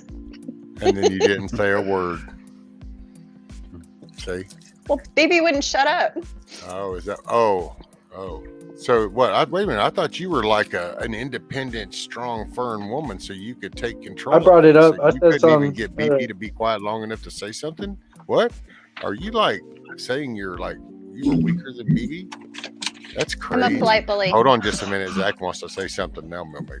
Go ahead, Zach. Thank you, brother.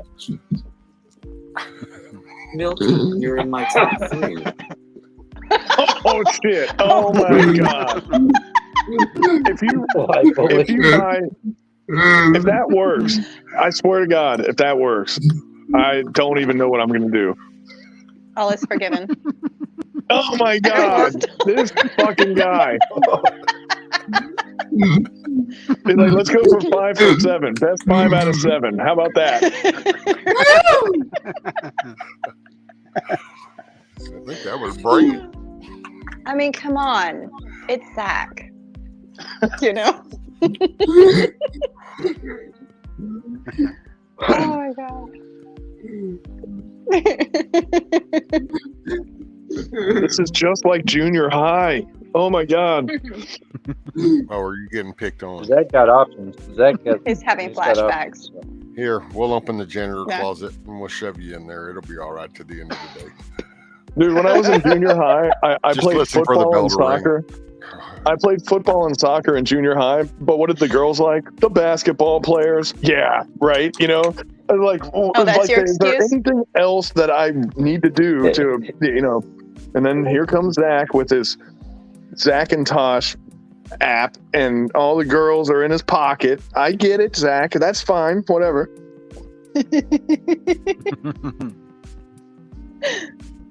Oh, he's typing away now. Bug out. Don't I mean, blame it on like- the sports.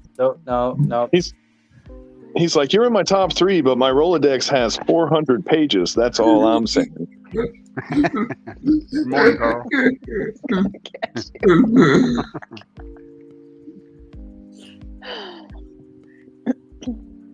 And by the way, morning, Ray. How are you?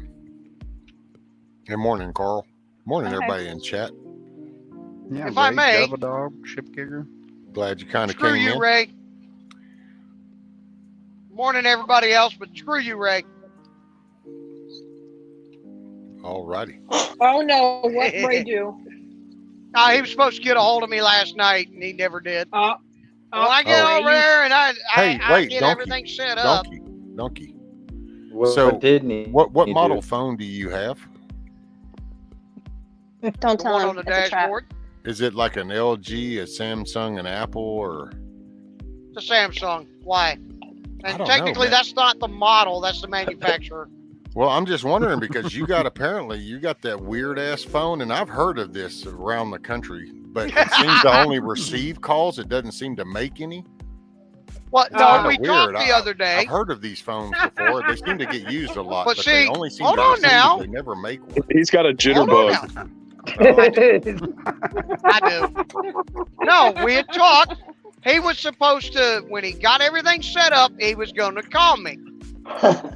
And he didn't. So I was waiting on him to get things set up and then call me. Well, then wait a minute. How do you know Well- he has everything set up? Well, when he gets his jitterbug, you might as well get the Miracle Ear anyway, because he don't listen so good. No how.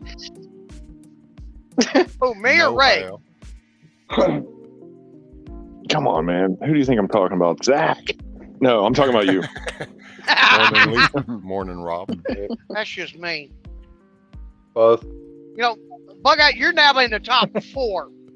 Oh man, it just gets worse and worse. Oh. Okay, hold on, everybody. Zach, go ahead, brother. Bushido, do you know why women flock to me?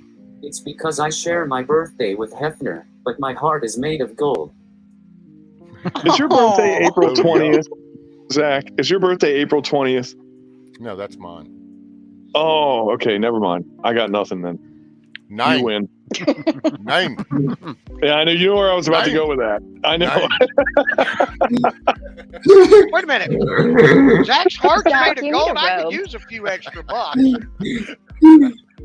Oh, I was about to drop the nuclear hammer, and then he just squirmed out of it, as always. He's like a ferret. He's like, I swear, you can't catch him. Like a wily fox. He's like a little greasy salamander. He just squirms out of it. You know, it's all jealousy, Zach. You do realize this, right? That's what it is. He's just so freaking jealous. He just can't handle. He just can't handle it. Zach has that sweet motorcycle on his screen right there. That's it. He's riding with my dog. Wait, pick up all the biker babes. Oh yeah. I like Even sometimes Zach's I'll come getting in a and I'm thumbs under up. the axe. He gets my thumbs up from my dog up there even.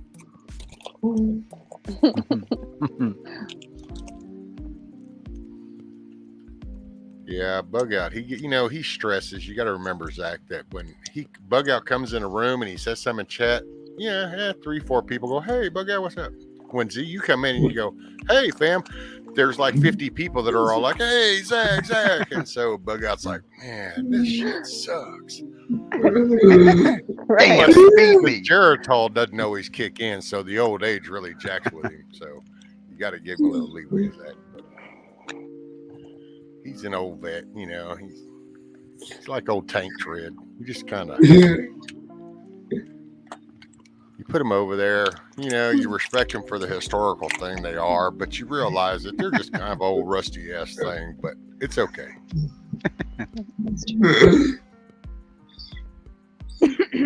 Anyhow, now that I'm in the top 3, I can rest easy. I feel like I can go on. Did you get promoted? I did. Oh, You made it to the playoffs. Congratulations. Thank you. But yeah, actually, I need to start going and moving feed bags into the garden. all right, I'm gonna use it for my mulching and stuff. But anyways, good to see y'all. I never get to see you, Zach, so I wanted to come say hi. Good to see you. Good to see you, man. Bye, y'all. Have a good day, Yeah, man. see you later. Later, milkmaid. Thanks for coming up. Yeah, I gotta go to the store and get mulch and all that stuff. I have like 10 bags of it on the side of my house that I keep pretending like I don't see when I park every day when I get home from work. Deliver to me. I'll use it. Just kidding. Because it's like 95 degrees every day when you get home, probably. 1A is making I didn't even bacon check and the omelets. price of it. I'm sure the price went on. How much are bags of mulch these days? Oh God, I don't know. I just buy it. I bought the rubber stuff. That's the way to go here. Because you buy regular mulch and it's white in a year or two, you know. Yeah. But the rubber, it lasts forever. Where do you buy that stuff? The rubber from? Kind. Well, it's kind of funny you would say that because Costco had it for a while. So while they had it, I'd pretty much just bought all of it, you know. I have to look into that then if I buy another kind. We got I got it from my mom's house. I got it from somewhere else, and I ordered a skid of it. But these came in bags, like regular mulch bags, and I forget how many I got. I got like 25 of them or something. But it's kind of crazy because, you know, it's like you're like, there's no way I'd use this much, and I used more than half of it already, and I didn't even do half of what I wanted to do. So I'm not even going to be able to finish what I thought I was going to have extra with, you know, it's like firewood, I guess. So yeah, they don't have it at Costco where I'm at anymore. So I was like, man, I need to buy more of that. But my wife hit it, Costco like 2 days ago, and she was like, yeah, it's gone already. It's like, there's not even a spot for it. You know, this stuff comes and goes there. You know how that is. Oh yeah. TJ Cat says, y'all brighten my day. You make me laugh while I'm canning spaghetti sauce and dehydrating tomato sauce to make tomato powder. Hadn't thought of I want to that. know how to do that. I want to freeze dry tomato sauce because then I could put it in a bucket of spaghetti noodles, and 25 years from now in the apocalypse, when everyone else is starving, I can have me a nice bowl of spaghetti. That's what I'm talking about. Dehydrate spaghetti sauce. That means you're going to risk it and you're going to pop the seal on that mask in order to take a bite of that spaghetti. Oh man, the direction we're going, that mask isn't going to help you, man. You know, I mean, that's true. You know that. Oh, I can the get it right at Lowe's. radiological. Say what? I mean, I can get it at Lowe's. I can get it right at Lowe's. Pick up today, $6.98 for a bag. Oh, there you go. Well, you know what I hope protects us, bug out, is them What's that? big rocky mountains. Well, if you look at the airflow, you're not in the worst spot that you could be, because the East Coast, it goes south.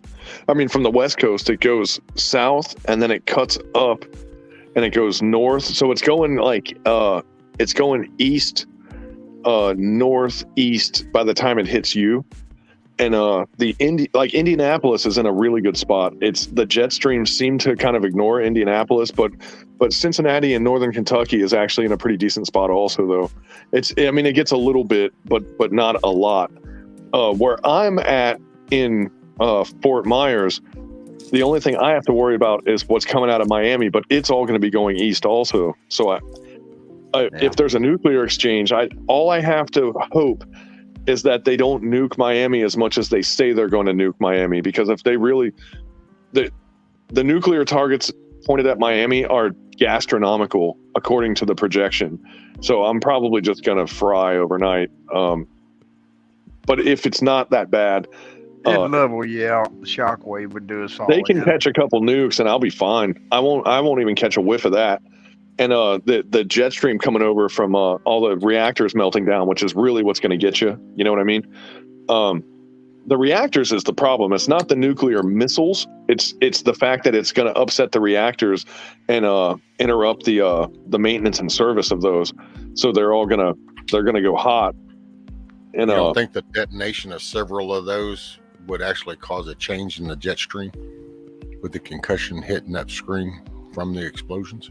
Well, temporarily, yes, but I mean, we're talking by the time the beta and gamma particles fall, it's going to be days and days and days. You know, it will have righted itself by then. But we're all going to get it. If we had a nuclear exchange here, it'll go across the Atlantic and it'll deposit into Europe and North Africa and all kinds of stuff, man. I mean, it's like everybody's going to get a piece of this if it happens. That's the thing. It really becomes a global problem. Just like there is radiological traces in the Pacific Ocean off the coast of California from Fukushima. We're still getting it still today. There's radiation coming in. Radioactive particles are coming on the beach on California right now. You know, Yeah. That's just how it is, man. It's like we're sharing the same piece of paper now. You know, we are now a global society as far as contamination goes. So congratulations, India and China and your islands of plastic garbage in the ocean. You know, like there was one point in time where that didn't affect us, but now that our reach is so big, it's just as much our problem as it is theirs. And we keep upping our pollution laws, but no one's enforcing the pollution laws with these other two countries, you know? And it's, you know, we're never going to win doing it that way, you know? All right, guys, No. I gotta go. I gotta run to Lowe's. It was nice seeing you guys. All right, Okay. Michelle, All have right. a great Take day. care. Be Drive safe. safe. Yeah, see you later. All right, thanks. All right, bye. But anyway, I don't know, man. I did a couple deployments in Africa, man, and like there are some places in Africa that are like awesome, and there are some places that are less so, if you know what I'm saying. And man, the level of you know, that every place has a place. You know, like for us, it's like South America. You know, you look at the industry standards for pollution in like Guatemala and places like that, and it doesn't exist. You know, and the problem with America is we're touting all these high EPA laws, but we're moving all of our dirty businesses into third world countries, and we're making them deal with our pollution. You know, so we're definitely not clean on this. And again, Trump is not my favorite dude on earth, but he wanted to bring it all back, fix it. He wanted us to produce all of our own garbage, but he wanted us to take care of our own garbage at the same time, you know? And that's way more responsible than how we're doing it right now. Yeah. We're playing make-believe right now. So this is not sustainable anyway. Even if our money system doesn't collapse, if everything goes perfectly, our environment is going to collapse. Yeah. And that's the thing with the leftists. It's like, of course our environment's going to collapse, but you're the ones that are doing it. You know, like, have you ever seen a lithium mine? It's freaking terrible. That shit's like antimatter. Lithium is like, it is like death, you know? I mean, it is the worst shit ever. And we're taking it out of the ground where it was safely hidden away, where it could never hurt anyone. We're digging into the earth and pulling this crap out and making batteries out of it. Hey man, whatever. It's their world. I'm just living in it, right? But right. Oh, holy shit, man. You know, like, we got to start thinking about what we're doing. Nuclear power was the biggest mistake that we ever did, because when you make a nuclear power plant, it's like, okay, we're responsible, but are your 5 times down great grandchildren, are they going to be responsible? Is there going to be another dark ages? You know, like, there's so much stuff that you can't predict. And it's like, look at the Black Plague, look at the Spanish flu, look at all these things that happened to us over history. A Spanish flu today would be nuclear meltdowns, because you knock out that much of the population, you disrupt the workflow. Somebody has to go in there and maintain those things. And if it doesn't happen, they melt down, you know? Yeah. Stupid. And we build them all on fault lines. Are we retarded? You know, I mean, I'm asking for a friend, you know? Yeah, like, for free. Oh, we're hey, real we got smart, this and we thing where nothing can go wrong. Let's build it on a fault line. Oh, good idea. Let's build Well, all we're of them on fault lines. we're just real smart and put it right on, you know, right next to Cincinnati, right by the city, between Cincinnati and the airport. You talking about Fernald? Talking about the one there at Lawrenceburg. Oh, yeah. Okay. Because Fernald's not actually a plant. That's just a big toxic waste sump. Yeah. I'm talking about the one there at Lawrenceburg. Yeah. When did they put that there? When did they build that? I'm not sure. It's been there for a while though. That's close to the airport as well. Yeah. That used to be what is it? God, I'm trying to think of. Lawrenceburg had the casinos. This is before Ohio had casinos, of course. And then what was the other one next to it? Was it Friendship that had Argosy? Well, yeah, there was the Argosy, but I'm saying, was it Friendship, Indiana, that had that big casino? Or am I thinking of the wrong place? I don't know. But I know Lawrenceburg had the one. The Argosy was in Lawrenceburg. Yeah. There's And Belterra. Yeah. Belterra's on down the river. It's across from like Warsaw. That was just and where did the money go from the Ohio casinos? They had all those big plans for it. And we're going to pay for the schools, and we're going to have free airplane rides for everybody, and everybody gets a free, pair of Nike Jordans. Some of it. They built the bridge to go across the river right there to Belterra so that everybody out of Kentucky could go gamble. Yeah, it's crazy, man. All the promises they made with that. We're going to fix every school in Cincinnati if we can just build this casino. Yeah, now they got one right downtown in Cincinnati. The one that collapsed when they were building it? No, I don't think. No, that wasn't. That was a hotel, I think, wasn't it? No, I think it was that casino, man. I think it was that casino. They were almost done doing all the framework with the steel and the concrete, and the thing just collapsed, and all those people were saying, "That's it. But God doesn't want you to have this casino," Later, Devil Dog. Have a good day, brother.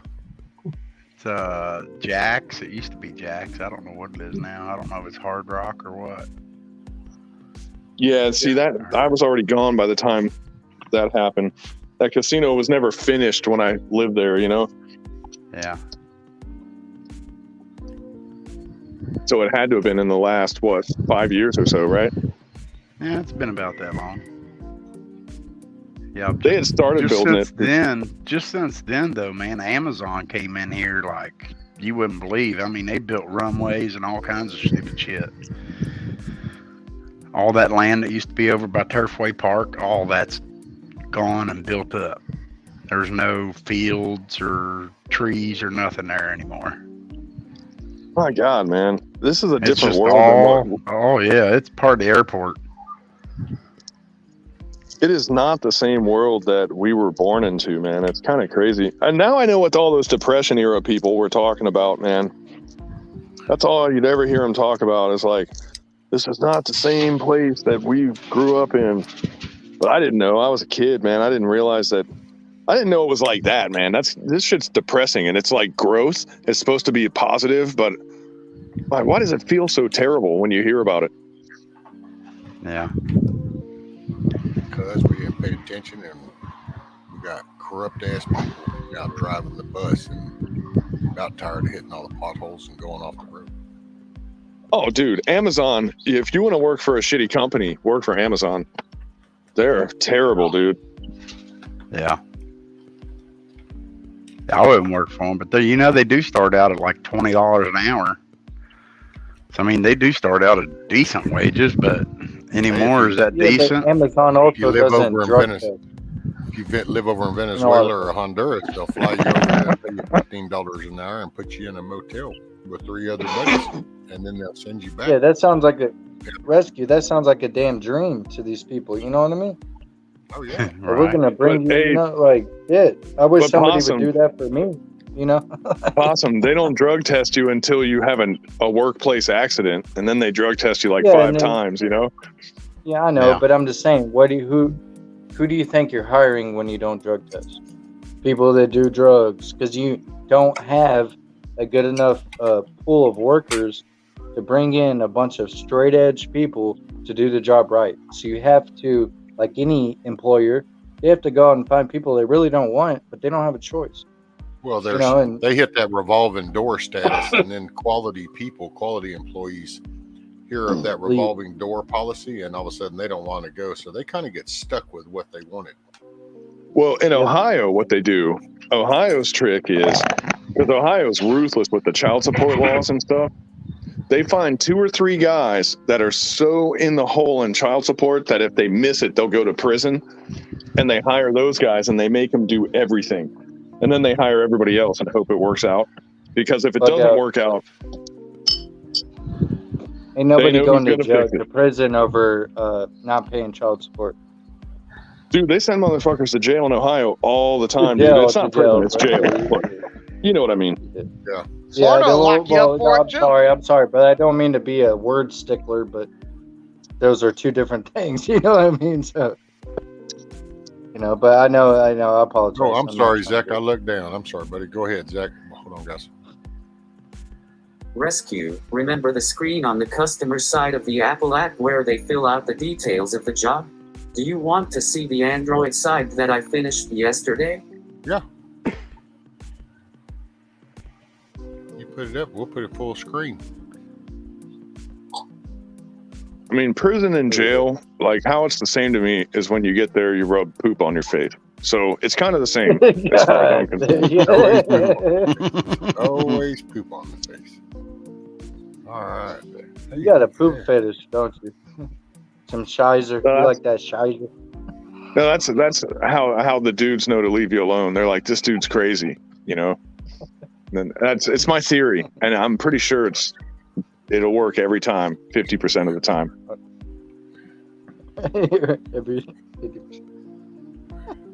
Oh, that's cool. That's nice and clean looking, Zach. Damn, I got shitty resolution.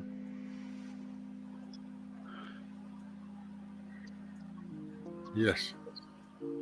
That's awesome, brother. Zach, that's probably my 3rd favorite sign up site that I've seen. Now, hey, Zach, how about this? Does it matter what Bug Out says? I didn't think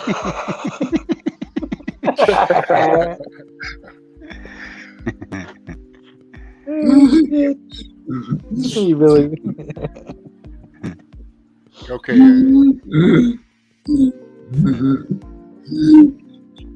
It's correct as long as same food. Ooh, I don't think so, right? Damn, where's Milkmaid when you need her? Or, come on, one of y'all know about Cannon, because doesn't the jars need to be the same size so that they'll do the temperature at the same size? No, wait, Shift Kicker says yes.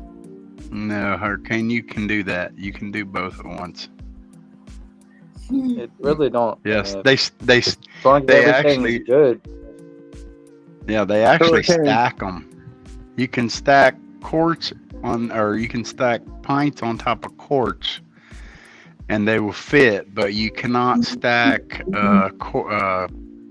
what is it? Pints on top of pints, because they won't fit. Hurricane, really, to be honest, just live your best life and you'll be fine. Shut up, Bug Out. Shut the fuck up. Hurricane, he is from the government, and he is here to help you. You know I love you, brother. You know I love you, brother. Good, Zach. What you got, Zach?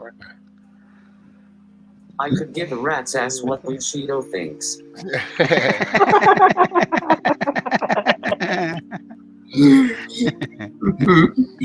have a feeling he's trying to tell me something, but I just don't know what he's trying to say.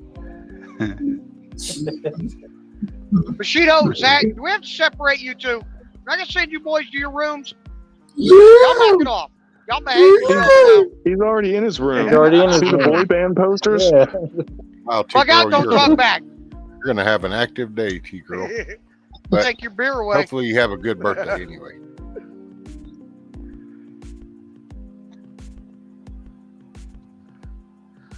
Oh, go ahead, Zach. I'm sorry, brother. I looked down.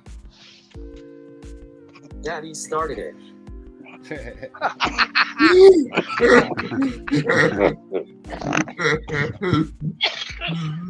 That's it. No TV for either one of you two.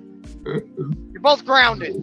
I will say, by the way, Bug Out, your little poop on the face theory, as far as jail and these kind of environments, just remember that when you smear that on you and then you look up, they're going to just go ahead and pull the trigger on the taser. So then you're going to lay on the ground and flop on your poop covered body. Yeah, I because do. they're I'll not going to take want the to touch you. taser. They're not going to want to do their job that great. They're I'll not take the going to want taser. to touch. They're not going to want to touch him with the taser because then they have to take them pricks out of him, and No, they and don't. they're not going to want to touch him.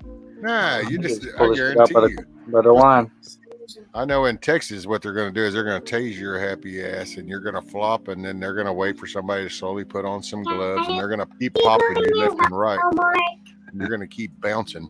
And then finally they'll stop and they'll reach out and pull them out. And when you come to, you're going to be hosed down in a shower and probably in a straitjacket. You'll be like, what the hell just happened? And they're like, yep, that's why you don't want to do that again. So there's a counter message, just so you know. There's a counter message to the poop message. I just decide not to put myself in that situation. Well, but it's bug out, so you know it's inevitable. Well, tomato, right? I mean, Remind me not to hang around bug out because they say you are who you hang with, and if he's going to jail, I don't want to go there. So. Oh, there you go. Well, he has a way of getting out of it. Just rub poop on your face, huh? He just tells them he's from the government and he's here to help. That's like a standoff. Bug out's telling them, "I'm here to help," and the cop's like, "I'm here to help." You know what I mean? Government was here. We're all here to help. So it's like Spider-Man. Spider-Man pointing at each other. I mean, I literally can say this. I've never been to jail as an adult in America. So there. Lucky you. Mm-hmm. What about other countries? Right? I have been a couple times, yeah. Was it jail or the brig? Jail. Dude, I went to jail in Tijuana before, dude. Ooh, yeah. So you didn't catch the wordplay. See, in the U.S., it was the brig, but he didn't say the brig the first time. He said he hadn't been to jail in America. He didn't say anything about not being in the brig. Ooh. No, I was never in the brig. Yeah, I want to know, how'd you get out of jail?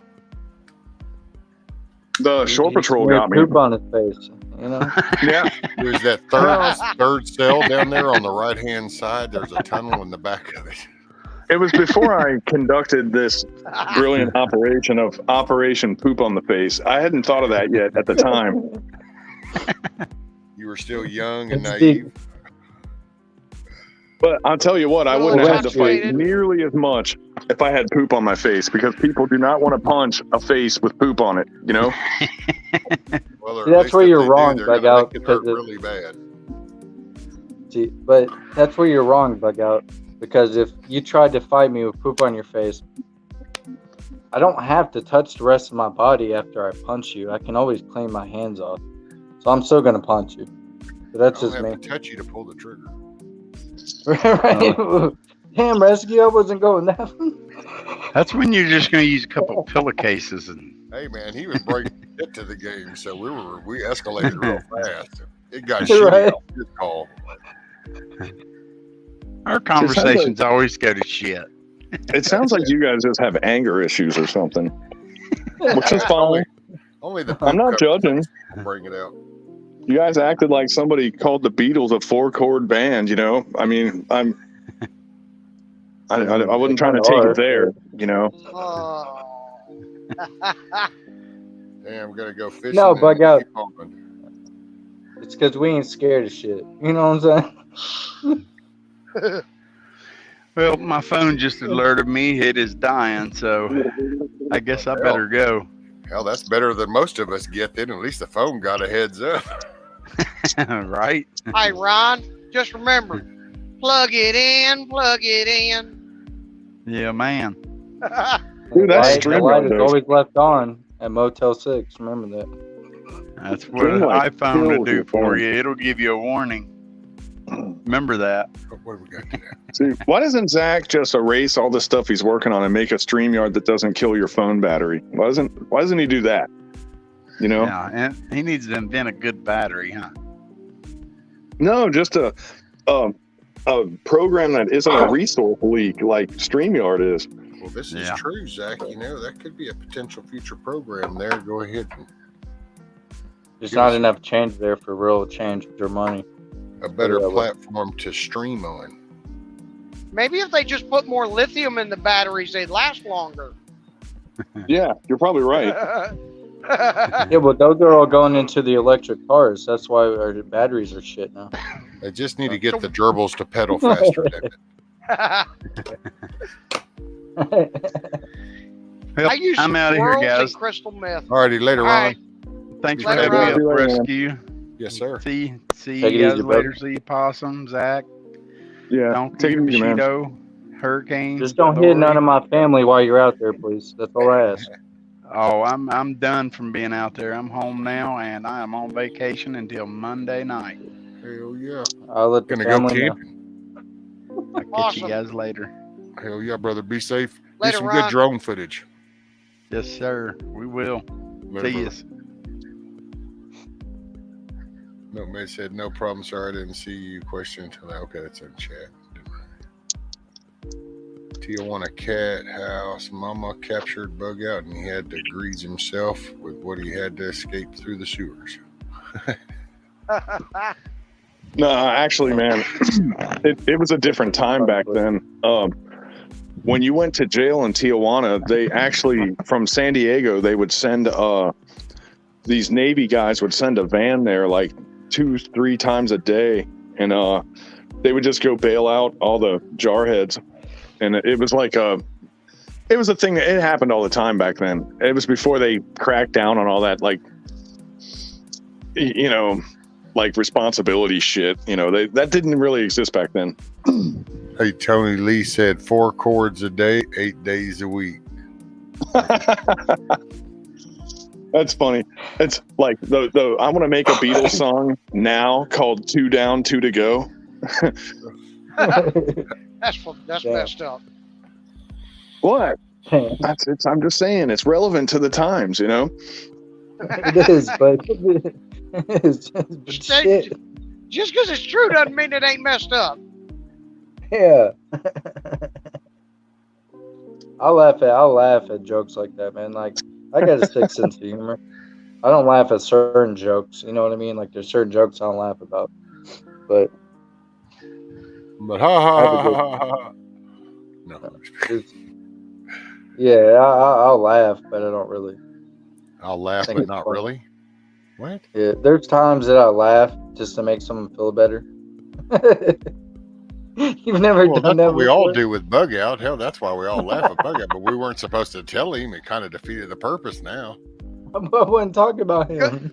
Oh, Good shit, job, my 1A. bad. Okay, forget I said that, Bug Out. We're all laughing because you're funny as shit. Ah, there we go. Okay. No, it's just if something's not funny and it's not my type of humor, then I can't really laugh. But I want the person to feel bad because everyone feels so awkward. Like, I know how it is. You tell a joke and everyone's silent. There's like 5 people listening. They just look at you like, what? And then I go, damn, that was kind of a lame joke. Okay, I'll try to come better next time. Yeah, I know, but if there was a way I could live stream the job interviews that I have, that would be hilarious. Like after the fact. That would be funny, though. Like when they go, can I right, fellas. can I ask you a question gotta about your jump out. service? You gone, donkey? I guess that was quick enough. Oh, yep, there he goes. Well, we now know why. Yeah, I won't bother asking why now. It's self-explanatory. All right, donkey. Well, if you can hear me, brother, be safe and keep the rubber on the road. Enjoy your day and smile. I would say or be the reason somebody else does, but we know that shit ain't happening, so just smile yourself, brother.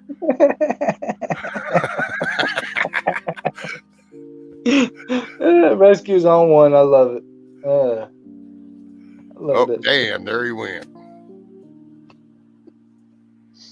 Yeah, I got to cut out here. Probably.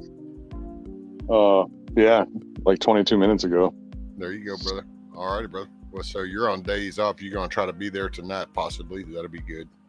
Yeah, I'm gonna crash out now, and if I don't have a laundry list when I wake up, I should be fine.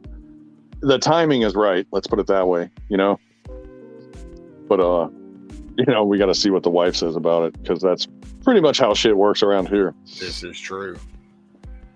All right, brother. Well, hell, hopefully I got to study up and kind of refresh myself so I can try to be useful during this. Yeah, me too, man. I'm like really rusty on that. And that Smith Munt thing. Yeah.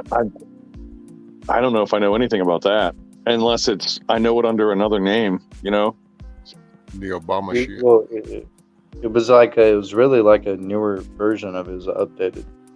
If I'm wrong, correct me. But no, that goes deep.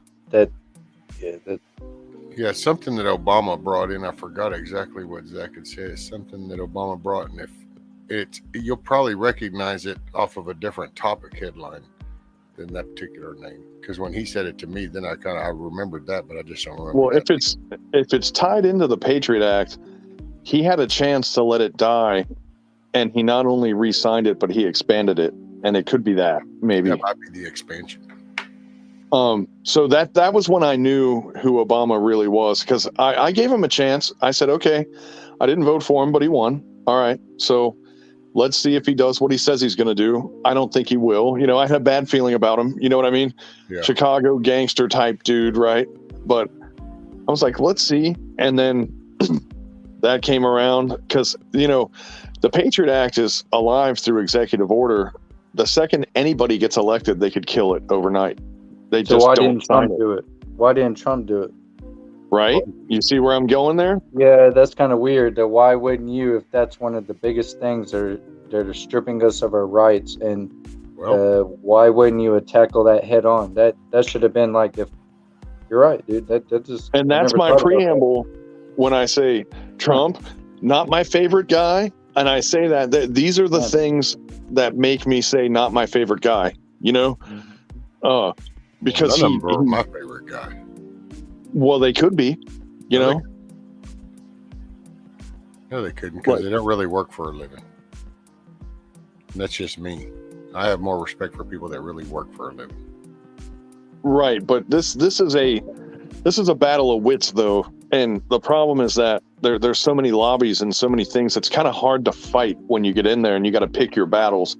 But see, it's only that way, Bug Out, because of all the bullshit policies. Because if you really were to break this down, this is a self-oiled running machine, basically. I mean, it could be. It's all the personal bullshit is what interrupts the flow of shit. No, we keep the machine going. Yeah, you're right, Rescue. We keep the machine going, but somebody owns that machine, so we don't get to really use it like we want to. Well, when you see the real president is the second term, because on the first term they think about re-election. Okay, so the way a politician works is the minute that they get office, they start thinking about the next time they get office. Yeah. So they're spending their whole time in office trying to get re-elected. And it's not until they hit their last term that they say, well, there's no more, what did I want to do when I was here? And exactly. I'm going to do whatever the hell I want, because there's nothing anybody can do about it. Well, it's your last term.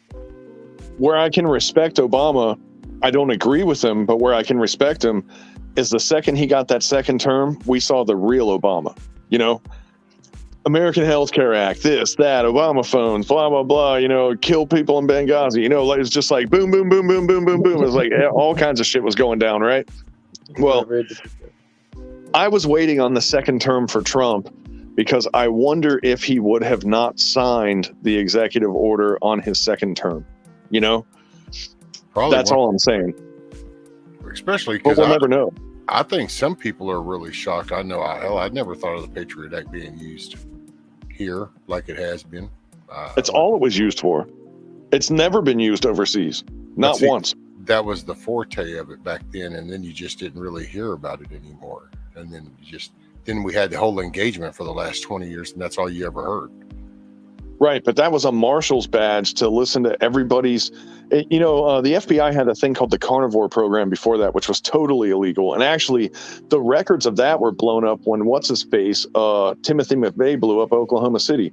The records that they illegally got, because basically what they were doing is what Facebook and shit is doing now. They were doing that back then to emails, and they were storing all that data in Oklahoma City.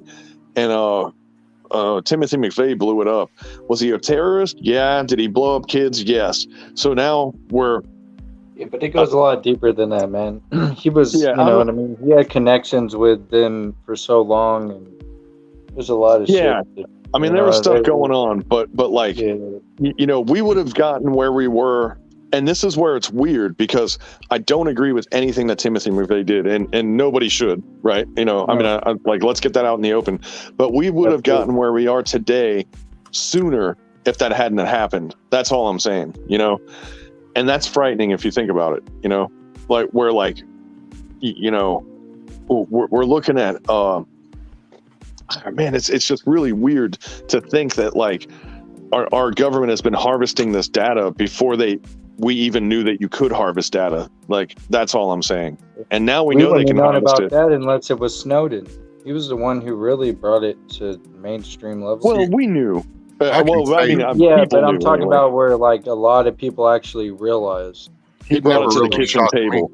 I've always known it, and I've always my biggest thing is I've always left and tried to tell people, it's like they say that they can't do stuff, and everybody thinks that, oh, well, they can't listen in on that. Oh, they can't do that. That's illegal.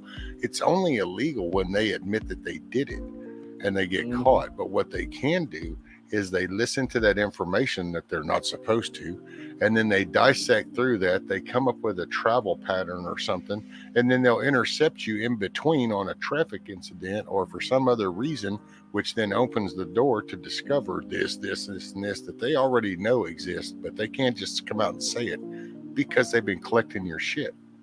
Yeah. They've been doing this since the internet came out.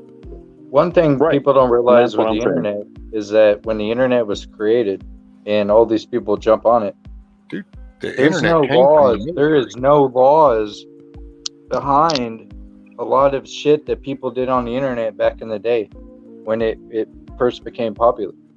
But there were no laws that made certain things illegal. Al Gore didn't want the internet to turn into this when he created it, though. That's all I'm saying. Dude, it's like the shock and awe over the internet, and it's like this whole intra thing came from base-to-base communications from the military. That's where the foundation came. So it's kind of like wow, and you're shocked that they actually listen in. It's kind of like their shit. I mean, it's kind of like, yep. Dude, we were doing mobile communications. We were doing text messages with radios and a 2 and 386 computers, like a 386 on a radio, and we were sending text messages back and forth, and we thought we were like secret spies, dude. I mean, like, we thought we were like ninjas, and like, I mean, a kid has an iPod that can do like 20 times more data processing than that thing, while playing Baby Shark at the same time, Oh, you better shut it, damn it, bug out. Right. I don't even have a kid, and that shit makes me cringe so hard. Carl said, no one believed me or cared when they did the Patriot Act. Now everyone is tracked like prey. But see, they were even, if that's really the basics with the Patriot Act is just being more open that they can, that's just because they, ever since the internet came out, there's actually before that, they tracked people. It's just that then you had to be more important to get the attention because it took boots on the ground type shit then, where once we went on the internet and people started to communicate and shit, it's like, oh yeah, we just made it easy as shit. Now they just sit and let computers collect information for them. They decide the computers flag shit for them when to look at it. So, dude, I mean, I went from like hardcore veteran patriot guy to like my government is spying on me overnight, and that was, man, my life changed when the Patriot Act came out. That's all I can say, man. That was like the first defining moment for my grandfather.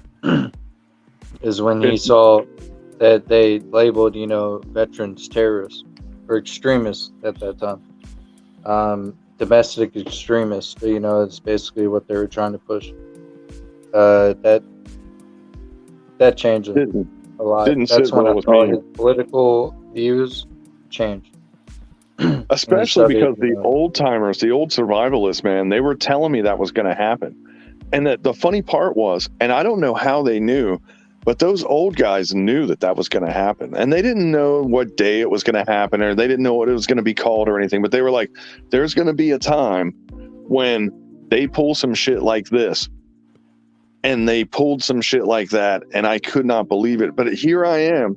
I'm saying, we're looking down the road and we're telling people this is going to happen. You know, it's going to be a food crisis. There's going to be this. There's going to be that. The dollar's going to get strained, if not die altogether. Now we're telling these dudes this, and there's a 20-something out there, man, that's listening to us talk. And 20 years from now, he's going to go, man, these people told me that this was going to happen. And now I'm telling you this is going to happen. And it's like, we have a cycle of people not listening. It's the Nostradamus effect. They wait until the prophecy comes true, and then they realize that what they said made sense. You know, we got to get ahead of the 8 ball, you know, instead of behind it. And how do we do that? what are you That's the trying to question. say there, Bug Out? I'm pretty much trying to say exactly what I just said, I think. It's a joke because you know. I know. I'm just being stupid. And, yeah, like I was pulling a Bug Out. I'm sorry, my bad. My bad. but no, you know what I mean though. Like we have to figure out how to. Absolutely. We have to figure out how to quantify our hunches and predictions and feelings, because we're starting to be able to back that. Like, for example, how many food processing plants are on fire right now? Like, right. This is what a crazy coincidence, right? So I'm now accepting into fact that a food crisis is going to happen. And now our fearless leader said there was going to be a food crisis, but I didn't know he was going to do it by setting half the food processing plants on fire. I mean, I didn't realize it was going to be that blatant, you know, but we got to remember we're dealing with crayons now and not, you know, calligraphy pens. Obama was a calligraphy pen. Biden is a Sharpie marker, you know? I mean, that's pretty much the difference right there. He's just being intent. I'm reading. Yep. Yeah. But yeah, man. I mean, it's coming, dude. And I don't know, you know, nobody knows the day or hour, but holy shit, man, this is all the writing's on the wall anyway. I hope that we can lock down another election, presidential election. I hope, but I'm fearing that we don't have another one left in us. That's my fear. And that's too soon. I think for everybody. I think everybody in this whole, especially YouTube community, I think everybody on YouTube can agree that it's too soon. I don't think anybody's ready for that, you know, that kind of timeline, you know? So, no. But anyway, man, I'll see you guys later. Whoa. It's like, anyways, I'm just gonna leave y'all with that piece. All right, brother. Just dropped a big old drama bomb, and now I guess I'm gonna go. All right, brother. Later, man. Yeah, I'll see you later, guys. See you tonight. Peace. Yep. We'll have a little ball picture.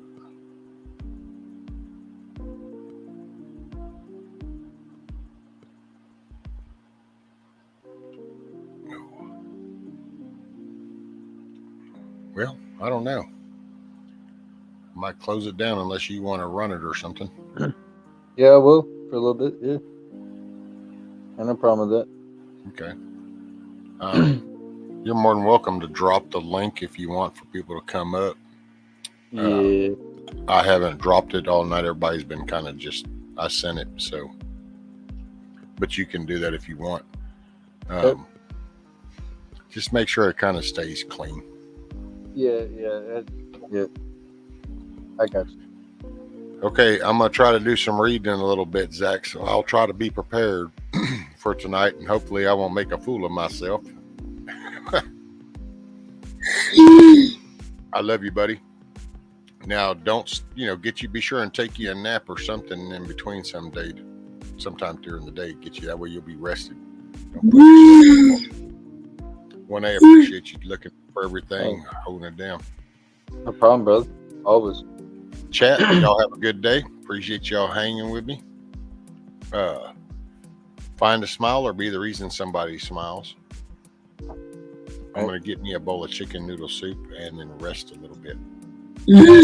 Hey, Rescue, you like that video that I sent you the other day? That dude's a trip. Yeah. No, he's funny. Look, he's got good recipes and everything. It's just funny because, he's something. Oh, yeah. Sounds like neighbors I got damn near. Right. All right, guys. I will holler at y'all later. You have a good day. I will see you this evening, 11 or 11:30? 11:30? It's 11:30 from what I saw.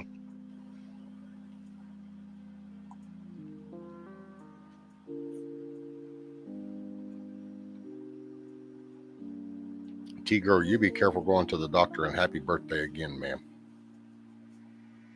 I hope you end up enjoying your day, even after a little poke and prod.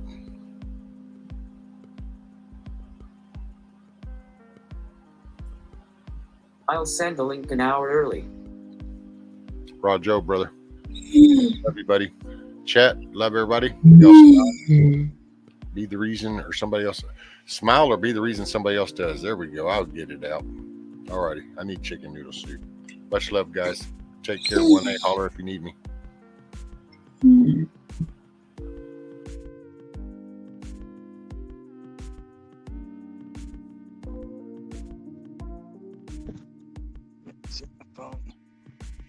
What's up, Zach? Give me 1 second. I'm coming inside.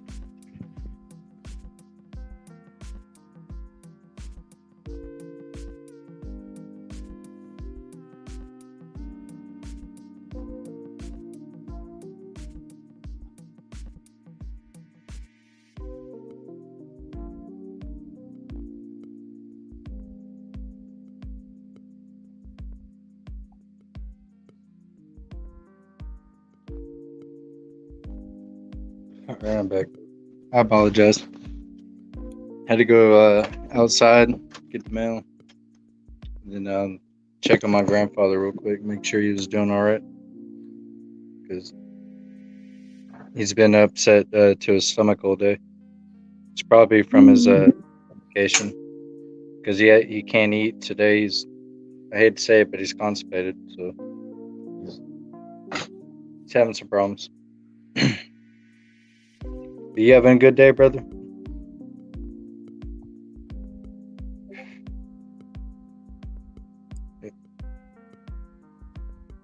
Not much, just getting my day started. Right? Yeah, man. Me too. I'm I tell you, brother. Yeah, I had my car. The battery on my car keeps going dead. I finally found the reason for it, and yeah, I had a rough morning. I had to jump my car multiple times, and then figure out the problem. And yep. But you said you're going live at 11:30 tonight, right? Okay. I'm gonna try to be there because I want to see that because it's gonna be a great show. Got some great people there, great information. So I'm gonna try to be there. That's the only reason why I haven't been at your show or other late shows like Jeremy's lately, is because I stopped staying up late at night. You know what I mean? And I started trying to change my sleep schedule.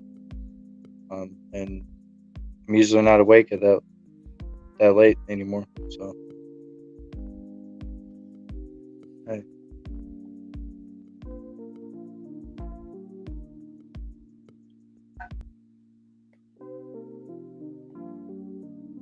Hope on soon. Just figuring out some guitar notes.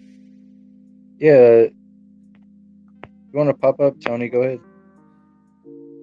Let me know.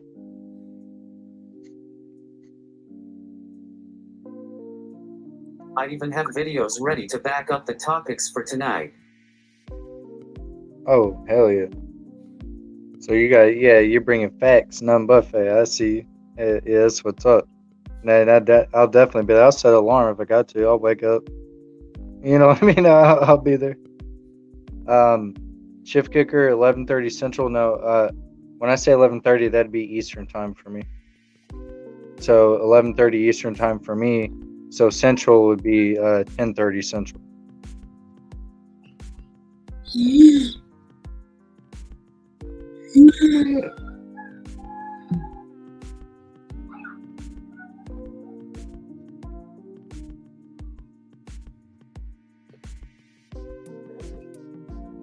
So if y'all don't have Zach's channel yet, if a mod could please put his channel in the sub, or excuse me, in the chat, so everyone can sub, we'll try to get some more people there to soak in that information.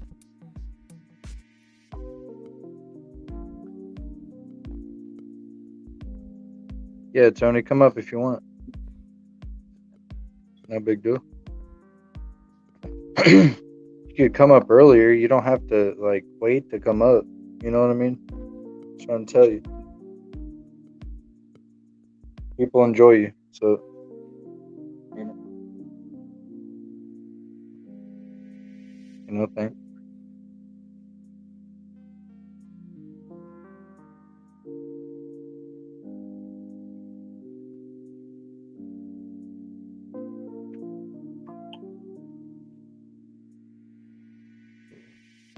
Oh, it's your birthday, T-Girl? Happy birthday. Or is he messing with you? Because it's Monty. I don't know if he's messing. Oh, it's your birthday. Okay, happy birthday, T-Girl. It's good to hear that.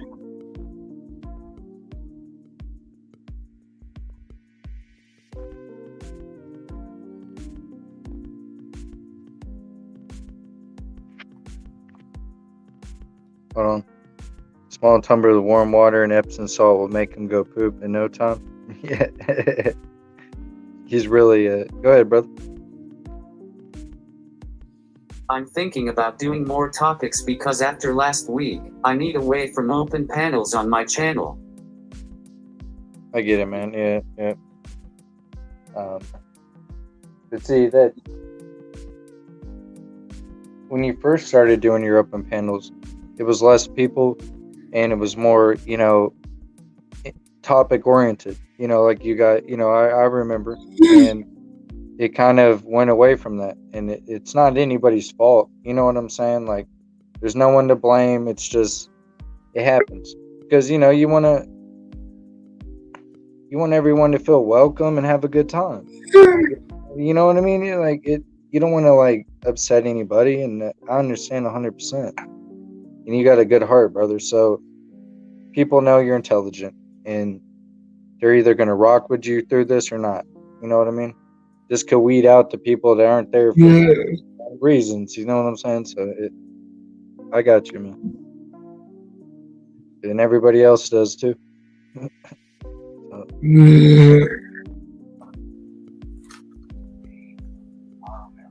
Oh, hello everyone. Got a lot to offer this community. Hey, hey Jack. Hey, boss. How we doing, lads? What's up, brother? How you doing? Yeah, I'm okay, mate. How are you? Hi, Zach. Yeah, lovely to meet you. Hi, brother. Wait, Don't you've know never if you met Zach realise before? that. Well, we've not met in person like this. Oh, okay. I've been in the chat. That's awesome then. Cool. I love bringing I know people him together. I know him on another social networking kind of a platform. Oh, okay. But begins with F. We don't want to do any publications. Right. No, I was just looking around, playing my guitar. Nothing much better to do. Right. Hey. Listening to nothing you wrong with guys. that. Yeah, I was actually just working out the Star Spangled Banner.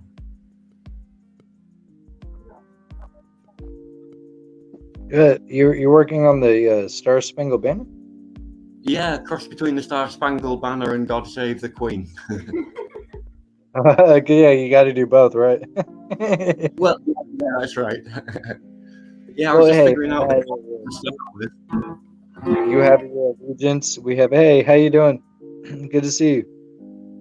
Yeah, you've met Katie, haven't you? Yeah, I don't yeah, think he's yeah. I don't think Zach's met Katie. Hi, Zach. No. Yep. Good to meet you, mate. Know which way to put your phone, isn't it? I think we need a bit more light though. If you could manage that. No. Hurricane in the comments said mashup. Nope. That is disrespectful, Hurricane. I'm sorry. I gotta call you out on that. You were not gonna mash up God Save the Queen and Star Spangled Banner. They are different. They need to be no. I don't know what I don't know what it's going to turn out like.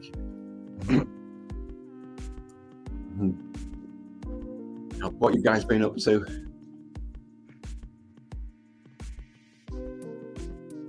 Switch places with Zach. I don't know if I can. How Zach? Or damn. How do I switch places with Zach? Can I do that? Because it's covering his face. And that's fine. Because if it covers my face, I don't care. Can you use the? You're in first place, Zach. So you got controls too, obviously. Yeah. No, okay. Oh well, we know Zach's in control. Zach's always in control.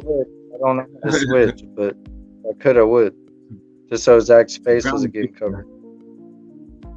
Damn it. I apologize, y'all. I'm trying to figure it out. Well, hey guys, have a great day. I need to start work. Okay, Zach. All right, man. No problem, mate. Yeah, look after yourself. Y'all, hey, take it easy, Zach. Love you, brother. I'll catch you tonight at 11:30. 11:30 time, 10:30 Central. He'll be having a show. There'll be great people there, great information. Y'all check it out.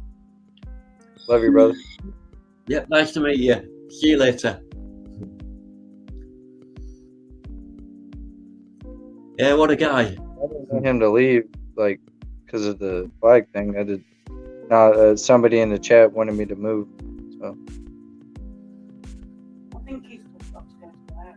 All right. Wanted to be able to see his face and what he was saying, because it was covered by the flag in the corner.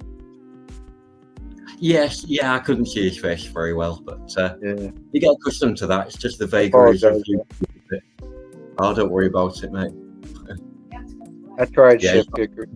Don't get mad at me. I tried. Like. Hi, everybody in the chat as well.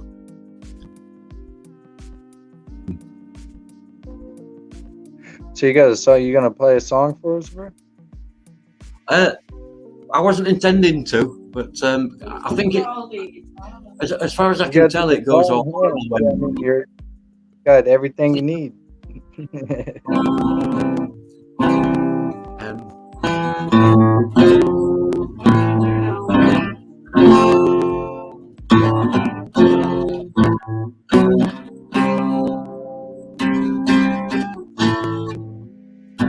on, I've lost my place. Is that anything like recognisable yet? I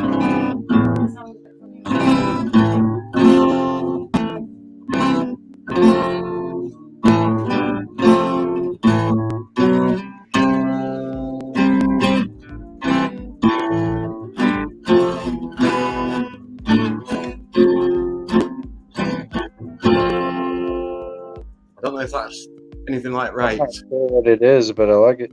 It's supposed to be the Star Spangled Banner. It's cool anyway, isn't it? Like, I don't know the words very well, but something like, by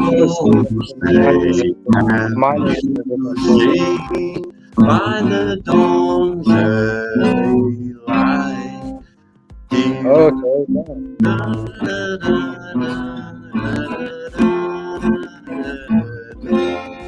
Something like that. I don't know the words, I'm afraid. Okay. See, now that you sing it with it, that I know it now. I see the resemblance. I see where you're going. Yeah. I didn't get that at first. My mind was in a totally different spot. I was thinking, you know, like you were gonna play a song, you know, like do you know that? Like I thought you were gonna play like a band song, you know, like an artist, and I wasn't okay. Well, I mean, expecting you to play the Star Spangled Banner right off. So that was nice. That was nice though. I don't know how it's coming across. Is it coming clear or is it horrible? It's actually decent. It's actually the audio is pretty good. All right, because when I record For on this, on StreamYard on a live stream, it's pretty good. oh really? How Not too bad. interesting. But yeah, I mean, I've only just started on that one today and just figured out the chord first, and then I've got, you know, be putting the melody in.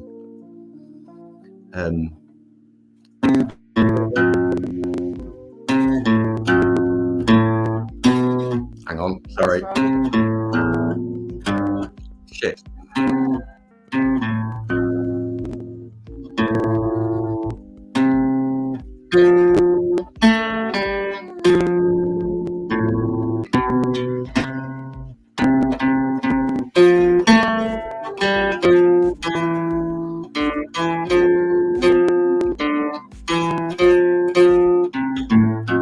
Something like that, isn't it? You'll get that. Similar. They got like yeah. You get there. Yeah. So what were you playing after that? What were you playing after that? The other one was something. Oh, that was Space Oddity. Okay, play that. Yeah, David Bowie. It's what he said. It's David Bowie. I'll just get my chord book. Okay. Oh, if you it's no problem, man. It's fancy chord book here. Yeah, people play the guitar. So. Book on beside County Count. What's the?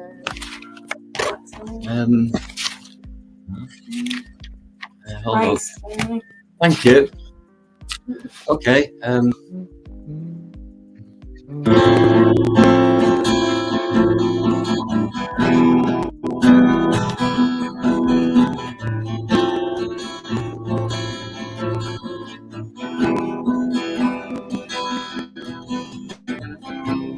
Ground control to Major Tom. Ground control to Major Tom. Take your protein pills and put your helmet on. Ground control to Major Tom. Commencing countdown, engines on. Check ignition and may God's love be with you. This is ground control to Major Tom. You've really made the grade. And the papers want to know which shirt you wear. Now it's time to leave the capsule if you dare. This is Major Tom to ground control. I'm stepping through the door. And I'm floating in a most peculiar way. And the stars look very different today. For me, I'm sitting in a tin can, far above the world. Planet Earth is blue, and there is nothing I can do. I won't bother with the instrumental. No, I'm past 100,000 miles. I'm feeling very still. And I think my spaceship knows which way to go. Tell my wife I love her very much. She knows. Ground control to Major Tom, your circuit's dead. There's something wrong. Can you hear me, Major Tom? Can you hear me, Major Tom? Can you hear me, Major Tom? Can you hear my floating romantic hand? So far above blue. And it's earth is blue, and there's nothing I can do.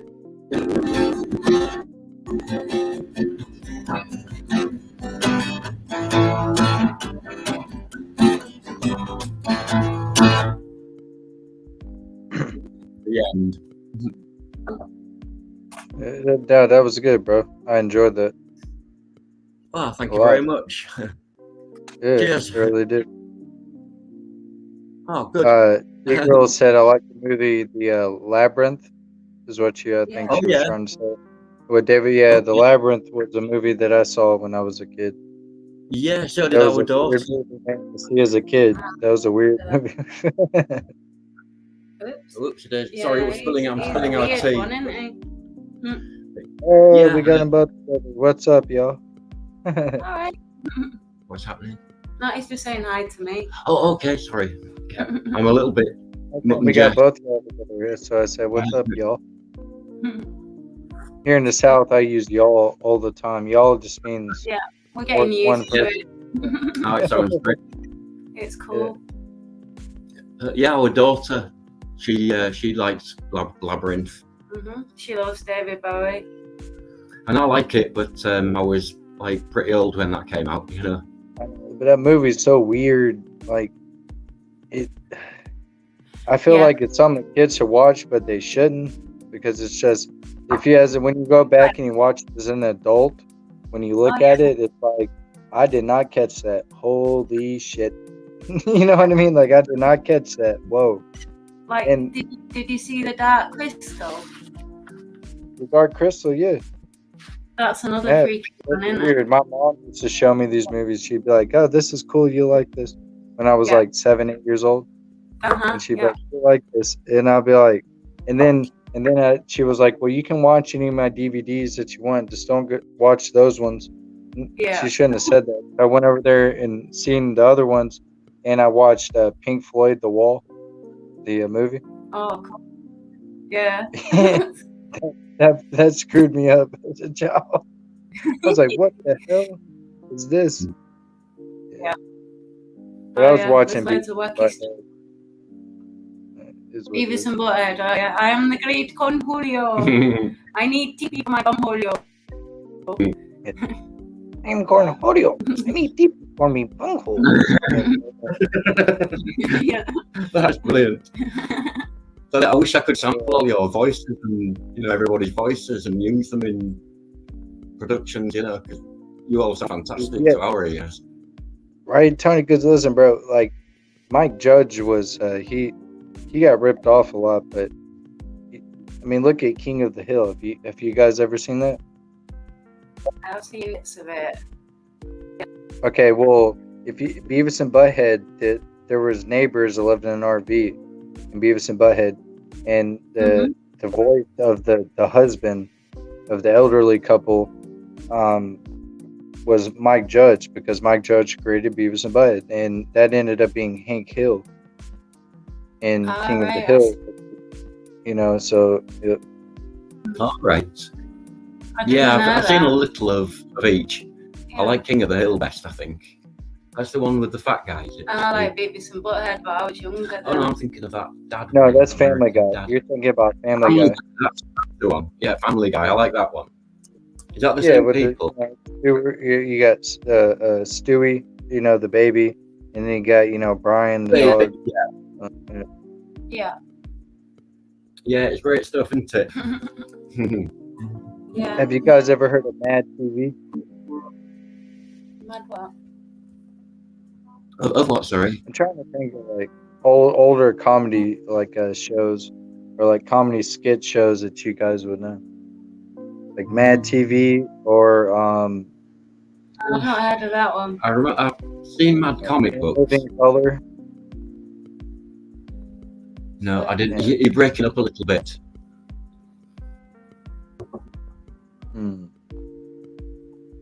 I don't know. I'm trying to think of different like TV shows. Like We know The Simpsons. Yeah, The obviously. Simpsons. Yeah, right? yeah. Everybody knows The Simpsons. Yeah. Yeah, they were great.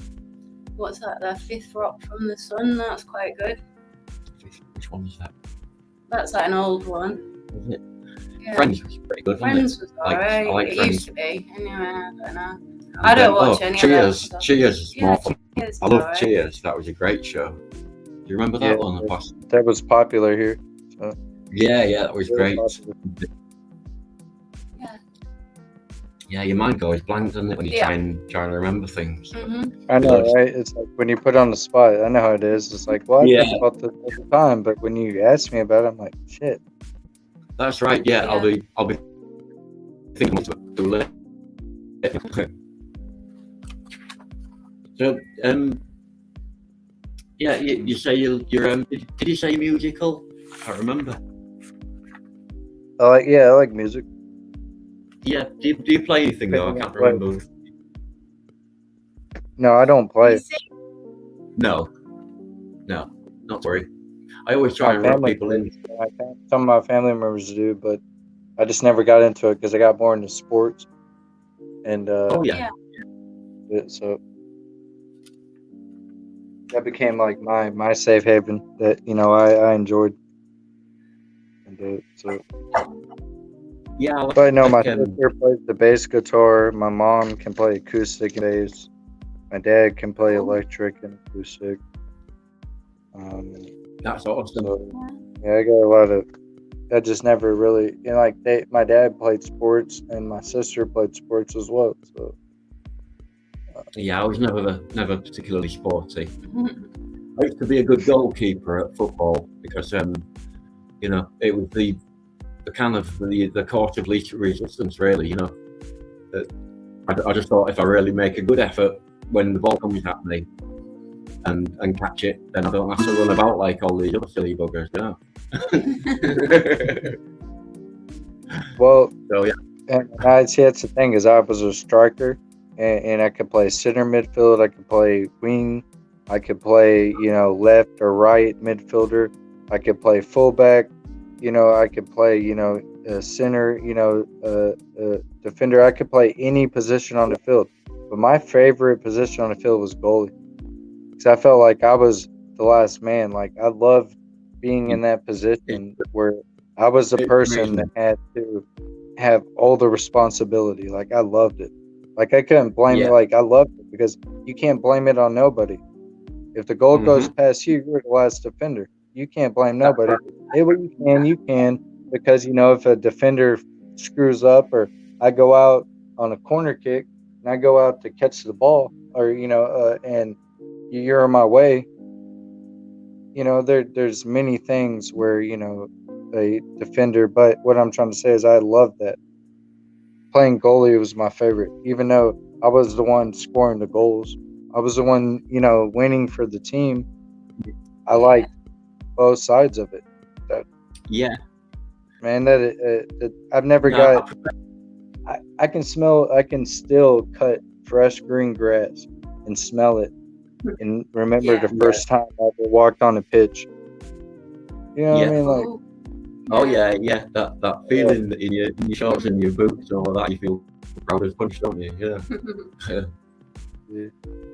Sorry, I don't see going on. Well, like we call it soccer here, but other people it's football. So. Yeah. I mean, I could never remember the rules of the game in any other fashion either, to be honest. I was always so scatterbrained. So I thought I can't remember the rules. I don't like running about. It's all. I'll just lean against the goal post, and then when it comes my way, I'll just be good. Oh my God. Yeah, I've still got good reactions for my age, haven't I? So, I usually caught the ball. I played, like striker, and I was a forward. What I would do is like if I got the ball and I saw that the the opposing team was pushed up too much, I just put the ball on the ground and I dribbled through the first 3 or 4 people. Yeah. I pushed the limits. I had scholarships at major colleges.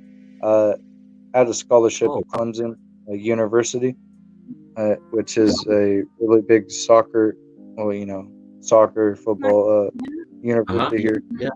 In football and for real American football, they're real good too. And Yeah. but no, I blew my knee out when I was in my sophomore year in high school, and then my senior year, that's when I got the scholarships, and I got hurt again, and I just made the conscious decision that I was like, I'm not going to play anymore because I'm not going to injure myself, like almost like maim myself to the point where I can't even have a normal life. Like That's right. Yeah. It's like, no, A similar screw thing that. happened to me. I was in air cadets and I was like mad for sport and mad for everything else. I did everything that I could, and I worked as well. Pay for it because my mum and dad didn't like me being in air cadets. It was still like not done really for girls to be in the thing. But yeah, I did my knee in, and they said stop everything. But I was like, I'm not stopping everything, but I'll just like compromise.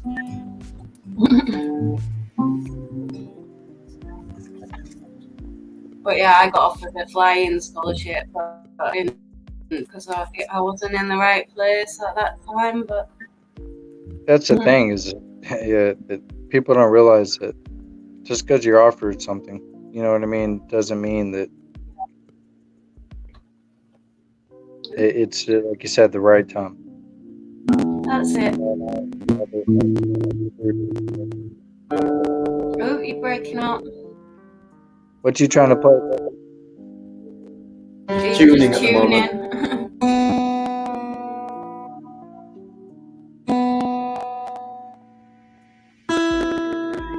Yeah, I'll have to watch Mr. Brooks. I've never seen that. Grandma Michael, I think it is. Fair enough. Got another song. Well, what's a song that you like? I'm trying to think of a song that I know, like, you know what I mean? Like, I knew the ones earlier, but I'm trying to think. I've got one in front of me. I've got one before me that I don't know if you'll know it, but you might like it. Asking me if you like All Bob Dylan. Do you like Bob Dylan? Okay, play some Bob Dylan. Well, it's not his I'm not a song. big He Bob did Dylan a. fan, but that doesn't mean that I don't appreciate the art. I mean, Well, it's not actually Bob's song, but he did it quite famously on a record. It's called Jim Jones. What's the original song? It's a traditional song that Bob covered. It's about Botany Bay, you know, in Australia. Okay. About being transported.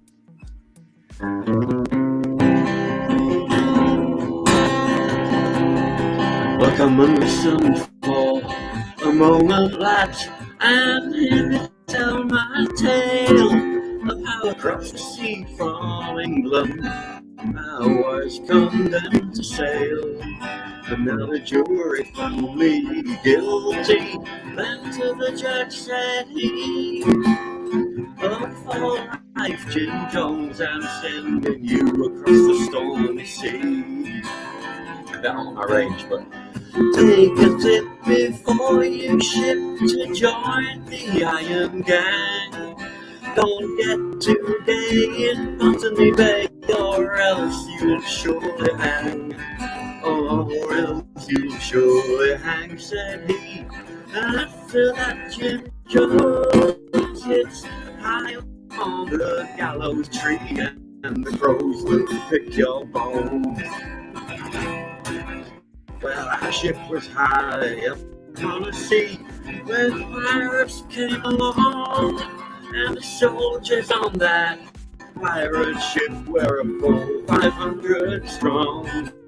Well, they opened fire and somehow blew the ship away, but I would rather have joined those pirates than have gone to Botany Bay. with the storm raging around us and the wind blowing gale. I would rather have drowned in misery than gone to New South Wales. There's no time for mischief, but they say, remember that said they, or they'll stop the poaching out of you down there in Botany Bay. It's day and night, the irons twang and life for Gary slaves. We toil, and when we die, we must build this on a grave. And it's by and by I'll slip my chains. Well, into the bush I'll go, and I'll join the brave bush rangers, their jagged on a you and go. And some dark nights when everything is silent in the town, I'll shoot those tyrants one and all. I'll gun the floggers down. Oh, I'll give the land a little shock. Remember what I said, and they'll yet regret they sent Jim Jones in chains to Botany Bay.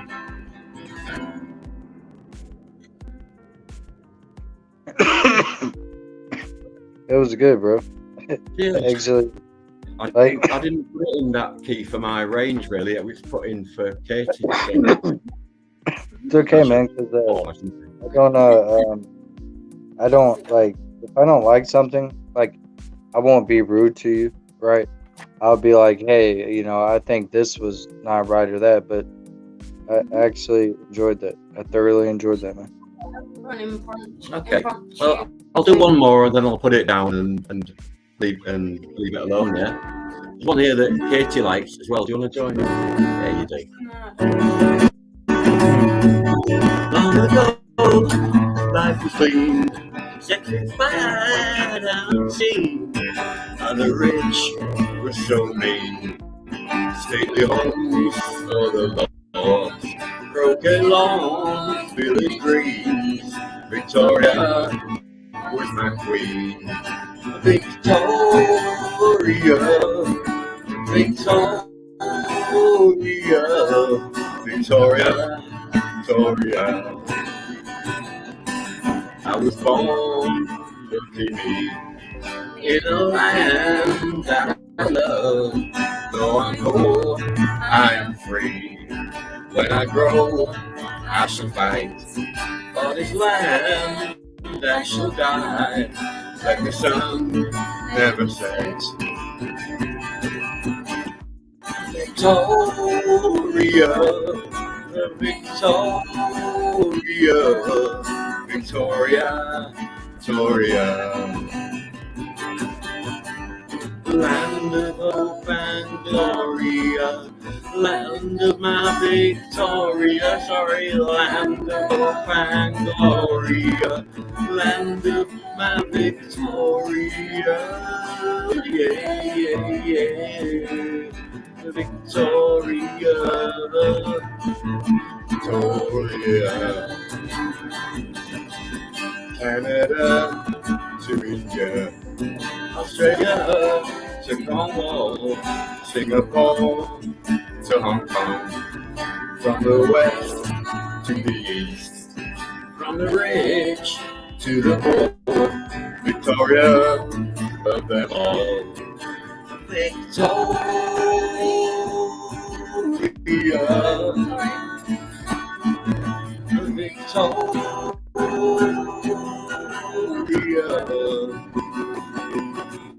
Victoria,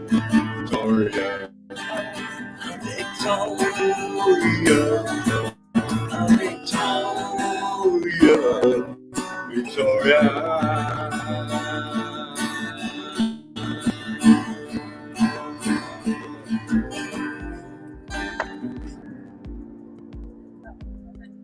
Yeah, that was your shit version.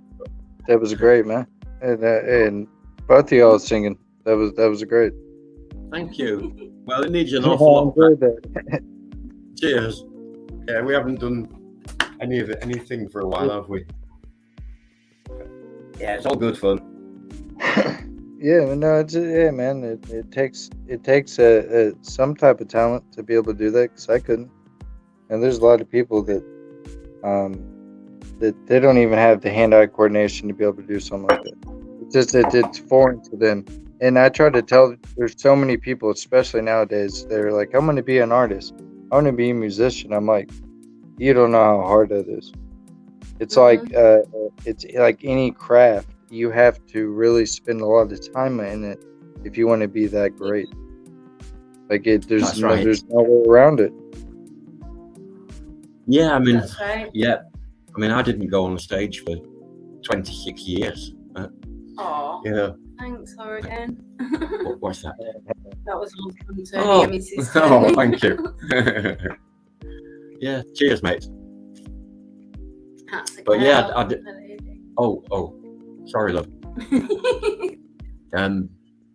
What was I saying? I forgot. Oh yeah, 26 years. Yeah, didn't go on stage for 26 years, and then just before the, you know what happened, the major event of the last 2 years, shall we call it? You know, we started to do a little bit in the local bar, and then it all happened, and that was the end of that, wasn't it? We haven't done anything much since then, but just starting up again.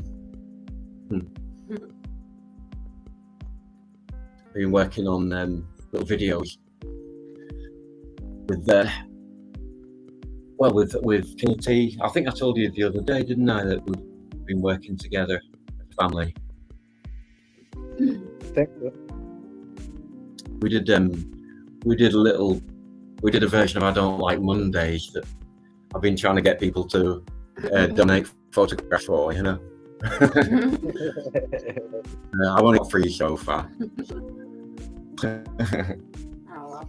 Dorinda likes it. Yeah, Dorinda likes it. Yeah, good old Dorinda. She passed it. So you can play it? Yeah, well, she sent a photograph of herself with the requisite sign around her neck, you know. And Shars Yoga and David N have all been great, but I know everybody else is busy and there's lots of stuff going on, you know, and we haven't finished what we're doing and plenty of time and all that. It'll happen if it's going to. I will do something else. I will do something else, yeah. But it's fun. Let's see, it's 9:20.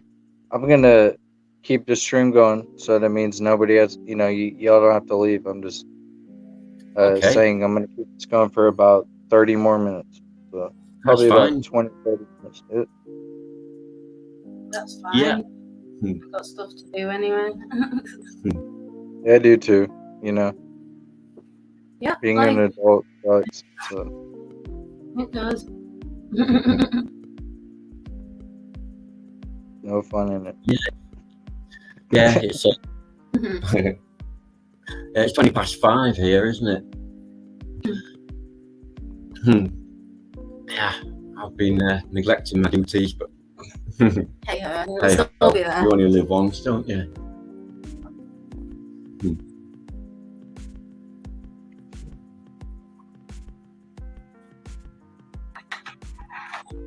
Yeah, I'm partaking in my recreational activity at the moment, so. Yeah, that's what I'm just doing. Yes, yeah. Nice one. Yeah, no worries. Yeah, I'm slurping my tea.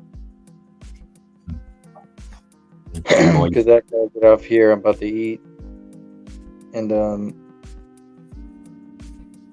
go to sleep.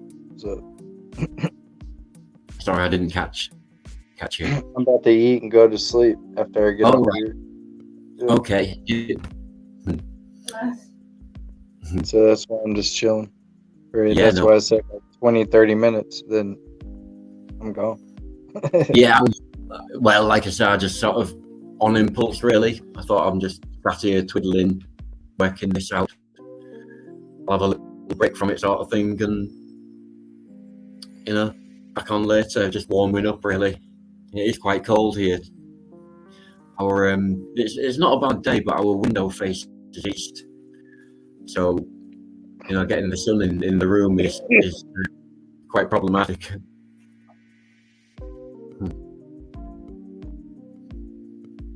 But yeah, I need to sort things out a little bit. Really, the lighting for this is rubbish.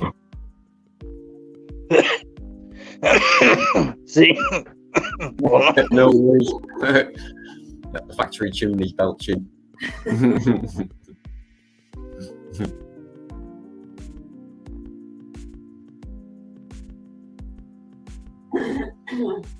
Hi, Rob P.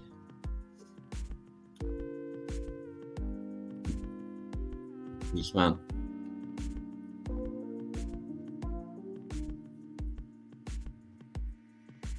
I'm going to be working on a version of this tune before I'm finished. It gets so stuck in your mind. Yeah, well, I started trying to figure it out the other day. Gotta catch my breath. Give me a second. Hey, no worries.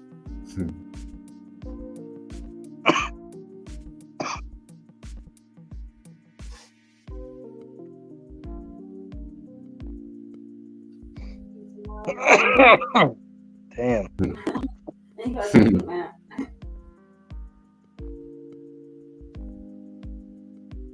Oh, we have to have a couple of minutes. Absolutely, yeah. Oh yeah, cup of tea and a smoke. Yeah, cup of tea and a fag. To go together, like. The thing is that I'm not a rookie. You know what I'm saying? So, and I use a certain device that most people don't use. Oh, you know yeah, what I mean? that's all right. It could be made of glass. Starts with a beat. Yeah. Breaking up quite badly. A bee, it has Oh, water in it. Yeah. Yeah. Yeah. So I go hard. You know what I'm saying? Like I don't mess around. Yes, I do. Yeah. Oh well, like I say, I've got emphysema, but I still doesn't stop me. I did try giving up, but it was hell on wheels. I don't stop smoking cigarettes, that and vaping. I'll be screwed.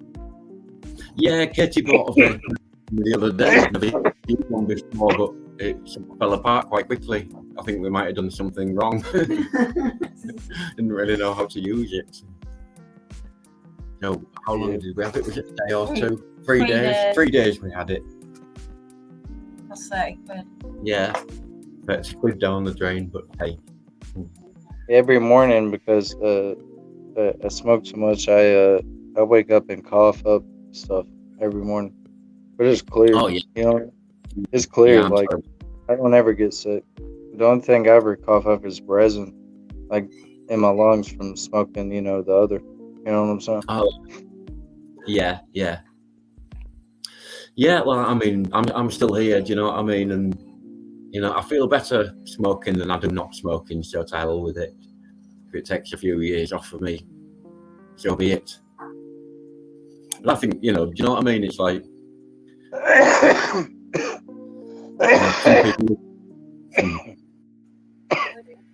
Bro, I cough all the time. You don't even know. I think my lungs are screwed. But it is what it is. That's right, yeah. Got to die of something. Yeah, you got to die of something, yeah. Yeah, it could help. Indeed, hurricane. Yeah, what? It might help my problem. What you smoking on? Katie, right? Katie. Yeah. Yeah, we're having a smoke. Okay, no. What strain though? Or are you smoking nicotine? A little bit. Oh yeah. Yeah. Yeah, that's what we're trying to get rid of, but. Yeah, that's why we got the vape thing. So we, but like I say, I think I prefer cigarettes anyway. But yeah, we don't really know what it. I wouldn't like to say what it is. I'm not one of those who goes into those details really. I don't know what it's like where you are to get the stuff. No. I'm not trying to like pressure you or anything. You know what I'm saying? Like I'm just. No, that's fine now. Yeah. I'd tell you if I actually knew what I strain can anything totally was. understand, bro. You know what I mean? You can say things without saying things. You know what I mean? Yeah. So it's all good. No, I'm Like quite. I've never really concerned myself too much with any of the technicalities of it all, even down to the names. You know, I remember certain things from when I was young. I lost track. I could never remember any one name from another. You know. Yeah, man. I feel like that. I mean, I feel you on that because I used to be the same way. You know what I mean? I still am. Yeah. I know what you mean. Georgia Peach Prepping. What's up? How you doing? Hi, Georgia I don't know Peach. if I put a link in it, but Prepping. yeah, she's in the chat. Are you coming up, Georgia Beach Prepping? Remember, Venus Beach. Let's go. Oh, God. Yeah. Hurricane. Or anyone else. Yeah. Yeah. No, I think we've got. I think we've got a victim. You know.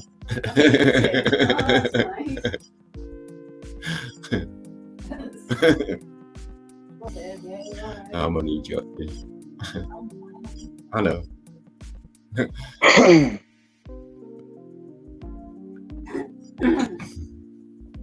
Oh, got me happy road cup. Oh, there comes Buddy. 4 chords a day. Yeah. Yeah. Keeps your bailiffs away. Yeah. The Beatles were only 4 chords. Yes. Yeah. Yes.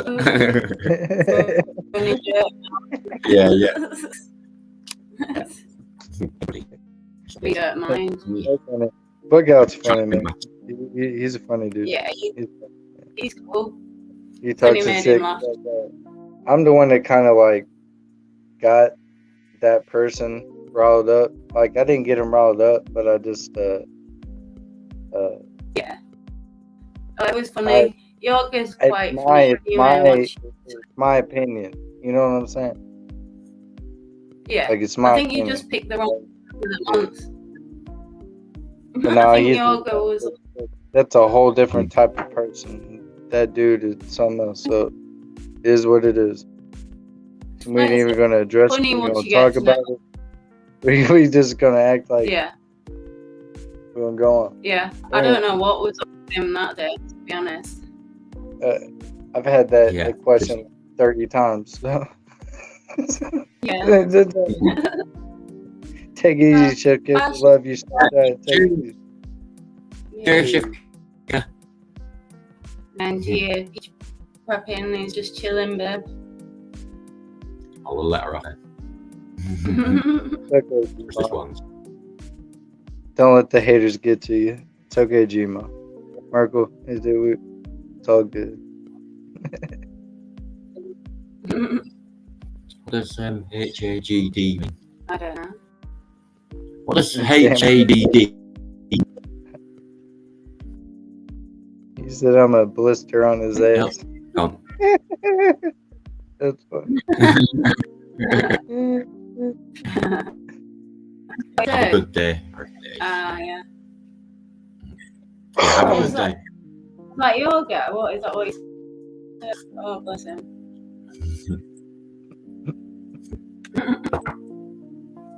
He's a mad fun, isn't Yeah, we like yoga. he? That's it, except that day. He's a hell of a guitarist, isn't he? Have you seen Possum? Yeah. Yeah, you've seen yoga play on. Needs to lay off the, you know what I'm saying, and chill. Because some, you know, He needs to take. He needs to just like find again. He needs to find himself and just chill for a minute. You know what I mean? Like, yeah. When he's cool and like cordial, he's a good dude. And I enjoy his stories and I enjoy everything he brings up, and he's intelligent. He's got a lot to say. He But Yeah, you he know, is, yeah. yeah, Cheers, nothing wrong Hurricane. with him. Yeah. Good dude. Have a good He's a day. good dude. Yeah, like you say, he's just got a bit sensible, but then we all. Yeah. I saw him playing a guitar on stage with his band, and his guitar playing is just phenomenal. He's kind of inspired me, to be honest, as Yoga. I don't know if you're listening, Yoga, but you've inspired me into like picking up and playing and everything again. He's so good. Wow, what a guitarist. You know, whether or not you like the music or whatever is another thing, but bloody hell, can he play? It knocks me into a tin hat, you know. Yeah, he is fun when he's being good. He's very good. You know, there's a plug for you, Yogi. Yeah, anyway, we'll get you now. Come on then. No, he's been very disrespectful. But we're not gonna go in here. But anyways, so what's the weather like where you're at right now, bro? It's starting to get sunny. Yeah, the sun's sort of trying to come out. It's been raining all morning. I just checked my blackberry bush in my backyard, and man, they're blowing up like crazy. I'm gonna have thousands of blackberries. I'm so excited, bro. Like you don't even know. I'm so damn excited. Yeah. Okay. Thank you. Huh? It's all right. Hurricane just said something to me in the chat. I just responded. I didn't know what HAGD meant. Have a good day. Have a good day, yeah. Yeah. It's all clear now. Hurricane. Take it easy, man. I appreciate you stopping by. Take it easy. Peace.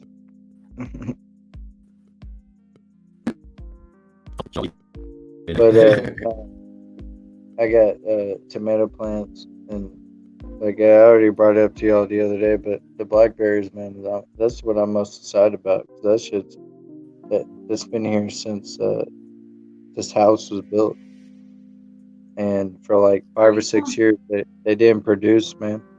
It wouldn't produce at all. And then all of a sudden this year just blew up, and then I'm like, hell yeah, you know, like Boom. what a great time. Nice one. Yeah, we have loads of wild blackberries around here. Yeah, I'll have to take you out and about on the camera. You have wild blackberries and y'all ain't picking them? Oh, yeah, I'm picking. When it's Oh my time, God, but it's I like be all. picking them everywhere. Y'all wild. Oh my God, I be picking everyone. Like, oh shit. Yeah. Oh, yeah. My grandma used to make wine out of them. What's a blackberry to you? Okay, what's a blackberry like? The one you can make jam out of, and like cobblers and pies. And wine and pies. Yeah. Damn. Got big bites on them. That's a treasure. That's a treasure for me and my people. You know what I'm saying? Like, I'd be picking all those. Yeah, I let some grow in the front garden, wild ones. I'm gonna trade. They'd take over. I know, that's why I'm gonna take it outside and show them. Well, not now, but I will do sometime. They will take over. Yeah. I love it though. I know. Yeah. But see, I like where it is, it borders the yard, which is badass. So you know what I mean? Like it borders the yard, so I just cut the grass inside the border, and I got these big ass blackberries plants. So it was dope, and then they all flowered at the same time. So it was really pretty. I really enjoyed that, and I've been waiting because like I cut like this is probably like 10 years ago. I cut down like a bunch of them because I didn't know. And they were like weed eat, and then they were like, you know, weed eat the poison ivy plants, and like they're like, do it around, you know, and I just took a bunch of them down, and they grew back in like 2 years, and then they came back even bigger, and I don't know what it is. 6 years later, since they've done that, since we've actually been able to pick them, they're like on steroids or something. And I've seen more bees this year, bumblebees, than I've seen in my life. That's good. Like, you know, bees like pollinating. It's amazing. Yeah, you need bees. Yeah, I plant And loads of wildflowers to try and help them. Yeah. You know what else was out? We like the bees. The wasp, What's the hornet. Oh yeah, and moths. People don't realise moths are fly apparently. There's loads of stuff that does that kind of thing. I like certain But moths. You said it moths? depends. Yeah, moths are pollinators, yeah. I just found that out recently. I've seen a couple of butterflies this year, but not a lot. Not as many as I thought I'd see. I haven't seen any hummingbird. And that's kind of alarming. Yeah, we get a hummingbird moth. That's pretty. But the big ass ones? Yeah, it looks like the first time I saw it, I thought it was a hummingbird, and then I was like, nah, it can't be a hummingbird because we don't get hummingbirds here. But yeah, it's a moth.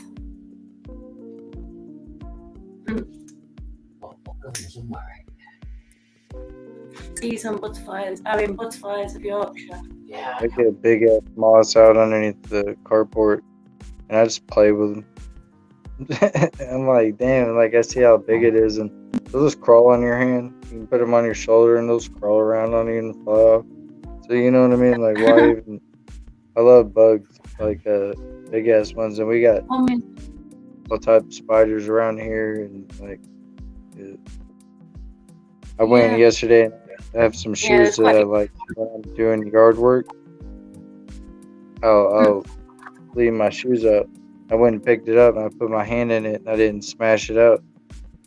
And when I went to like put my hand in it, this big old ass spider came out that was like the size of a softball. I was like, what the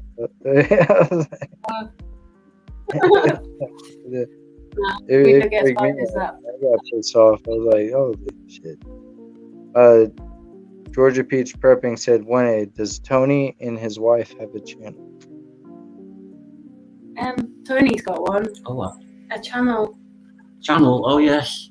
Yeah. Yeah, I think if you click on... Can you click on the thing in the chat? I don't know. I don't know how to Yeah, do all that. you're a mod. I don't know if I'm a mod or not. Yeah, you are. Yeah. You posted it in the chat, people can click on it.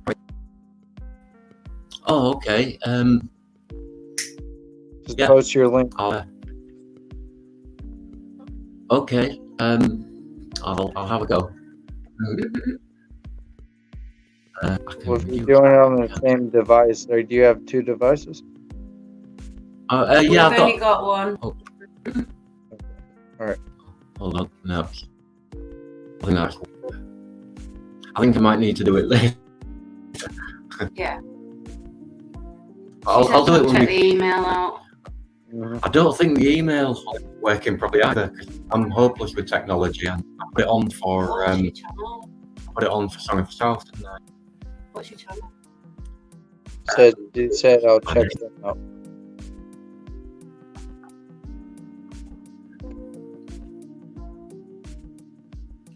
She corrected herself. Yeah.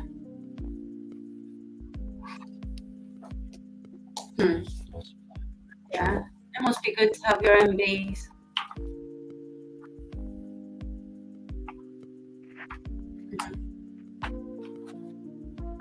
I'm not looking for it. Hummingbird.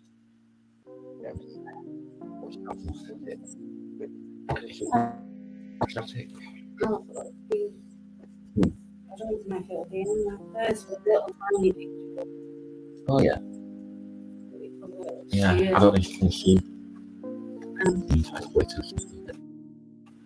Yeah. I want to lower it a bit. So yeah, okay. That's a hummingbird moth. Moss. The one in the middle, I think, is a hummingbird moth. Yeah. It's really small, but. It's the book of the book. Flies of Yorkshire. Oh, that's awesome. So it's like local. Yeah. Yeah, that's cool as hell. Yeah, I met the author, like, Countryside Society. So.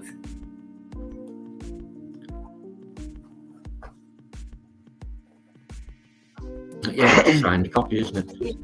From the author. Yeah, I want to talk. Yeah. Another copy. Yeah, butterflies are a really good indicator of environments and temperatures and all that lot.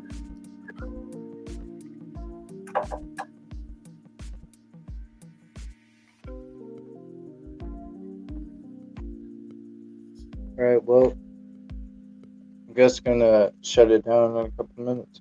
So. No worries. Been good trying. Yeah, Sarge, anyway. it's been great. Yeah, nice to see you, everybody. I've enjoyed it. That's the thing is, look at all the people that has been on panel before us. That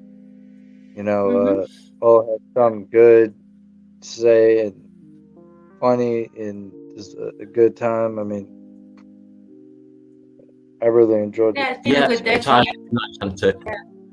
Yeah. Like Okie Rescue dokie. says, virtual living room. It's like we're all hanging out. We're all friends. You know what I mean? Like it's not. Yeah. Yeah. No, It's the other always way lit. around. No, we don't do that here. It's this. Yeah, it's this way here. But it don't matter, does it? This way, Who that way. cares? Who cares? Yeah, it's all good. We'll see you later. Yeah, bye I everyone. love Bye, y'all. mate. Thank y'all for coming up. Tony, you too, mate. y'all have a great day. God bless y'all and take it easy. God bless everyone. Good night. Bye.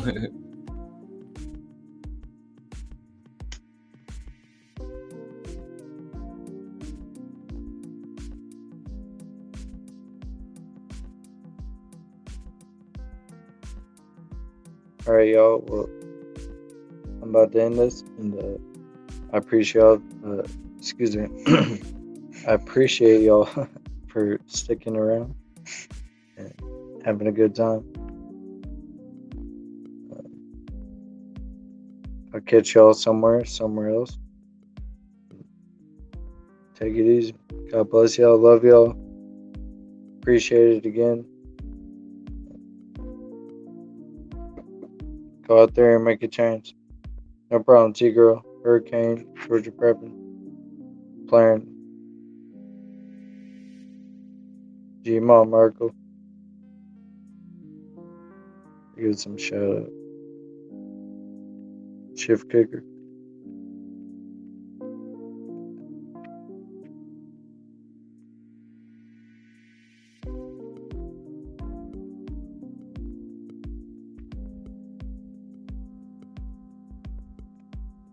All right. Love y'all. Take it easy and peace.